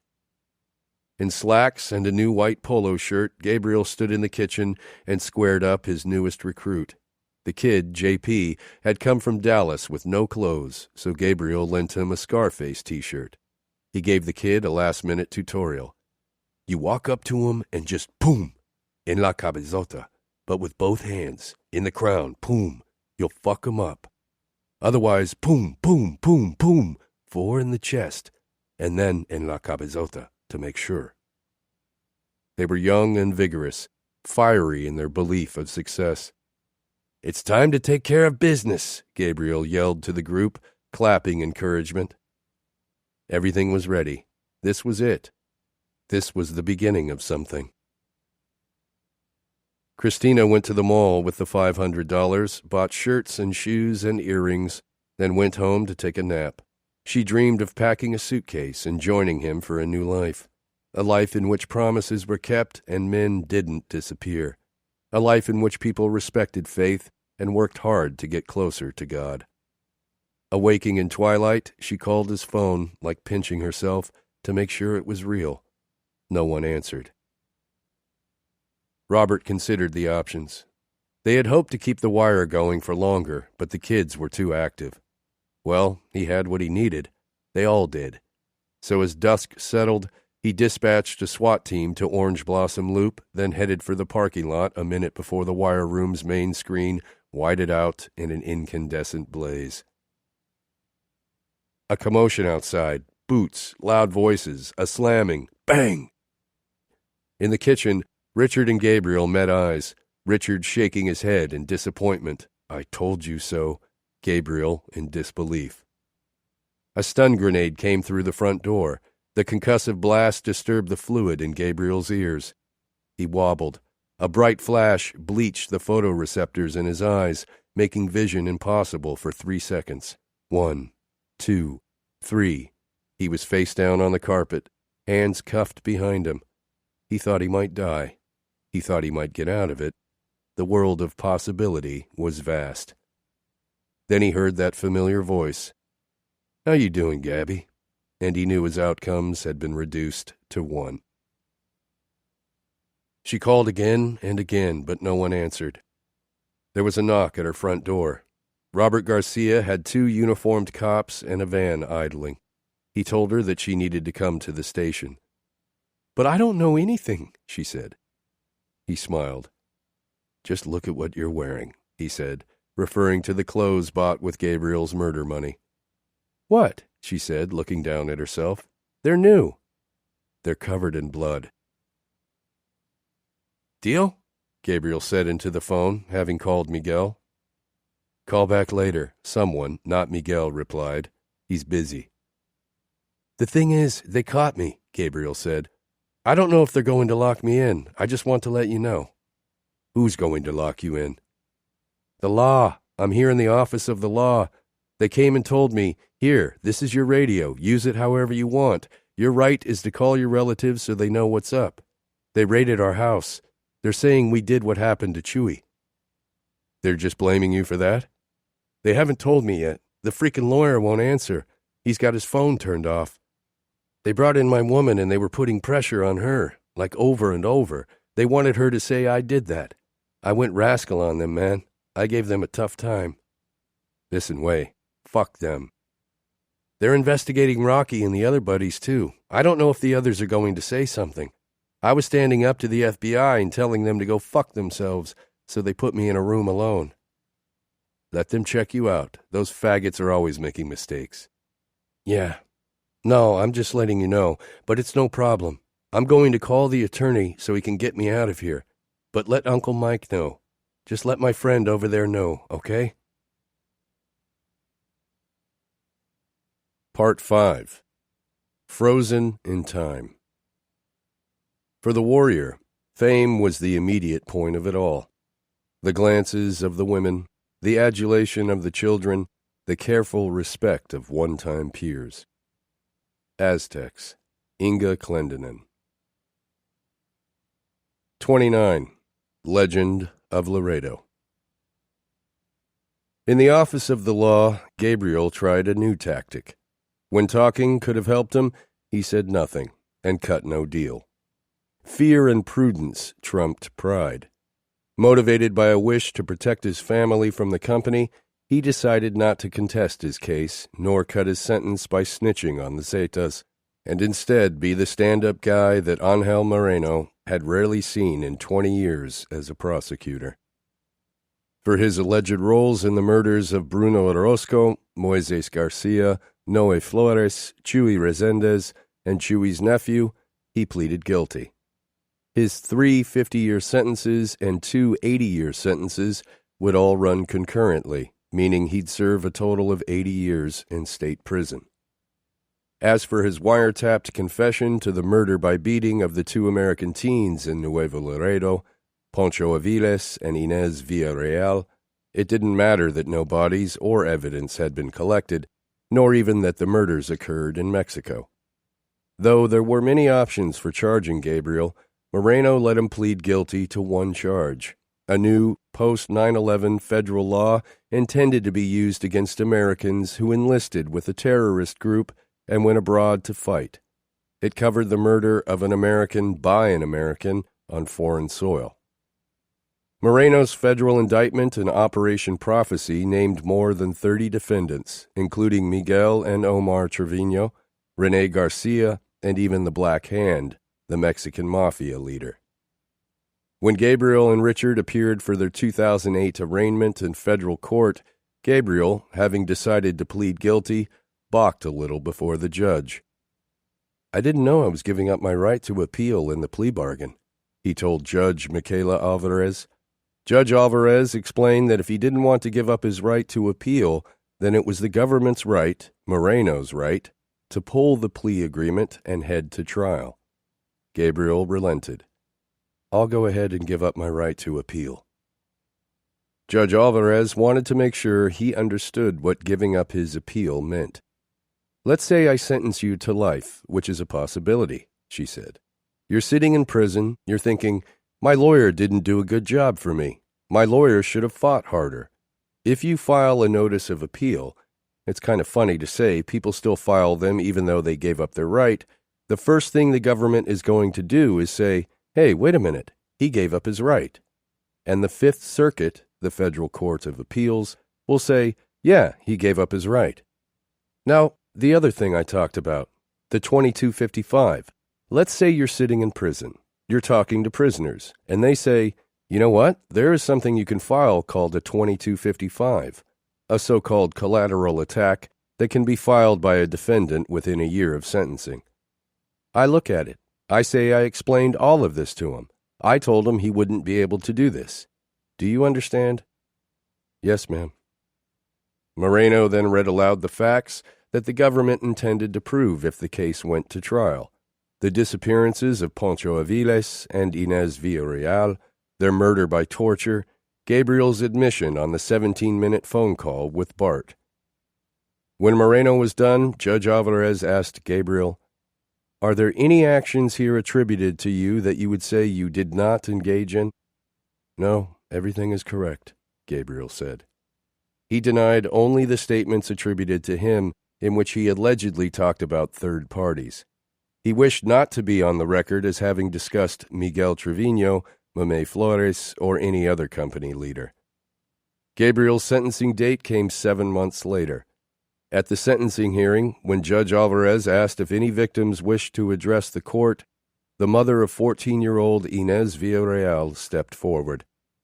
She could have been speaking for thousands of Laredo mothers when she explained how she lost a year of work looking for her son and was about to lose her house and car as well.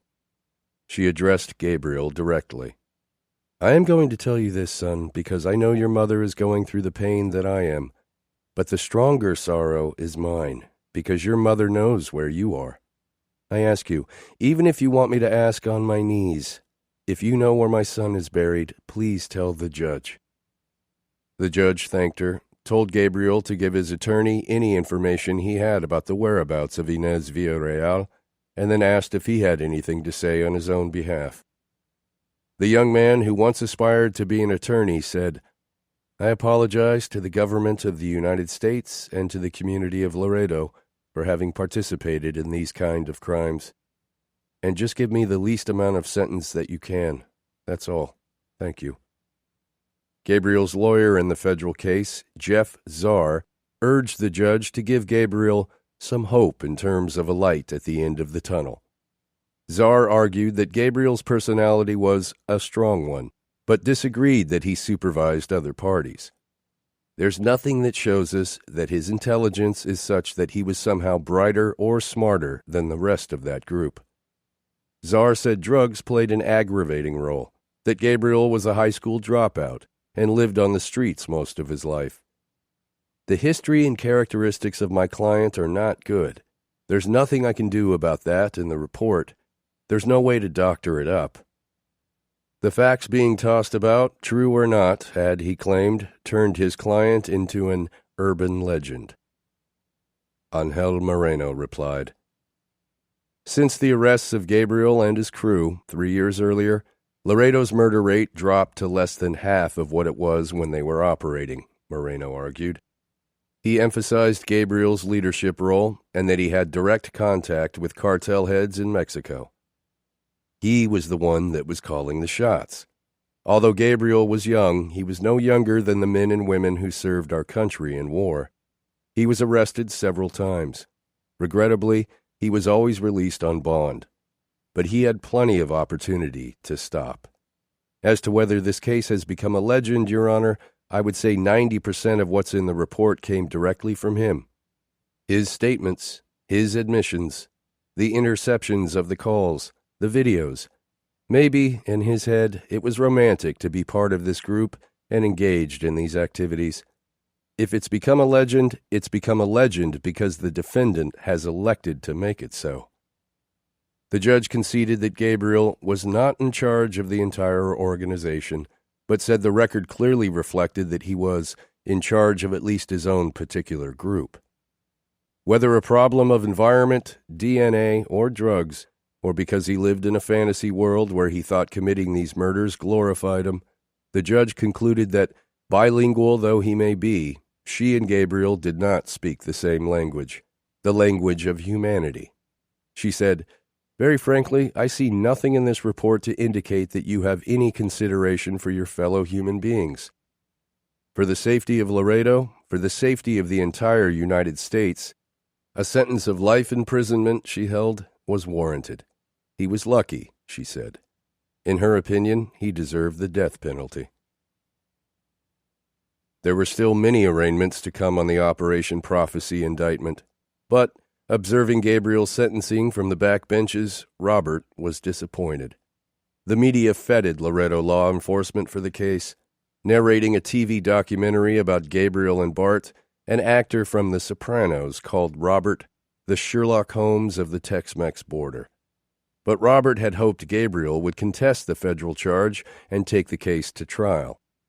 He wanted the snitches to be paraded onto the witness stand, the curtain pulled back on the gruesome reign of Miguel Trevino, a man who was only a few years into his ascent in the company when he told Gabriel and Wences that he'd killed more than 800 people.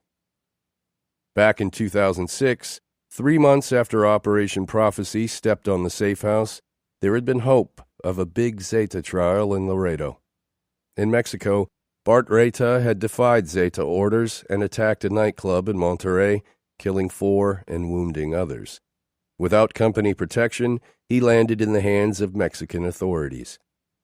When they arrested Bart, They raided his house and found $275,000 in cash, a bulletproof BMW M3, a diamond ring valued at $25,000, and about $50,000 of new Versace clothes.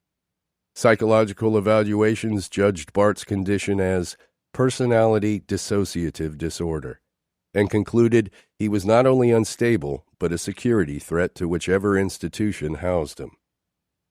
Each country had different extradition requirements. If Moreno wanted to extradite someone from Canada, he sent a small envelope of papers. Mexico was at the other end of the spectrum. Their system demanded a truckload of paperwork. Extradition took years or didn't happen at all.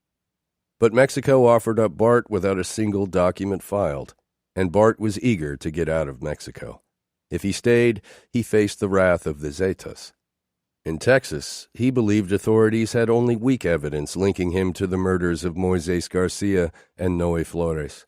So, on the day after Bart turned 17, July 28, 2006, Robert met the mythic killer in the middle of the night on a tarmac at the San Antonio airport.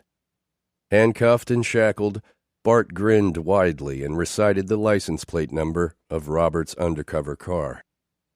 For several days in the interrogation room, over Bart's requested meal of Wendy's spicy chicken sandwiches and bottles of Big Red with cups of crushed ice, Bart told Robert stories from his time in the company. Killing made him feel like James Bond and Superman, he said. He was basically a detective, just like Robert. He had a job like any man, and he was good at his job. He never showed emotions. One minute you were having fun, kicking it like brothers, and the next minute he was putting a bullet to your head. No, it wasn't normal, he knew that.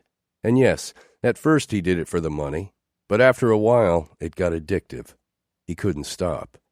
He used to get a high out of it. It got to the point where if he didn't kill someone that day, he wasn't satisfied. Taking the gun away, he said, was like taking candy from a baby. Shit, he was so gone he could have killed his own father and felt nothing. Their blood-soaked chatter assumed a weird, affable normality. Robert and Bart spoke nonchalantly of live humans fed to tigers and burned in oil drums, of hacking and torture, of the camps. Miguel Trevino was a smart man, Bart believed, and ruthless. Miguel trusted Bart like a son, molded him into an assassin. Bart even wanted to purchase 2 white tigers so he could be like Mike. And yes, it was true, absolutely, what Gabriel had said. Bart was nothing but 13 when he joined up. Miguel practically raised him, sent him to a special force military camp where he always got the highest scores in guns, explosives, hand-to-hand combat, how to move as a ghost. Then he was sent to different places around the nation, to unknown places. The only evidence of his being there, a trail of dead bodies. Robert had interviewed dozens of killers. They all went straight to the excuses, the justifications. But for whatever bullshit Bart fed Robert, he was the first murderer who came right out and said that he killed not because he was from poverty or because his mother didn't hold him enough as a baby. He killed because he liked to kill. Robert's feelings for Bart were complicated. Sure, the kid had wanted to whack his ass, had even threatened his family, but Robert liked him. He actually liked the kid. Bart's candor was certainly part of his charm, but so perhaps was his naivete. Surprised to discover that his forthrightness in the debriefings would curry no favor with the state court on the murder charges for Moises Garcia and Noe Flores, Bart was also deeply hurt when Robert told him that Gabriel gave him up on the Flores murder. Bart wondered, how could his brother do that? Robert pretended to empathize, playing up the betrayal until Bart decided to challenge his case and go to trial. The following summer, all of downtown Laredo was secured during Bart's state trial, with squad cars parked at every intersection near the courthouse. Robert took the stand and explained the investigation of the Flores murder, how the cell phone trail led to the tattoo artist. The tattoo artist, fearing for his family, took the witness stand and pleaded with the judge to send him home.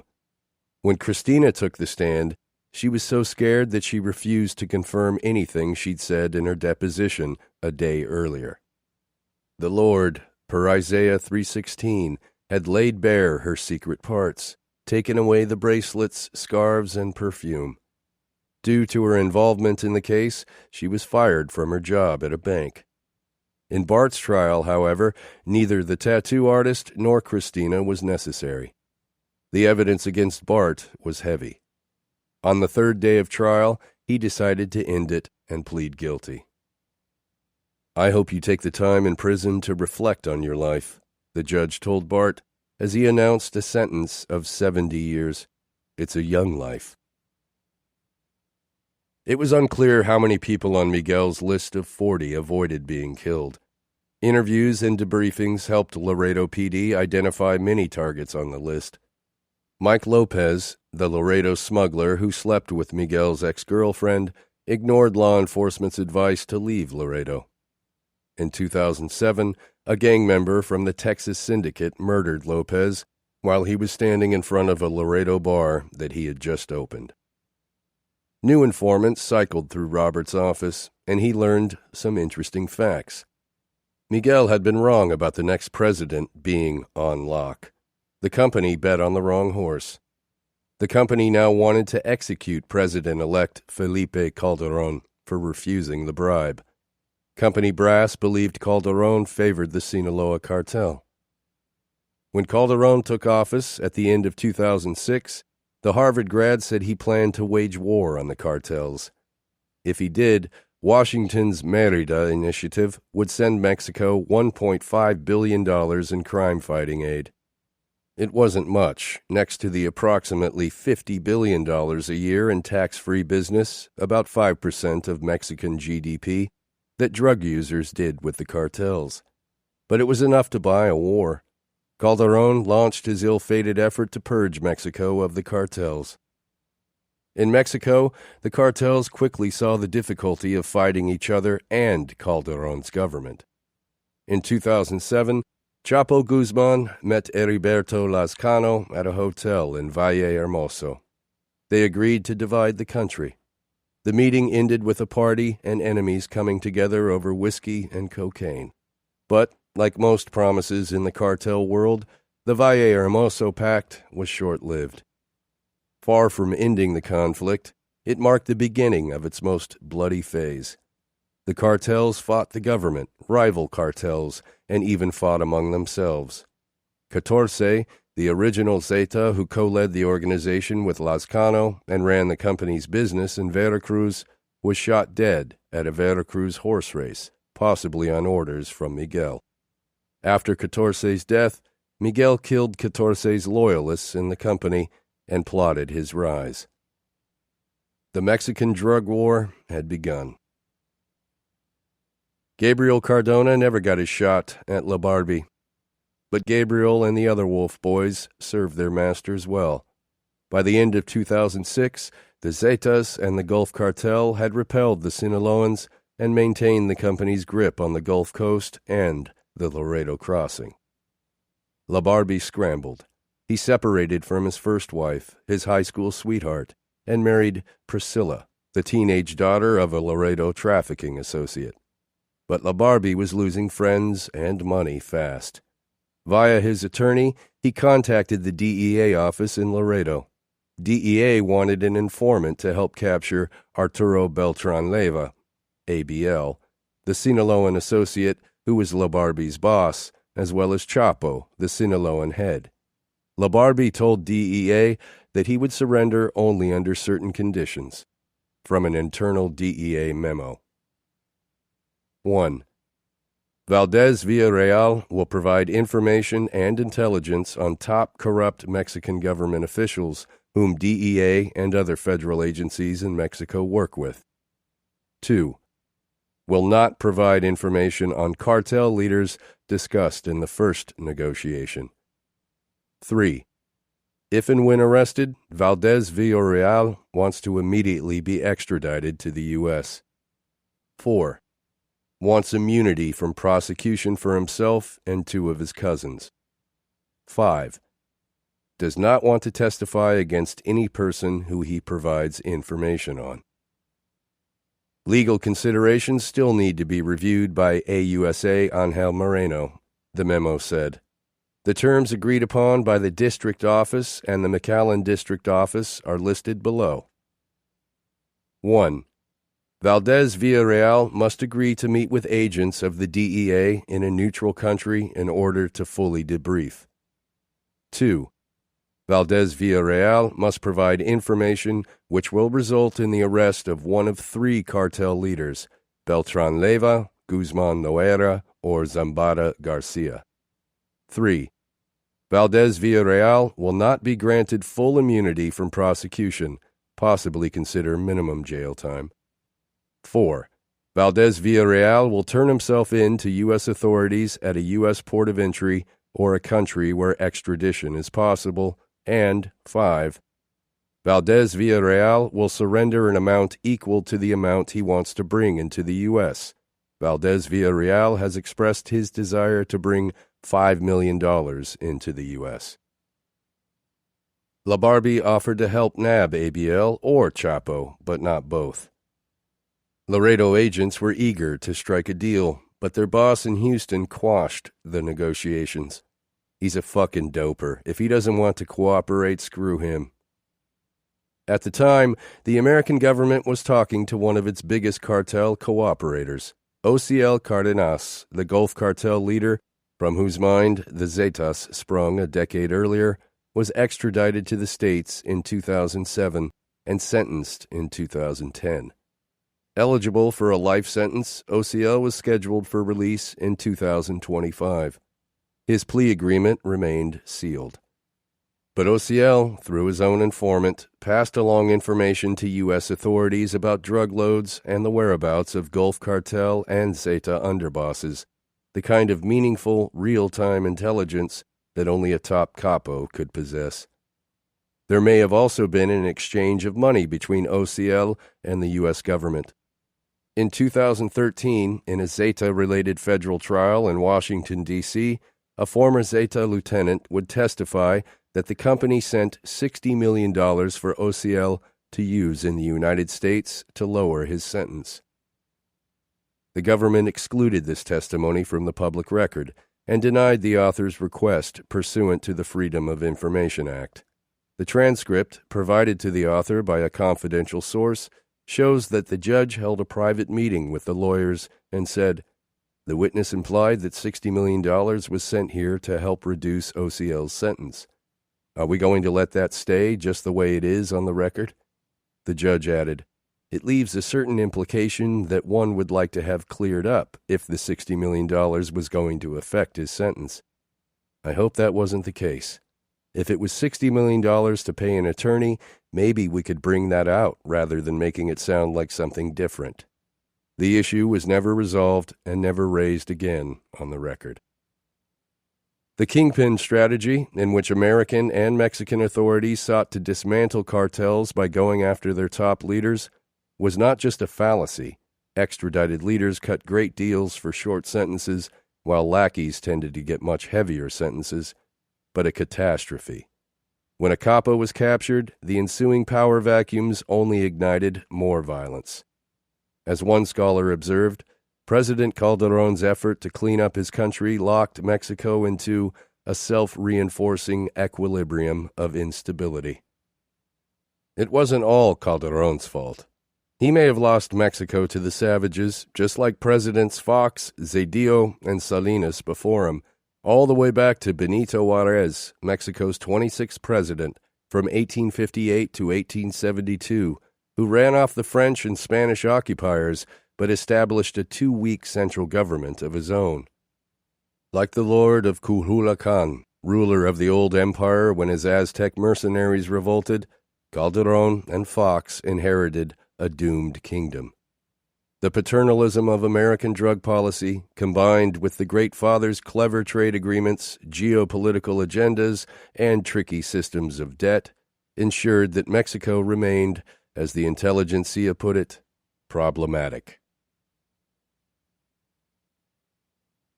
30. The messiest war. Ever since 1990, the old authoritarian PRI government that once managed a relatively peaceful drug industry in Mexico had been losing power in an average of 80 municipalities per year. Every electoral cycle, opposition parties claimed another 10% of Mexico's total local government. By 2012, a PRI president was in office again, but the party's dictatorial hold on Mexico was gone. A story that began half a century earlier with a centralized political system in which traffickers and politicians shared tables at wedding parties ended with traffickers assassinating 15 mayors and one gubernatorial candidate in 2010 alone. In that year, Heriberto Lazcano, the Zeta leader, orchestrated a split from the Gulf Cartel, dividing the two entities that once comprised the company, and turned the Zetas against their former masters. Lazcano appointed Miguel Trevino to be the Zetas' national commander. Under Miguel's leadership, the Zetas appeared to pivot from a criminal business to a terror organization. When Miguel heard that the cartels allied against him were summoning reinforcements from the south, rumored to be arriving in northeast Mexico in low-profile public buses, he intercepted buses in San Fernando, a minor plaza between Veracruz and the border, and oversaw the slaughter of what appeared to be simple laborers. It was hard to tell what they'd been. When the burial pits were discovered, the bodies had been deformed by blunt force trauma. "Who wants to live?" Miguel reportedly asked, before forcing the men into gladiatorial combat, with the losers beaten to death and the winners sent on missions against rivals. Miguel also turned against his old Zeta co-commander, Ivan Velázquez Caballero, El Taliban, who split from the Zetas and recruited soldiers from a new cartel called the Knights Templar. In 2012, a narcomanta, a poster that cartels use, like a billboard, to spread intimidation, hung from a bridge in Tamaulipas and was allegedly written by Miguel. The narcomanta provided insight into Miguel's thinking about the cartel landscape, as well as his take on the latest internecine battles. To all the Knights Templar and dumbasses that have left with the stupid fag and mediocre El Taliban, you can all suck my dick. You are a bunch of fags that run in packs. You are a bunch of thieves, extortionists, and half-dead hungry fucks that don't know how to confront me. You are traitors. I am loyal to the letter Z and to Comandante Lazcano. CDG, Cartel del Golfo, the Gulf Cartel, is done. The ones that remain in CDG are thieves, snitches, and pussies. What is left is secondary and third-level guys.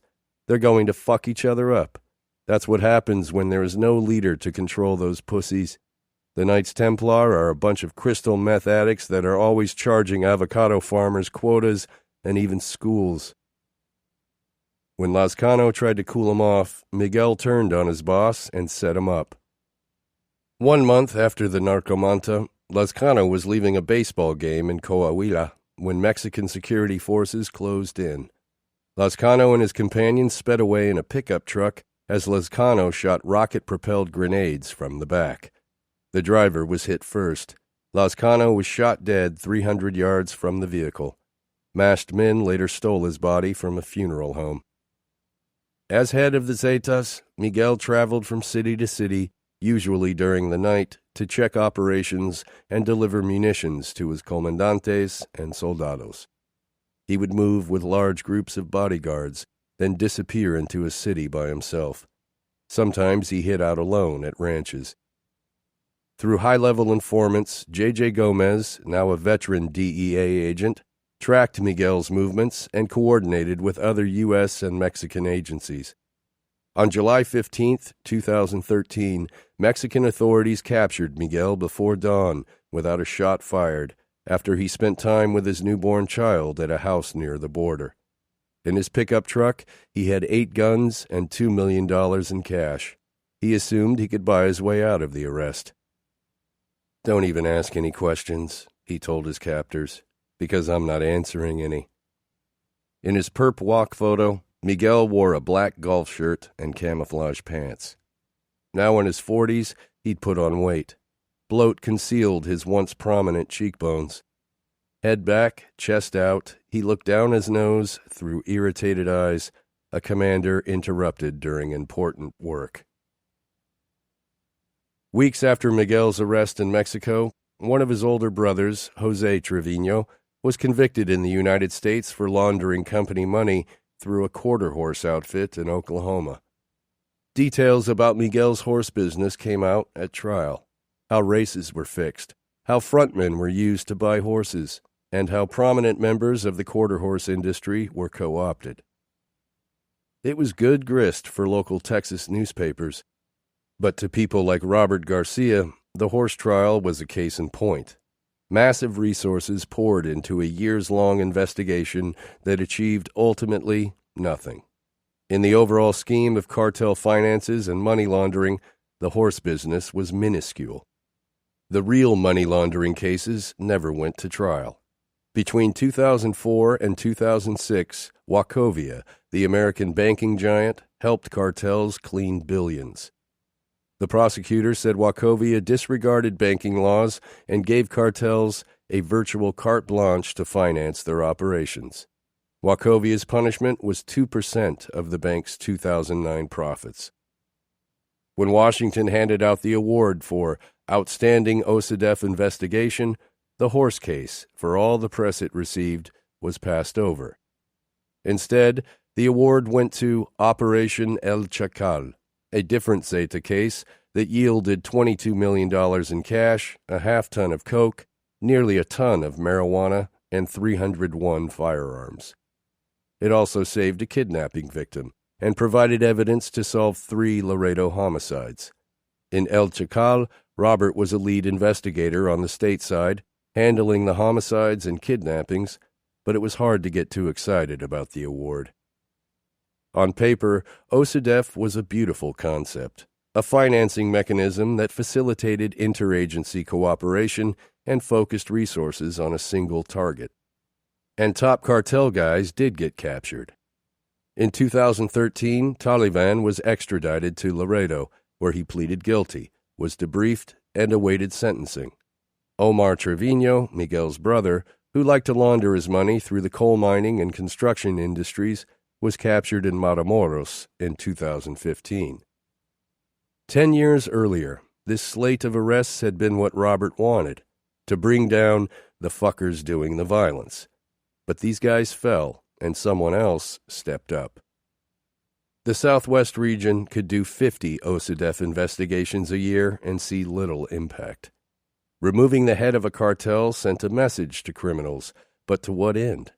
Without addressing the drug market on this side, it didn't matter how many capos you killed on the other.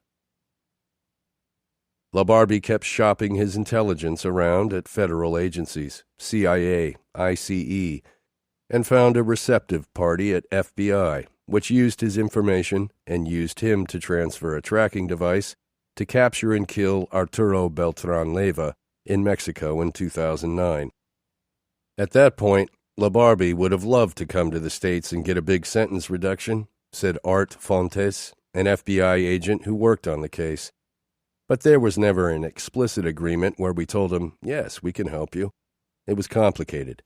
Too many jurisdictions had charges on him. There had also been some executions of police officers in Mexico. So LaBarbie was in the wind once again, hoping, in ABL's absence, to take control of the hefty cocaine business that came through the port at Zihuatanejo. But without affiliation, LaBarbie didn't last long. He was captured by DEA, FBI, and Mexican authorities in 2010 at a house near Mexico City.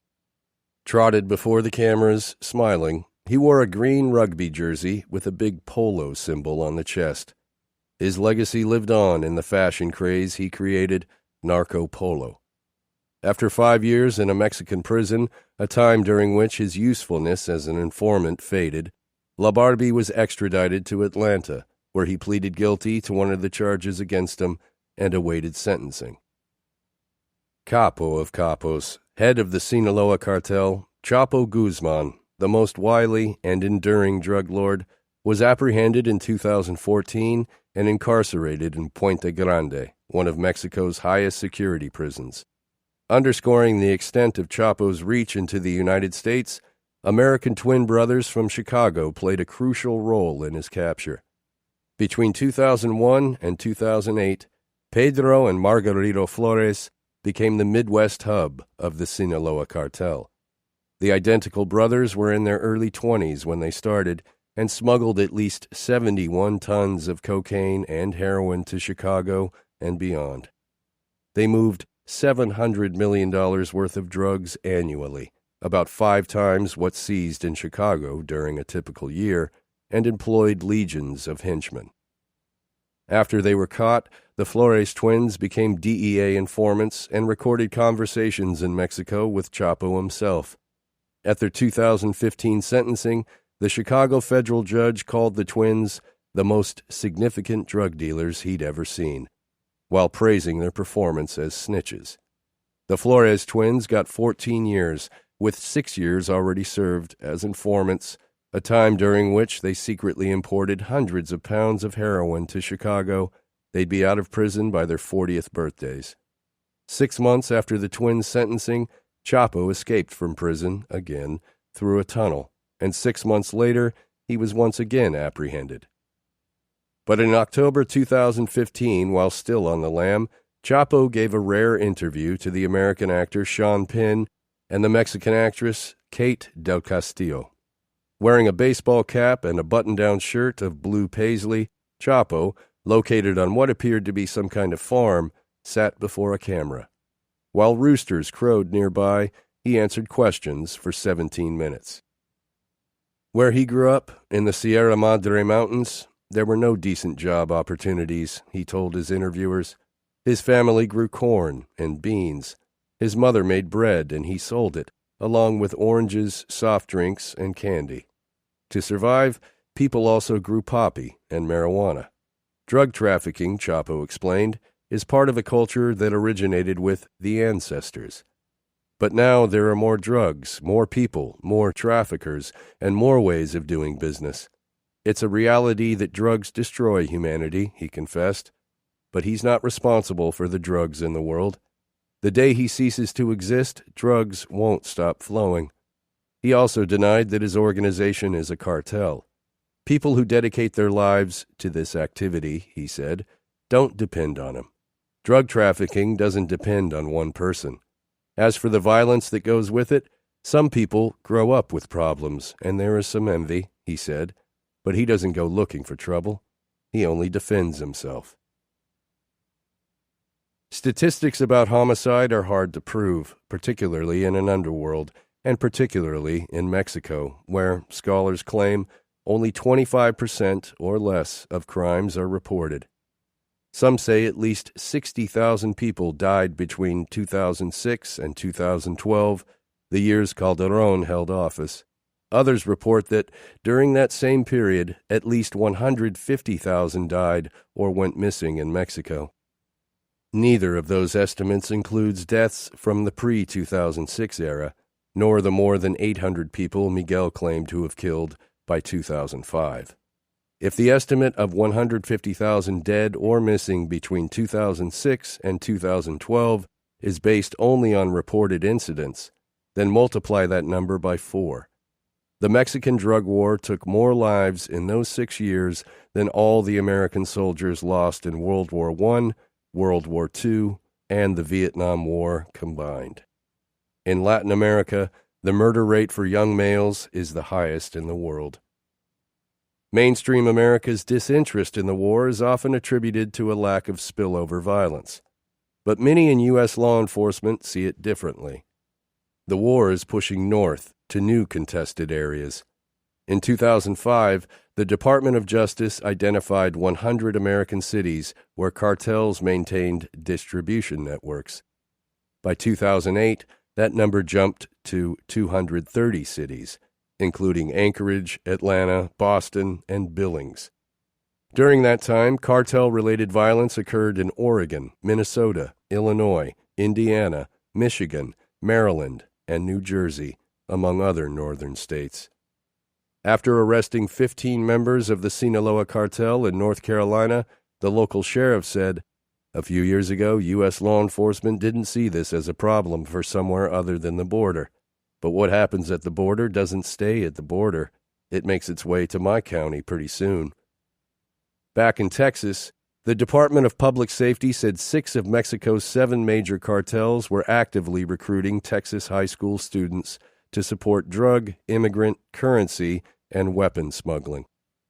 Meanwhile, drug warriors in the DEA and elsewhere clung tighter to the war's righteousness. Spillover violence, they insisted, was justification for renewed efforts, not cause for reassessment of a policy. War had become a huge industry at home, just as it had abroad. One of Laredo's many prosecutors turned defense attorneys observed that Laredo, despite being on the border and mostly Hispanic, was similar to other big crime cities in America, insofar as approximately 1/3 of its legitimate economy depended on the drug war. Cops and agents, lawyers and judges, prisons and bail bondsmen, the list of beneficiaries went on. The occasional victory made heroes out of agents.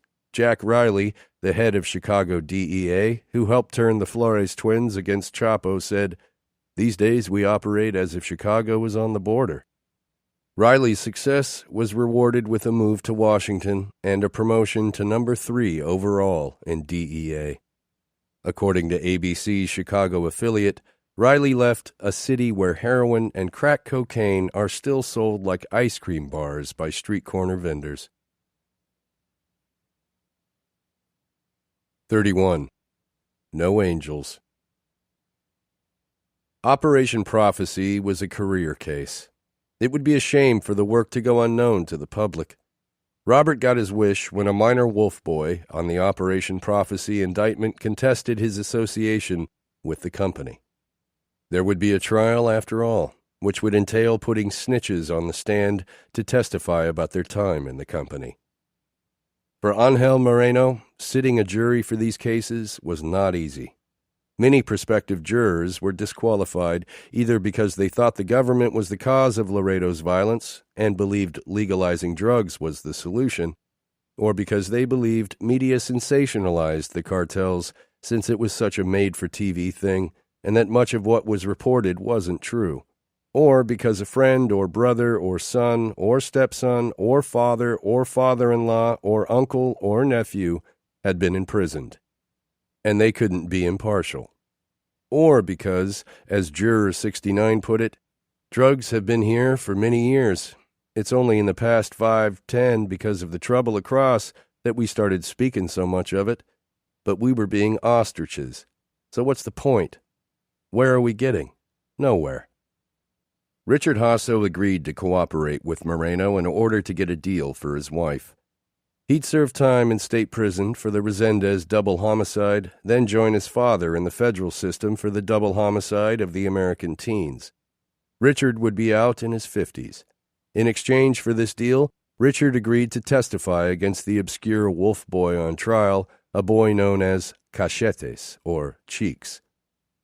Richard Hasso met his dad briefly in the Laredo prison where he stayed during the Prophecy trial. It was their first time meeting since his dad's 1999 incarceration on smuggling and murder charges. The conversation was awkward. His father, a member of the Mexican mafia, didn't understand why Richard started killing people if he was doing well with smuggling. But Richard's main regret was the day he asked his wife to pick up Gabriel and Bart after they cooked Moises Garcia. Her imprisonment meant 3 years their kids went without parents. Otherwise, Richard expressed no remorse. He wondered whether, if he'd stayed at a certain level and lived comfortably with what he had, his life would have turned out differently. He'd never know. If he had the chance to do it over, he would, just better. Richard barely knew the boy on trial. They worked together on the Resendez homicide. But this was a case about an enormous conspiracy concerning low-level criminals who all worked, ultimately, for the same few criminals. And therefore, it wasn't necessary that all witnesses knew the defendant, only necessary that they knew about the conspiracy alleged. Richard could also testify to his work with Gabriel, and Moreno could easily link Gabriel, through wiretaps, to the cartel leaders in Mexico. Gabriel, even though he refused to testify, was brought down to Laredo from his state prison in North Texas and housed in the cell facing Richard for the several weeks the trial lasted. They didn't speak. Gabriel shut Richard out because Richard had cooperated with Moreno. But in Richard's mind, everyone threw mud at each other. Everyone ratted out everyone, because that's how the underworld works. Richard also believed the media attention blew up Gabriel's head. In addition to articles about him in the New York Times, Esquire, and Details, his case was all over South Texas media. Richard thought the attention locked Gabriel further into the image he'd always coveted, the stoic gangsta who accepted all responsibility and took what came. But Richard didn't believe it. Gabriel blamed everyone but himself for his situation. From childhood, Gabriel prided himself on his independence. In reality, he could never see a life for himself beyond affiliation. To Richard, this central contradiction defined much about his old hoodie, employee, and boss. Sitting across the prison corridor from Richard, Gabriel thought, let him take the stand if he wants. Good luck surviving as a snitch. Gabriel noticed Richard's new muscles. Richard knew he was going to the federal pen eventually. There was no administrative segregation over there. All prison families roam free, and what awaits? Richard took the stand and performed well as a government witness. He spoke candidly and believably. He described the March 2006 afternoon on which he, Gabriel, and another wolf boy went to the house of Laredo teen Poncho Aviles to find out who Poncho was recruiting for the Sinaloans. Did you see Poncho again? Moreno asked Richard. Yes, Richard said. 1 week later, in Nuevo Laredo, Richard and two other wolf boys, not Gabriel, saw Poncho at Eclipse, the nightclub. Richard said that he and the other wolf boys spotted Poncho and followed him around the club. One of the wolf boys pulled out his pistol and hit Poncho over the head with the butt, then packed Poncho in the car. Richard said he called Gabriel, who was in Laredo at the time, and mentioned that they'd picked up Poncho. Take him to the house, Gabriel allegedly said. At the Nuevo Laredo house, before Gabriel arrived, the wolf boys undressed Poncho and began to interrogate and beat him.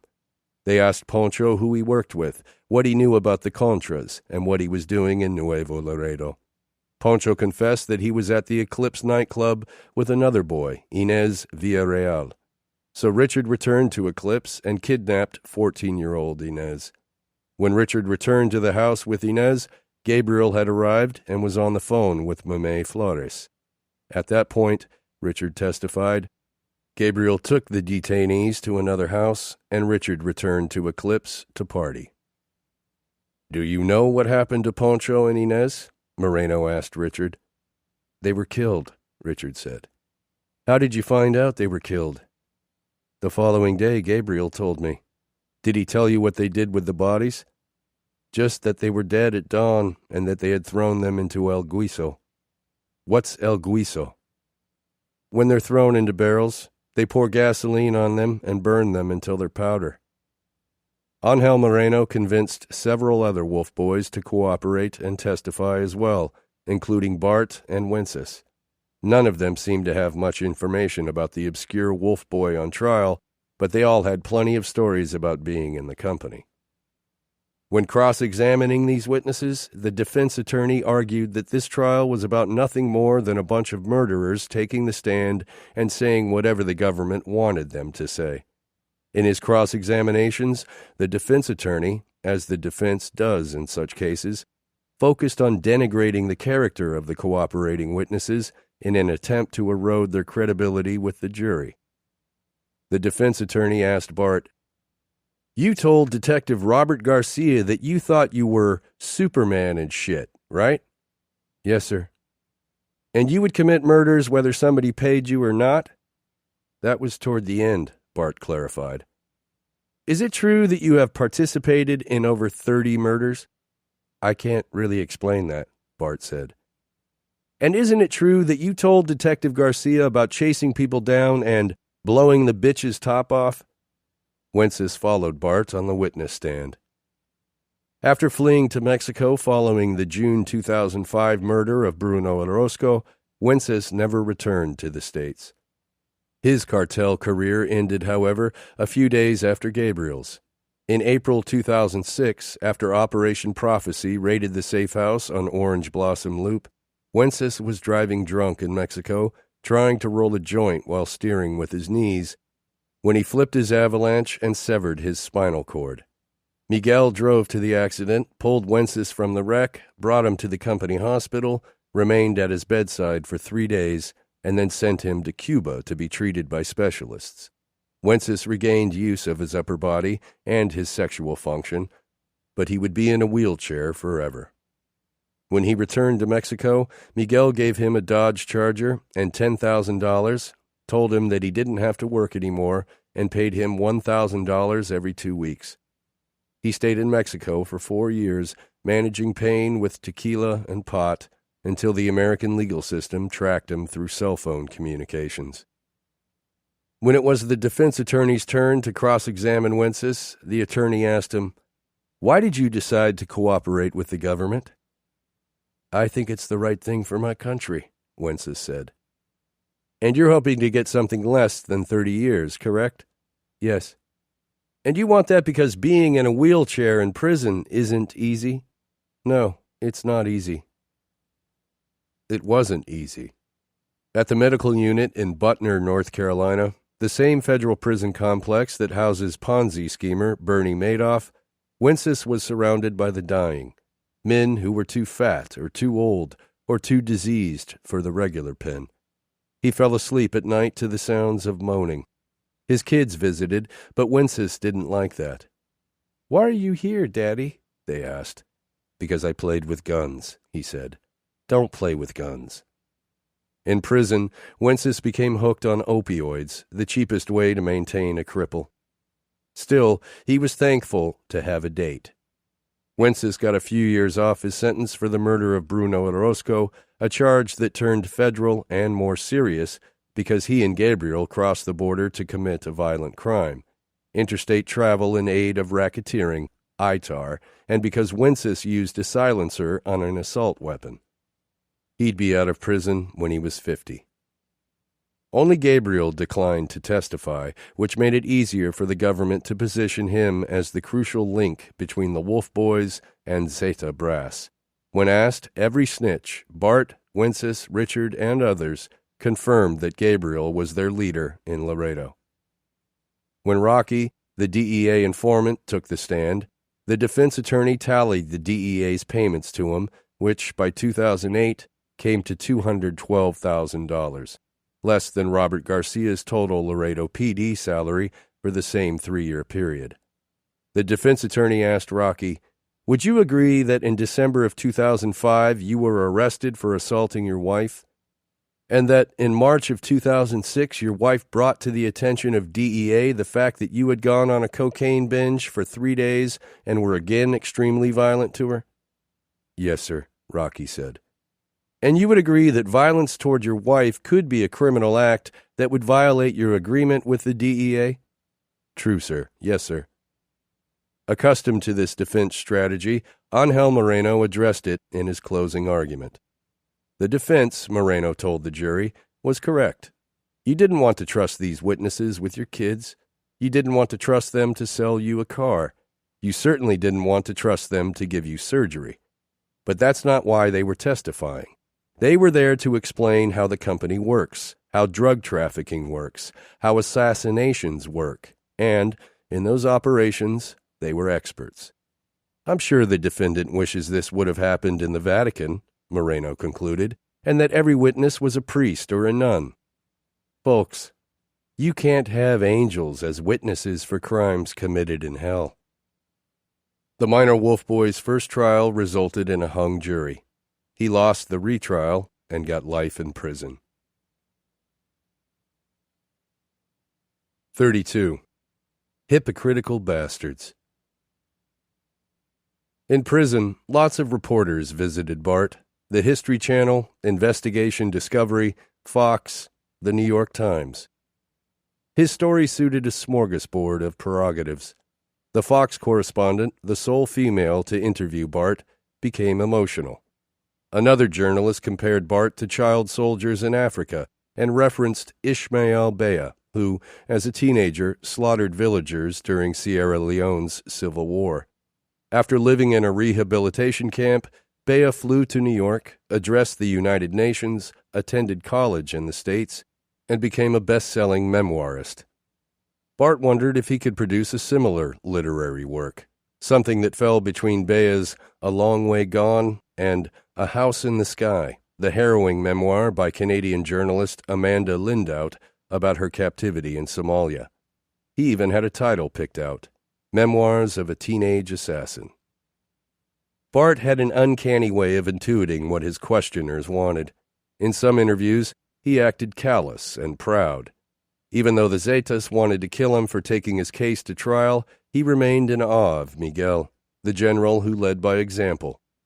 In moments of cold bravado, too bad for them, referring to his victims, Bart's voice remained soft and melodic, even when his words were menacing, noted the Times. The Times reporter observed how Bart's countenance shifted back and forth from the deadpan of a street tough with emotionless eyes to the oddly innocent laugh and smile of a boy for whom everything is a lark. In other interviews, Bart described atrocities with an air of reluctance, haltingly, as if wrestling with trauma and trying to make sense of repressed memories. In this mode, which he learned was a hit with his public, he expressed glassy-eyed regret and portrayed himself as a victim of that world. In 2011, Bart found new inspiration. He began exchanging letters with a mother of two in Massachusetts. 10 years Bart's senior, Erica cried after watching the documentaries about him. She liked the devilish flames he tattooed around his eyes. She wanted some kind of relationship. It seemed to Bart that her intentions were pure, but how could he be sure? He had a lot of time to do. He didn't want to start something that wouldn't be finished. He asked Erica never to lie to him. A friendship, he wrote to her, should be based on trust and earned, not just summoned upon request. He opened up. He explained that he was more of a lovey-dovey type. He said he never got tired of listening to R&B, but he also liked instrumental music, such as Mozart. In school, which he attended till 6th grade, he was good in biology and biochemistry. He had always wanted to be a medical examiner who performed post-mortem examinations. But shit, he wrote. He didn't want her to think he was a sicko. He certainly wasn't the monster they portrayed him as. In his circle, it was important to remember it was either kill or be killed. But Bart never killed an innocent person, he said. It was a job. They were all just price tags with different prices on them. But yes, it was true. Where he was from, Bart was a feared name. When Erica had problems with her ex, Bart told her she needed to buy herself a gun and blow his brains out. They fell in love and agreed to get married. Erica told Bart that she obtained something called a proxy marriage, in which her sister stood in for Bart at the ceremony. But she never produced documentation when Bart asked for it. She wrote that she was looking at options for in vitro fertilization and researched whether Bart could send his semen through the mail. In one of Bart's TV segments, with the Center for Investigative Reporting, Erica told the camera, "He became close with Miguel Trevino. He became real close with the big boss. He gave Rosalio the big jobs. Miguel Trevino, he was a monster. The stuff he forced Rosalio to do should never have been forced on anybody." On Twitter, Erica reveled in her new status as a cartel wife. But when the Center for Investigative Reporting aired her videotaped interview without concealing her identity, she sued for $500,000 in damages. Since the 2013 broadcast, her complaint stated, Miss Almaciga has endured public humiliation, as well as the overwhelming fear that Los Zetas cartel at any moment may take retribution against her.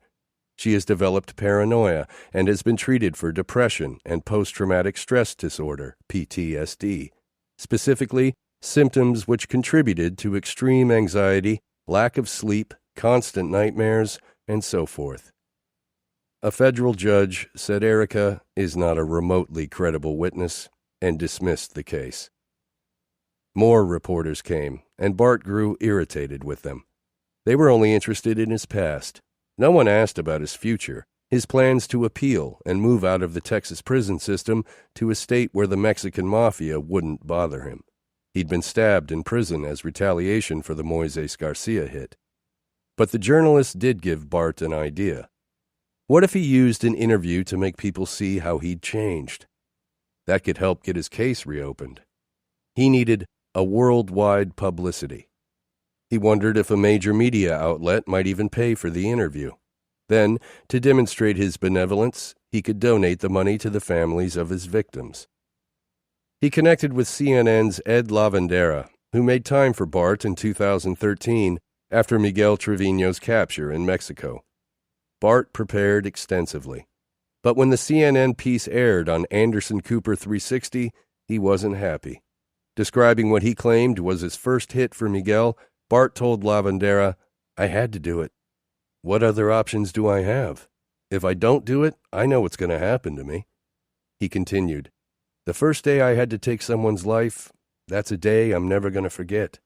'Cause after that, I didn't have no life." "But you kept on killing after that first time," Lavandera pointed out. "I had to," Bart replied. "That's what a lot of people don't understand." In voiceover, Lavandera said, "That's what Reta says now.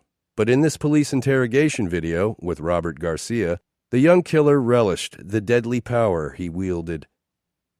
The editing trick that Lavandera pulled, Bart felt, was a bitch move. Why? After Bart talked about being coerced into executing a helpless man, did Lavandera have to play the interview of the Superman bullshit, then mention the facial markings, even after Bart told that hypocritical bastard that the tattoos had nothing to do with the cartel lifestyle? By contrast, Gabriel's frankness with Lavandera, "I guess I was trying to put an image out there," didn't help Bart's cause. As Bart's options closed and media interest faded, advice arrived from the female Fox reporter who interviewed him. She didn't pretend to understand how lonely and depressed Bart felt, and wished there was something she could say or do to make it better. No one was worthless, she wrote. Everyone possessed the ability to contribute to society.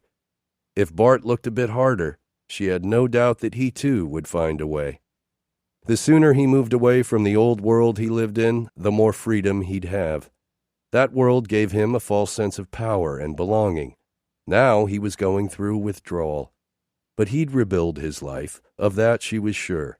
It might take time, but he'd get there. Like Bart, Gabriel was classified as a security threat and a high-profile inmate, and housed in a segregated unit where he saw other inmates infrequently. His days began at 6 o'clock, when an officer knocked on his cell and screamed, "Get your ass up!" At 11, he went outside for an hour of recreation in one of 6 fenced-in boxes. In his first state prison, he was housed on the same segregated tier as his old rap idol, South Park Mexican. They played a form of basketball, tipping the ball back and forth over the fence.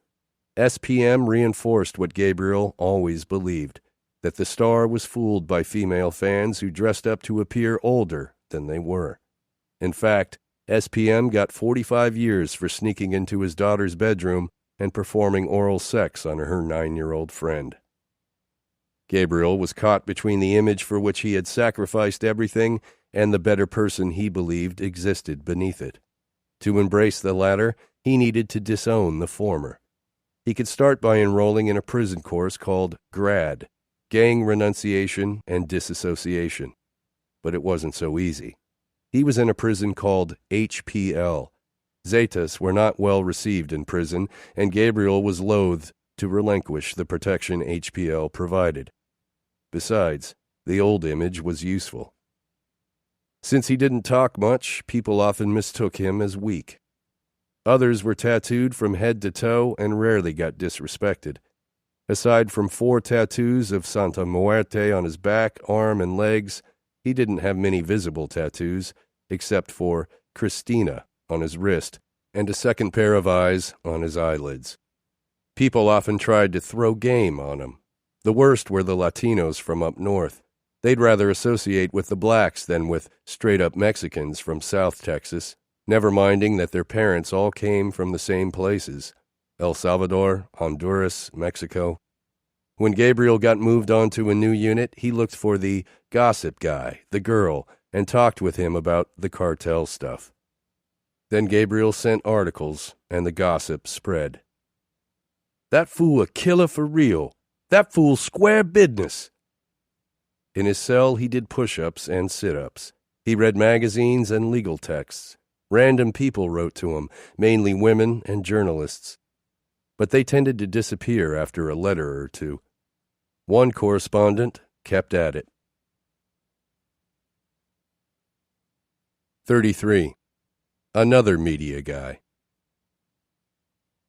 It would be a stretch to say I was lured into a Mexican drug cartel by a poor economy and the decline of my legitimate business. But there is a connection. At 31, I'd cycled through 2 careers, first abandoning law for journalism, then landing at the Wall Street Journal, where I covered legal stories. Following the paper's acquisition by Rupert Murdoch, I, along with 24 other reporters and editors, lost my job. Laid off, we were told, for non-performance-related reasons. I filed for unemployment insurance and stopped my journal subscription, which is why I was at home on a June morning in 2009 to fetch the New York Times from the stoop of my apartment building. The paper's national section contained an article by James C. McKinley, Jr., headlined, "Mexican Cartels Lure American Teens as Killers." It was a story about 2 teenage thugs from Laredo, Texas, childhood friends who worked as assassins for the Zetas, a vicious drug cartel shaped by a man who, I would later be convinced, was among the most brutal warlords in modern history. I read the article several times, absorbing its details as my imagination filled in the gaps. I was fascinated and horrified. I understood that children, Mexican children, regularly died fighting each other for the right to supply the American drug habit. I'd traveled to Sinaloa and visited the cartel cemetery, Jardines del Humaya, where many of the bodies entombed are boys, their hammy mausoleums decorated with cartoons and imagery from the movies they enjoyed as kids. But when it came to child soldiers, didn't the river divide the godforsaken land of cartels and corruption from the law and order of a drug-free America? I read every book I could find on the history of drugs and Latin American cartels, starting with earlier books such as Desperados, 1988, Drug Lord, 1990, and Killing Pablo, 2001.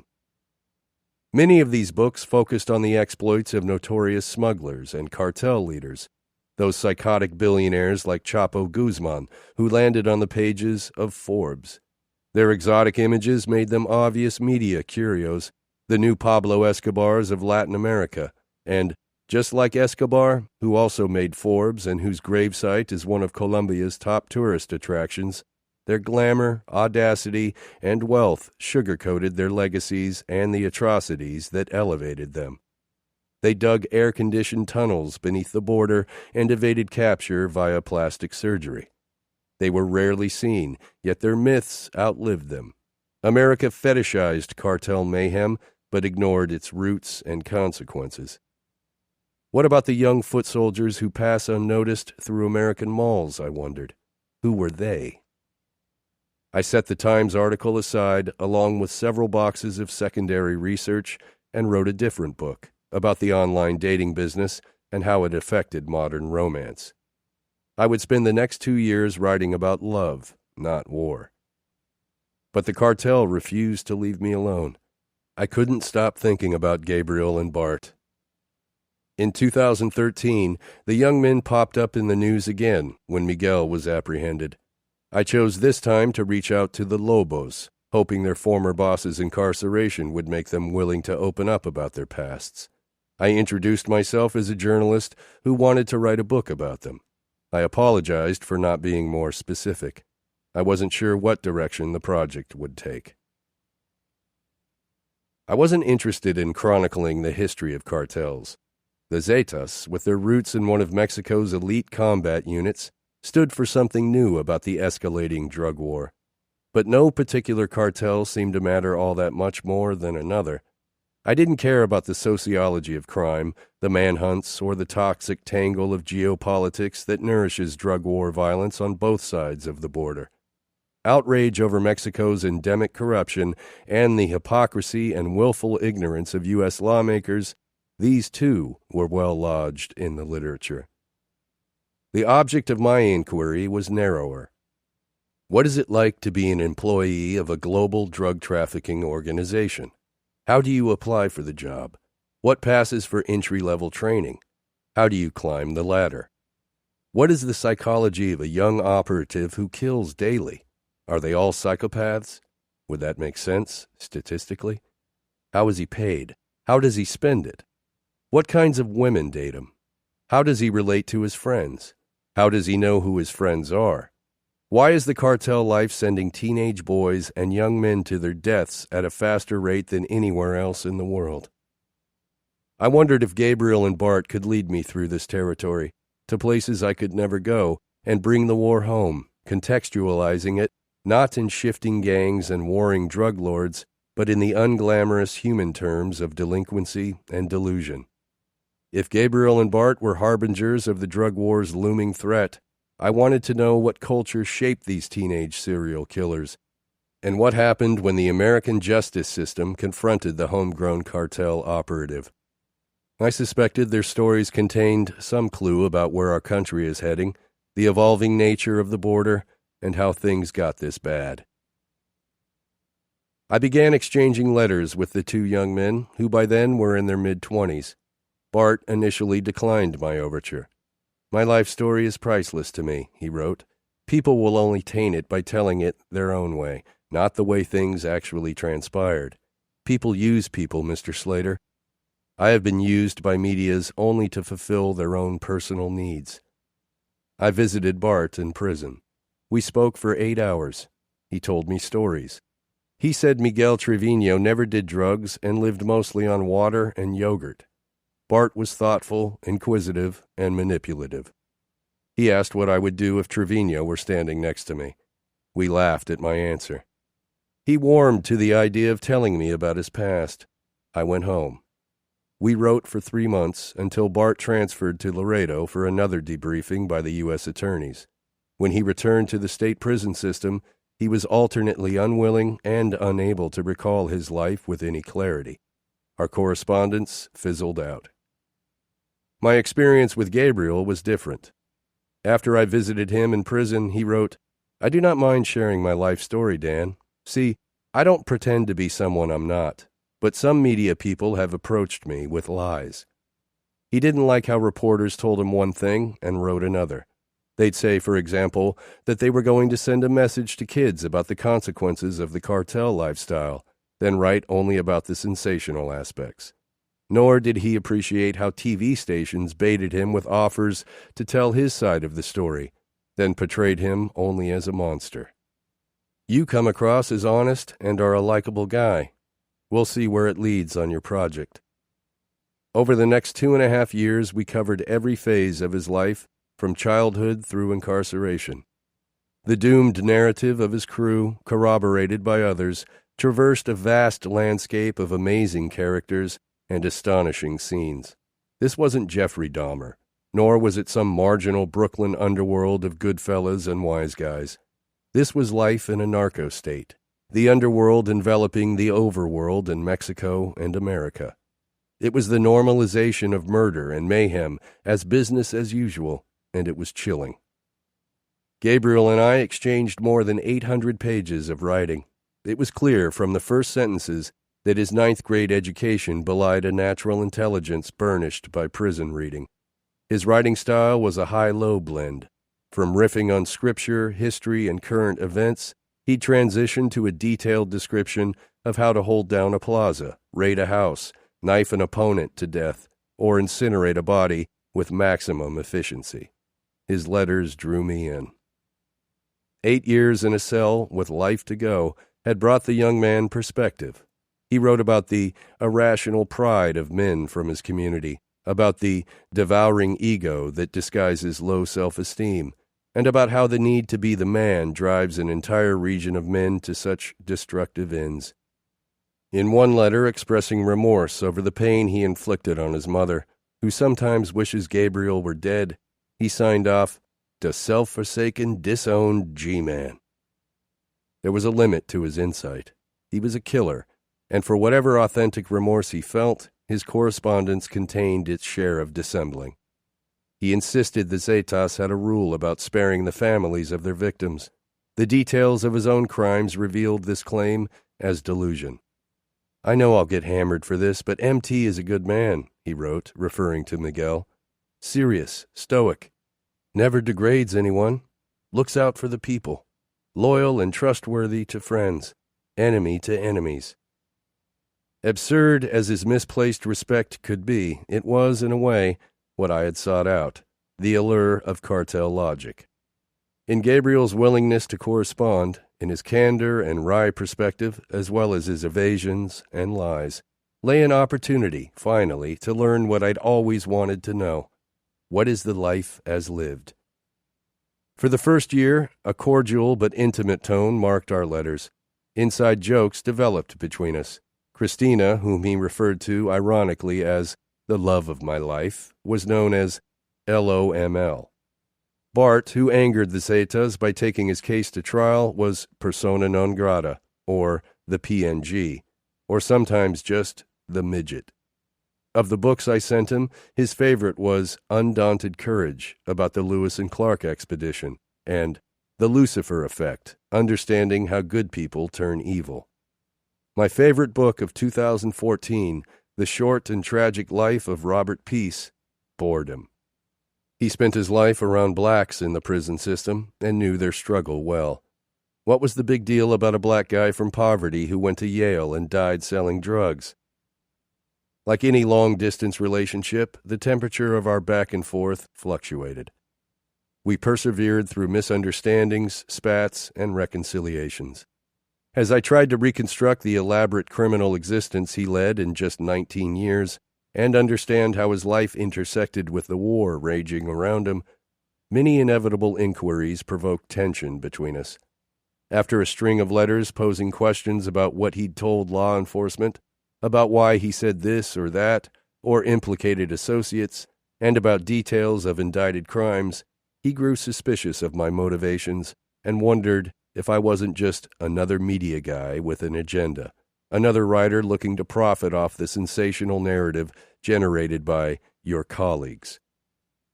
Our relationship got worse before it got better. When I stumbled on evidence of a murder uncharged, we were at odds again. "I was not involved in any way and have no knowledge of that incident," he wrote. "Questions within that context are irrelevant to me." A curt and unproductive correspondence swallowed several months. "Respect my gangsta," was a phrase he'd sprinkled throughout one letter. His real concern, it turned out, was his adherence to the code. When he was arrested for the final time, he refused to testify or do the pig's homework.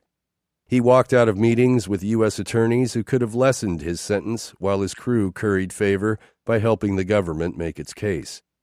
There were federal trials going on, and other snitches testifying, including several of his superiors in the company. When Zeta leaders were extradited and given sweet deals in exchange for intelligence on fellow capos and drug lords, Gabriel remained mum. He was a man of principle, a son of God. He was no snitch. Respect my gangsta. Our work resumed, but by then my research had expanded far beyond him. Maybe it was a gnawing sense of the writing life having yielded little more than a better understanding of my native communities, Wall Street, the courts, their associated provinces. Maybe it was the acute discomfort with my comfort, newly married and settled in rural New England, with farmers markets, fuel-efficient vehicles, and a flexible freelance schedule. Or maybe it was something more specific, such as my own past as a casual pot smoker since the age of 17, someone whose serious mistakes rarely earned serious consequence. I felt a pull. I heard a voice telling me to go before caution set in for good. I began traveling back and forth to Laredo. I interviewed Gabriel's family, friends, and girlfriends. I visited and corresponded with several of his childhood friends who became his Zeta associates and are also in prison, including Richard Hasso, Wenceslas Tovar, and other Wolf Boys who did not appear in Wolf Boys. I excluded a significant Wolf Boy, Jesse Gonzalez, from the narrative because Jesse couldn't be interviewed. He was killed in a Nuevo Laredo jail in 2009. I spoke with one of Gabriel's rivals. I exchanged a year of letters with one of Miguel Trevino's bodyguards. Most of them, like Gabriel, were engaging guys, smart, funny, and genuinely dangerous. I drew on interrogations, wiretaps, more than 15,000 pages of court testimony across 10 trials, and stacks of informant interviews and confidential reports detailing company operations, personalities, and the conflict with the Sinaloa cartel, the battle that started the war, set the stomach-churning standard for violence, and defined the lives of Gabriel Cardona and Robert Garcia. I spent much time with Robert, his family, and his law enforcement colleagues. From illegal immigrant to migrant worker to military engineer to one of the border's top investigators, Robert was a fascinating counterpoint to the Wolf Boys. The Mexican immigrant who became the American cop busted the natural-born Americans who became the cartel crooks. Robert's arc of lost innocence, from fervent drug warrior to disillusioned critic, seemed to contain the entire story of American drug prohibition. When Robert returned to the street as a sergeant in 2014, I rode along on patrol, usually during the night shift. We monitored crime reports and went where we wanted. A woman totaled her Mercedes coming around a corner drunk, then walked home before passing out. A disturbance at a rent-by-the-week motel revealed strange happenings between a man, wife, and their adult son. A gang kidnapped a rival gang member. When a lime truck was taken to customs and dismantled, it turned out to be a legit conveyor of produce. Every night was different. No car insurance, drug possession. An infant rolled off the couch and dislocated her shoulder. At a junior high party of cigarette smokers and curfew violators, one underage drinker looked at my jeans and T-shirt and asked, "Are you CIA?" At 4:30 a.m., after a breakfast of chilaquiles and coffee with the other sergeants at Danny's, I would fade into the bucket seat, the city moving by in slow motion like a dream. Up and down Clark, Calton, and Del Mar, round and round the Bob Bullock Loop. Spindly signs, sparking neon lights flashed by like wildfire. Whataburger W's, stacked orange streaks. Pre-dawn peace. I traveled to Matamoros, Mexico City, and Veracruz with a retired DEA agent. For 2 days, we sat in the old Veracruz cafe, La Parroquia, drinking lechero, and interviewing reporters about how media corruption works along the Gulf Coast. Back in Laredo, I tagged along with officers who patrolled specific ghettos. In the Heights, north and east of La Azteca, where TAMIU President Ray Keck once lived as a boy during the 1950s, when the neighborhood was middle-class suburban, we patrolled what is now a refuge of heroin addicts and prostitutes. We pulled over ladies of the night. We called in female cops to conduct cavity searches on women, like the white trick from Mississippi whose powdered face failed to conceal the effects of a bad heroin batch. I rode with detectives from other divisions, such as Chucky Adon, Robert's old homicide partner, who now ran Laredo PD's undercover drug unit. I interviewed potential informants, raided a stash house in St. Baby, searched for drugs in statues of Santa Muerte, and watched shirtless boys carted off. I went to Laredo nightclubs with Gabriel's brothers. I shadowed Robert's son, Eric, while he worked his second job as a bouncer at one of those clubs. I attended barbecues at the homes of agents from DEA and Border Patrol. I would hang out with hood rats one night, drink with prosecutors the next. Angel Moreno often asked, incredulous, "How are you vetting what these guys in prison are telling you?" I bought beer from Mami Chula's drive-thru and spoke with the underage girls serving six-packs in French-made outfits. I attended a Sunday cruise, hung out at Martin High, and watched a football game on Friday night. One night, I drove into the Heights with Luis, Gabriel's older brother, purchased an 8-ball, went back to my hotel, and tried cocaine for the second time in my life. Luis served most of his 20s in prison for 2 marijuana smuggling cases. Out of prison for a year when I met him for the first time, in the fall of 2014, he was living with Lagabi's extended family in San Antonio and frying chicken at Popeyes while finishing an associate's degree in information technology. In the hotel, Luis and I mingled lines of Coke with bottles of Heineken. We talked about the cycle of domestic violence, about Lagabi's good intentions, and how she was overwhelmed raising 4 boys. We talked about Laredo politicians and how easy it was to steal from uneducated people. We talked about the intoxicating effect of power on a poor kid, and about how Gabriel mistook fear for respect. On the 3rd beer, Luis became emotional, enumerating the steps he thinks he could have taken to rescue his volatile little brother from fate. Such as that time Lagabi kicked Gabriel out of the house after finding his Mini 14 in the closet, and Gabriel responded by taking a baseball bat to the Malibu she bought to repair and flip. "I should have done something," Luis said. "My mom favored me because I was the oldest. For my 15th birthday, she gave me a gold necklace and $100. When Gabriel turned 15, he didn't get anything. He said, 'Hey, so you're not going to give me anything?' And then Luis broke down before he could finish the story." Books begin with an impulse, then take off like firecrackers in unpredictable ways. I set out to investigate the cartel experience and observe the effects of the drug war on American life, but found other notions too.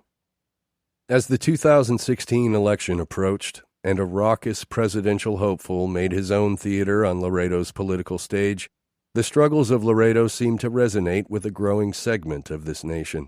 An America that existed beyond the op-ed pages' daily concerns of college admissions and corporate scandals. An America of fatherless families and unintegrated families and sprawling immigrant families all trying to survive, in this case, on the sinking edge of an empire that's built and maintained off their backs, yet wants to keep them out. What, I wondered, were their attitudes toward this country? Here, in one of the largest commercial ports in the world, with thousands of trucks zipping by each day like so much lost opportunity, what did people hold on to as they watched their dreams slip away? What did they believe had happened to their America, or had it always been a mirage? If I found answers to these questions, it wasn't because Laredo was a border town, but because it was an American one. In the end, I wasn't drawn to Gabriel and the Wolf Boys because they were accomplished criminals. They weren't. Or because they worked for one cartel or drug lord versus another. They were attractive subjects. Rather, because they could have been any kids living at the juncture of American opulence and the dismal poverty required to preserve it. If the Wolf Boys weren't unique, what were they? The ungoverned boys who turn on one another in Lord of the Flies? In the abstract, yes. The cartel virus indicated troubling things about evil as a natural product of human consciousness, but it also underlined our own capacity as Americans to sustain obliviousness, to ignore the disease even as it spread. Back in 2009, when Gabriel was being sentenced on his federal charges, his lawyer, arguing for something less than a life sentence, told the judge, "I don't know what's in my client's mind. I'm not Freud. I'm sure Freud would have a field day. I don't know what the motivation was. We don't know what makes him tick. No one seems to really care." Epilogue. Early on a Saturday in 2015, the main international bridge connecting Laredo and Nuevo Laredo is shut down and cleared for a couple of hours, as it is every year. February is a month of celebration in Laredo, with carnivals, parades, beauty pageants, car shows, cocktail hours, and fireworks, all in honor of George Washington's birthday. No one seems to know why one of the most marginalized cities in America puts on the biggest George Washington celebration in the country, only that it's long been a tradition. The month of partying concludes on this morning with the abrazo ceremony. 2 American children from Laredo, dressed in colonial-era costumes, walk across the International Bridge beneath a military-style canopy of salutes, swords, and flags. Halfway across, they embrace 2 children from Nuevo Laredo, who wear the Mexican equivalent of period dress. Dignitaries, patrons, and politicians from both countries align on their respective ends of the bridge, like a cross-border showdown of love. A highly ranked U.S. federal official is in attendance. Gil Kurlikowski walks toward the makeshift stage in the middle of the bridge, ruddy-nosed and square-jawed, with narrow eyes and thin lips that turn down at the corners. Kurlikowski looks like a caricature of officialdom, a Fred Willard-type comedian playing a serious bureaucrat. After a policing career in Florida, New York, and Washington State, he accepted Barack Obama's request in 2009 to become the director of the Office of National Drug Control Policy. As drug czar, Kurlikowski fought the legalization movement, argued that marijuana was dangerous, and that Nancy Reagan's Just Say No campaign was one of the great successes of the war on drugs. In 2014, the U.S. Senate confirmed Kurlikowski as Commissioner of U.S. Customs and Border Protection, the second highest revenue-earning agency in the country behind the IRS. Kurlikowski hasn't been to the abrazo ceremony since 2000, when Air Force jets blessed the event with a flyover. Walking toward the stage, he laments that the jets have been replaced with buzzing drones that will film this year's hug from on high. In his keynote address, he says the goodwill exchanged between the sister cities of Laredo and Nuevo Laredo reinforces a strong bond, rich with patriotism. He calls the 2,000-mile border between Mexico and America the greatest international neighborhood in the world. The children hug. As they retreat, a volley of gunfire in Nuevo Laredo's middle distance shatters the ceremonial silence. On the bridge, the disturbance is largely ignored. The reverence of spectators tightens. Robert Garcia, one of several hundred law enforcement employees making overtime to cover the event, smothers a smile. These days, Robert drives around in a red Chevy Avalanche, a blue Suburban, a silver BMW, seizure cars, originally acquired by drug dealers. Not discreet, but they send the right message. It's been a decade since Operation Prophecy, and Robert has parted with the photos of Gabriel Cardona that long adorned his office. His own boys turned out all right. Trey is an Army gunner who defuses bombs in the Middle East. Eric is one of the top Harley-Davidson mechanics in the Rio Grande Valley. Robert speaks at conferences around the country, explaining to law enforcement colleagues what he's gotten from his intelligence gathering and what's being done at the border to combat the cartels. For years, he believed that the information gleaned from watching the kids in the safe house mattered. We got to see how these guys operate in their environment, he would say ambiguously, but then at some point he stopped believing it. He hopes the Trevino brothers will be extradited so they can make deals with Angel Moreno or someone like him. They'll give up information about long-established smuggling routes and variations on familiar corruption. We must like the cartels, he now says. We must in some way want them or need them. It's crazy. It's like we need the evil to determine the good. The yin and the yang. In Robert's world, it's sometimes hard to tell the difference.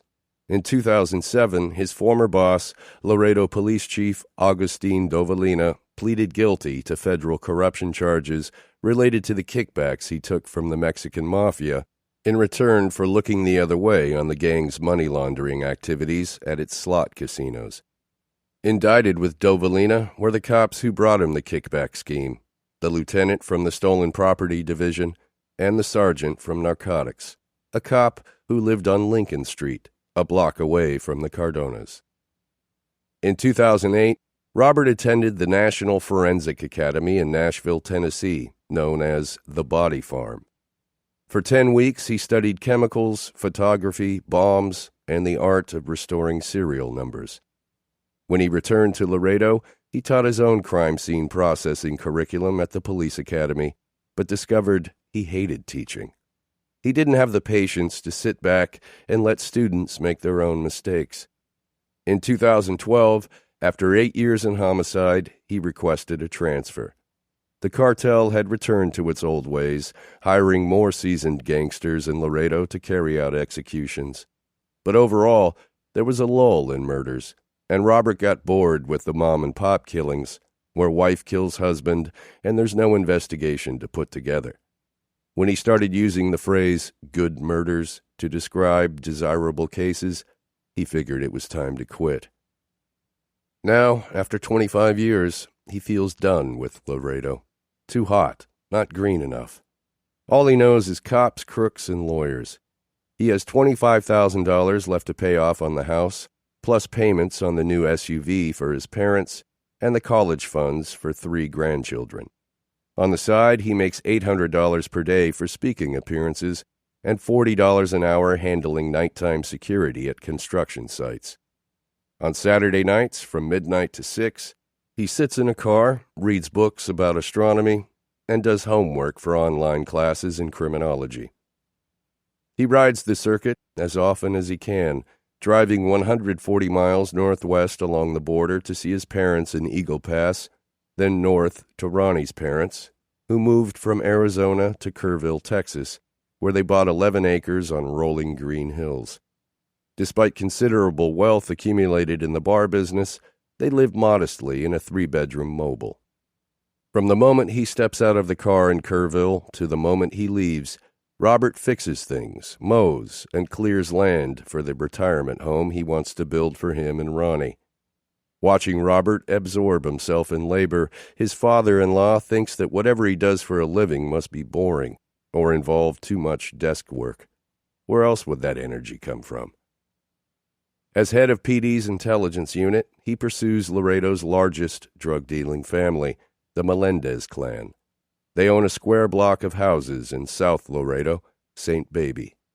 Robert's break comes when the Melendez patriarch stiffs the carpenter who built custom fireplaces, outdoor bars, and stash compartments. Bereft, the carpenter decides to collect an informant's fee from Laredo PD instead. It isn't Operation Prophecy, but the Melendez case will put more hides on the wall for Angel Moreno. What does the case mean for Robert? A Melendez son recently purchased a yellow Corvette. My 20s have come and gone, Gabriel writes. I pray every day for the people I've hurt and the lives I can never repair or return. I've had a lot of time to wonder about where my violent streak came from. Dr. Freud would surely identify some trauma in childhood from which I built up coraje that begged for release. But I feel no anger toward my parents, not even my father. I believe my parents are good people, and I believe I am a good person. I speak as honestly as I can. I share with others and respect their opinions. In Laredo, Christina works as a receptionist at a medical office and raises her girl, the daughter she had with an old boyfriend who is also now in prison. Gabriel makes a Valentine's Day card for Christina's daughter. Be good, little princess, and always listen to your mother. Christina's brother urges her to throw away Gabriel's letters. Since Gabriel prayed to Santa Muerte, her brother says, demons lurk in the drawer where she keeps the letters. The letters, he says, are why her life isn't going so great. Life in La Azteca remains unchanged. La Gabi is caught bringing $25,000 in illegal proceeds to Mexico. Her third husband is sentenced to a year in prison for smuggling a ton of marijuana. Her brother, Uncle Raul, succumbs to fate. When his nephew's name no longer ensures impunity, Raul is killed by the Zetas during a barroom spat in Boys Town.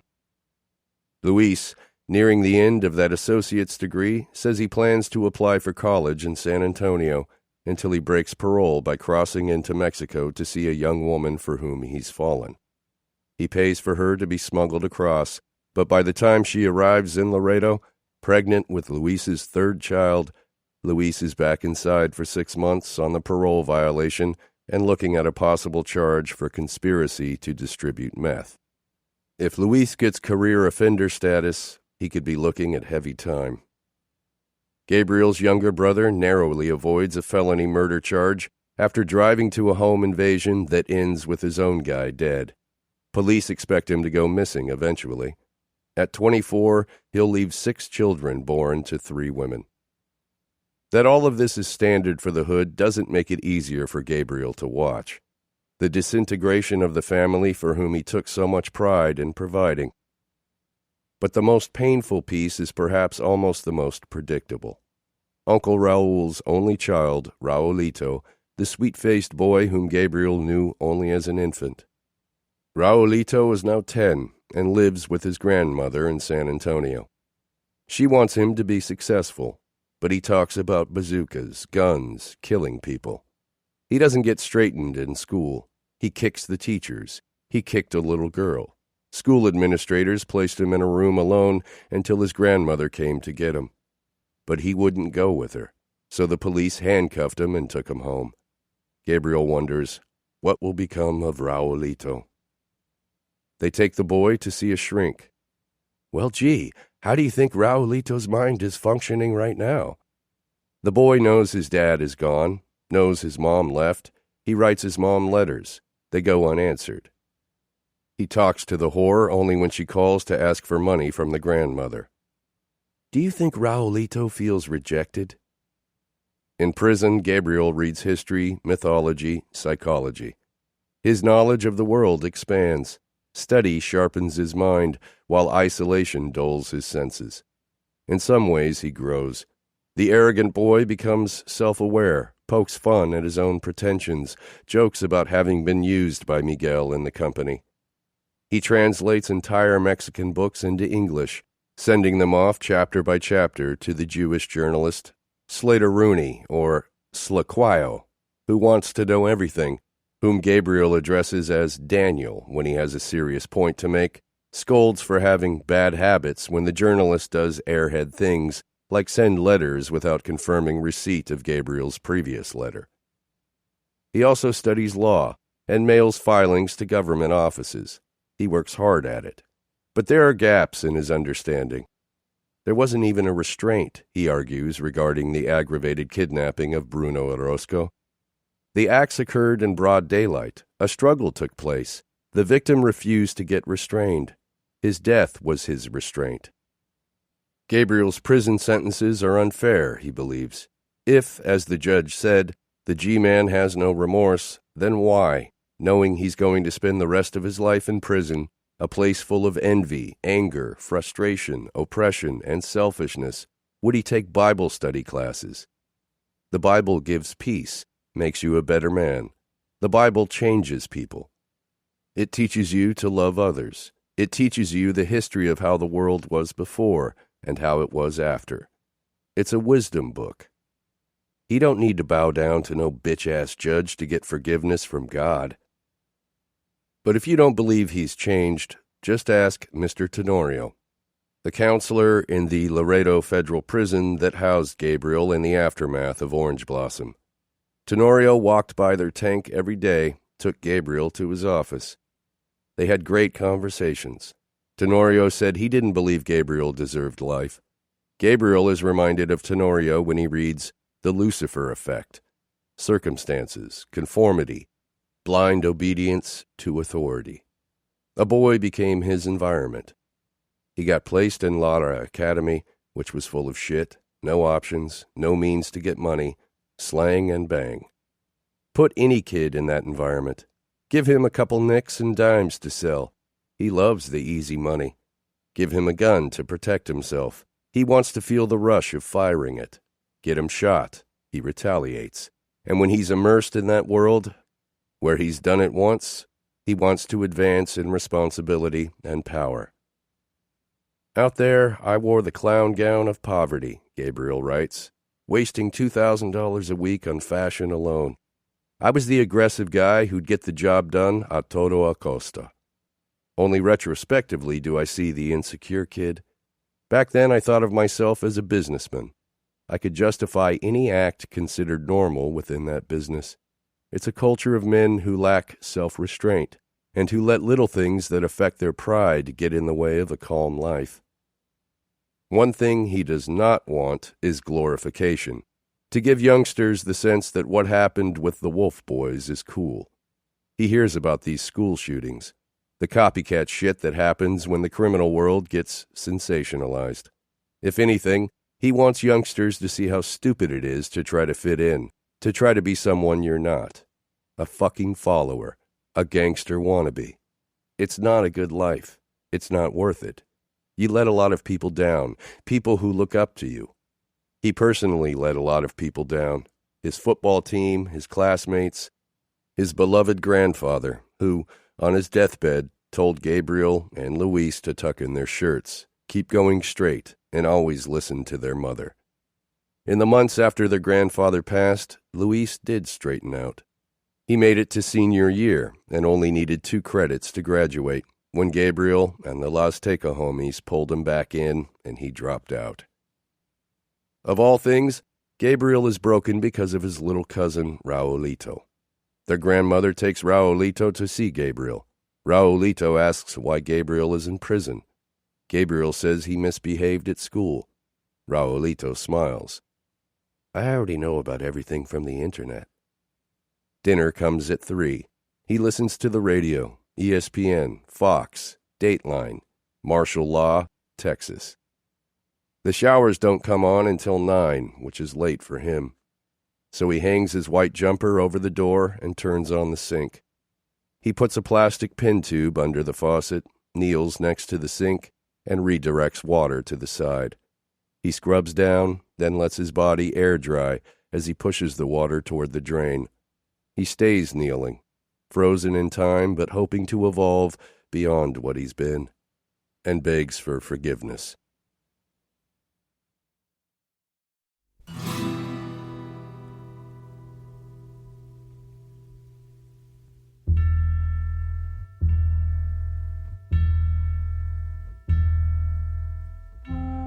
Wolf Boys, 2 American Teenagers and Mexico's Most Dangerous Drug Cartel was written by Dan Slater and read by Pete Simonelli.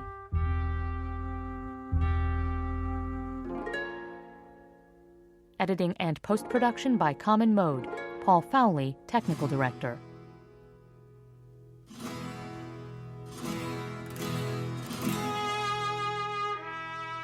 This has been a presentation of Simon & Schuster Audio.